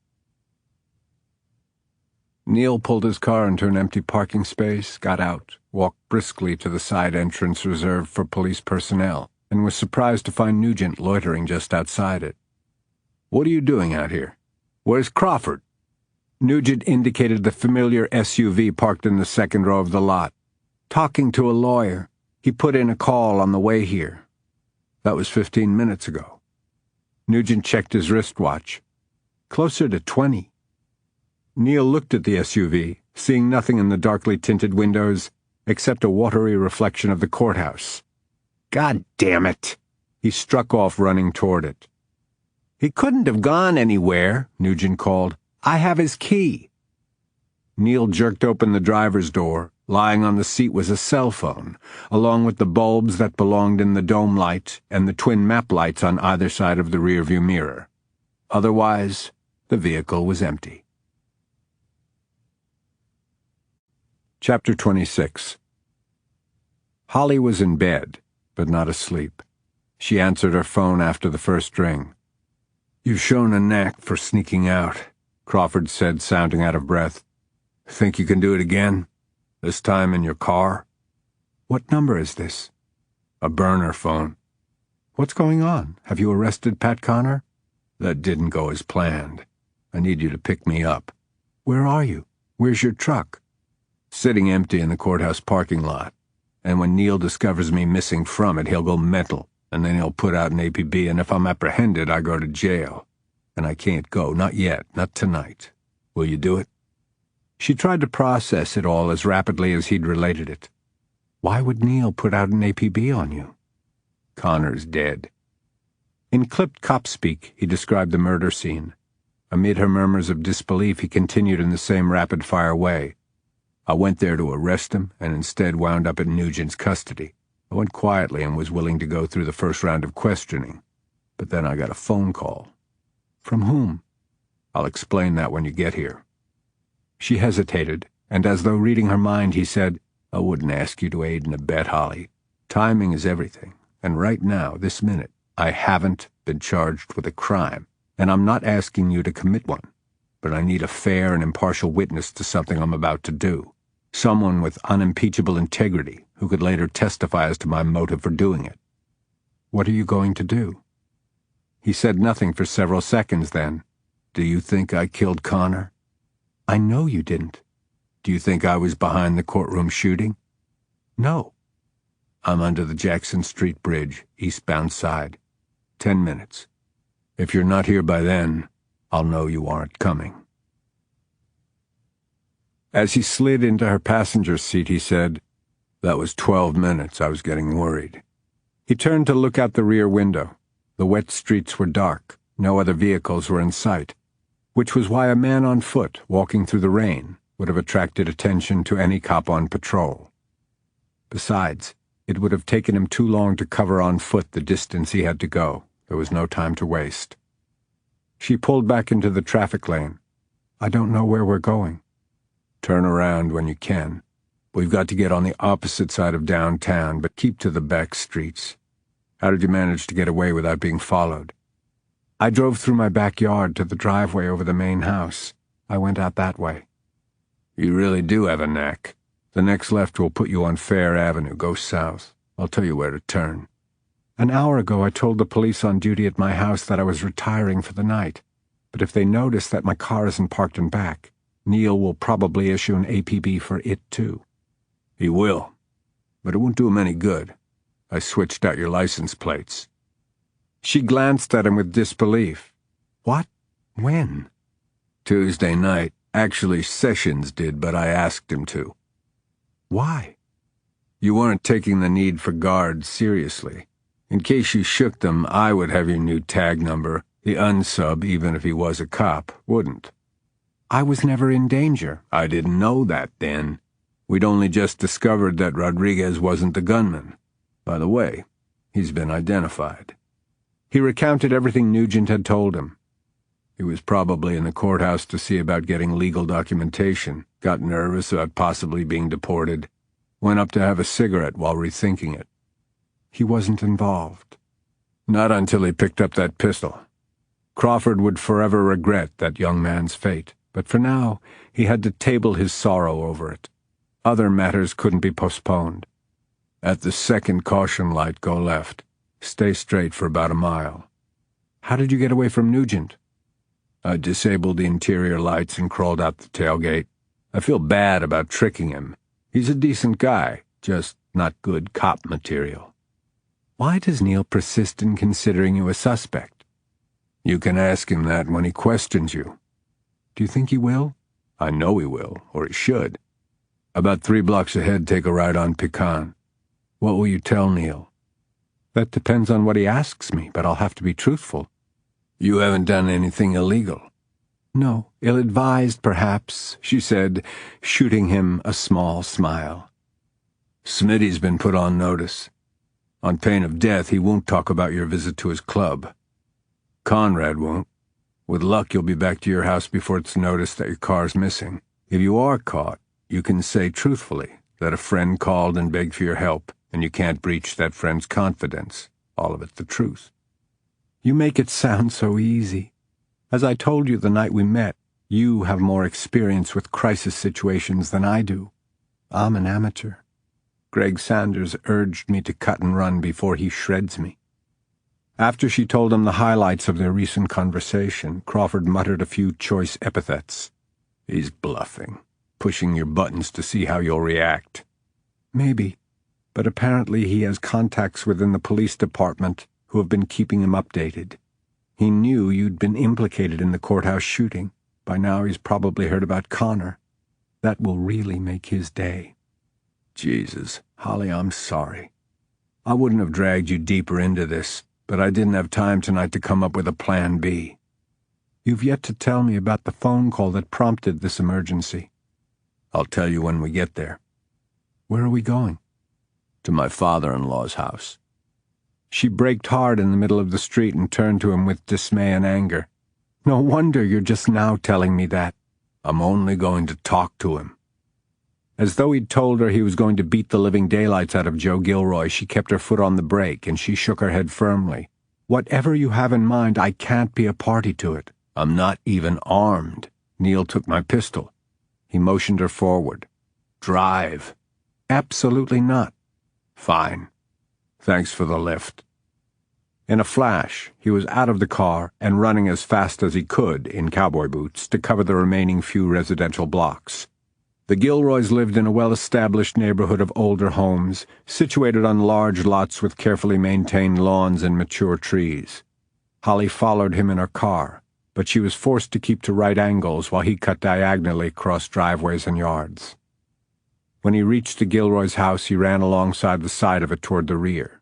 He heard the squeal of Holly's brakes, her car door being shut, her running footsteps slapping the wet pavement of the driveway.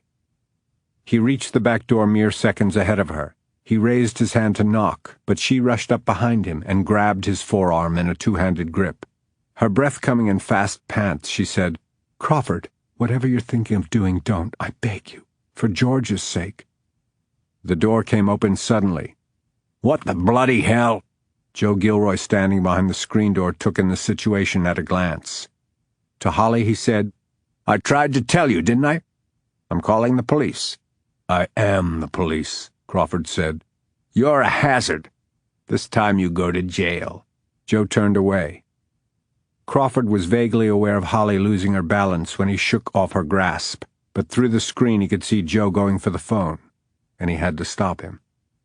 He pulled on the door handle. Discovering it locked, he jerked on it repeatedly and viciously until the old-fashioned clasp gave way. Then he flung open the door and rushed inside. He was across the kitchen in 2 strides, snatching the cordless phone out of Joe's hand and throwing it to the floor. Grace appeared, her hand at her throat, crying out in alarm as the two men went at each other. Joe threw punches that would have leveled anyone weaker and slower to react. Crawford dodged the pounding fists, and at the same time landed a few well-placed punches. Holly cried out, "Crawford, stop! Stop!"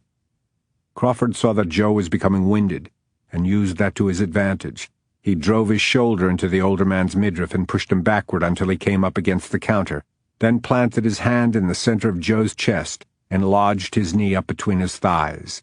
Joe was red-faced with fury. His teeth were clenched. "I'm going to kill you." "Maybe," Crawford said, breathing hard. "Later. But right now, you're going to get Georgia up like hell I am." He tried to wrestle free from Crawford's restraining hand, but Crawford jammed his knee directly beneath Joe's testicles. "You're going to get Georgia up and dressed and leave. Take her away from here, Joe, please," he said, his voice cracking. "Get her away from me." It never failed to freak Smitty out, this thing that Chuck Ottoman did with the 50-cent piece. It was like he was trying to hypnotize you or something, but it had the opposite effect on Smitty. Rather than lull him, it made him nervous as a whore in church. Every time he came to this place, he dreaded it more, and always considered himself lucky when he was able to leave under his own power, drive away in his own car, all his parts still attached, his heart lub-dubbing in a more or less regular rhythm. The only reason he risked coming here was because doing business with Ottoman was so profitable. But their transactions required him to drive for miles through an eerie swamp, nary a light to be seen after sundown, to this fishing cabin that had probably been put together by a coon-ass using Elmers and thumbtacks. He'd once asked Ottoman what state it was in, Texas or Louisiana. "Are you into geography?" "Not really." "Then what difference does it make?" The difference it made was a long list of federal crimes involving words like interstate trafficking. But Smitty kept his concerns to himself and had continued to make periodic trips to this old fishing shack way out in the middle of spooky effing nowhere. The corrugated tin roof leaked. A bucket had been placed on the floor to catch the constant drip from the hard rain that contributed to the chilling atmosphere. The plunking sound the drops made as they splashed into the bucket was driving Smitty to distraction. But Ottoman seemed unbothered as he set aside his coin and counted out $100 bills onto the table between them, forming neat stacks of 50. When he had 10 stacks, he passed them one by one to Smitty, who placed them in a pouch. With a flourish, Smitty zipped it up and flashed Otterman a grin. "Those boys guarantee their product. You have any trouble with the guns, you be sure to tell me." "You can count on that." Otterman's tone wasn't the friendly kind that Smitty had been hoping for. Truth was, it had the undercurrent of a threat, and made him need to pee. With false bravado he said, "When you need more, you know who to call." And he winked. "Always a pleasure doing business with you, Mr. Otterman." He stood up. "Sit down." Smitty dropped back into his seat. For what seemed like an endless time, the only sounds in the room were the incessant drips, the rain striking the metal roof like a hail of bullets, and distant rumbles of thunder. Finally Otterman said, "Pat Connor. Know that name?" "I don't believe I do." "Prentice policeman." "Oh, well, no wonder." Smitty shot a laugh over his shoulder at the two men standing behind him. "I don't have many friends among enforcers of law and order. Earlier this evening, Connor met with me in your crappy nightclub." "What about?" "A couple hours later, he died in his kitchen. Ticker gave out. He was shot dead while pouring himself a drink." Now Smitty really had to pee. "You don't say? Huh. I hadn't heard that. The clubs don't close till 2 a.m., so I don't often see the evening news." He was discovered too late to make tonight's news. Otterman glanced up at the man standing at Smitty's right shoulder. "But I have it on good authority that 2 bullets were fired into the back of Connor's skull." Smitty whistled, or tried to. His lips were too rubbery to pucker. "That ought to do it, all right." To have been executed like that. Connor must have let down someone who was counting on him to deliver. Money, goods, information. Something of value like that. Smitty actually flinched when Otterman suddenly sat forward and leaned toward him across the table. "Do you know Crawford Hunt?" He screwed up his face as though thinking hard. "Crawford Hunt. Crawford Hunt. The name sounds familiar, but I can't quite place him."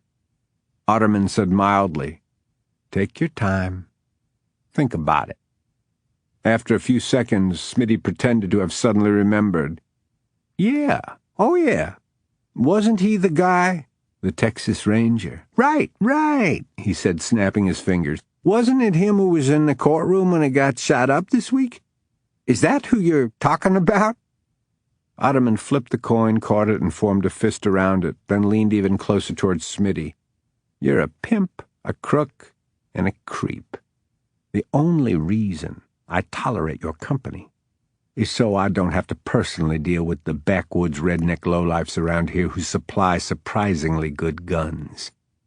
But if you ever lie to me again, not only is your lucrative sideline with me finished, I'll burn your ratty clubs to the ground, and then stick the barrel of one of those pump actions up your anus and pull the trigger." Smitty swallowed and bobbed his head in complete understanding. Otterman sat back and calmly resumed rolling the coin across the backs of his fingers. "Let's try to have an honest conversation. I'll go first. After I left your club tonight, Crawford Hunt was seen there, in your company, Smitty. He also had a woman with him. They carried somebody out. His old man, who's a sorry drunk. If you were from around here, you'd know the history. Anyway, tonight he was worse off than usual. I had to call Crawford to come and get him and cover his tab. That's it. That's it. You have no other dealings with Crawford Hunt?" "Shit, no. I hate his guts. A few years back he busted me for public lewdness. A guy can't get a blowjob in his own car." "Who was the woman?" "Can't remember her name, but she could shrink-wrap your dick." "The woman with Hunt, you idiot." "Oh, the judge. Holly Spencer. She doesn't look like any judge I ever faced. Firm tits, smoking ass." Otterman didn't react for several seconds. Then he cracked a smile that sent chills down Smitty's spine. "You're the expert on that." He forced himself to chuckle. "Well, I reckon everybody's got to be good at something." Otterman's smile relaxed until it was no more. "The boys will see you out." With no more notice than that, the boys jerked him to his feet with such force his teeth clicked together. He was supported between them as they dragged him toward the door. It occurred to Smitty, in a moment of blinding, terrifying clarity, that he'd forgotten the money pouch, and that this time he wasn't leaving the fishing shack under his own power. Crawford's plea to his father-in-law had left the four of them in a bizarre freeze frame. He was the first to move. He turned his head and looked at Holly. In a gruff voice he asked, "Are you hurt?" Astounded by the sudden turnabout, she looked at him with bafflement. "Hurt?" "You lost your balance on the step." "Oh, no, I'm okay." Still holding her gaze, he said, "You understand now why I wanted you here, to see this, hear it?" "I believe so." "I still want custody of Georgia. This doesn't change that." Turning back to his father-in-law, he said, "We'll continue our fight, Joe. Once all this is over, we'll pick up where you threw that last punch if that's how you want it. But you've got to get Georgia away from here tonight. Right now." He lowered his knee so that it was no longer wedged between Joe's thighs and withdrew his hand from the man's chest. Having seen for herself the ferocity of Joe Gilroy's hatred for Crawford, Holly halfway expected him to launch another physical attack. He didn't, but his facial features remained granite hard, his eyes piercing. He said, "I'm not going anywhere until you tell me what this is about. What's happened?" Rain had plastered Crawford's hair to his forehead, but he seemed impervious to it and his wet clothes. "I know who the courtroom shooter was. So does Holly." Joe's eyes cut to her. "It's true," she said. "I identified a Prentice police officer as the gunman." "How'd you figure it out?" "Too long to go into," Crawford said. "But an hour or less after we made this discovery, he turned up dead, murdered inside his house, and it wasn't pretty." Grace made a mournful sound. "Let's all sit down. I'll make coffee." "There's no time for coffee, Grace," Crawford said. "Start gathering up only what you'll absolutely need to take with you." "For how long?" "I don't know. A few days, maybe." "Hold on, Grace," Joe said when it appeared that she would do as Crawford asked. "I haven't heard anything that compels me to pack up my family and sneak out of town in the middle of the night like a band of gypsies. Can't you for once just do something without having to be the fucking commander?" Holly took a handful of Crawford's shirt and pulled him backward, then stepped between him and his father-in-law. "Mr. Gilroy, Mrs. Gilroy," she said, turning her head to include Grace, "we've concluded that I wasn't the intended target in the courtroom. Crawford was." Joe glanced beyond her toward Crawford. "Well, that doesn't surprise me. But why specifically?" "Do you know a man named Chuck Otterman?" Crawford asked. "I've heard of him. Sure. Runs the drilling outfit. What's he got to do with it?" As concisely as possible, Holly explained the situation. "Crawford has Texas Rangers in the Houston office trying to determine what the connection is and why Otterman would conspire to have him killed." Crawford took over for her. "In the meantime, he called me." That took Holly aback. "The phone call you mentioned, it was Chuck Otterman?" "I recognized his voice." He repeated the brief conversation. "He said there was worse coming my way, and I take that threat seriously. Everything else he's done has been a sick warning. The park video, trashing Georgia's room, and trashing her room. Joe, we can't explain it all now," he said impatiently. "Bottom line, Neil Lester, for reasons of his own and in part thanks to you, is trying to pin all this on me. All I did was ask. I know what you asked, and it was bullshit. But Neil has run with it. I slipped away tonight, but if he finds me, he can hold me for 48 hours before charging me, and if I'm in lockup, I can't protect Georgia, and I go a little crazy when I think of Otterman getting near her, touching her. This threat you say he issued, I don't say it. He did it. Okay, but he didn't mention Georgia. Damn it, Joe. Are you willing to risk her life just to win an argument with me?" "Don't lay any of this on me," the older man shouted back. "It's a mess of your own making." Crawford closed his eyes briefly, and when he reopened them, they were bright with an intensity of feeling. "You gotta know how hard it is for me to come here and ask you for a goddamn thing. But you must put our quarrel aside and get Georgia out of here." The older man opened his mouth to speak, but Crawford headed him off. "And it's gotta be now." Holly divided a look between the two adversaries, still facing off, each as unbending as the other. Taking matters into her own hands, she walked over to Grace. "If you'll show me where things are, I'll help you pack." While Grace, Joe, and Holly hurriedly collected and packed essentials, Crawford moved from room to room, checking the street out front as well as the back of the property, watching for the stealthy approach of policemen or squad cars, because he figured Neil would eventually think to look for him here. And so might Ottoman or his emissaries. At some point, Grace brought him a towel. He'd dried off as well as he could while remaining vigilant. "Daddy?" When Georgia spoke his name, he turned away from a window overlooking the street, and the sight of her caused a pinching pain in his heart. Holly had quietly gathered articles of clothing from her drawers and packed them in her suitcase, but they'd waited until the last possible moment to wake her up and get her dressed. She looked sleepy and uncertain as she gazed up at him. Mr. Bunny was clutched to her chest. "Grandma said we're going on a trip. I don't want to." "Sure you do." Crawford picked her up and hugged her close. Her arms closed tightly around his neck, her legs around his waist. "Can I go to your house?" "Not this time." She laid her head on his shoulder and turned her face into his neck. This was tearing him apart, but he had to be the grown-up, the brave one. He infused his voice with false enthusiasm. "You're going to have a great time." "That's what Holly said." "She's right. Grandma and Grandpa have lots of fun things planned. But you have to be a good girl and mind everything they say, okay?" "Why can't you come?" "Because I have to work. But I'll be thinking about you the whole time and wishing I was with you." He felt her chest hitch with a small hiccup that presaged tears. He told himself she was crying from sleepiness, from being startled awake and confronted with a situation that was out of the ordinary and beyond her understanding. But whatever the reason, he couldn't bear parting from her when she cried. Rubbing circles on her back, he murmured into her hair, "Come on now. You're going to be all right. Let's get you into the car." "Will you carry me?" He squeezed his eyes shut to keep his own tears inside. "You bet." Holding her tightly against him, he carried her through the house, now dark, and into the attached garage, where Joe was placing her suitcase, the last of the luggage, into the trunk. When he would have walked past Crawford without saying anything, Crawford addressed him. His father-in-law stopped and looked at him.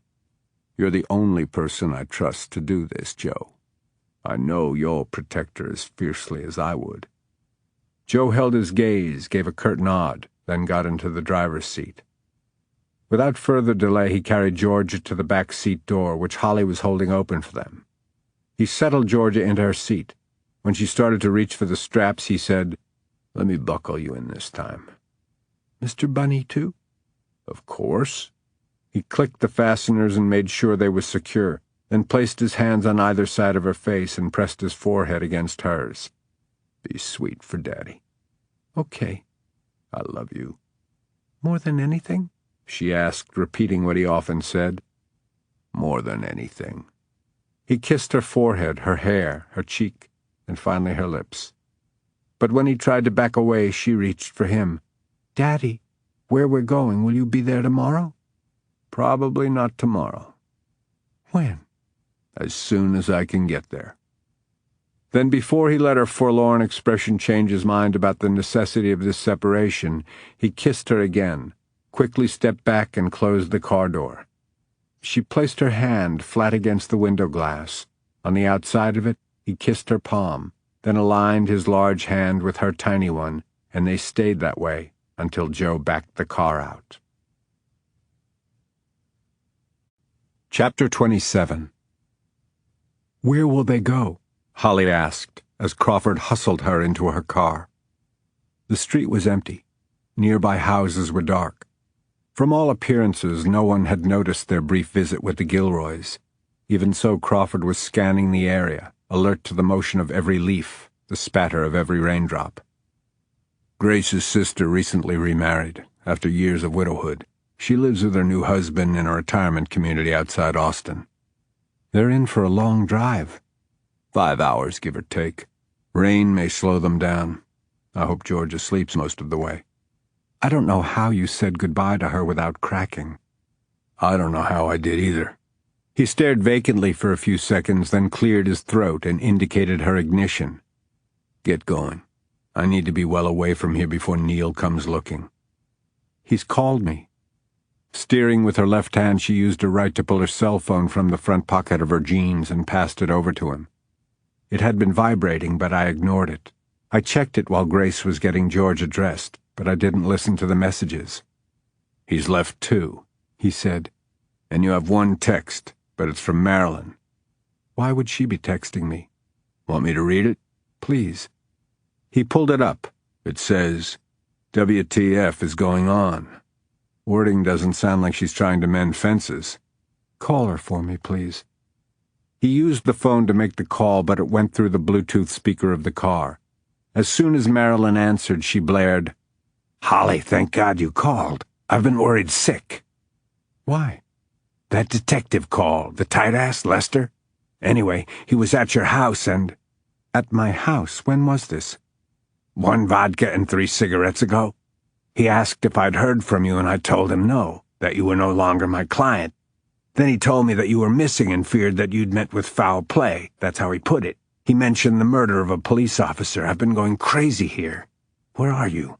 Are you all right? Yes, I'm fine. You're not being made to say that under duress, are you? No. However, I can't talk now. There's a situation that I really need to attend to. I apologize for the scare and appreciate your concern, truly. She was about to disconnect using the button on her steering wheel when Marilyn said, a situation involves him, doesn't it? And don't you dare insult me by asking who. The shooting was only the first shock to your system, wasn't it? Mr. Tall, Blonde, and Badass was another. During the course of their conversation, Holly had been keeping her eyes on the road. Now she flicked a gaze over to Crawford, who was sitting as still as a stone beside her, his eyes fixed on her, taking in every word. Your silence is screaming at me, Holly, Marilyn continued. And what I'm hearing is conflict of interest, circumspection versus lust, a moral and ethical dilemma in spades, all of which are right up my alley, she chortled. I can't wait to tackle them. I fired you, remember? Yes. But now I get why. You were protecting him. From you, right, but I can back off that. Listen, Marilyn. No, you listen. You're an excellent judge, Holly. Dedicated and idealistic. You actually believe in what you're doing. And that's not just me trying to woo you back. I happen to mean it. You should be in that job. After this week, I'm afraid Governor Hutchins will rethink his endorsement. Greg Sanders has suggested that I make a graceful exit to save face. No way in hell. The governor's blessing is a stroke we can always use, but I can get you elected without it. Hell, I might even do something totally revolutionary in politics and awe the voting public with the truth. Sometimes that's actually the best approach. Hide in plain sight. I'll be thinking about our strategy. In the meantime, tend to this situation with the Texas Ranger. He's a rude bastard, but he definitely has appeal. When you need me, I'll be ready. After the disconnect, she couldn't avoid Crawford's grin. You called me tall, blonde, and badass? I didn't. Marilyn did. Will you hire her back? I don't know. More importantly, did you hear the part about Neil being at my house? Yeah. His grin faded as he sighed. I should have left you out of this, but I couldn't rely on Grace to back me up. Joe could have browbeat her into claiming that I had relinquished Georgia to them without any stipulation that it was temporary. I needed you there, but I hate further involving you in what Joe correctly called a mess of my making.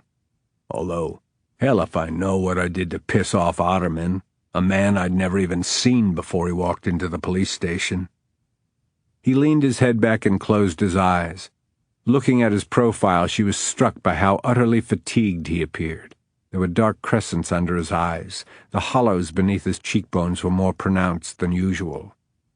She asked, "When did you sleep last?" I don't remember. You're exhausted. Joe's no pushover, and I've fought him twice today. Then the episode with my old man. None of my run-ins with him are easy. But what really took it out of me was having to tell Georgia goodbye. Which you've also done twice today. Both times wrenching. Tonight was different, though. She sensed something was wrong. I goddamn hate that she's worried. I couldn't promise her when I would see her again. And the fact is... The fact is? If Otterman has his way, I never will.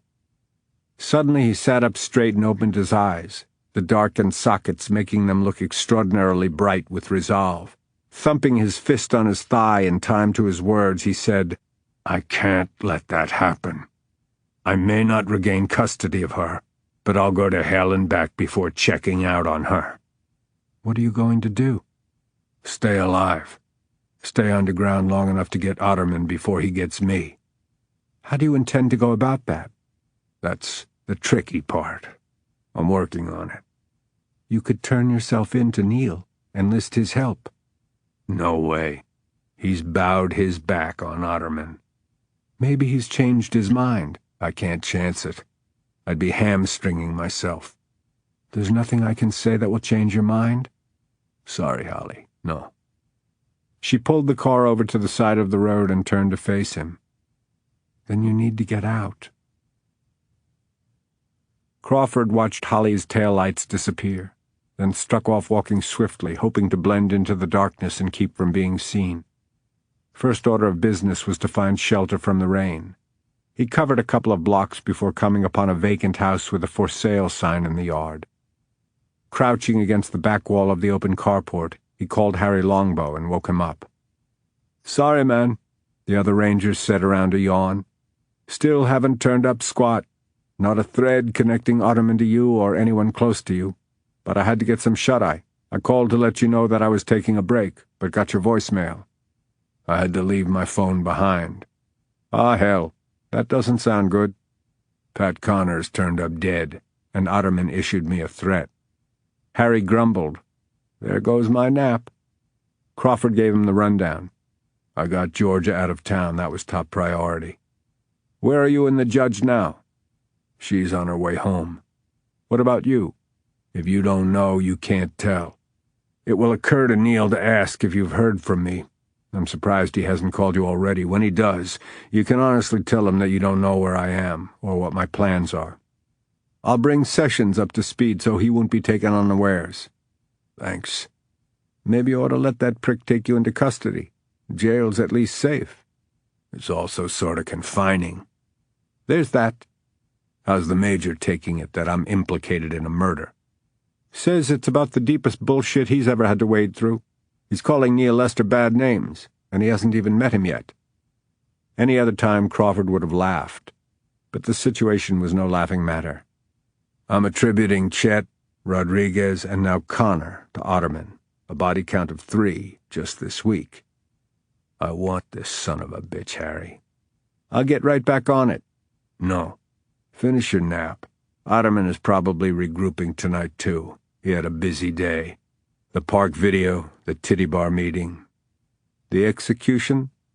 He didn't shoot the video and he didn't pop Connor. He doesn't do his own dirty work. He's got frickin' frack. Who are they? A pair of bodyguards. And then there are the Pat Connors. Facilitators, too dumb to say no to him? Too scared, maybe. You know what this is feeling like. Organized crime shit. I'm liking this asshole less and less, Harry said. Me too. Keep your head down. Crawford gave him the number of his burner phone, then used it to make another call and impatiently counted the rings until Smitty's nasal twang instructed him to leave a message. Crawford said only, You know who this is. Call me back, or your shriveled pair are history. He clicked off, checked the time, then pulled up the collar of his windbreaker and plunged into the rain. Chapter 28. When you told him to get out of your car, he didn't put up an argument. At first, Holly admitted in reply to Neil's question. But I told him I would take him absolutely no farther. He got out, I drove home. When she'd arrived, Neil Lester and Matt Nugent were sitting in an unmarked sedan at the end of her driveway. She drove around back and entered her house through the kitchen door, then met them at the front. As she ushered them inside, she said, "I spoke to Marilyn. She told me to expect you." She'd offered to make coffee, which they declined. They'd taken seats in the living room, and for the past 20 minutes, she had been recounting everything that had happened since getting the call from Crawford. "He didn't tell you what he was going to do?" "Stay alive. Those were his words. For his daughter's sake, he wants very much to live." Having seen her safely away, he was much calmer than he'd been an hour earlier. When he called and asked for my help, he sounded desperate. Neil said, "He was. He had just escaped from police custody. He told me that he drove himself to the courthouse and was willing to cooperate. He hadn't been handcuffed. He hadn't been arrested or read his rights." She paused and looked at the detectives expectantly. "Unless he was lying to me." "He wasn't. We didn't do any of that," Nugent supplied, and when Neil shot him a withering look, he added, "Which is why I figured he could be left alone to talk to his lawyer." Neil said, if all he wanted to do was get his daughter out of harm's way, why did he fool Nugent and abandon his car? Why didn't he tell me about this phone call that caused him to take such drastic measures? "He was afraid you wouldn't believe him. I think he was probably right." She paused to let that sink in. He was afraid that every minute spent on sorting things out was another minute that his daughter's life was in danger. Defensively, Neil said, "Nobody else heard this mysterious phone call, did they?" "I was with him when it came in," Nugent said. "But he told you it was the lawyer." "Have you spoken with the attorney?" Holly asked. Ready with the answer, Nugent said, "Crawford had asked for a referral. Ben Knotts called him and got his voicemail. That call came in minutes after the one from the unknown." She looked at Neil. "He asked for an attorney. Doesn't that indicate that he had every intention of going through the questioning process, and would have, if not for that threatening call from Chuck Otterman?" "No one has ascertained that it was Otterman," Neil argued. "The call from the unknown could have been a solicitation. He used it to trick Nugent." Holly said, "If the call was a trick and the threat a fabrication, why would he have implored his in-laws to immediately leave town with his daughter? They will corroborate that's what's happened." "Mr. Gilroy already has." Nugent's statement left Neil no choice except to elaborate, although he did so grudgingly. "After dispatching a patrol car to their house and having it reported that nobody was at home, I called Joe Gilroy's cell number. I had it from interviewing him after the shooting." "He confirmed what I've told you?" "To the letter. There's still no love lost between him and Crawford, but Crawford convinced him that the girl needed to be moved without delay." "I was similarly convinced," she said. "Unlike you, I believe Mr. Otterman is culpable." "That video seals it," Nugent agreed. "Shut up, Matt," Neil snapped. "It doesn't seal anything." Holly didn't reveal that she knew the origin and content of the video to which Nugent had referred, but she looked at Neil and raised her eyebrows inquisitively.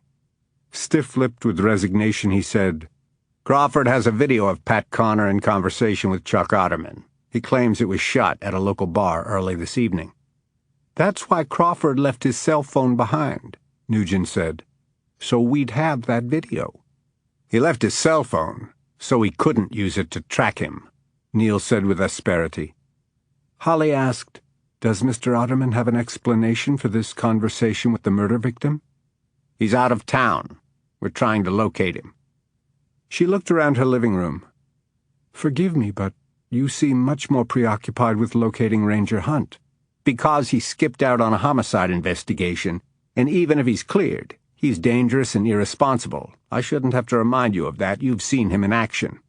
"Yes, I've seen him in action, saving lives and protecting others. Are you sure that your disapproval of his methods, compounded by your personal dislike, hasn't clouded your judgment?" "Are you sure hormones haven't clouded yours?" Nugent made a choking sound. Neil's glare stayed fixed on her. "I think you keep defending him because you're just a little attracted to him, Judge Spencer." "Well, you're wrong, Sergeant Lester. I defend him because I believe he's right. And I'm not just a little attracted to him, I'm very attracted to him. The attraction is inconvenient. Until I recused myself from his custody case, it was unethical. It has the potential of causing me embarrassment and possibly costing me my job, making Crawford Hunt an unexpected complication in my life. But it does not make him a murderer. It does, however, make you a fool for pursuing him instead of the culprit. She stood up. Is there anything else? Neil was still seething as she saw them out. She watched until they drove away. Only then did she close the front door and go around the room, turning off lamps. After making sure the house was secure, she went into her bedroom, and, as she closed the door, leaned weakly into it and pressed her forehead against the cool wood. From behind her, one strong arm encircled her waist and firmly positioned her backside against an unquestionably aroused man. He gathered her hair in his fist and moved it aside so he could plant a hot kiss beneath her ear, whispering, "Well, Your Honor, guess you told him." Chapter 29. Crawford slid his hands beneath her top and unhooked her bra. Reaching around to her front and up into the cups, he took her breasts into his palms. His fingertips played over her nipples. Holly's whimper of pleasure melded with a whine, asking for more.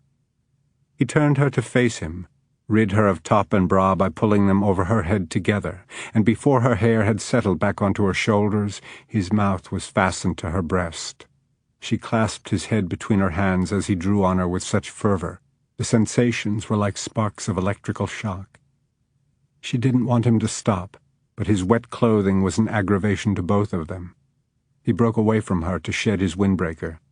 He unbuttoned the first few buttons of his shirt, then, because that was costing precious time, he pulled it over his head. She didn't dare turn on a light and risk him being seen by her guards, but she wanted to know him. Placing her hands on his chest, she felt a dusting of hair and nuzzled it. His nipples were hard. She swept her tongue across one, causing him to hiss a swear word as he worked open the buttons of his fly. She reached into that widening wedge, feathered her fingers through the coarse hair, and closed her hand around him. His head dropped heavily onto her shoulder. As she explored, his panting breaths fell hot and moist on her skin. He was incredibly hard. The skin stretched tight along the shaft, the tip smooth and full to bursting. The pad of her thumb collected a drop of semen, spread it in deft circles until he puffed a profanity and moved her hand away. Crossing his arms beneath her bottom, he lifted her and carried her to the bed. When she was lying on her back, he worked her jeans and underwear down her legs. Once they were off and out of his way, he got onto the bed, standing on his knees between her thighs, which he pushed back toward her chest. Then they both went completely still. For several moments their heavy, irregular breathing was the only sound in the room, in the world. She sensed his movement before she felt his hands on the backs of her calves. He squeezed them, familiarizing himself with their shape. He caressed them up to the backs of her knees, where he outlined her kneecaps with his thumbs before covering them with his palms. Her breath hitched when his hands moved again, this time sliding up the insides of her thighs, slowly but purposefully opening them, opening her, for his descending shoulders, head, mouth. The heat of his mouth encompassed her. For precious moments he did nothing else, just that, just there. A gentle suction held her with motionless and incredible intimacy, until gradually he began to make love. Every brush of his lips, every whisk of his tongue, elicited a quickening of her entire body. Whenever his mouth withdrew to take a love bite from her inner thigh, or to plant a kiss on her mound, her back bowed, her hips thrust upward, in a restless, desperate yearning for him to find the one spot he had kissed around, but had yet to touch. It wasn't until she groaned his name that he obliged her, but tantalizingly, applying his tongue so softly, so exquisitely, that her breaths evolved into moans, and her body drew up tight.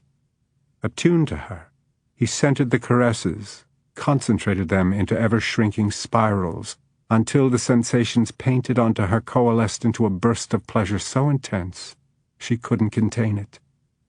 He levered himself up, and with one strong thrust, he was inside her, appeasing her craving to be stretched, filled.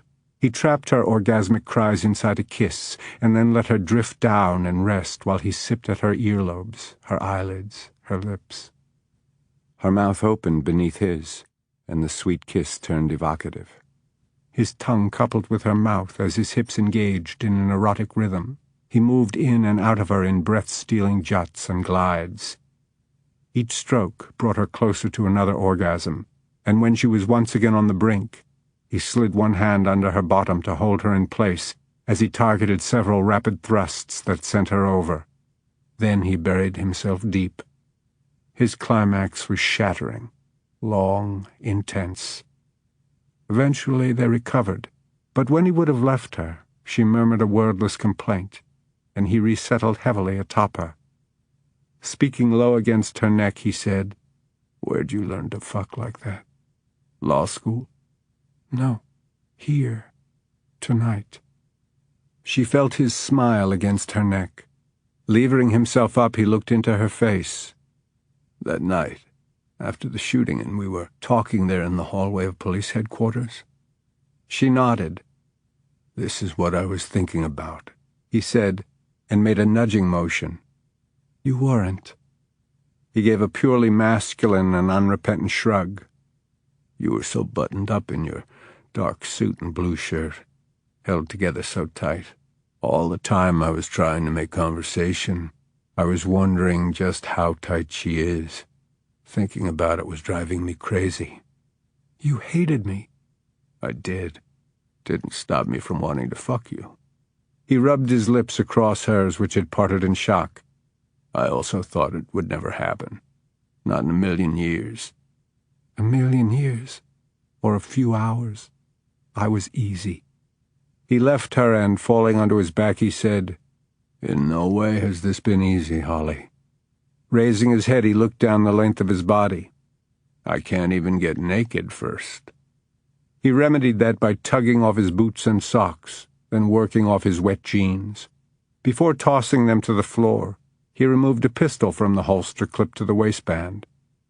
"You told me you weren't armed." "When I told you that, I wasn't. I borrowed this from Joe." He set the pistol on the nightstand. "Borrowed?" "If he misses it, I'll beg forgiveness." He lay down and drew her to him. Now, skin to skin for the first time, he passed his hand over her bottom and gave a grunt of satisfaction. "Better." "Much." She plucked a few strands of his chest hair.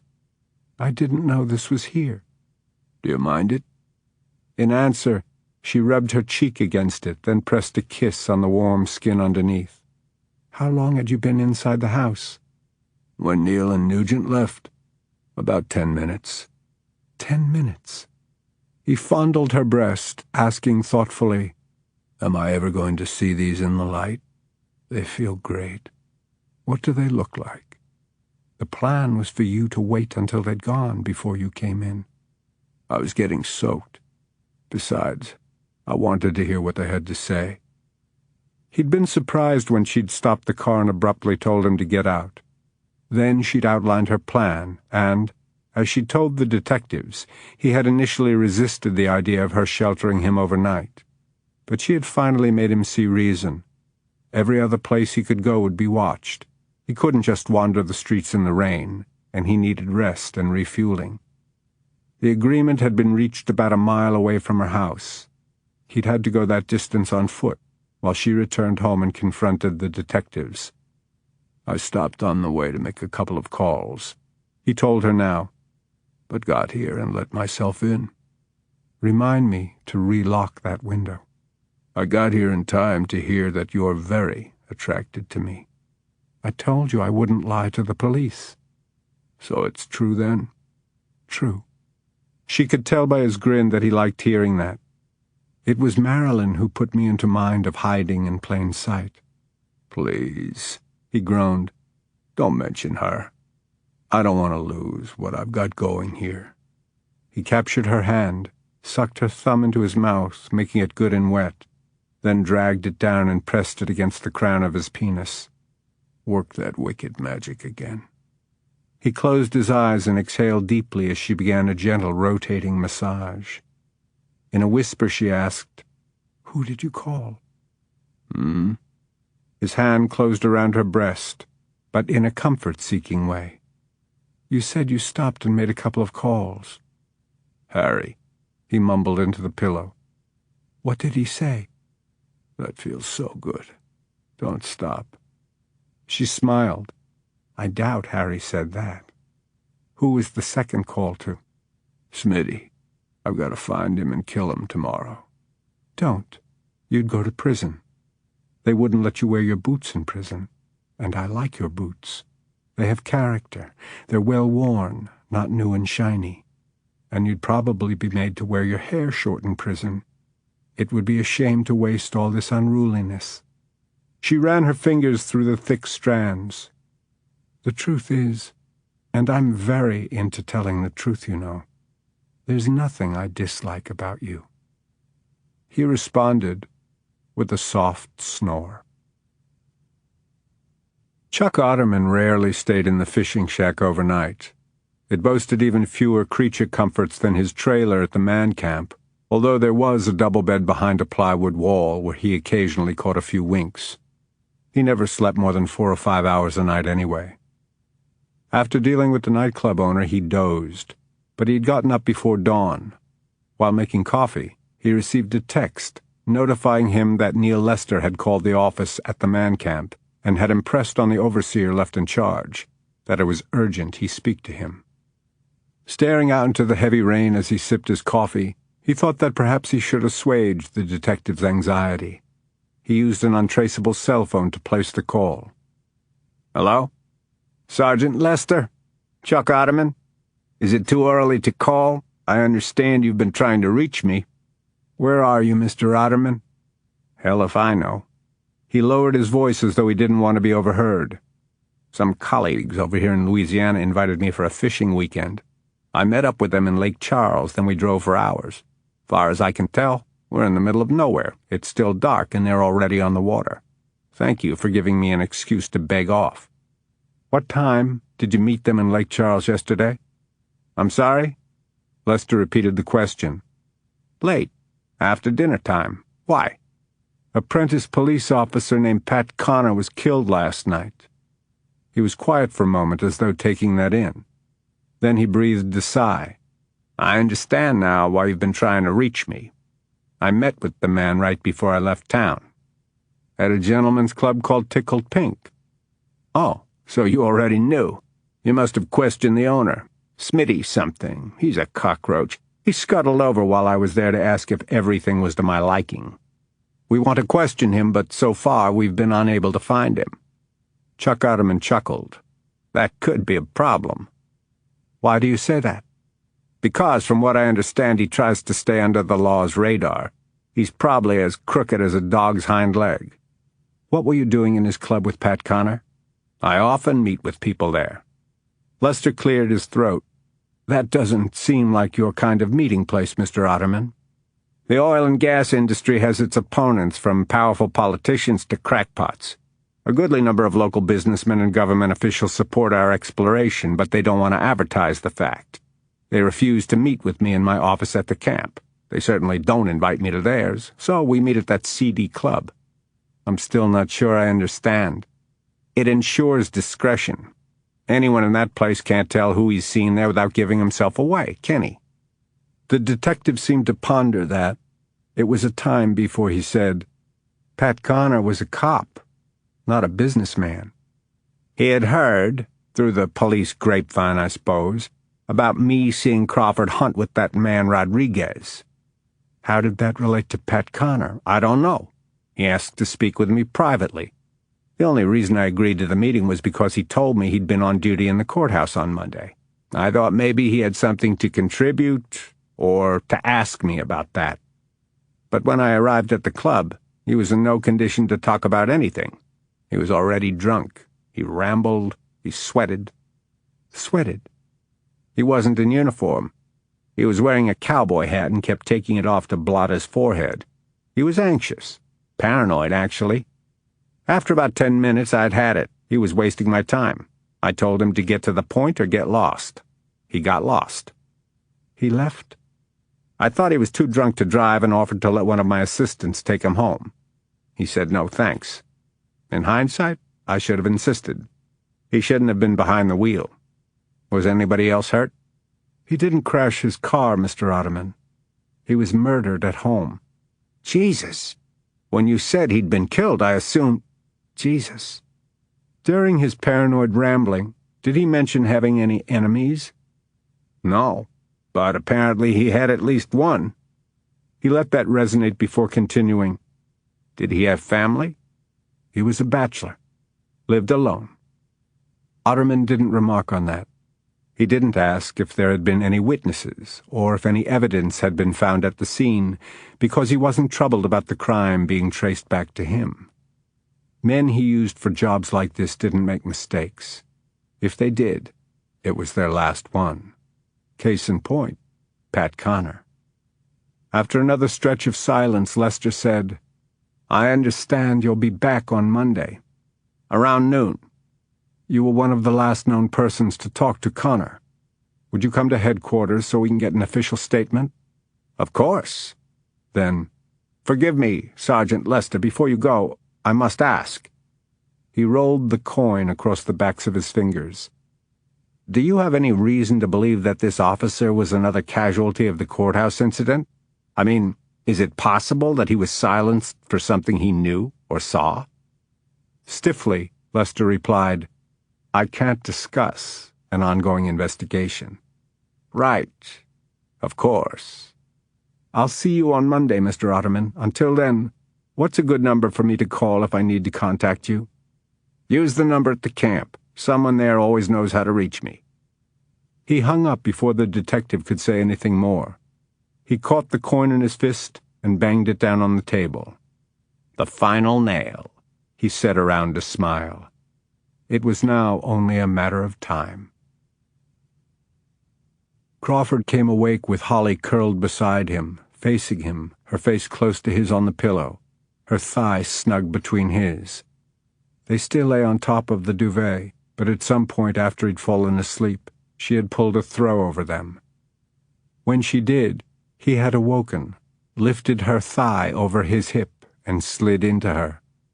Being sheathed in her had brought a drowsy erection to a full one.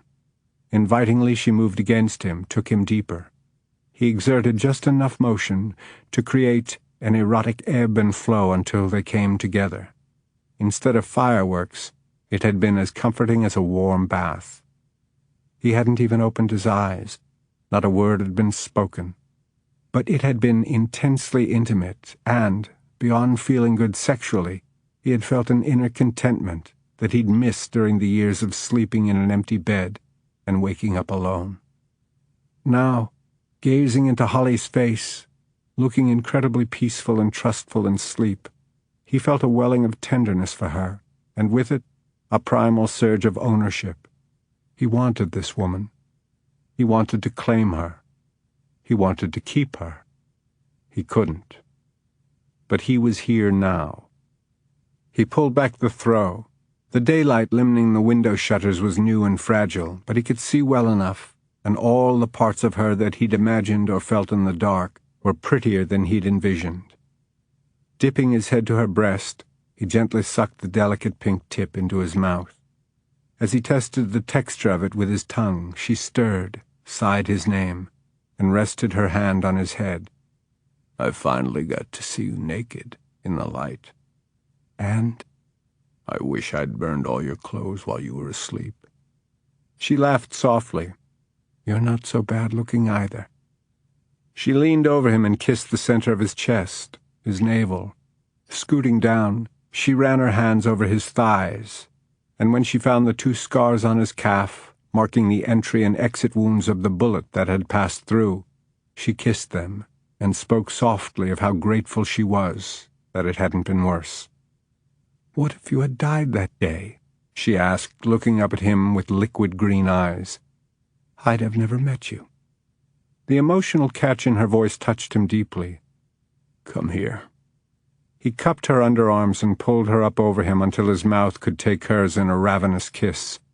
Gradually, mouths still eating at each other, he rolled her onto her back and stretched her arms above her head. He kissed his way down the undersides of both arms as his hand reshaped her breasts, then rode the contours of her rib cage down to her abdomen. Her breath stuttered against his lips when he trailed his fingers back and forth across the silky hollow between her hip bones, then through her pubic hair. It was blonde and soft, and beneath it she was softer still. He sank his fingers into the fluid heat and returned his mouth to her breasts. Noticing a rosy abrasion, he asked, "Is that a whisker burn? You should have told me." I didn't care. Now? I don't care. I'll be gentle. The merest flick of his tongue elicited a reaction. Okay? Yes, She gasped. Again? yes.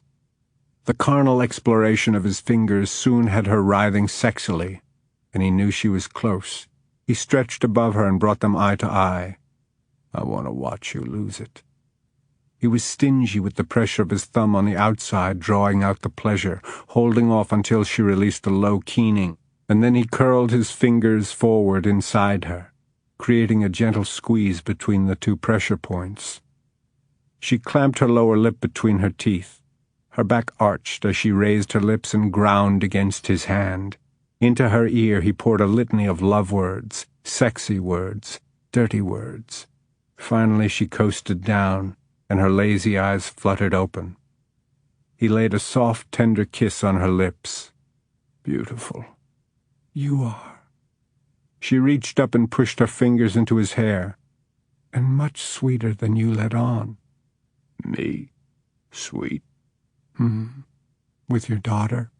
With me. She outlined the shape of his lips with her fingertip. You're not so tough. Say things like that. You'll ruin my reputation. I promise not to give you away if you'll kiss me again. Thought you'd never ask. He obliged her, sending his tongue deep into her mouth and savoring the taste he was coming to know, to need. When they pulled apart, she rocked against his erection. That's going to leave a bruise on my stomach. We can't let that happen, it being such a pretty stomach and all. Any ideas? She crooked her finger for him to lower his head, and then she whispered what she had in mind. He looked at her in shocked wonder. Have you been spying on my wet dreams? He focused on her mouth, on that full lower lip, and when he placed the pad of his thumb in the center of it, she stroked it with her tongue. In a voice thick with arousal, he said, I need to shower first. They showered together, and the soapy navigation they conducted over each other was inquisitive, extensive, and ended with him leaning against the back of the shower, one hand braced on the tile wall and the other on the glass door, hanging on for dear life, praying that he would survive the avid action of her mouth. She got out first, dried, and wrapped herself in the familiar robe. I'll make breakfast. She left for the kitchen. He toweled off and moved around the bedroom, gathering his clothes and putting them on. They were uncomfortably damp, but they would have to do. He was slipping Joe's pistol into the holster when Holly returned, carrying a cup of coffee. This will get you. She stopped when she saw that he was fully dressed, except for his windbreaker. What are you doing? I need to go before it gets any later. Go where? I don't know yet. You don't have a car. That's a problem I've got to fix. Crawford, she exclaimed. He pulled on his windbreaker. What? You can't just leave on foot. That's how I got here. What are you going to do? I told you last night. Stay alive, if I can. Get Otterman before he gets you? Or Georgia. He hated even voicing the possibility, afraid of making it an omen. Because if Otterman wants to get to me, he'll eventually go after her, and the surest way to protect her is to remove him from the planet. You would kill him. He just looked at her, then away, saying, I can't do anything until I find him. When you do? I'll have to wait and see. With a solid thump, she set the cup of coffee on the dresser. "What are you going to do?" she repeated, enunciating each word. "Stop asking, Holly," he said with matching testiness. "I won't tell you." "Is it lawful?" "Mostly." Her brow was knitted with worry and rising anger. "You don't trust me." "I trust you completely. I trust that you'll always tell the truth, which is why it's better for me that you don't know everything about anything. If you have a problem with that, I have a problem with you taking on Ottoman by yourself. That's the way I operate, which is the height of arrogance and conceit. Yeah, well, think what you want about my ego. I know why I'm doing this, and I've got to get at it." He moved toward the window, but she stepped in front of him. "If you break the law, you'll destroy any chance you have of getting Georgia." "Your deal with Joe destroyed any chance I had." "That's behind this morning after mad dash? You're angry?" "No, I'm not angry." But his near shout sounded angry, so he lowered his voice to a more controlled volume. "Could I fuck you like I did if I was angry?" "Last night you said you hated me and still wanted to." "But I wouldn't want to wake up with you. Yeah, the sex was great, but I liked waking up next to you almost as much, if circumstances were different." "What circumstances, Crawford?" "Lots of circumstances." "Specifically, Ottoman?" "That's the most immediate circumstance." "I agree. So why not call Neil Lester? I'll own up to sheltering you. Talk to him, reason with him lawman to lawman. Together, playing by the book, you'll go after Ottoman." "Okay, say we luck out and get him behind bars by nightfall. He signs a full confession of all his evil deeds. Then what? Our problems will still be there." "Back to those unspecified circumstances." "All right, I'll name you one. You crossed a line with me." He motioned toward the bed.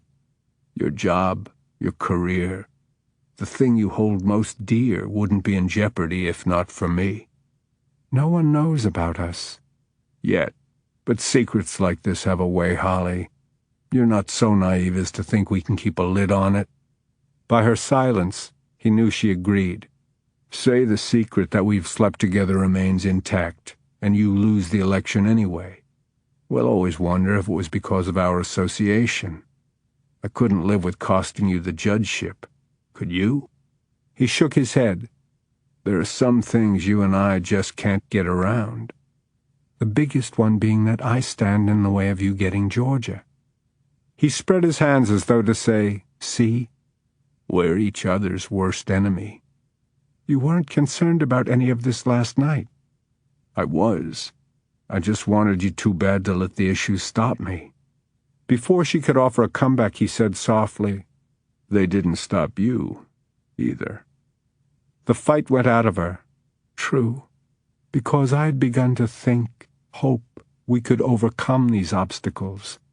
"Some, maybe. Not all."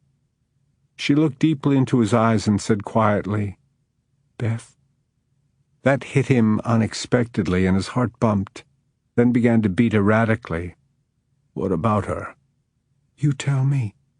Looking wounded, she glanced down at the tousled bed. "Was she in there with us?" "No, no." He combed back his hair with his fingers and drew in a ragged breath. "Christ, don't think that. It's not that at all." "Is that the truth?" "Yes, I swear it." With alarming intuition, barely audibly, she said, "Just not the whole truth." No, not the whole truth. The whole truth would doom him. He came toward her slowly and placed his hands on her shoulders, turned her and gave a gentle push, so she landed face down on the bed. "Crawford." "Shh. Listen." Crouching over her, he ran his hands up the backs of her thighs, over her bottom, along her back, his thumbs tracing the corrugation of her spine. Then, covering her hands with his, he interlocked their fingers and nuzzled her hair. which was sweet-smelling and still damp from their shower. "Holly, if I could, I'd be falling crazy in love with you. I'd have you in my life, my house, my bed, my heart." When she moved as though trying to turn over, he pressed her down more firmly. "If I could, but I can't." Gradually he let go of her hands, eased up, and pushed himself off the bed. "Tell them I came in through your bedroom window, overpowered you, and stole your car. It's all true." Chapter 30. He'd filched Holly's car keys from the pocket of her jeans, which were still crumpled on the floor beside the bed. He remembered her telling him how she'd driven her car across her backyard, past the main house, and onto the next street, without her guards out front being any the wiser. Before Holly would have had a chance to raise the alarm, he was out the elderly lady's driveway and winding his way through town, avoiding the thoroughfares. Sooner or later he would be caught. But later, he hoped. As he drove, he called Joe Gilroy's cell number. Grace answered. "Where's Joe?" he asked. "In the shower. He told me to listen for the phone." "Everything okay?" "Neither of us has slept much, but we're all right." "How's Georgia?" "Still asleep. She got upset last night, wondering why we're here. She kept asking if you'd know where to find us." He had to talk around the lump that formed in his throat. "If she asks again, tell her I'll always be able to find her."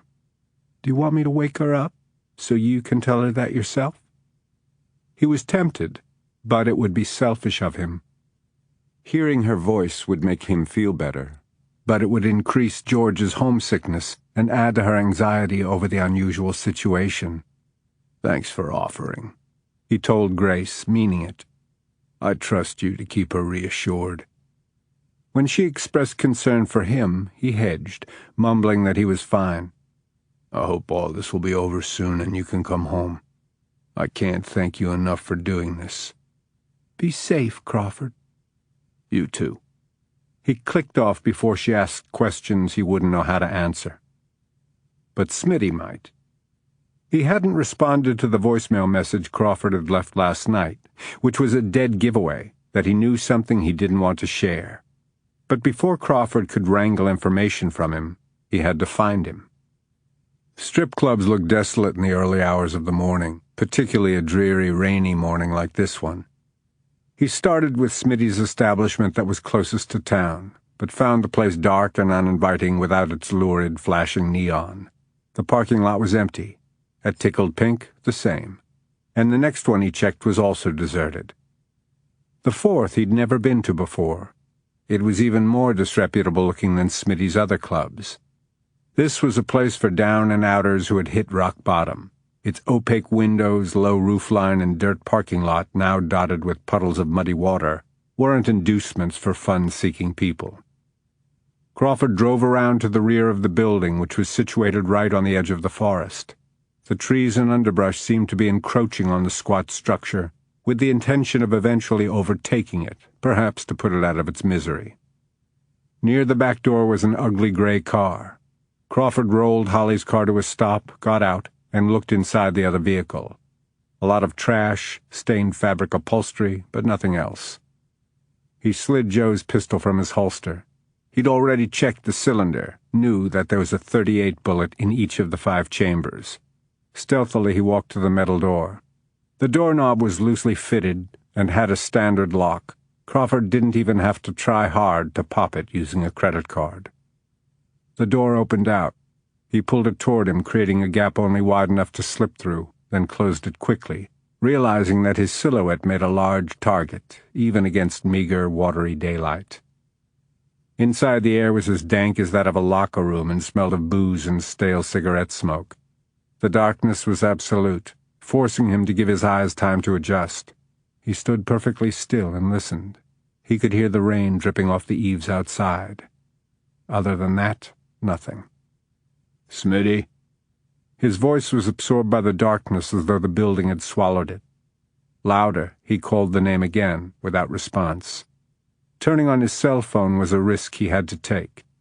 Without a light, he couldn't see his way any farther into the building. The glow of the screen provided just enough light for him to make out his immediate surroundings. Dead ahead, liquor crates were stacked against a concrete block wall. An industrial mop bucket occupied a corner to his left. The mop was dry and covered in cobwebs. To his right was a narrow passageway. He started down it. The first door he came to was ajar.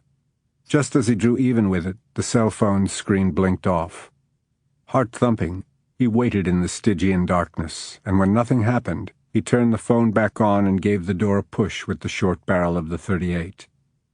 His was the only image reflected in the mirror above the dressing table that ran the width of the room. He backed out and moved along the hall, past a second door that opened into a phone booth-sized restroom with a disgusting toilet and a stained sink. The third door belonged to an office that resembled the others in which he had ambushed Smitty over the course of their association. The cramped room had a littered desk, beat-up file cabinets, overflowing trash cans, and walls papered with pornographic pictures. And Smitty was there, on the floor. Crawford hissed, "Son of a bitch." It was a familiar scene. She in her living room being questioned by Neil Lester and Matt Nugent. Only a few hours after she'd seen them off and joined Crawford in her bedroom, the detectives were back, and Crawford's whereabouts was once again the subject under discussion. Neil asked, "You have no idea where he was going?" "You've asked me that twice already," she replied. "If I knew where he was going, I would have told you when I called." She had alerted him as soon as she reached her back door and confirmed that her car was missing. "I caught a glimpse of taillights as he turned left out of the driveway of the main house. That's all I know." "You didn't know he planned to take your car?" "Only moments before he left. He must have gotten the keys earlier from the pocket of my jeans." "How'd he manage that without you knowing?" She looked at Nugent. "I wasn't wearing them." "Oh." It felt like betrayal, informing on Crawford to the police, to Neil especially. But he had to be found, stopped, before.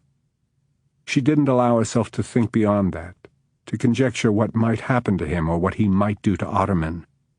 She vacillated between being furious at Crawford and fearing for his life.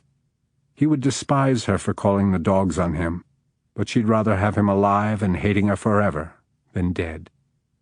The two detectives were watching her as though expecting her to produce something more substantive. "Why aren't you out looking for him?" Frustrated by their inactivity, she left her chair, a hint for them to get going. "He's driving my car. Even if you don't know the tag number he swapped for mine, you know the make and model." "I've put out an APB," Neil said. "But we wouldn't be in this situation if you'd told us last night that Crawford was here." "You didn't ask me if he was here. I answered all of your questions truthfully." "That's whitewashing, Judge. Truth withheld is a lie. You deliberately misguided us." "Because you wanted to detain him when you should have been following other leads, such as the nightclub video on Crawford's phone. He left it for you, practically a signpost pointing to Chuck Ottoman for the murder of that policeman." "We're trying to follow up on that video by tracking down a guy named Delray Smith." Smitty, Crawford had called him, but she didn't let on that she knew that. Neil yielded the floor to Nugent, who looked eager to be helpful. "He's the owner of the club where Connor and Otterman met. I went to the place last night and was told by an employee that Smith had left around 10 o'clock.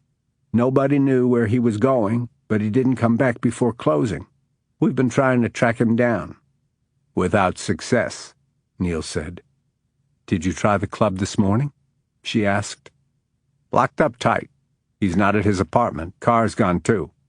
We've had a deputy watching the place." Smitty must have left tickled pink shortly after she and Crawford had, but rather than dwell on him, she wanted to pound home the importance of Ottoman. Why would Pat Connor have been meeting with Chuck Ottoman? Mr. Ottoman explained that. Disbelieving her ears, Holly gaped at Neil. "You've talked to him?" "Before dawn this morning. He had checked in with his foreman, who told him I'd been trying to reach him. He called me." "He's still conveniently out of town." Fishing somewhere in Louisiana. He couldn't be more specific. Friends drove him. He said he didn't know exactly where he was." "He didn't know," she exclaimed. "A man with his managerial personality didn't know where he was. You actually believe that, Sergeant Lester?" Stung by her incredulous tone, he took a defensive stance. "He owned up to the meeting with Connor even before I asked him about it. He said they met at Connor's request. Otterman thought it might have something to do with the courthouse shooting. But he said that when they met, Connor was incoherent, paranoid, and anxious." Thoughtfully he added, "Everybody with a badge is taking Connor's murder, his execution, hard. First Chet. Days later, Pat Connor. Even if the evidence bears out that he was the courthouse shooter, it's like there's a contaminant seeping through the whole law enforcement family." "Crawford isn't the contaminant," she said. Neil slid his gaze toward the hallway that led to the bedroom. But before he could speak aloud with his arch expression implied, her cell phone rang. She snatched it up. "Hello?" "Judge Spencer? Harry Longbow." She could have melted with relief. She mouthed his name to Lester and Nugent. "Have you heard from Crawford?" "Not since last night. That's why I'm calling you. I thought maybe you two— He's not with you?" Spirit sinking again, she explained the situation. Having been brought up to speed, Harry gave a long sigh. "Lester and Nugent are on it?" "They're still here with me, but they put out an APB." "And Crawford left your place at dawn?" "Soon after." "Hell-bent on chasing down Otterman?" "Yes," she said with desperation. "He was dead set on going alone. I'm afraid for him." "He can take care of himself. But I'd feel a lot better if he had more reliable backup. You say Lester has already put out an APB for Otterman?" "For Crawford." "Crawford?" He muttered something she couldn't decipher, but his tone was disdainful. "It's Otterman he should be after."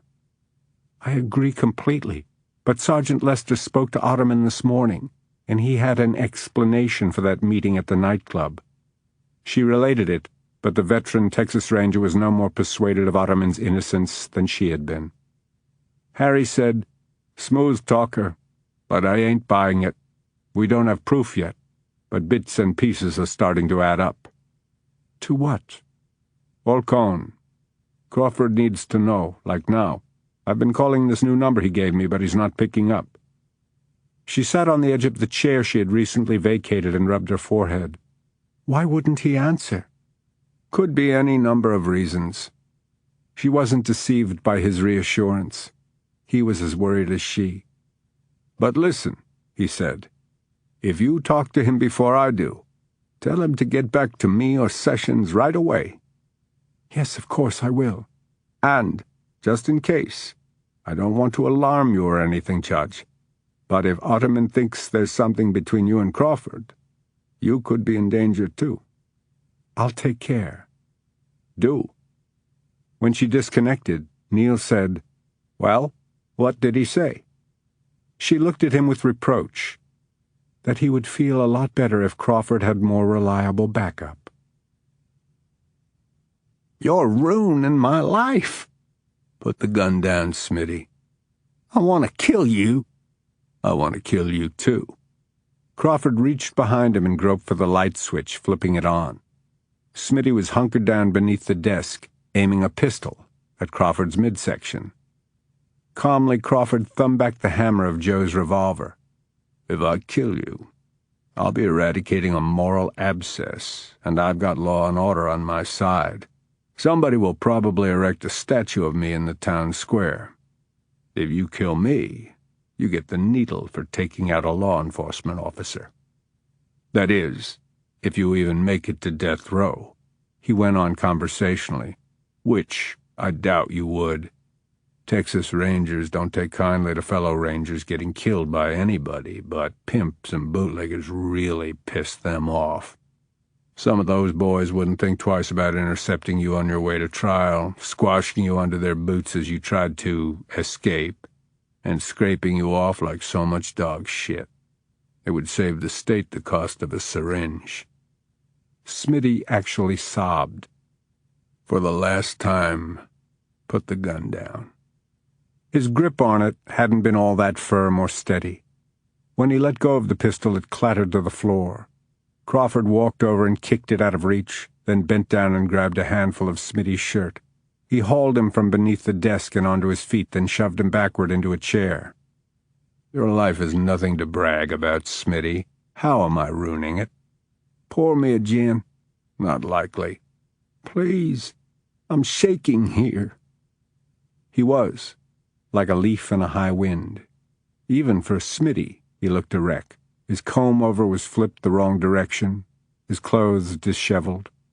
However he'd passed the night, indications were that it had been long and torturous. Crawford took mercy, not because he felt sorry for him, but because he had no time to waste, and Smitty could backpedal, whine, and drag this out forever. A styrofoam cup on the desk contained an inch of coffee dregs. He emptied it onto the floor, then filled it with cheap gin from the bottle sitting on top of the file cabinet, and handed it over. Smitty took a gulp. Before he could take another, Crawford reclaimed the cup. Please, Smitty pleaded. I need that. I need answers. Why haven't you called me back? I've been busy. You don't get another drink until you tell me something. Why were you hiding in here in the dark with a loaded pistol, looking scared as a rabbit? Nothing. Were you hiding from me? No. From who, then? Isn't that your phone ringing? I'll get it later. You were supposed to be giving me stuff on Otterman. I forgot. Forgot? I've had other things to attend to. I don't drop everything for you, you know. Oh, wait, he said, snapping his fingers. I do. I did. Just last night I dropped everything to let you know that your daddy was shooting video. Huh? Video? That's against club rules. He shot video of a meeting between Chuck Otterman and a cop, now a deceased cop. He noted that Smitty didn't register surprise. I see you knew that already. So? He wiggled in his seat, corrected the direction of his comb-over, and looked longingly at the cup of gin. A cop getting whacked. Can't remember where I heard about it. There goes your phone again. You'd better get it. Must be important. Crawford let it ring. When I came to pick up Conrad last night, you failed to mention that Otterman had been in tickled pink all afternoon meeting with people. One of them the now dead police officer. Smitty squirmed in his chair. You've got 5 seconds, Smitty. To do what? He asked, his voice going shrill. To tell me what you know about Chuck Otterman. I don't know nothing. 5. I swear. I see him talking to all kinds of people. I told you that already. 4. He blubbered. He'll kill me. That's why you were hiding under the desk? You're on Otterman's hit list? No, I didn't say that. Why are you afraid of Otterman? When I said he'd kill me, I was joking. 3. I need another hit. Crawford passed him the cup. He kept gulping for as long as Crawford allowed before taking it back. Why were you hiding in fear of Otterman? Smitty actually sobbed again. He asked me about you. Crawford kept his expression neutral. Me? Did I stutter? When did he ask you about me? Last night. Where? Smitty clammed up and shook his head. Crawford tabled that question for the time being. What did you tell him about me? I sort of fudged. You lied. Smitty heaved a sigh of confession. He asked if I knew you. I pretended not to, but then... You spilled your guts. Because at heart you're a chicken shit. We both know that. So tell me what you told him. Nothing important, I swear. He asked if I had, dealings with you. I told him no. Told him that I hated you, which is the gospel truth, he added with a glower. What else did he want to know? That was it. Smitty. Crawford, let it go, he pleaded. You do not mess with this guy. You don't mess with me either. What else did you tell him? Can I have a drink? Depends. Smitty hesitated, then said, He wanted to know what you were doing at the club last night. Who the woman was, like that. You told him it was Holly Spencer? I was afraid they were going to feed me to the alligators, one piece at a time. Crawford thought about that. Otterman's supposedly on a fishing weekend. Is he in Louisiana? Is that where your meeting with him took place? Aren't you listening? If I help you, he'll kill me, he screeched. 5, 4, 3, 2, you can count down from 1,000. I don't care. I'm not telling you anything else. Crawford eased back, shrugged.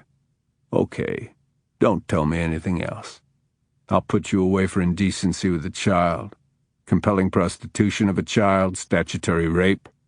If it lasted more than 30 days, that's continual sexual abuse of a child. Let's see, am I leaving out anything? Oh. He gestured toward the wall of dirty pictures. If you took pictures of her, that she was 16, a minor, dancing naked, giving lap dances. Crawford tisked. Bad business, Smitty. A new low for you. She lied at her audition. Soon as I found out her real age, I fired her. How many times did you bang her? I didn't. Crawford just looked at him. Then with sullen defiance, Smitty grumbled, You don't even know for sure there was a girl. It was a lucky guess. An educated guess. Where's your proof? I'll shut you down while I search for some, Crawford said. But I'm busy these days. It might take a good long while to collect evidence, track down the child. Child, my ass. I'll eventually find her. And all that time you'll be languishing in the Prentiss County Jail, shuffling around in house shoes, and trying to stay on the good side of the bubbas, many of whom have baby sisters. Stubbornly, Smitty shook his head. Threaten all you want. I'm not telling you anything more about Otterman, especially not where he's at. Crawford's phone rang again. This time he answered. Where have you been? It was Harry. You have something on Otterman? A thing that bothers us. What? He left a lucrative gig in the Panhandle to sign on with the outfit he works for now. Took a big pay cut. When did he make that move? He was back and forth for a few months. Made the transfer permanent about the time Olcone went down, which makes Sessions and me nervous. It made Crawford nervous, too. In fact, it made him queasy. The outfit is headquartered in Houston, right? Right. Sessions is working a hunch, Harry said. What sort of scares us? If this is revenge on you for something relating to Olcone, he's taken his sweet time, which tells me, A, he's a planner, B, he's patient, and C, he's ready to end it. In light of this week's goings-on, looks like. Have you found out where he is? Putting the squeeze on a weasel. Let me get back to you. Hold on, Harry said. There's more. Shit. Yeah, I haven't even got to the good parts. After you stole the judge's car, she notified Neil Lester. He let that settle, and when Crawford didn't respond, he said, I know, because I called her looking for you. Lester and his sidekick were at her house. Was she all right? Shook up. She only ratted 'cause she's scared you'll get hurt, or killed, or do something crazy. And the worst of it, Lester's still gung-ho to pin all this on you. He can't be that stupid. That video of Connor and Otterman should have changed his mind. Huh? About that? Otterman trumped you. Harry recounted the pre-dawn conversation that Neil had had with Otterman. Admitted to the meeting. Played dumb about how Connor died. Crawford swore. Otterman's playing Neil like a fiddle. And it's working. He's issued an APB for you and the judge's car. Any more good news, Harry? Pretty much it for now. Well, Neil's preoccupation with me is good for something. It's keeping a police presence around Holly. I'm glad of that, too. Oh, Sessions just rushed in, looking excited, and I don't reckon it's over wallpaper. Carry on with your weasel. I'll call you back. When I do, answer your damn phone. Then Harry was gone. As Crawford clicked off, Smitty asked, Who was that? Another Texas Ranger. He advised me to stop screwing around, to go ahead and kill you for assaulting me with that pawnshop pistol. Good riddance, he said. I didn't assault. I don't want to kill you, Smitty. I'd rather get you sent up for all those first-degree felonies. Crawford leaned down over him, But because I'm such a nice guy, maybe I could persuade the DA to go light on you, seeing as how she sought employment and lied at her audition. But I'll do this only if you tell me where this place is in Louisiana." "I never said there was a place in Louisiana." Smitty reached for the cup of gin. Crawford backhanded it to the floor.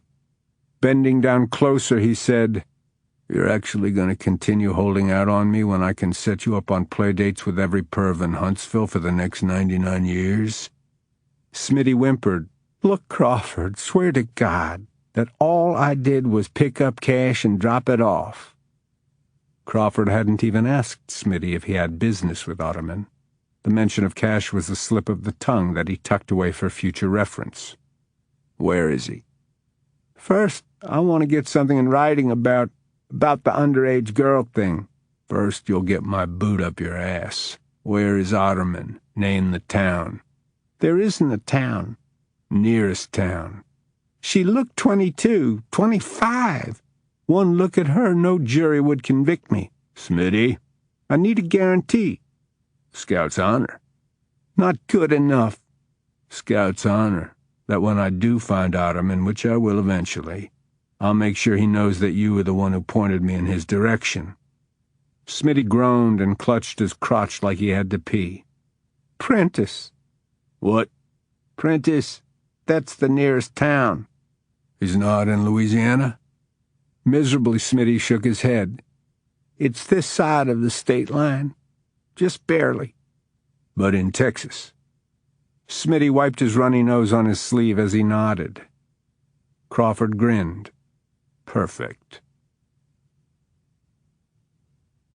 Chapter 31. Crawford wanted to talk to Holly, but he called Neil instead, who answered with a rude, "Who's this?" "You need to get an arrest warrant for Chuck Otterman, and I don't care who you have to blow to get it." "For what?" "Start with conspiracy to murder, then fill in the blank. Pat Connor would be the most expeditious.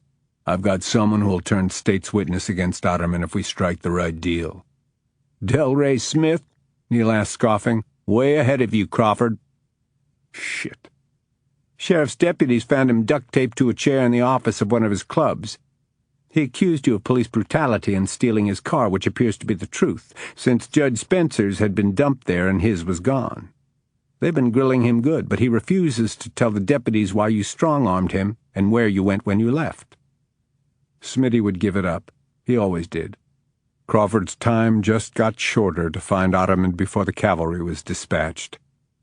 He said, "Stop screwing around with Smitty. You've got the video of Otterman and Connor." "Which is evidence of nothing except a conversation, and no ADA is going to hang their ambition on that." "It's a start. It's enough to bring him in, put him on the spot, make him explain that meeting." "He already has. I questioned him about it early this morning." "Oh, I heard all about your little chat. Civic duty Chuck came clean before you even asked. Didn't that smack of manipulation, Neil?" "This call smacks of manipulation." Mentally cursing, Crawford tried to think of a way to shake him. Then he remembered Smitty's admission of being a cash courier. "Otterman's dirty, into more than drilling for gas." "Like what?" "I don't know yet." Neil gave a skeptical grunt. "Try harder, Crawford." "What's that mean?" "According to Judge Spencer, your buddies in Houston are close to linking Otterman to Alcone. Maybe it's not Otterman who's dirty. Maybe it's you."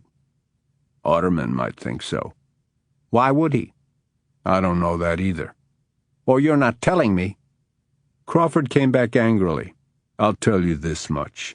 From the courtroom shooting forward, this has been about me, Otterman and me.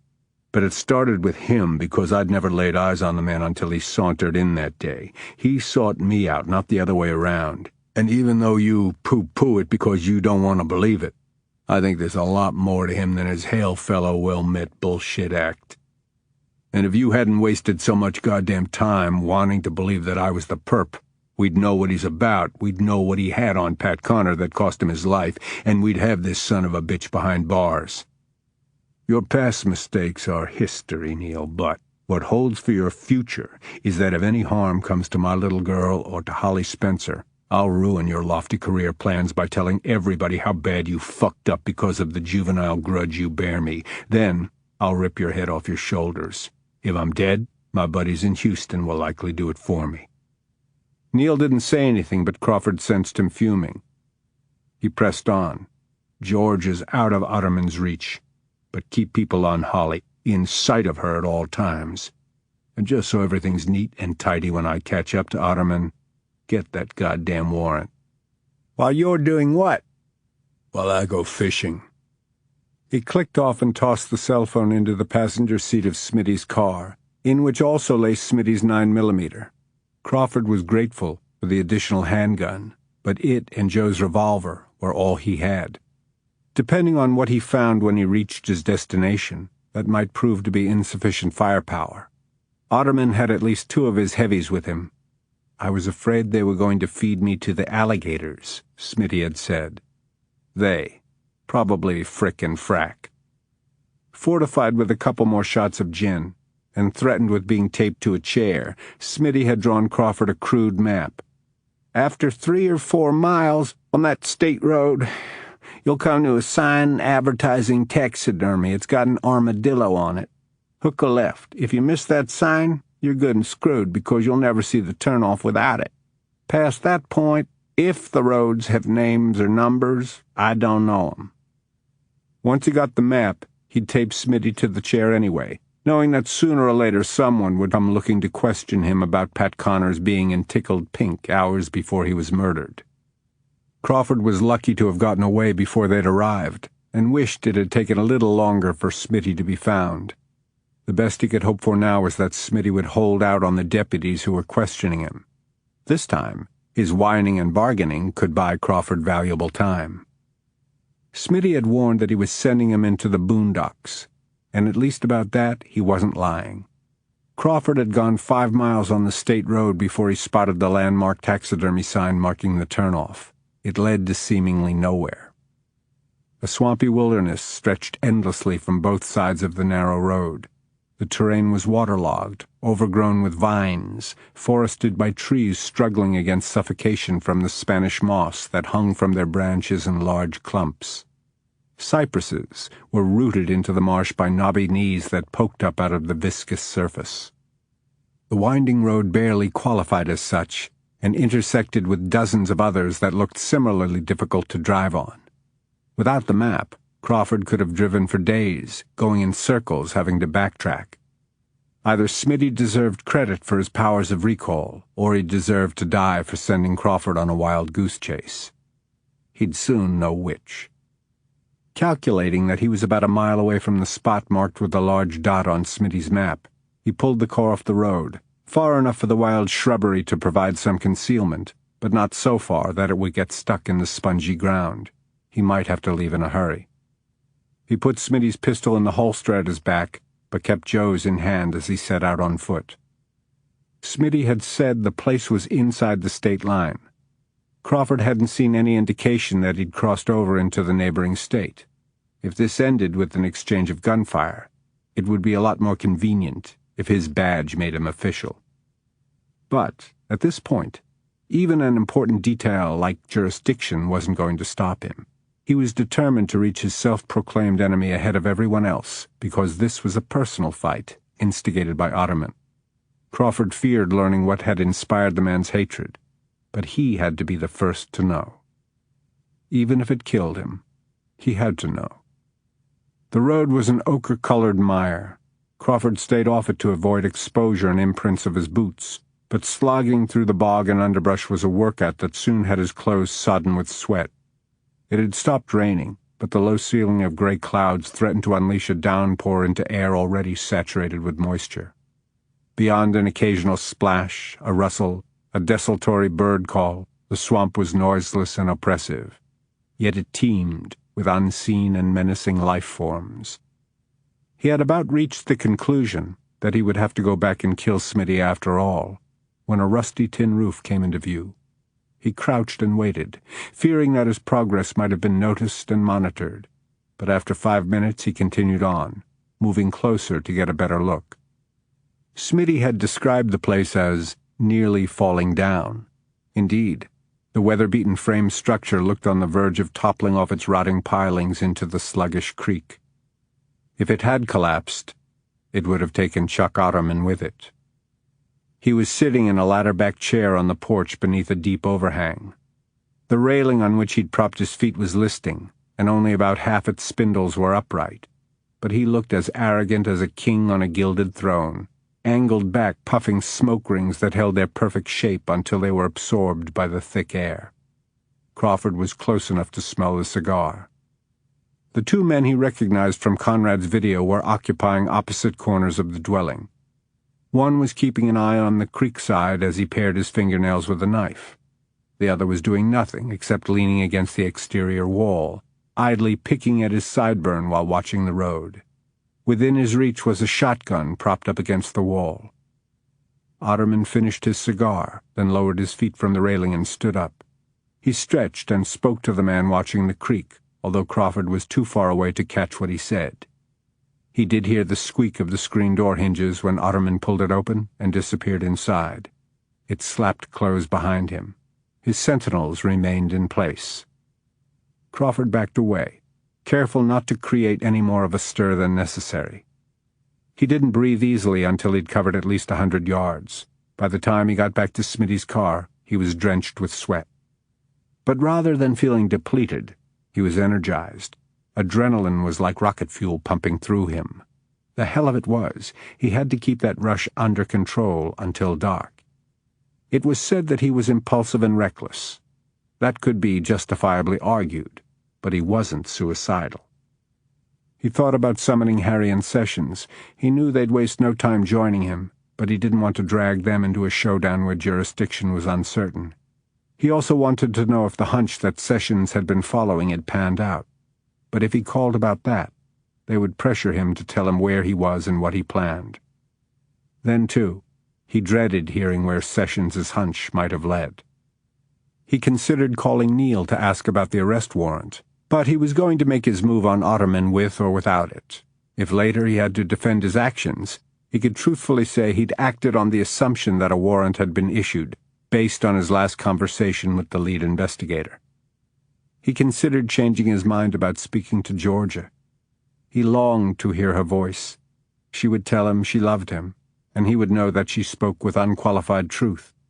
There were no filters on or conditions to her love. He would like to hear the words from her again. But if he called, she might ask him for promises. He wouldn't make promises to her he might be unable to keep. He wished he could roll back the clock and relive those first few minutes when he woke up feeling Holly's breath on his face, her body warm and soft against his. He would welcome a do-over of those brief moments of contentment. "I wish I still had it to look forward to," she had said of their quickie couch sex. He wondered if she felt that way now. God knew she shouldn't. There were so many things to apologize for, he wouldn't know where to start. If not for him, the shooting would never have happened. Her life would never have been endangered. Her career would be on solid footing. Did the minutes of bliss they'd shared make up for the crap he'd left her to deal with? Only she could answer that, and he couldn't possibly blame her if the answer was no. Deciding against making any of those calls, he removed the battery from the burner phone and settled in to wait for darkness. After the two detectives left Holly's house, she fretfully wandered from room to room as though looking for direction or insight into what she should do. Her car was found and returned to her, but her feelings of uselessness and fear for Crawford's safety increased the longer he remained unaccounted for. At noon she switched on her television, wondering what was being reported on the news. The lead story was Pat Connor's murder. Video shot outside his residence showed CSU personnel carrying out labeled bags. "This is the second Prentice law officer to be killed this week," the reporter said solemnly. "Although the two crimes are unrelated, the grieving among—" "Unrelated?" Her angry shout echoed through the cottage. She hurriedly dressed for the office and drove to the courthouse, her escorts following closely in their squad car. She eschewed the slow elevator and took the atrium stairs, the officers tripping along behind her. Mrs. Briggs was startled by her sudden entrance, and even more startled by her request. "Call the TV station in Tyler. Ask to speak to the reporter who broke the story about Chuck Ottoman, and when you get him, tell him that if he'd like an exclusive interview with me to be here in an hour." She paused, then said, "And see if I can possibly speak to the governor." "When?" "Now." She went into her private office and paced until her desk phone rang. "Governor Hutchins is on the line," Mrs. Briggs told her. Holly took a deep breath and pressed the lighted button. "Governor Hutchins, I know you've just returned from the conference. Thank you for taking my call." He conveyed his sadness over the terrible event that had taken place in her court and asked after her well-being. When she had assured him that she was fine, he reluctantly mentioned the unpleasant aftermath. "That's why I'm calling, Governor. I'm about to grant a TV interview which no doubt will have a ripple effect that could reach as far as your desk. I wanted you to know about it in advance." She talked for 5 minutes without interruption. When she finished, he said, "Essentially, what you're saying is that the investigators are barking up the wrong tree." "Yes, sir. When this interview airs, my judgment will be brought into question. I've already been accused of being too personally involved with Ranger Hunt." "Is that the case?"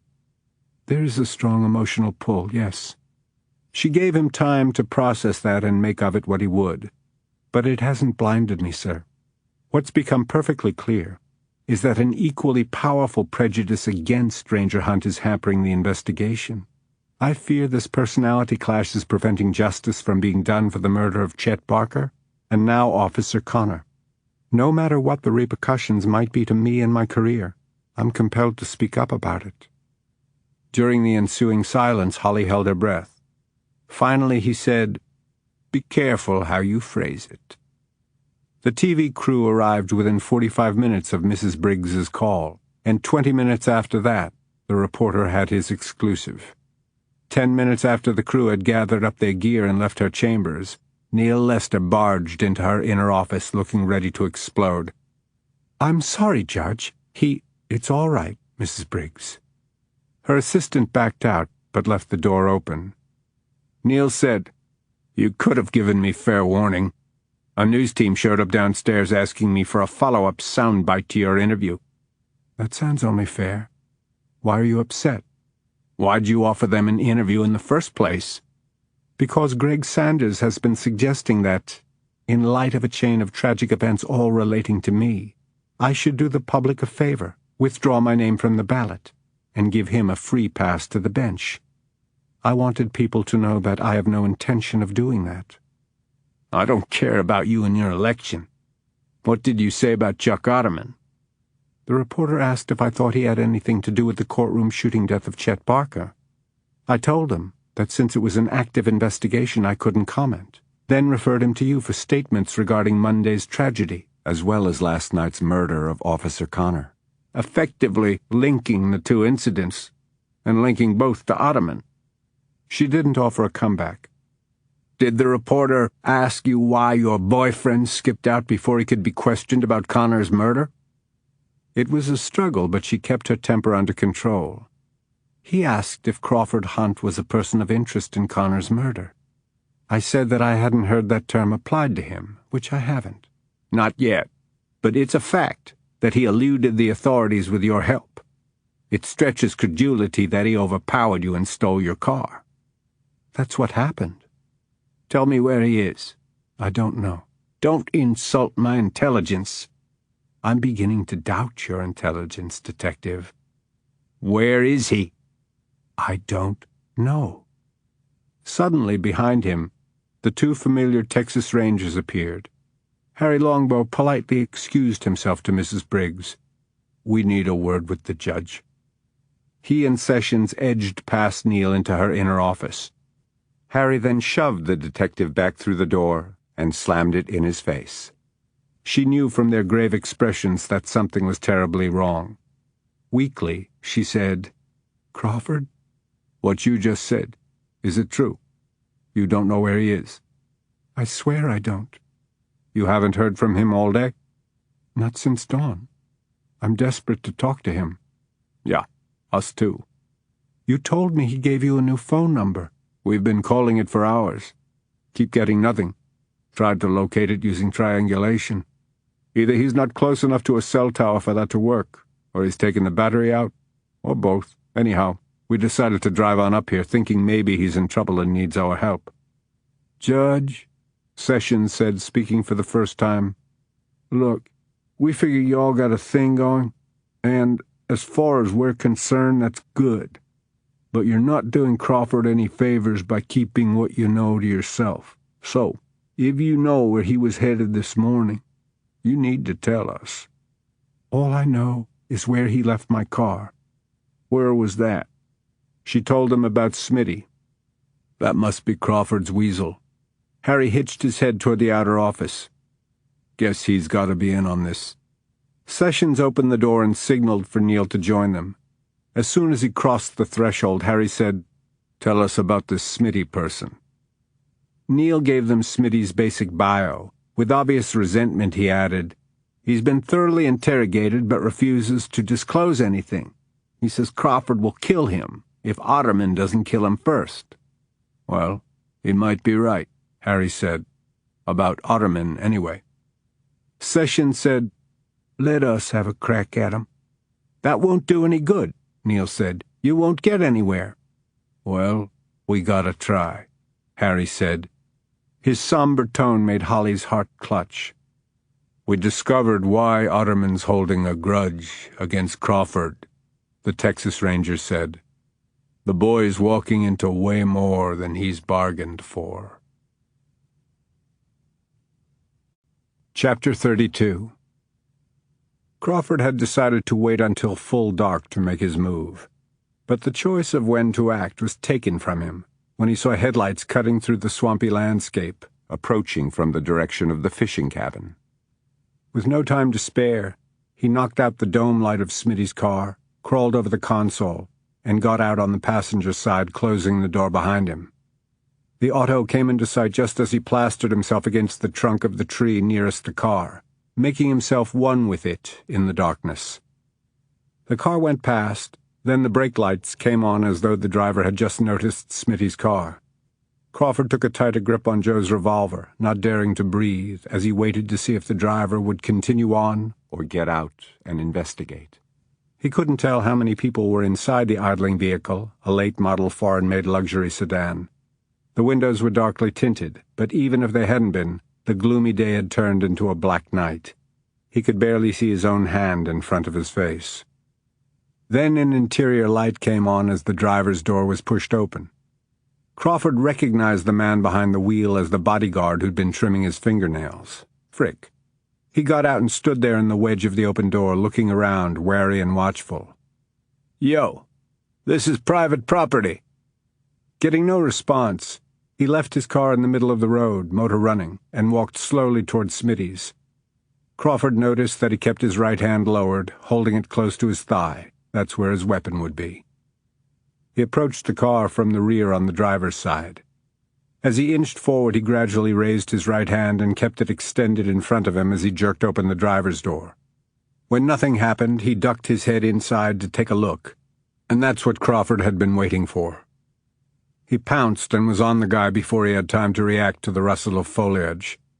Crawford clamped the back of his neck, pushed his face into the driver's seat, planted his knee between his shoulder blades, and jammed the barrel of Joe's .38 behind his ear. "If you want to live, drop the blade." Just as Crawford had assumed, that's what he was carrying.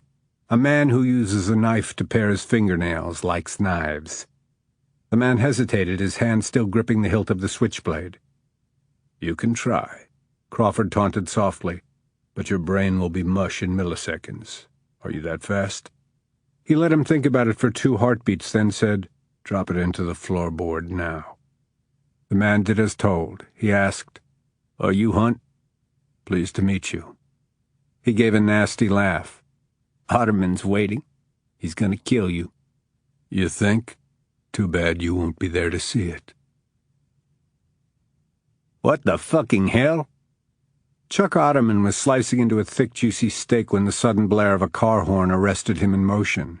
He dropped his knife and fork onto his tin plate, grabbed his pistol, and stamped over to the screen door. He recognized the approaching car as the one belonging to him, sent on an errand only a short time ago.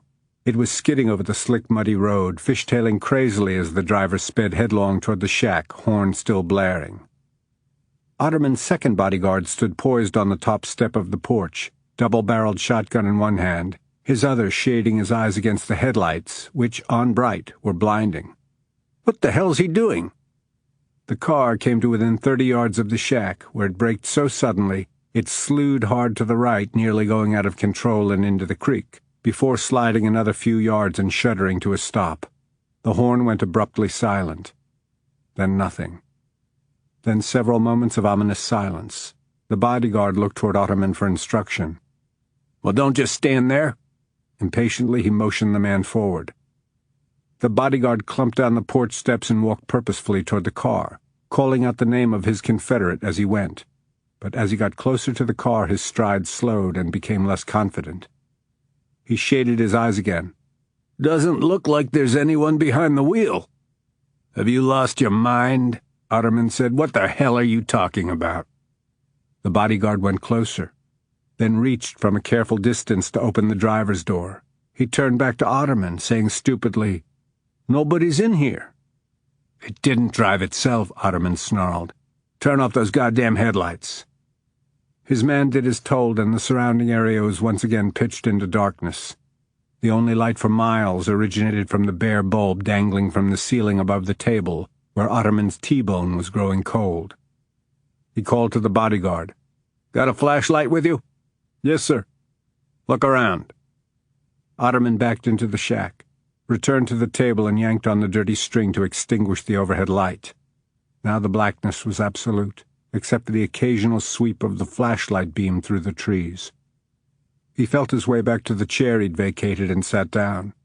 Barely able to detect the outline of the screen door, he fixed his gaze on it and waited, letting his eyes grow accustomed to the darkness. He no longer saw the flickering of the flashlight. He could hear the tick of his wristwatch, nothing else. Then, from the direction of the creek, 2 gunshots were fired in rapid succession, only one of them from the shotgun. Otterman remained as he was, motionless, and only mildly curious to see who had walked through the screen door. The more time that passed, however, the surer he became that it wasn't going to be his bodyguard, who would have been using the flashlight to find his way back. 10 minutes elapsed before Otterman felt the shift of air signaling that someone had gotten into the cabin by a means other than the door. Probably he'd come in through a window in the partitioned-off section where the bed was. Otterman had to hand it to him. He was good. So stealthy Otterman hadn't heard a sound. Otterman yanked on the string above his head. When the light bulb flashed on, it shone down on him, his uneaten steak, and the man who was seated adjacent to him at the table, bound and gagged, the barrel of Otterman's .357 pressed against his temple. At the sight of him, Crawford was stopped in his tracks. Otterman said, "Well, you finally made it. Your daddy and I were getting worried about you. Weren't we, Conrad?" The 2 Texas Rangers were granted time alone with Smitty in an interrogation room. 3.5 minutes after they went in, Sessions came out, saying to Neil in passing, "He made a mess on the floor. You're going to need a mop." "Did he tell you where Crawford is?" Holly asked Harry as he emerged behind Sessions, who was already picking out a number on his cell phone. "He drew us a map." Nugent asked, "How'd you get it from him?" "He struck up that chorus about Crawford killing him if Otterman didn't, and I told him those were possibilities, but I was a sure thing, and I poked my 6-shooter in his ear." Neil said, "I don't approve of your methods." "I don't give a fuck." "State troopers are rolling," Sessions reported as he ended the brief call. "I told them the general vicinity. One of them knows where this taxidermy sign is. They're going to meet us there. They'll notify the Prentice S.O. and sheriffs of neighboring counties, since the loose bladder in there didn't know exactly which one this place is in. Just in case it's in Louisiana, authorities over there are being alerted too." Harry looked at Neil. "It's outside PD jurisdiction, but if you want in on the party, follow close." "Tell them about the fingerprint," Nugent said, virtually loping to keep up as the group made their way toward the side exit of the courthouse. Neil said, "A fingerprint lifted from the back of a dining chair in Connor's kitchen belongs to a man in Otterman's employ. Match came up immediately. He has a list of priors: illegal possession of firearms, assault, suspected but never charged in 2 execution-style homicides." Harry looked at Neil and smirked. "Too bad Crawford's not here to say, 'Told you so,' but he wouldn't anyway, 'cause that's too much like something you'd say." Sessions was the first to reach the exit door and held it open for the others as they filed through. Last in line was Harry. He stopped and turned to face Holly, who had kept pace with them. The ranger took her by the shoulders. "Judge, ma'am, this is as far as you go. I've got your cell number. I'll call you as soon as we know something." Beneath his heavy hands, her shoulders slumped with disappointment and resignation. "Please be careful, and I want to know immediately whatever," she finished tremulously. "Understood. Oh, and sorry about the F-bomb. That guy gets under my skin." He released her and hurried to catch up with Sessions. They climbed into an SUV similar to Crawford's and sped away. Neil and Nugent peeled out after them. Holly counted to 10, then ran to her car and followed. Upon seeing his father, Crawford's heart lurched. Conrad's feet had been tied to the front legs of the chair, with what looked like fishing line. His hands were secured together behind his back. A rolled handkerchief cut like a bit through his mouth and was knotted at the back of his head. But it was Conrad's eyes that disturbed Crawford the most. They gazed up at him with shame, hopelessness, and remorse. Otterman said, "I don't have to tell you, do I?" Crawford dropped Joe's revolver to the ground. "Cut him loose. You wouldn't come in here with just one handgun." Crawford reached toward the small of his back. "Easy," Otterman warned. Crawford removed Smitty's 9mm from the holster. It joined the other on the floor. "Kick them away." He did. "Thank you." "He doesn't need to be gagged anymore. Take it off him." "Not until you and I have discussed some things." Otterman used his foot beneath the table to push out a chair for Crawford. "Sit, and place your hands down flat on the table." Crawford did as told. "You can point the damn pistol at me now." Otterman grinned, but kept the gun against Conrad's temple. "Your father's a coward." "Like that's news?" "I had him picked up this morning, and I'm told his efforts to defend himself were pathetic. His house was described as a rat hole." "Worse than that." "Oh, you're going for indifference." He barked a laugh. "Won't work. You care for him or you wouldn't have rushed to his rescue last night." Still feigning detachment, Crawford said, "I did it for me, not him. I don't want everybody knowing what a sorry drunk my old man is." "But everybody already does." "My cross to bear."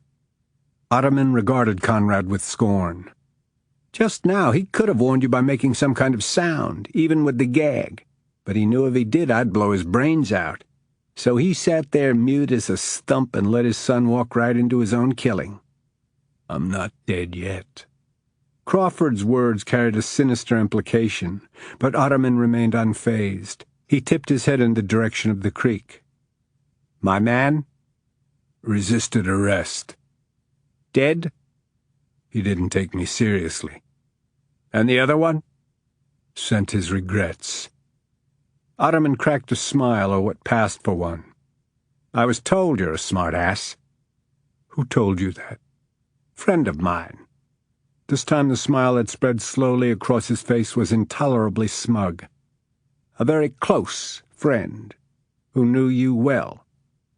His gloating caused a leaden sorrow to seep out of Crawford's heart and spread through the rest of him, but he kept his expression as blank as possible, unwilling to give Otterman any advantage over him. If he let his emotion dictate his reaction to anything, Otterman said, he and Conrad were as good as dead. Their survival depended on cold calculation, not emotional reflex. He had to play this out smarter than Otterman did. "You're also remarkably predictable," Otterman continued. "How's that?" "My man's shotgun would have been too bulky for you to sneak in through the window. But you would have kept the other switchblade. You probably thought I'd forgotten that, but I hadn't. I've been watching for it. You will regret later that you didn't use it sooner, and I believe, despite your best effort to appear unconcerned for Conrad here, the only reason you haven't is because I've still got this pistol at his head. Now remove the knife from wherever you hit it, I'm assuming your boot, and with the blade end pointed toward you, set it on the table, then return your hands to it, palms down." In his mind, Crawford was chanting swear words, but he remained calm as he reached into his boot, slid the knife from it, and followed Otterman's instructions. Otterman picked up the switchblade and tossed it out of reach, along with the steak knife he'd been using. Crawford turned his head and spotted where they'd landed against the far wall, leaving him no hope of reaching them. As he came back around to Otterman, he made brief eye contact with Conrad. "Bringing him here was a wasted effort," he said to Otterman. "He's got nothing to do with anything." "No?" "No. Was it a coincidence that he and I were in the same nightclub yesterday?" He's a drunk. He'll drink wherever he happens to land." "Well, it doesn't matter if that was coincidence or not. He's helped to pass the time while I was waiting for you. See, here's where your predictability comes in. I knew I wouldn't have to bother coming after you, not after you'd seen Pat Connor's video of your kid. Bet you shit when you got that text." Crawford kept his features stony. "And," Otterman continued, "I knew the pimp would crumble under pressure and point the way here. All I had to do was sit back and wait, knowing you'd show up and bring the fight to me. And here you are." His complacency was almost more than Crawford could stand, but he forced himself to keep still and maintain a conversational tone. "What kind of deal have you got going with Smitty?" Otterman made a derisive sound. "He's only a messenger boy." "Between you and who?" "Rednecks, with more cousins than teeth. I doubt many of them can read, but they supply surprisingly good quality weapons." Guns? Otterman was about guns? Crawford's brain kicked into high gear, but he tried to act as though this was common knowledge. "The feds are on to you, Chucky." "ATF is. Your bluff is no more convincing than your indifference." Otterman flashed an evil grin as he picked up the coin that had been lying beside his plate and began rolling it over the back of his left hand while still cradling the .357 in his right. "Nobody is on to me, Ranger Hunt. Eventually you might have picked up on my profitable sideline. No matter how well one covers his tracks, there's always a trail, which is why I moved around so much in the early days of my career. You've proved yourself to be good at finding those trails, even from your computer desk. You're almost as good at detection as you are at shoot-'em-ups. But you've been so preoccupied lately with Georgia. Pretty name. Pretty little girl. You've also been spending time with Holly Spencer, lady judge with a smoking ass, who's gone on TV singing your praises. You don't have to tell me what's going on there, but I think I can guess." He bobbed his eyebrows. "In any case, your mind hasn't really been on your work lately, has it?" At the mention of their names, Crawford's blood ran cold. Still, he kept his features schooled. "Enlighten me," he said. "Smitty buys the guns for you and takes a percentage when he delivers?" Otterman laughed. "Would you trust that lying turd with a cache of expensive and highly marketable weapons?" "Good point." "Take another guess." "Smitty never touches the guns. He only launders the cash through his clubs." "I never touched the merchandise either." "I see," Crawford said even as he was beginning to. "You're merely the conductor. Others are playing the tune. Even while busy gun trafficking, you hold down a full-time job and still find time to make speeches to pillars of the community about economic growth. See how well it works?" Flip sides of the coin. Otterman looked down at his left hand and smiled. "You're thinking way too hard. This is merely a habit. Don't read any symbolism into it." "Who do you sell the guns to?" "Well, up until 4 years ago, I had a very good customer, the individual who knew you so well." The cogs in the wheels of Crawford's brain clicked into place, and suddenly it all made sense. "Jesus Christ," he whispered. "This is about Fuentes?" "He was as obsessed with you as you were with him." He chuckled over Crawford's evident surprise. "You didn't know that? Guess you're not so smart after all. Fuentes was, but he didn't really have to be all that savvy to spot you. You don't exactly fit the profile of a feed store clerk. He marked you as soon as you got to Holcomb. You fascinated him. See, my amigo Manuel bought into the image of the old West Texas Ranger. He loved the myth, the lore. It was a bit disappointing to him that you got around in a pickup instead of on horseback. Anyway, he knew you'd make a move. He just figured you'd have better manners than to come after him at his niece's party. As it turns out, that was a fatal miscalculation on his part. You weren't so mannerly after all. I cut off the head of the snake, killing the whole damn thing. His composed recitation came to an abrupt end as he banged the tabletop with his fist, rattling the tin plate. You robbed me of a good thing. This is payback. This is only the start of it, Otterman said. First you'll watch him die, he said, tipping his head toward Conrad. Then, he winked, I have a few other entertainments planned. I know how much you care for the women in your life. Crawford's gut clenched with revulsion and fear, but he kept his head in the game. Either he or Otterman would die soon. If he got lucky and it was Otterman, he wanted to know as much as he could about him and his criminal activities. Redirecting the conversation, he said, After I blew Fuentes to hell, you signed on with the outfit in Houston. To keep closer tabs on you. You moved apprentice to be closer to your kid. I asked the company for a transfer here. Since then, I've bided my time. Why not just take me out right away? A drive-by, an ambush in my house like Connor. Why the masquerade? You underestimate your star power. No ordinary painless shooting for you. I wanted your death to be spectacular. When I heard about your custody hearing, I cooked up the plan with Pat Connor, scheduled my appointment with the ADA just so I'd be there to see your bullet-riddled body zipped up in a bag. Didn't happen. No. The dumb fuck missed. Got scared. Ran.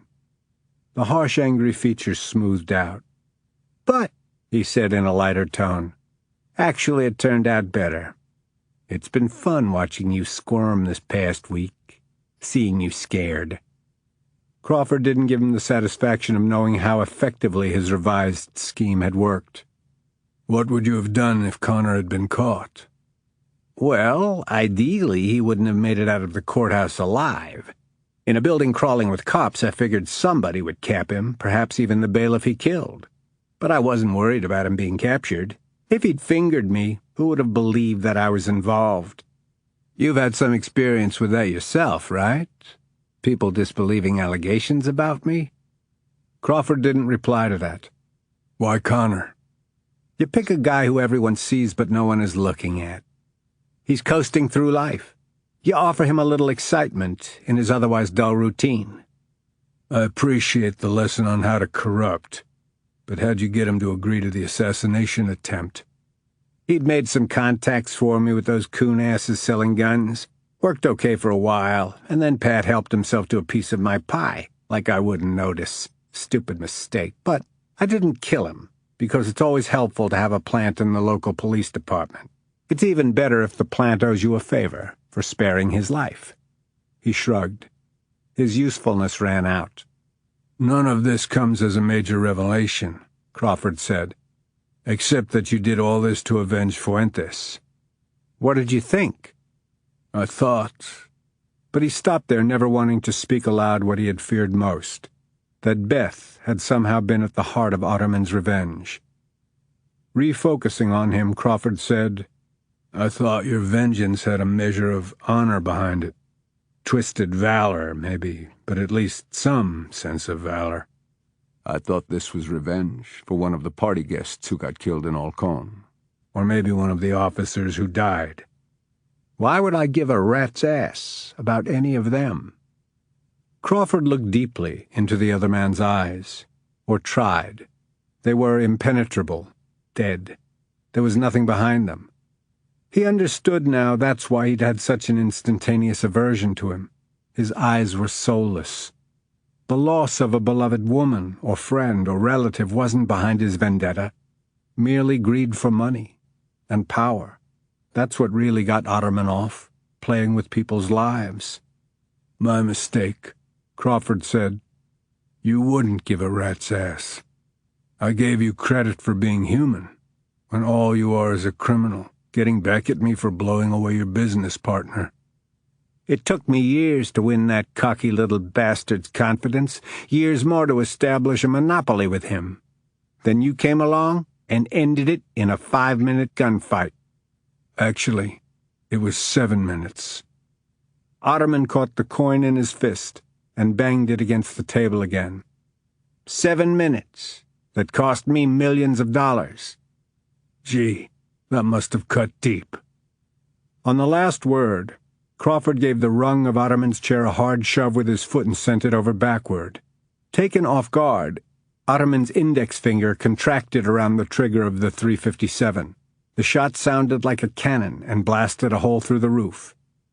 As Crawford lunged across the table, he grabbed the fork from the tin plate and, following Otterman down, plunged it into the side of his neck. He aimed for the carotid, wasn't sure he'd hit it, so he pulled the fork out and stabbed him again, and a third time. When arterial blood spurted, he pushed off him and wrestled the pistol from his right hand. Otterman's eyes weren't so soulless after all. They were now wild with panic as he dropped the infernal coin and, with both hands, futilely began trying to stop the geyser of blood from his neck. The dropped coin rolled across the floor on its edge, then got lodged in a crack between the uneven planks. Crawford aimed the pistol down at him. Just so you don't go anywhere while you're dying. He shot him in the kneecap, courtesy of Deputy Sheriff Chet Barker. Crawford was deaf to Otterman's gurgled screams as he went over and got the switchblade off the floor. He used it to cut through the knot holding the gag around Conrad's head. Good work, son, he panted as he spat out the handkerchief. You all right? Roughed up a bit, but basically, okay. I think my wrists are bleeding. The fishing line had dug deep into the flesh, breaking the skin. As gently as possible, Crawford cut through the binding, then freed Conrad's feet from the legs of the chair and helped him to stand up. As he shook feeling back into his hands, Conrad said, My dog and pony show last night did you some good, huh? It did me a lot of good. Crawford saw the flash of pride in Conrad's eyes even as he snorted with self-derision. Got me kidnapped, although I put up more than a fight than he let on. I guess it's true what he said. I could have made some sounds to warn you of what you were walking into, but he would have killed you without blinking. Conrad laughed. I'd be no great loss. I kept quiet because I had to see for myself that one of those assholes outside hadn't killed you. I wanted to make sure you were okay. For a few minutes there, then he shocked Crawford by pulling him into a hug. It was clumsy, awkward for both of them, but it counted. They thumped each other on the back. As they broke apart, Conrad smiled up at him, and Crawford saw tears standing in his father's eyes. Then Conrad's gaze suddenly snapped to Crawford's right. Realizing in an instant what it must signify, Crawford reacted, bringing the pistol up as he spun around. There was an eruption of gunfire. Otterman never felt the bullet that finished him. Nor did he hear Crawford's anguished cry, Dad! Chapter 33. Holly followed the caravan of official vehicles as far as they would allow. By the time she reached the turnoff designated by the now well-known sign, the road had been barricaded, and only personnel with official business were being allowed beyond it. Even some law enforcement officers with no specific reason for being there were prevented from going farther, and they began unsnarling the traffic jam caused by converging vehicles. The congestion had made it difficult for ambulances to get through. No one, Holly asked, knew the number or nature of the casualties for which the ambulances had been called. She and spectators, drawn to the emergency like moths to flame, had parked along both shoulders of the backwoods state road. There she paced, clutching her cell phone in her hand, willing it to ring. She had called Harry, Sessions, and Neil in turn, leaving voicemails for them. Of course, it was Crawford's voice she wanted most to hear, but she didn't have the number of the burner phone he'd been using to communicate with Harry, until he had stopped communicating. When her phone finally did ring, Neil Lester's name appeared in the LED. Breathlessly she answered. He said, "I'm calling on Crawford's behalf." "He's all right?" "He's fine, just occupied." Her sob of relief was so forceful it hurt her breastbone. "You swear he's all right?"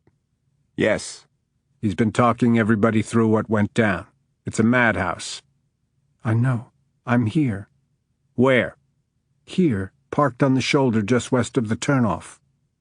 He paused briefly, then said, "I'll meet you at the barricade. 5 minutes." Even on foot, she made it there before he did. He pulled up in his sedan on the other side of the barricade, got out, spoke to one of the officers keeping people out, and ducked onto the barrier to reach her. "What are you doing out here?" "I couldn't just go home and sit. Tell me what's happened. Has Otterman been arrested?" "He's dead. Bullet to the head. Knee shot out. I'll spare you the more gruesome details." "Crawford?" "Yes." She clung to every word as Neil described the situation. When he stopped to take a breath, she said, "The Rangers had discovered Otterman's connection to Manuel Fuentes. That's why they were so anxious to reach Crawford." He nodded. "Otterman admitted to Crawford his illegal gun trade." The bodyguard Crawford stuffed in the trunk of Smitty's car was mad as hell for being wrapped up in duct tape. But he fared better than his co-worker, whose body was found half in, half out of the water, dead. After hearing about his buddy and the carnage inside the shack, he was more than willing to open up about the gun running. The word carnage caused her to shudder. "But Crawford's all right?" She couldn't have it confirmed enough times. He averted his gaze. "He is, but, well, his father didn't make it." She fell back a step. "What? Conrad was here?" "You know him?"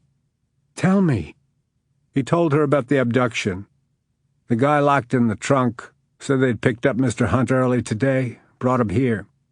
He had deep ligature marks on his wrists and ankles. Otterman finished him off. Crawford is—" He looked aside and shook his head. She covered her mouth with her hand. "Can you take me to him?" "No. Even if I could, I wouldn't. You don't want to see him now, trust me. He went a little crazy when he heard you were in the vicinity. He's—" Whatever Neil was about to say changed his mind. "You should go home, Judge Spencer. He's going to be tied up for a long while yet. Wait for him to contact you." Since Crawford hadn't called her himself, she had little room to argue.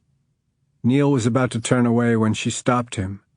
"Thank you for coming to tell me all this in person. I wouldn't have wanted to hear it over the telephone." "I felt I owed Crawford a courtesy," he said, looking uneasy.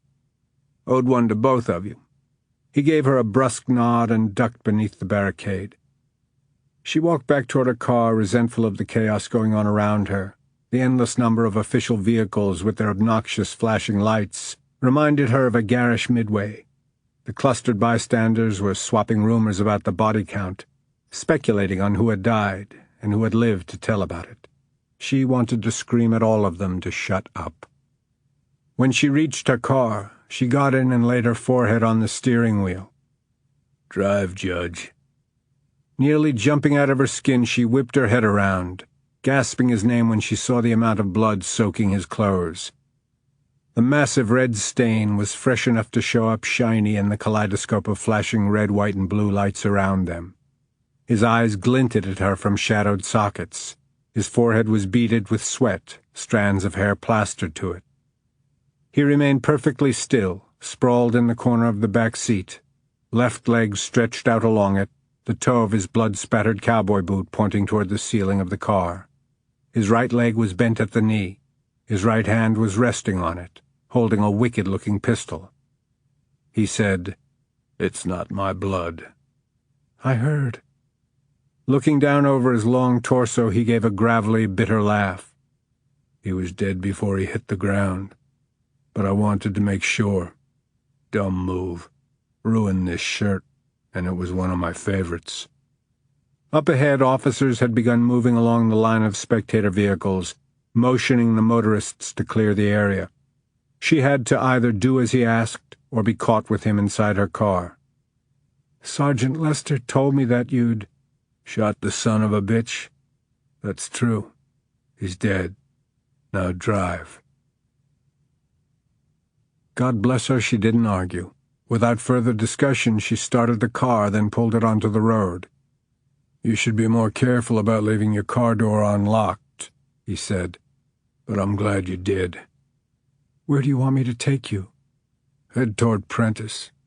I'll direct you from there. Now that they were clear of the congestion, he sat up and placed the pistol on the floorboard. I wonder if Joe's missed it yet.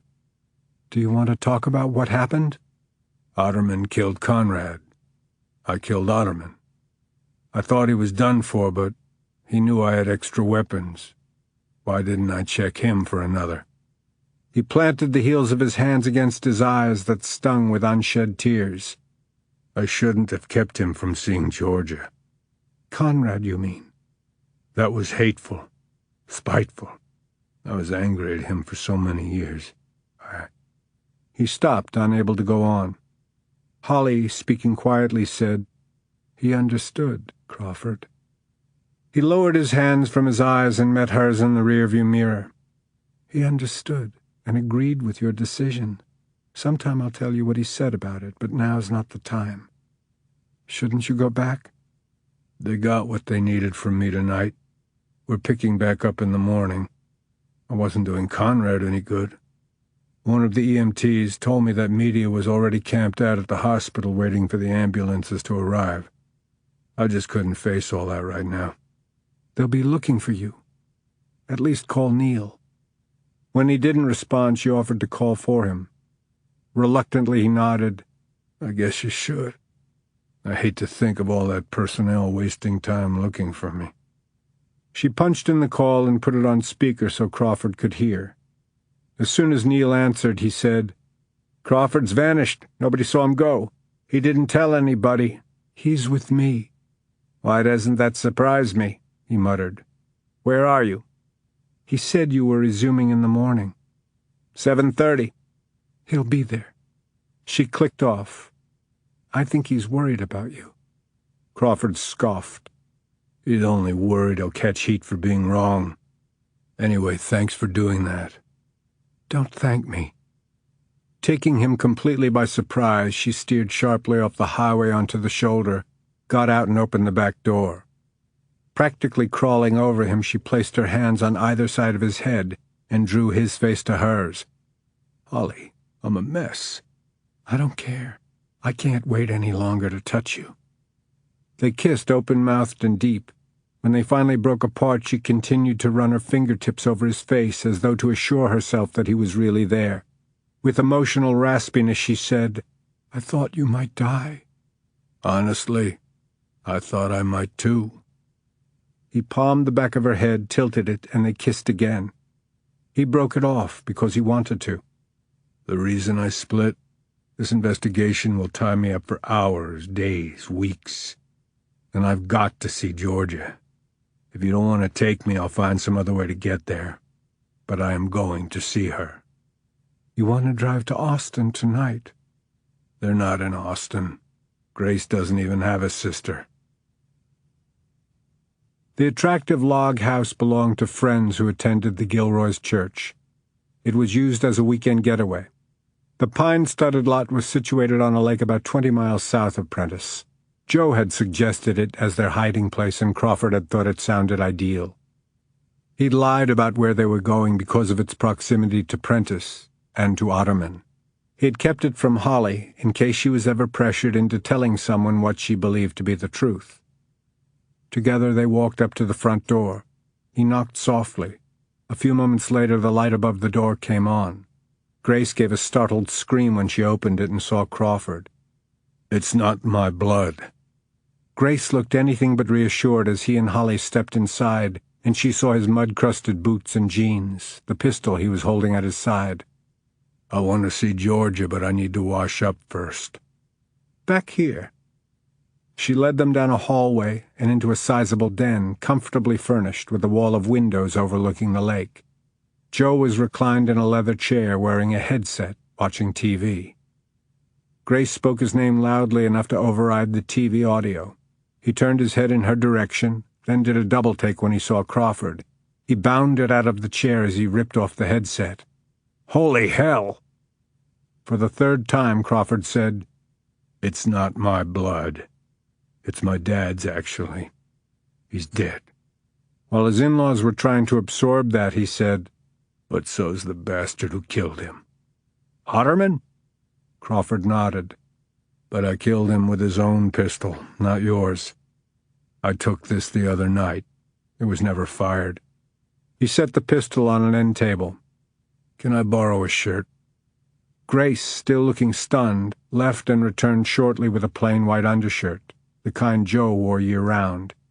She showed Crawford into a powder room. After closing the door, he looked at himself in the mirror above the sink, and the image was shocking, frightening. But he didn't dwell on how ravaged he looked. He removed the blood-stained shirt and washed his chest and hands.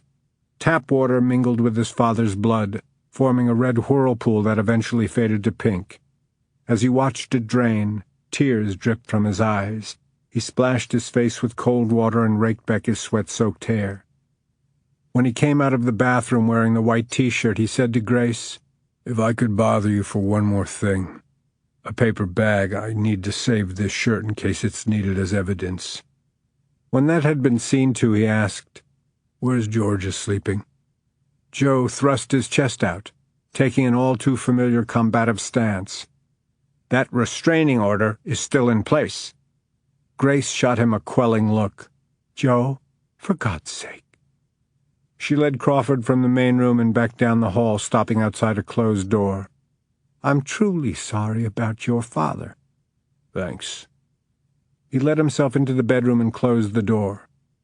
There was a nightlight by which he could see Georgia sleeping on her side, Mr. Bunny hugged against her. He didn't want to wake her up and get her excited to see him only to have to leave her again, and in any case the filth on him would ruin the bed. But he knelt beside it and couldn't resist hooking one of her curls with his little finger and raising it to his lips. To keep her safe, he would have killed Otterman or anyone else 1,000 times over. He watched her sleep, smiling as he listened to her soft snores, which he would have recognized anywhere in the world. Her sweetness and innocence were like a balm to his punctured heart. After about 10 minutes, he whispered that he loved her, kissed the lock of her hair again, then tiptoed out and pulled the door closed behind him. The other three were waiting for him in a strained silence. Holly looked particularly anxious about his state of mind. Grace sat as rigid as a 2x4, her features frozen with tension. Joe unleashed the anger he'd kept bridled up till now. "How dare you come here looking like you climbed out of a charnel house?" "It's just not in me to fight with you tonight, Joe." He nodded Holly toward the door. "Congratulations on getting the bad guy," Joe said. "Thanks. Night, Grace." "How many rules did you break in order to get him?" Crawford stopped, turned, and feeling incredibly weary, faced his father-in-law. "A few. I bent others. But I'll be damned before I apologize for it, especially to you. Otterman spent 4 years plotting this, and he wasn't going to stop until he killed me, or people around me. I gave you a second pass on the restraining order because of the threat he posed to Georgia. I thanked you for that, and my gratitude is sincere. So why are we having this conversation? Let's go, Holly." He took her arm. Joe, however, wasn't willing to call it a night. "You'll be a hero again tomorrow." "I know how that galls you. I don't like it either." "You expect me to believe that?" "The only thing I expect from you, Joe, is to be a horse's ass, even on a really, really bad night. I just want you to know that I'm not backing down from my fight to keep my granddaughter. See you in court. And you won't have her on your side." Holly, to whom Joe had been referring, stepped forward. "Please don't talk around me, Mr. Gilroy. If you have something to say to me, I'm right here." "You made a deal with me. Don't forget that." "I haven't forgotten it. Crawford is aware of it. When I take the stand, I'll testify to the truth." "You will. He won't." "Crawford wouldn't lie under oath." "He's been lying under oath since we started this mess. He's living a lie." Crawford noticed the triumphant gleam in his father-in-law's eyes, and in that instant, in that moment of raw clarity, realization struck. Jesus! His head dropped forward until his chin almost touched his chest. He pressed his hands against his temples. "Crawford?" Speaking his name with obvious concern, Holly placed her hand in the center of his back. "What? What is it?" He lowered his hands, raised his head, and walked slowly toward Joe, searching his eyes and reading in them the fact of the matter. "You know." He delved deeper into Joe's indomitable gaze. "You've always known, haven't you? It was your silver bullet." No longer looking so self-satisfied, the older man said querulously, "I don't know what you're talking about." "Oh, yes, you do," Crawford said softly. "When were you going to use it, Joe? When no other options were left open to you?" "What are you two talking about?" Grace asked. Crawford said, "You want to tell her, Joe?" The older man made a dismissive gesture. "He's talking nonsense." "No, it makes perfect sense," Crawford said.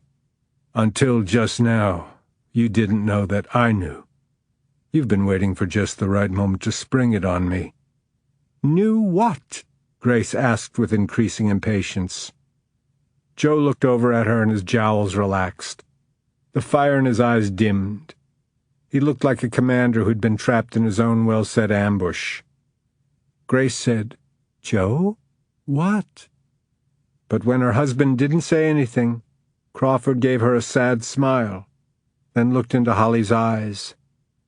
"I'm not George's father." Chapter 34. Holly's lips parted in disbelief. Grace touched her cheek as though she'd been struck. Joe walked over to the recliner and sat down heavily. Crawford addressed Holly. "Under oath, I never referred to her as my daughter. You can check court transcripts. I never even refer to her that way in conversation. Other people do, and I never correct them, so technically I guess that's lying, because I didn't father her." "How long have you known?" "Since she was a year old. Beth told me the morning I left the last time for Olcone. She didn't want me to go. I insisted that I had to, that I had a job to finish. The argument turned ugly. She wanted to hurt me in the worst possible way. And she did." Grace, openly crying now, covered her mouth to hold back a sob. "Who was the father?" Holly asked. 9 months, give or take a week, before Georgia was born. I was supposed to come home for a weekend. At the last minute, something came up. I had to stay in West Texas. Beth was furious. She rounded up a few girlfriends and they went out, got a little crazy. She met this guy at a bar and slept with him to punish me. 2 weekends later, when I did come home, we had lots of make-up sex, so I had no reason to think the baby wasn't mine. Beth chose her moment to tell me. "Which is why I question it," Holly said. "Maybe she made all that up, just to try to keep you from going after Fuentes." Crawford looked over at his father-in-law, and feeling the weight of Crawford's stare, he said, "It's true." "And you've kept this from me?" Grace said. "Beth came to me in confidence," he said defensively. "She found out she was further along in the pregnancy than she was supposed to be. Realized what had happened. Panicked. She came to me asking what she should do. She was upset with herself, mortified, actually. She didn't want to destroy her marriage. She wanted you," he said to Crawford. "So I advised her never to tell you. Until now, I didn't know she had." Crawford said, "She claimed she'd never seen the guy before that night and never saw him after. Didn't even remember his name. Is that true?" Joe gave a curt nod. It was a classic one-night stand. That relaxed the tension that had been gripping Crawford for days. I hoped she was being truthful about that. This past week, there were times when I wondered if Otterman had been the man. "Oh, Crawford." Holly reached for his hand and squeezed it hard. "Actually, that's what I feared most.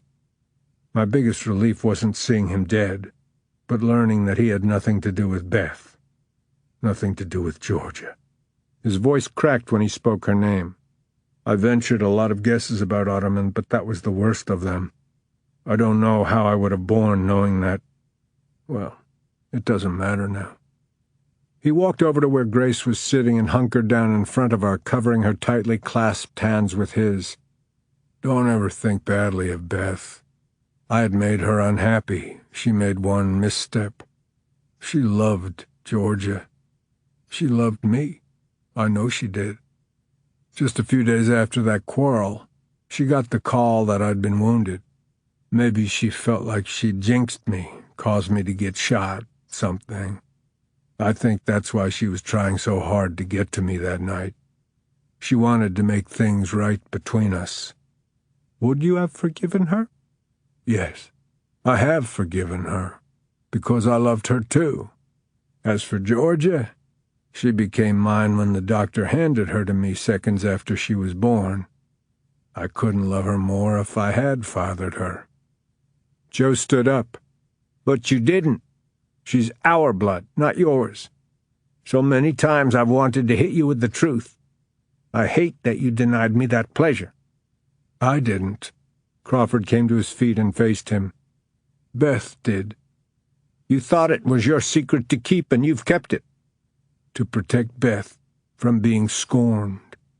By you and Grace, by anyone. Who do you think you're kidding? Joe sneered. You sat on it because you know that this gives us a stronger claim to Georgia. Crawford was determined not to let the conversation spin out of control. Besides, he was too weak and weary to fight another fight.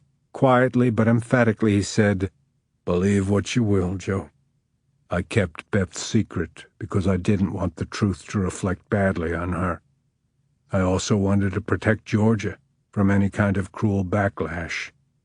He paused for a beat, then added, What you do with it is entirely up to you. The older man's expression and body language remained unyielding. Crawford picked up the sack containing his shirt and reclaimed Holly's hand. They left the room together, went down the hall and out the front door, where he stopped to face her. Now do you understand why I said I couldn't have you? I meant everything I said in there about wanting to protect Beth and Georgia. But Joe's right. I also knew that if the truth about her parentage became known, I was sunk. So yeah, I lived the lie. It didn't bother me, not in the least, till I met you. You're grafted to the truth. Your life work is to seek the truth. Living that lie suddenly mattered, and it mattered huge. She had listened intently, and when he finished she said, I do understand the dilemma you faced, but let's not talk about it any more tonight. I just want to hold you. She wrapped her arms around his waist, then flinched away from him and brought her hand from behind his back. It was stained red. Crawford, this is fresh blood. He gave a sheepish shrug. Some of it was mine. Ready? Yes, Daddy. Keep your eyes covered till I tell you. He guided Georgia down the hallway to the open door of her bedroom, positioned her, then said, Okay, you can look. She lowered her hands and began to squeal as she hopped up and down. That's gonna be my bed? It's all yours. This is your room from now on. She turned and hugged him around the knees. Thank you, Daddy. This is the best surprise ever. He returned her hug, then nudged her into the room. Go check it out. She went directly to the ballet slippers and tutu. He had replicated everything that had been destroyed. The vandalism was attributed to Pat Connor. That was only one bit of the wealth of information supplied by the surviving bodyguard as part of his plea bargain. From him they also learned that Chuck Ottoman, by working for several companies over many years, had created a complicated relay system of weapons trafficking that might otherwise have taken years to discover, and even longer to unsnarl and prosecute the participants. The guard also identified the roughnecks who played active roles in that sideline and exonerated those who were clueless to it. Many of Ottoman's local weapons suppliers were busted by a joint task force of officers from several agencies, state and federal, including Harry and Sessions out of Houston, and Crawford out of his office and Prentice. As it turned out, cousins of even the tightest clans would rat each other out. It was surprising how cooperative they became when faced with felony charges, and Harry's six-shooter. Holly joined him at the door of George's bedroom, setting her pink suitcase just inside it. "I think she likes it." "How can you tell?" he asked, smiling over George's enthusiastic oohs and ahs as she moved from one treasure to another. "The trunk of my car is packed with stuff. Where are you going to put it all?" "We'll find room. Maybe she'll cull some of it." He placed his arm around Holly's shoulders and kissed her brow. "Thanks for doing that, by the way." He'd accepted her offer to pick up Georgia at the Gilroy's house and deliver her and her belongings to his. It wasn't too bad. "Joe?" Coolly polite. Grace got teary-eyed, but she was smiling and enthusiastic for Georgia's sake. It helps that she'll be keeping her after school every day. He had told his in-laws that he would get Georgia to school each morning, but that he needed someone to pick her up and watch her until he got home from work. When he asked Grace if she would be interested, she had wept and gratefully accepted the proposal. "It's a good arrangement," he said to Holly now. "It was kind of you." "I know how hard it was for them to give her up. Seeing them every day will help Georgia with the transition, too." The restraining order had been revoked. That hearing had never taken place. When the custody hearing was rescheduled with another judge, Joe didn't use his silver bullet. Crawford figured Grace had forbidden it. He also reasoned that Joe, who'd had ample opportunities to confront him with the truth, hadn't because he too had wanted to protect Beth and Georgia from any hint of scandal. However, true to his word, Joe hadn't given up without a fight. He argued against Crawford's ability to parent Georgia as well as he and Grace did.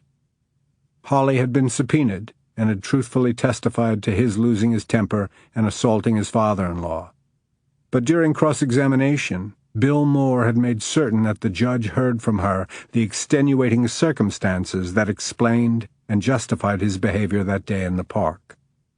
The judge took it all under advisement, and after 3 torturous days, Bill Moore called Crawford. "You got her. Congratulations. Don't fuck up." Heart bursting, he said, "For this call, you can bill me double." "Don't think I won't." Watching Georgia now, testing out the bed by bouncing on it, he asked Holly, "Why do you think the judge ruled in my favor?" "He was won over when you said there was a big difference between a father and a daddy. You'd had a father. You wanted to be George's daddy." She hesitated, then said softly, "I went by his grave yesterday and left flowers." "How do you know where it was?" "I checked at the cemetery office." She had wanted to be at the burial service, but Crawford wouldn't hear of it, saying her attendance would raise eyebrows and beg explanations. Only a handful of people attended the graveside service. Crawford notified his mother in California. She sent her condolences and a tacky spray of flowers. A few men from the sawmill came, and one of Conrad's legal colleagues from back in the day. Harry and Sessions surprised Crawford by driving up from Houston for it. Neil and Nugent were there, Nugent fidgeting. Throat tight, he said to Holly now, "You wouldn't think I'd miss him, but I do. He was never around, but I knew he was there. I grieve him, and all because of those last few seconds of his life. He hugged me. We smiled at each other. I don't recall that happening since I wasn't much older than Georgia is now. He died doing something for you, and that was important to him. I think you need to hear what he told me that night." She related their conversation. He ended by saying he would be proud for Georgia to know him as he was in his heyday. Crawford, his voice gruff with emotion, said, "I'll tell her about him when she's older and can understand, and I can figure out a way to say it all. I'm not very good at stuff like that." "That is so untrue. Chet's eulogy was beautiful." He'd served as a pallbearer, and at Mrs. Barker's request, he delivered a brief but heartfelt tribute. "Will you ever tell Georgia about her parentage?" He replied without hesitation, Definitely. At the very least, she should know that she has the medical and genetic history of only one parent. I'll tell her when she's old enough to understand all the implications. The most important one being how much you love her. When Beth told you she wasn't your baby, you could have rejected her. Not a chance in hell. I know what it's like to have parents wash their hands of you. I vowed then that Georgia was never going to feel like she'd been ditched. That's why she'll love you so much. She's crazy about you. Is she? Holly said this, Holly said that. Where is Holly's house? Can Holly come with us? He looked down at her. Honestly, I'm a little jealous. For weeks leading up to the custody hearing, his life had been as he'd predicted, consumed by the fallout from the Ottoman denouement. He and Holly had talked daily, sometimes several times a day, but had refrained from seeing each other. Each was still under close public scrutiny. He'd been far more concerned for her than for himself. I won't let you lose the election because of your association with me. But once the custody ruling had been made, restrictions no longer applied. They began appearing in public together. When this was slyly remarked upon by Greg Sanders, Marilyn issued the statement she'd prepared for the eventuality. It described their growing friendship as one happy outcome of the crisis situation they had shared and survived. She'd been retained to see Holly through the election on the condition that Crawford and Georgia not be exploited. So far she was abiding by that condition. "I spoke to the governor today," Holly told him now. "What did he have to say?" "Nothing about me. All about you. He wants to meet you." Crawford looked down at her skeptically. "I'm serious. He called you a favorite son of Texas. Asked if your gunshot wound." She stopped and glared up at him. "I knew it was only a flesh wound." "No, you didn't." "I had stuff to do that night before going to the hospital." Still looking put out with him over his self-diagnosis, which had cost him a loss of blood and the threat of serious infection, she said, "Governor Hutchins wants to shake your hand. He stands solidly behind his decision to appoint me." "You're a shoo-in." "If Sanders beats me, I'll start a practice here in Prentice." "You'll win. You have the PD's endorsement." They'd made their peace with Neil Lester. Neil had cornered Crawford one day in the corridor of the courthouse and manfully apologized for letting personal feelings get in the way of the investigation. "I screwed up." "Keep doing what you do, Neil," Crawford told him as they shook hands. "Departments need cops like you to balance out the cops like me." Now, drawing Holly closer, he said, "You also have the backing of Prentice County's criminal element. Smitty called me today. He wanted to know when you're going to redeem your coupon." "I can't believe Judge Mason granted him bail." "He's a small fish.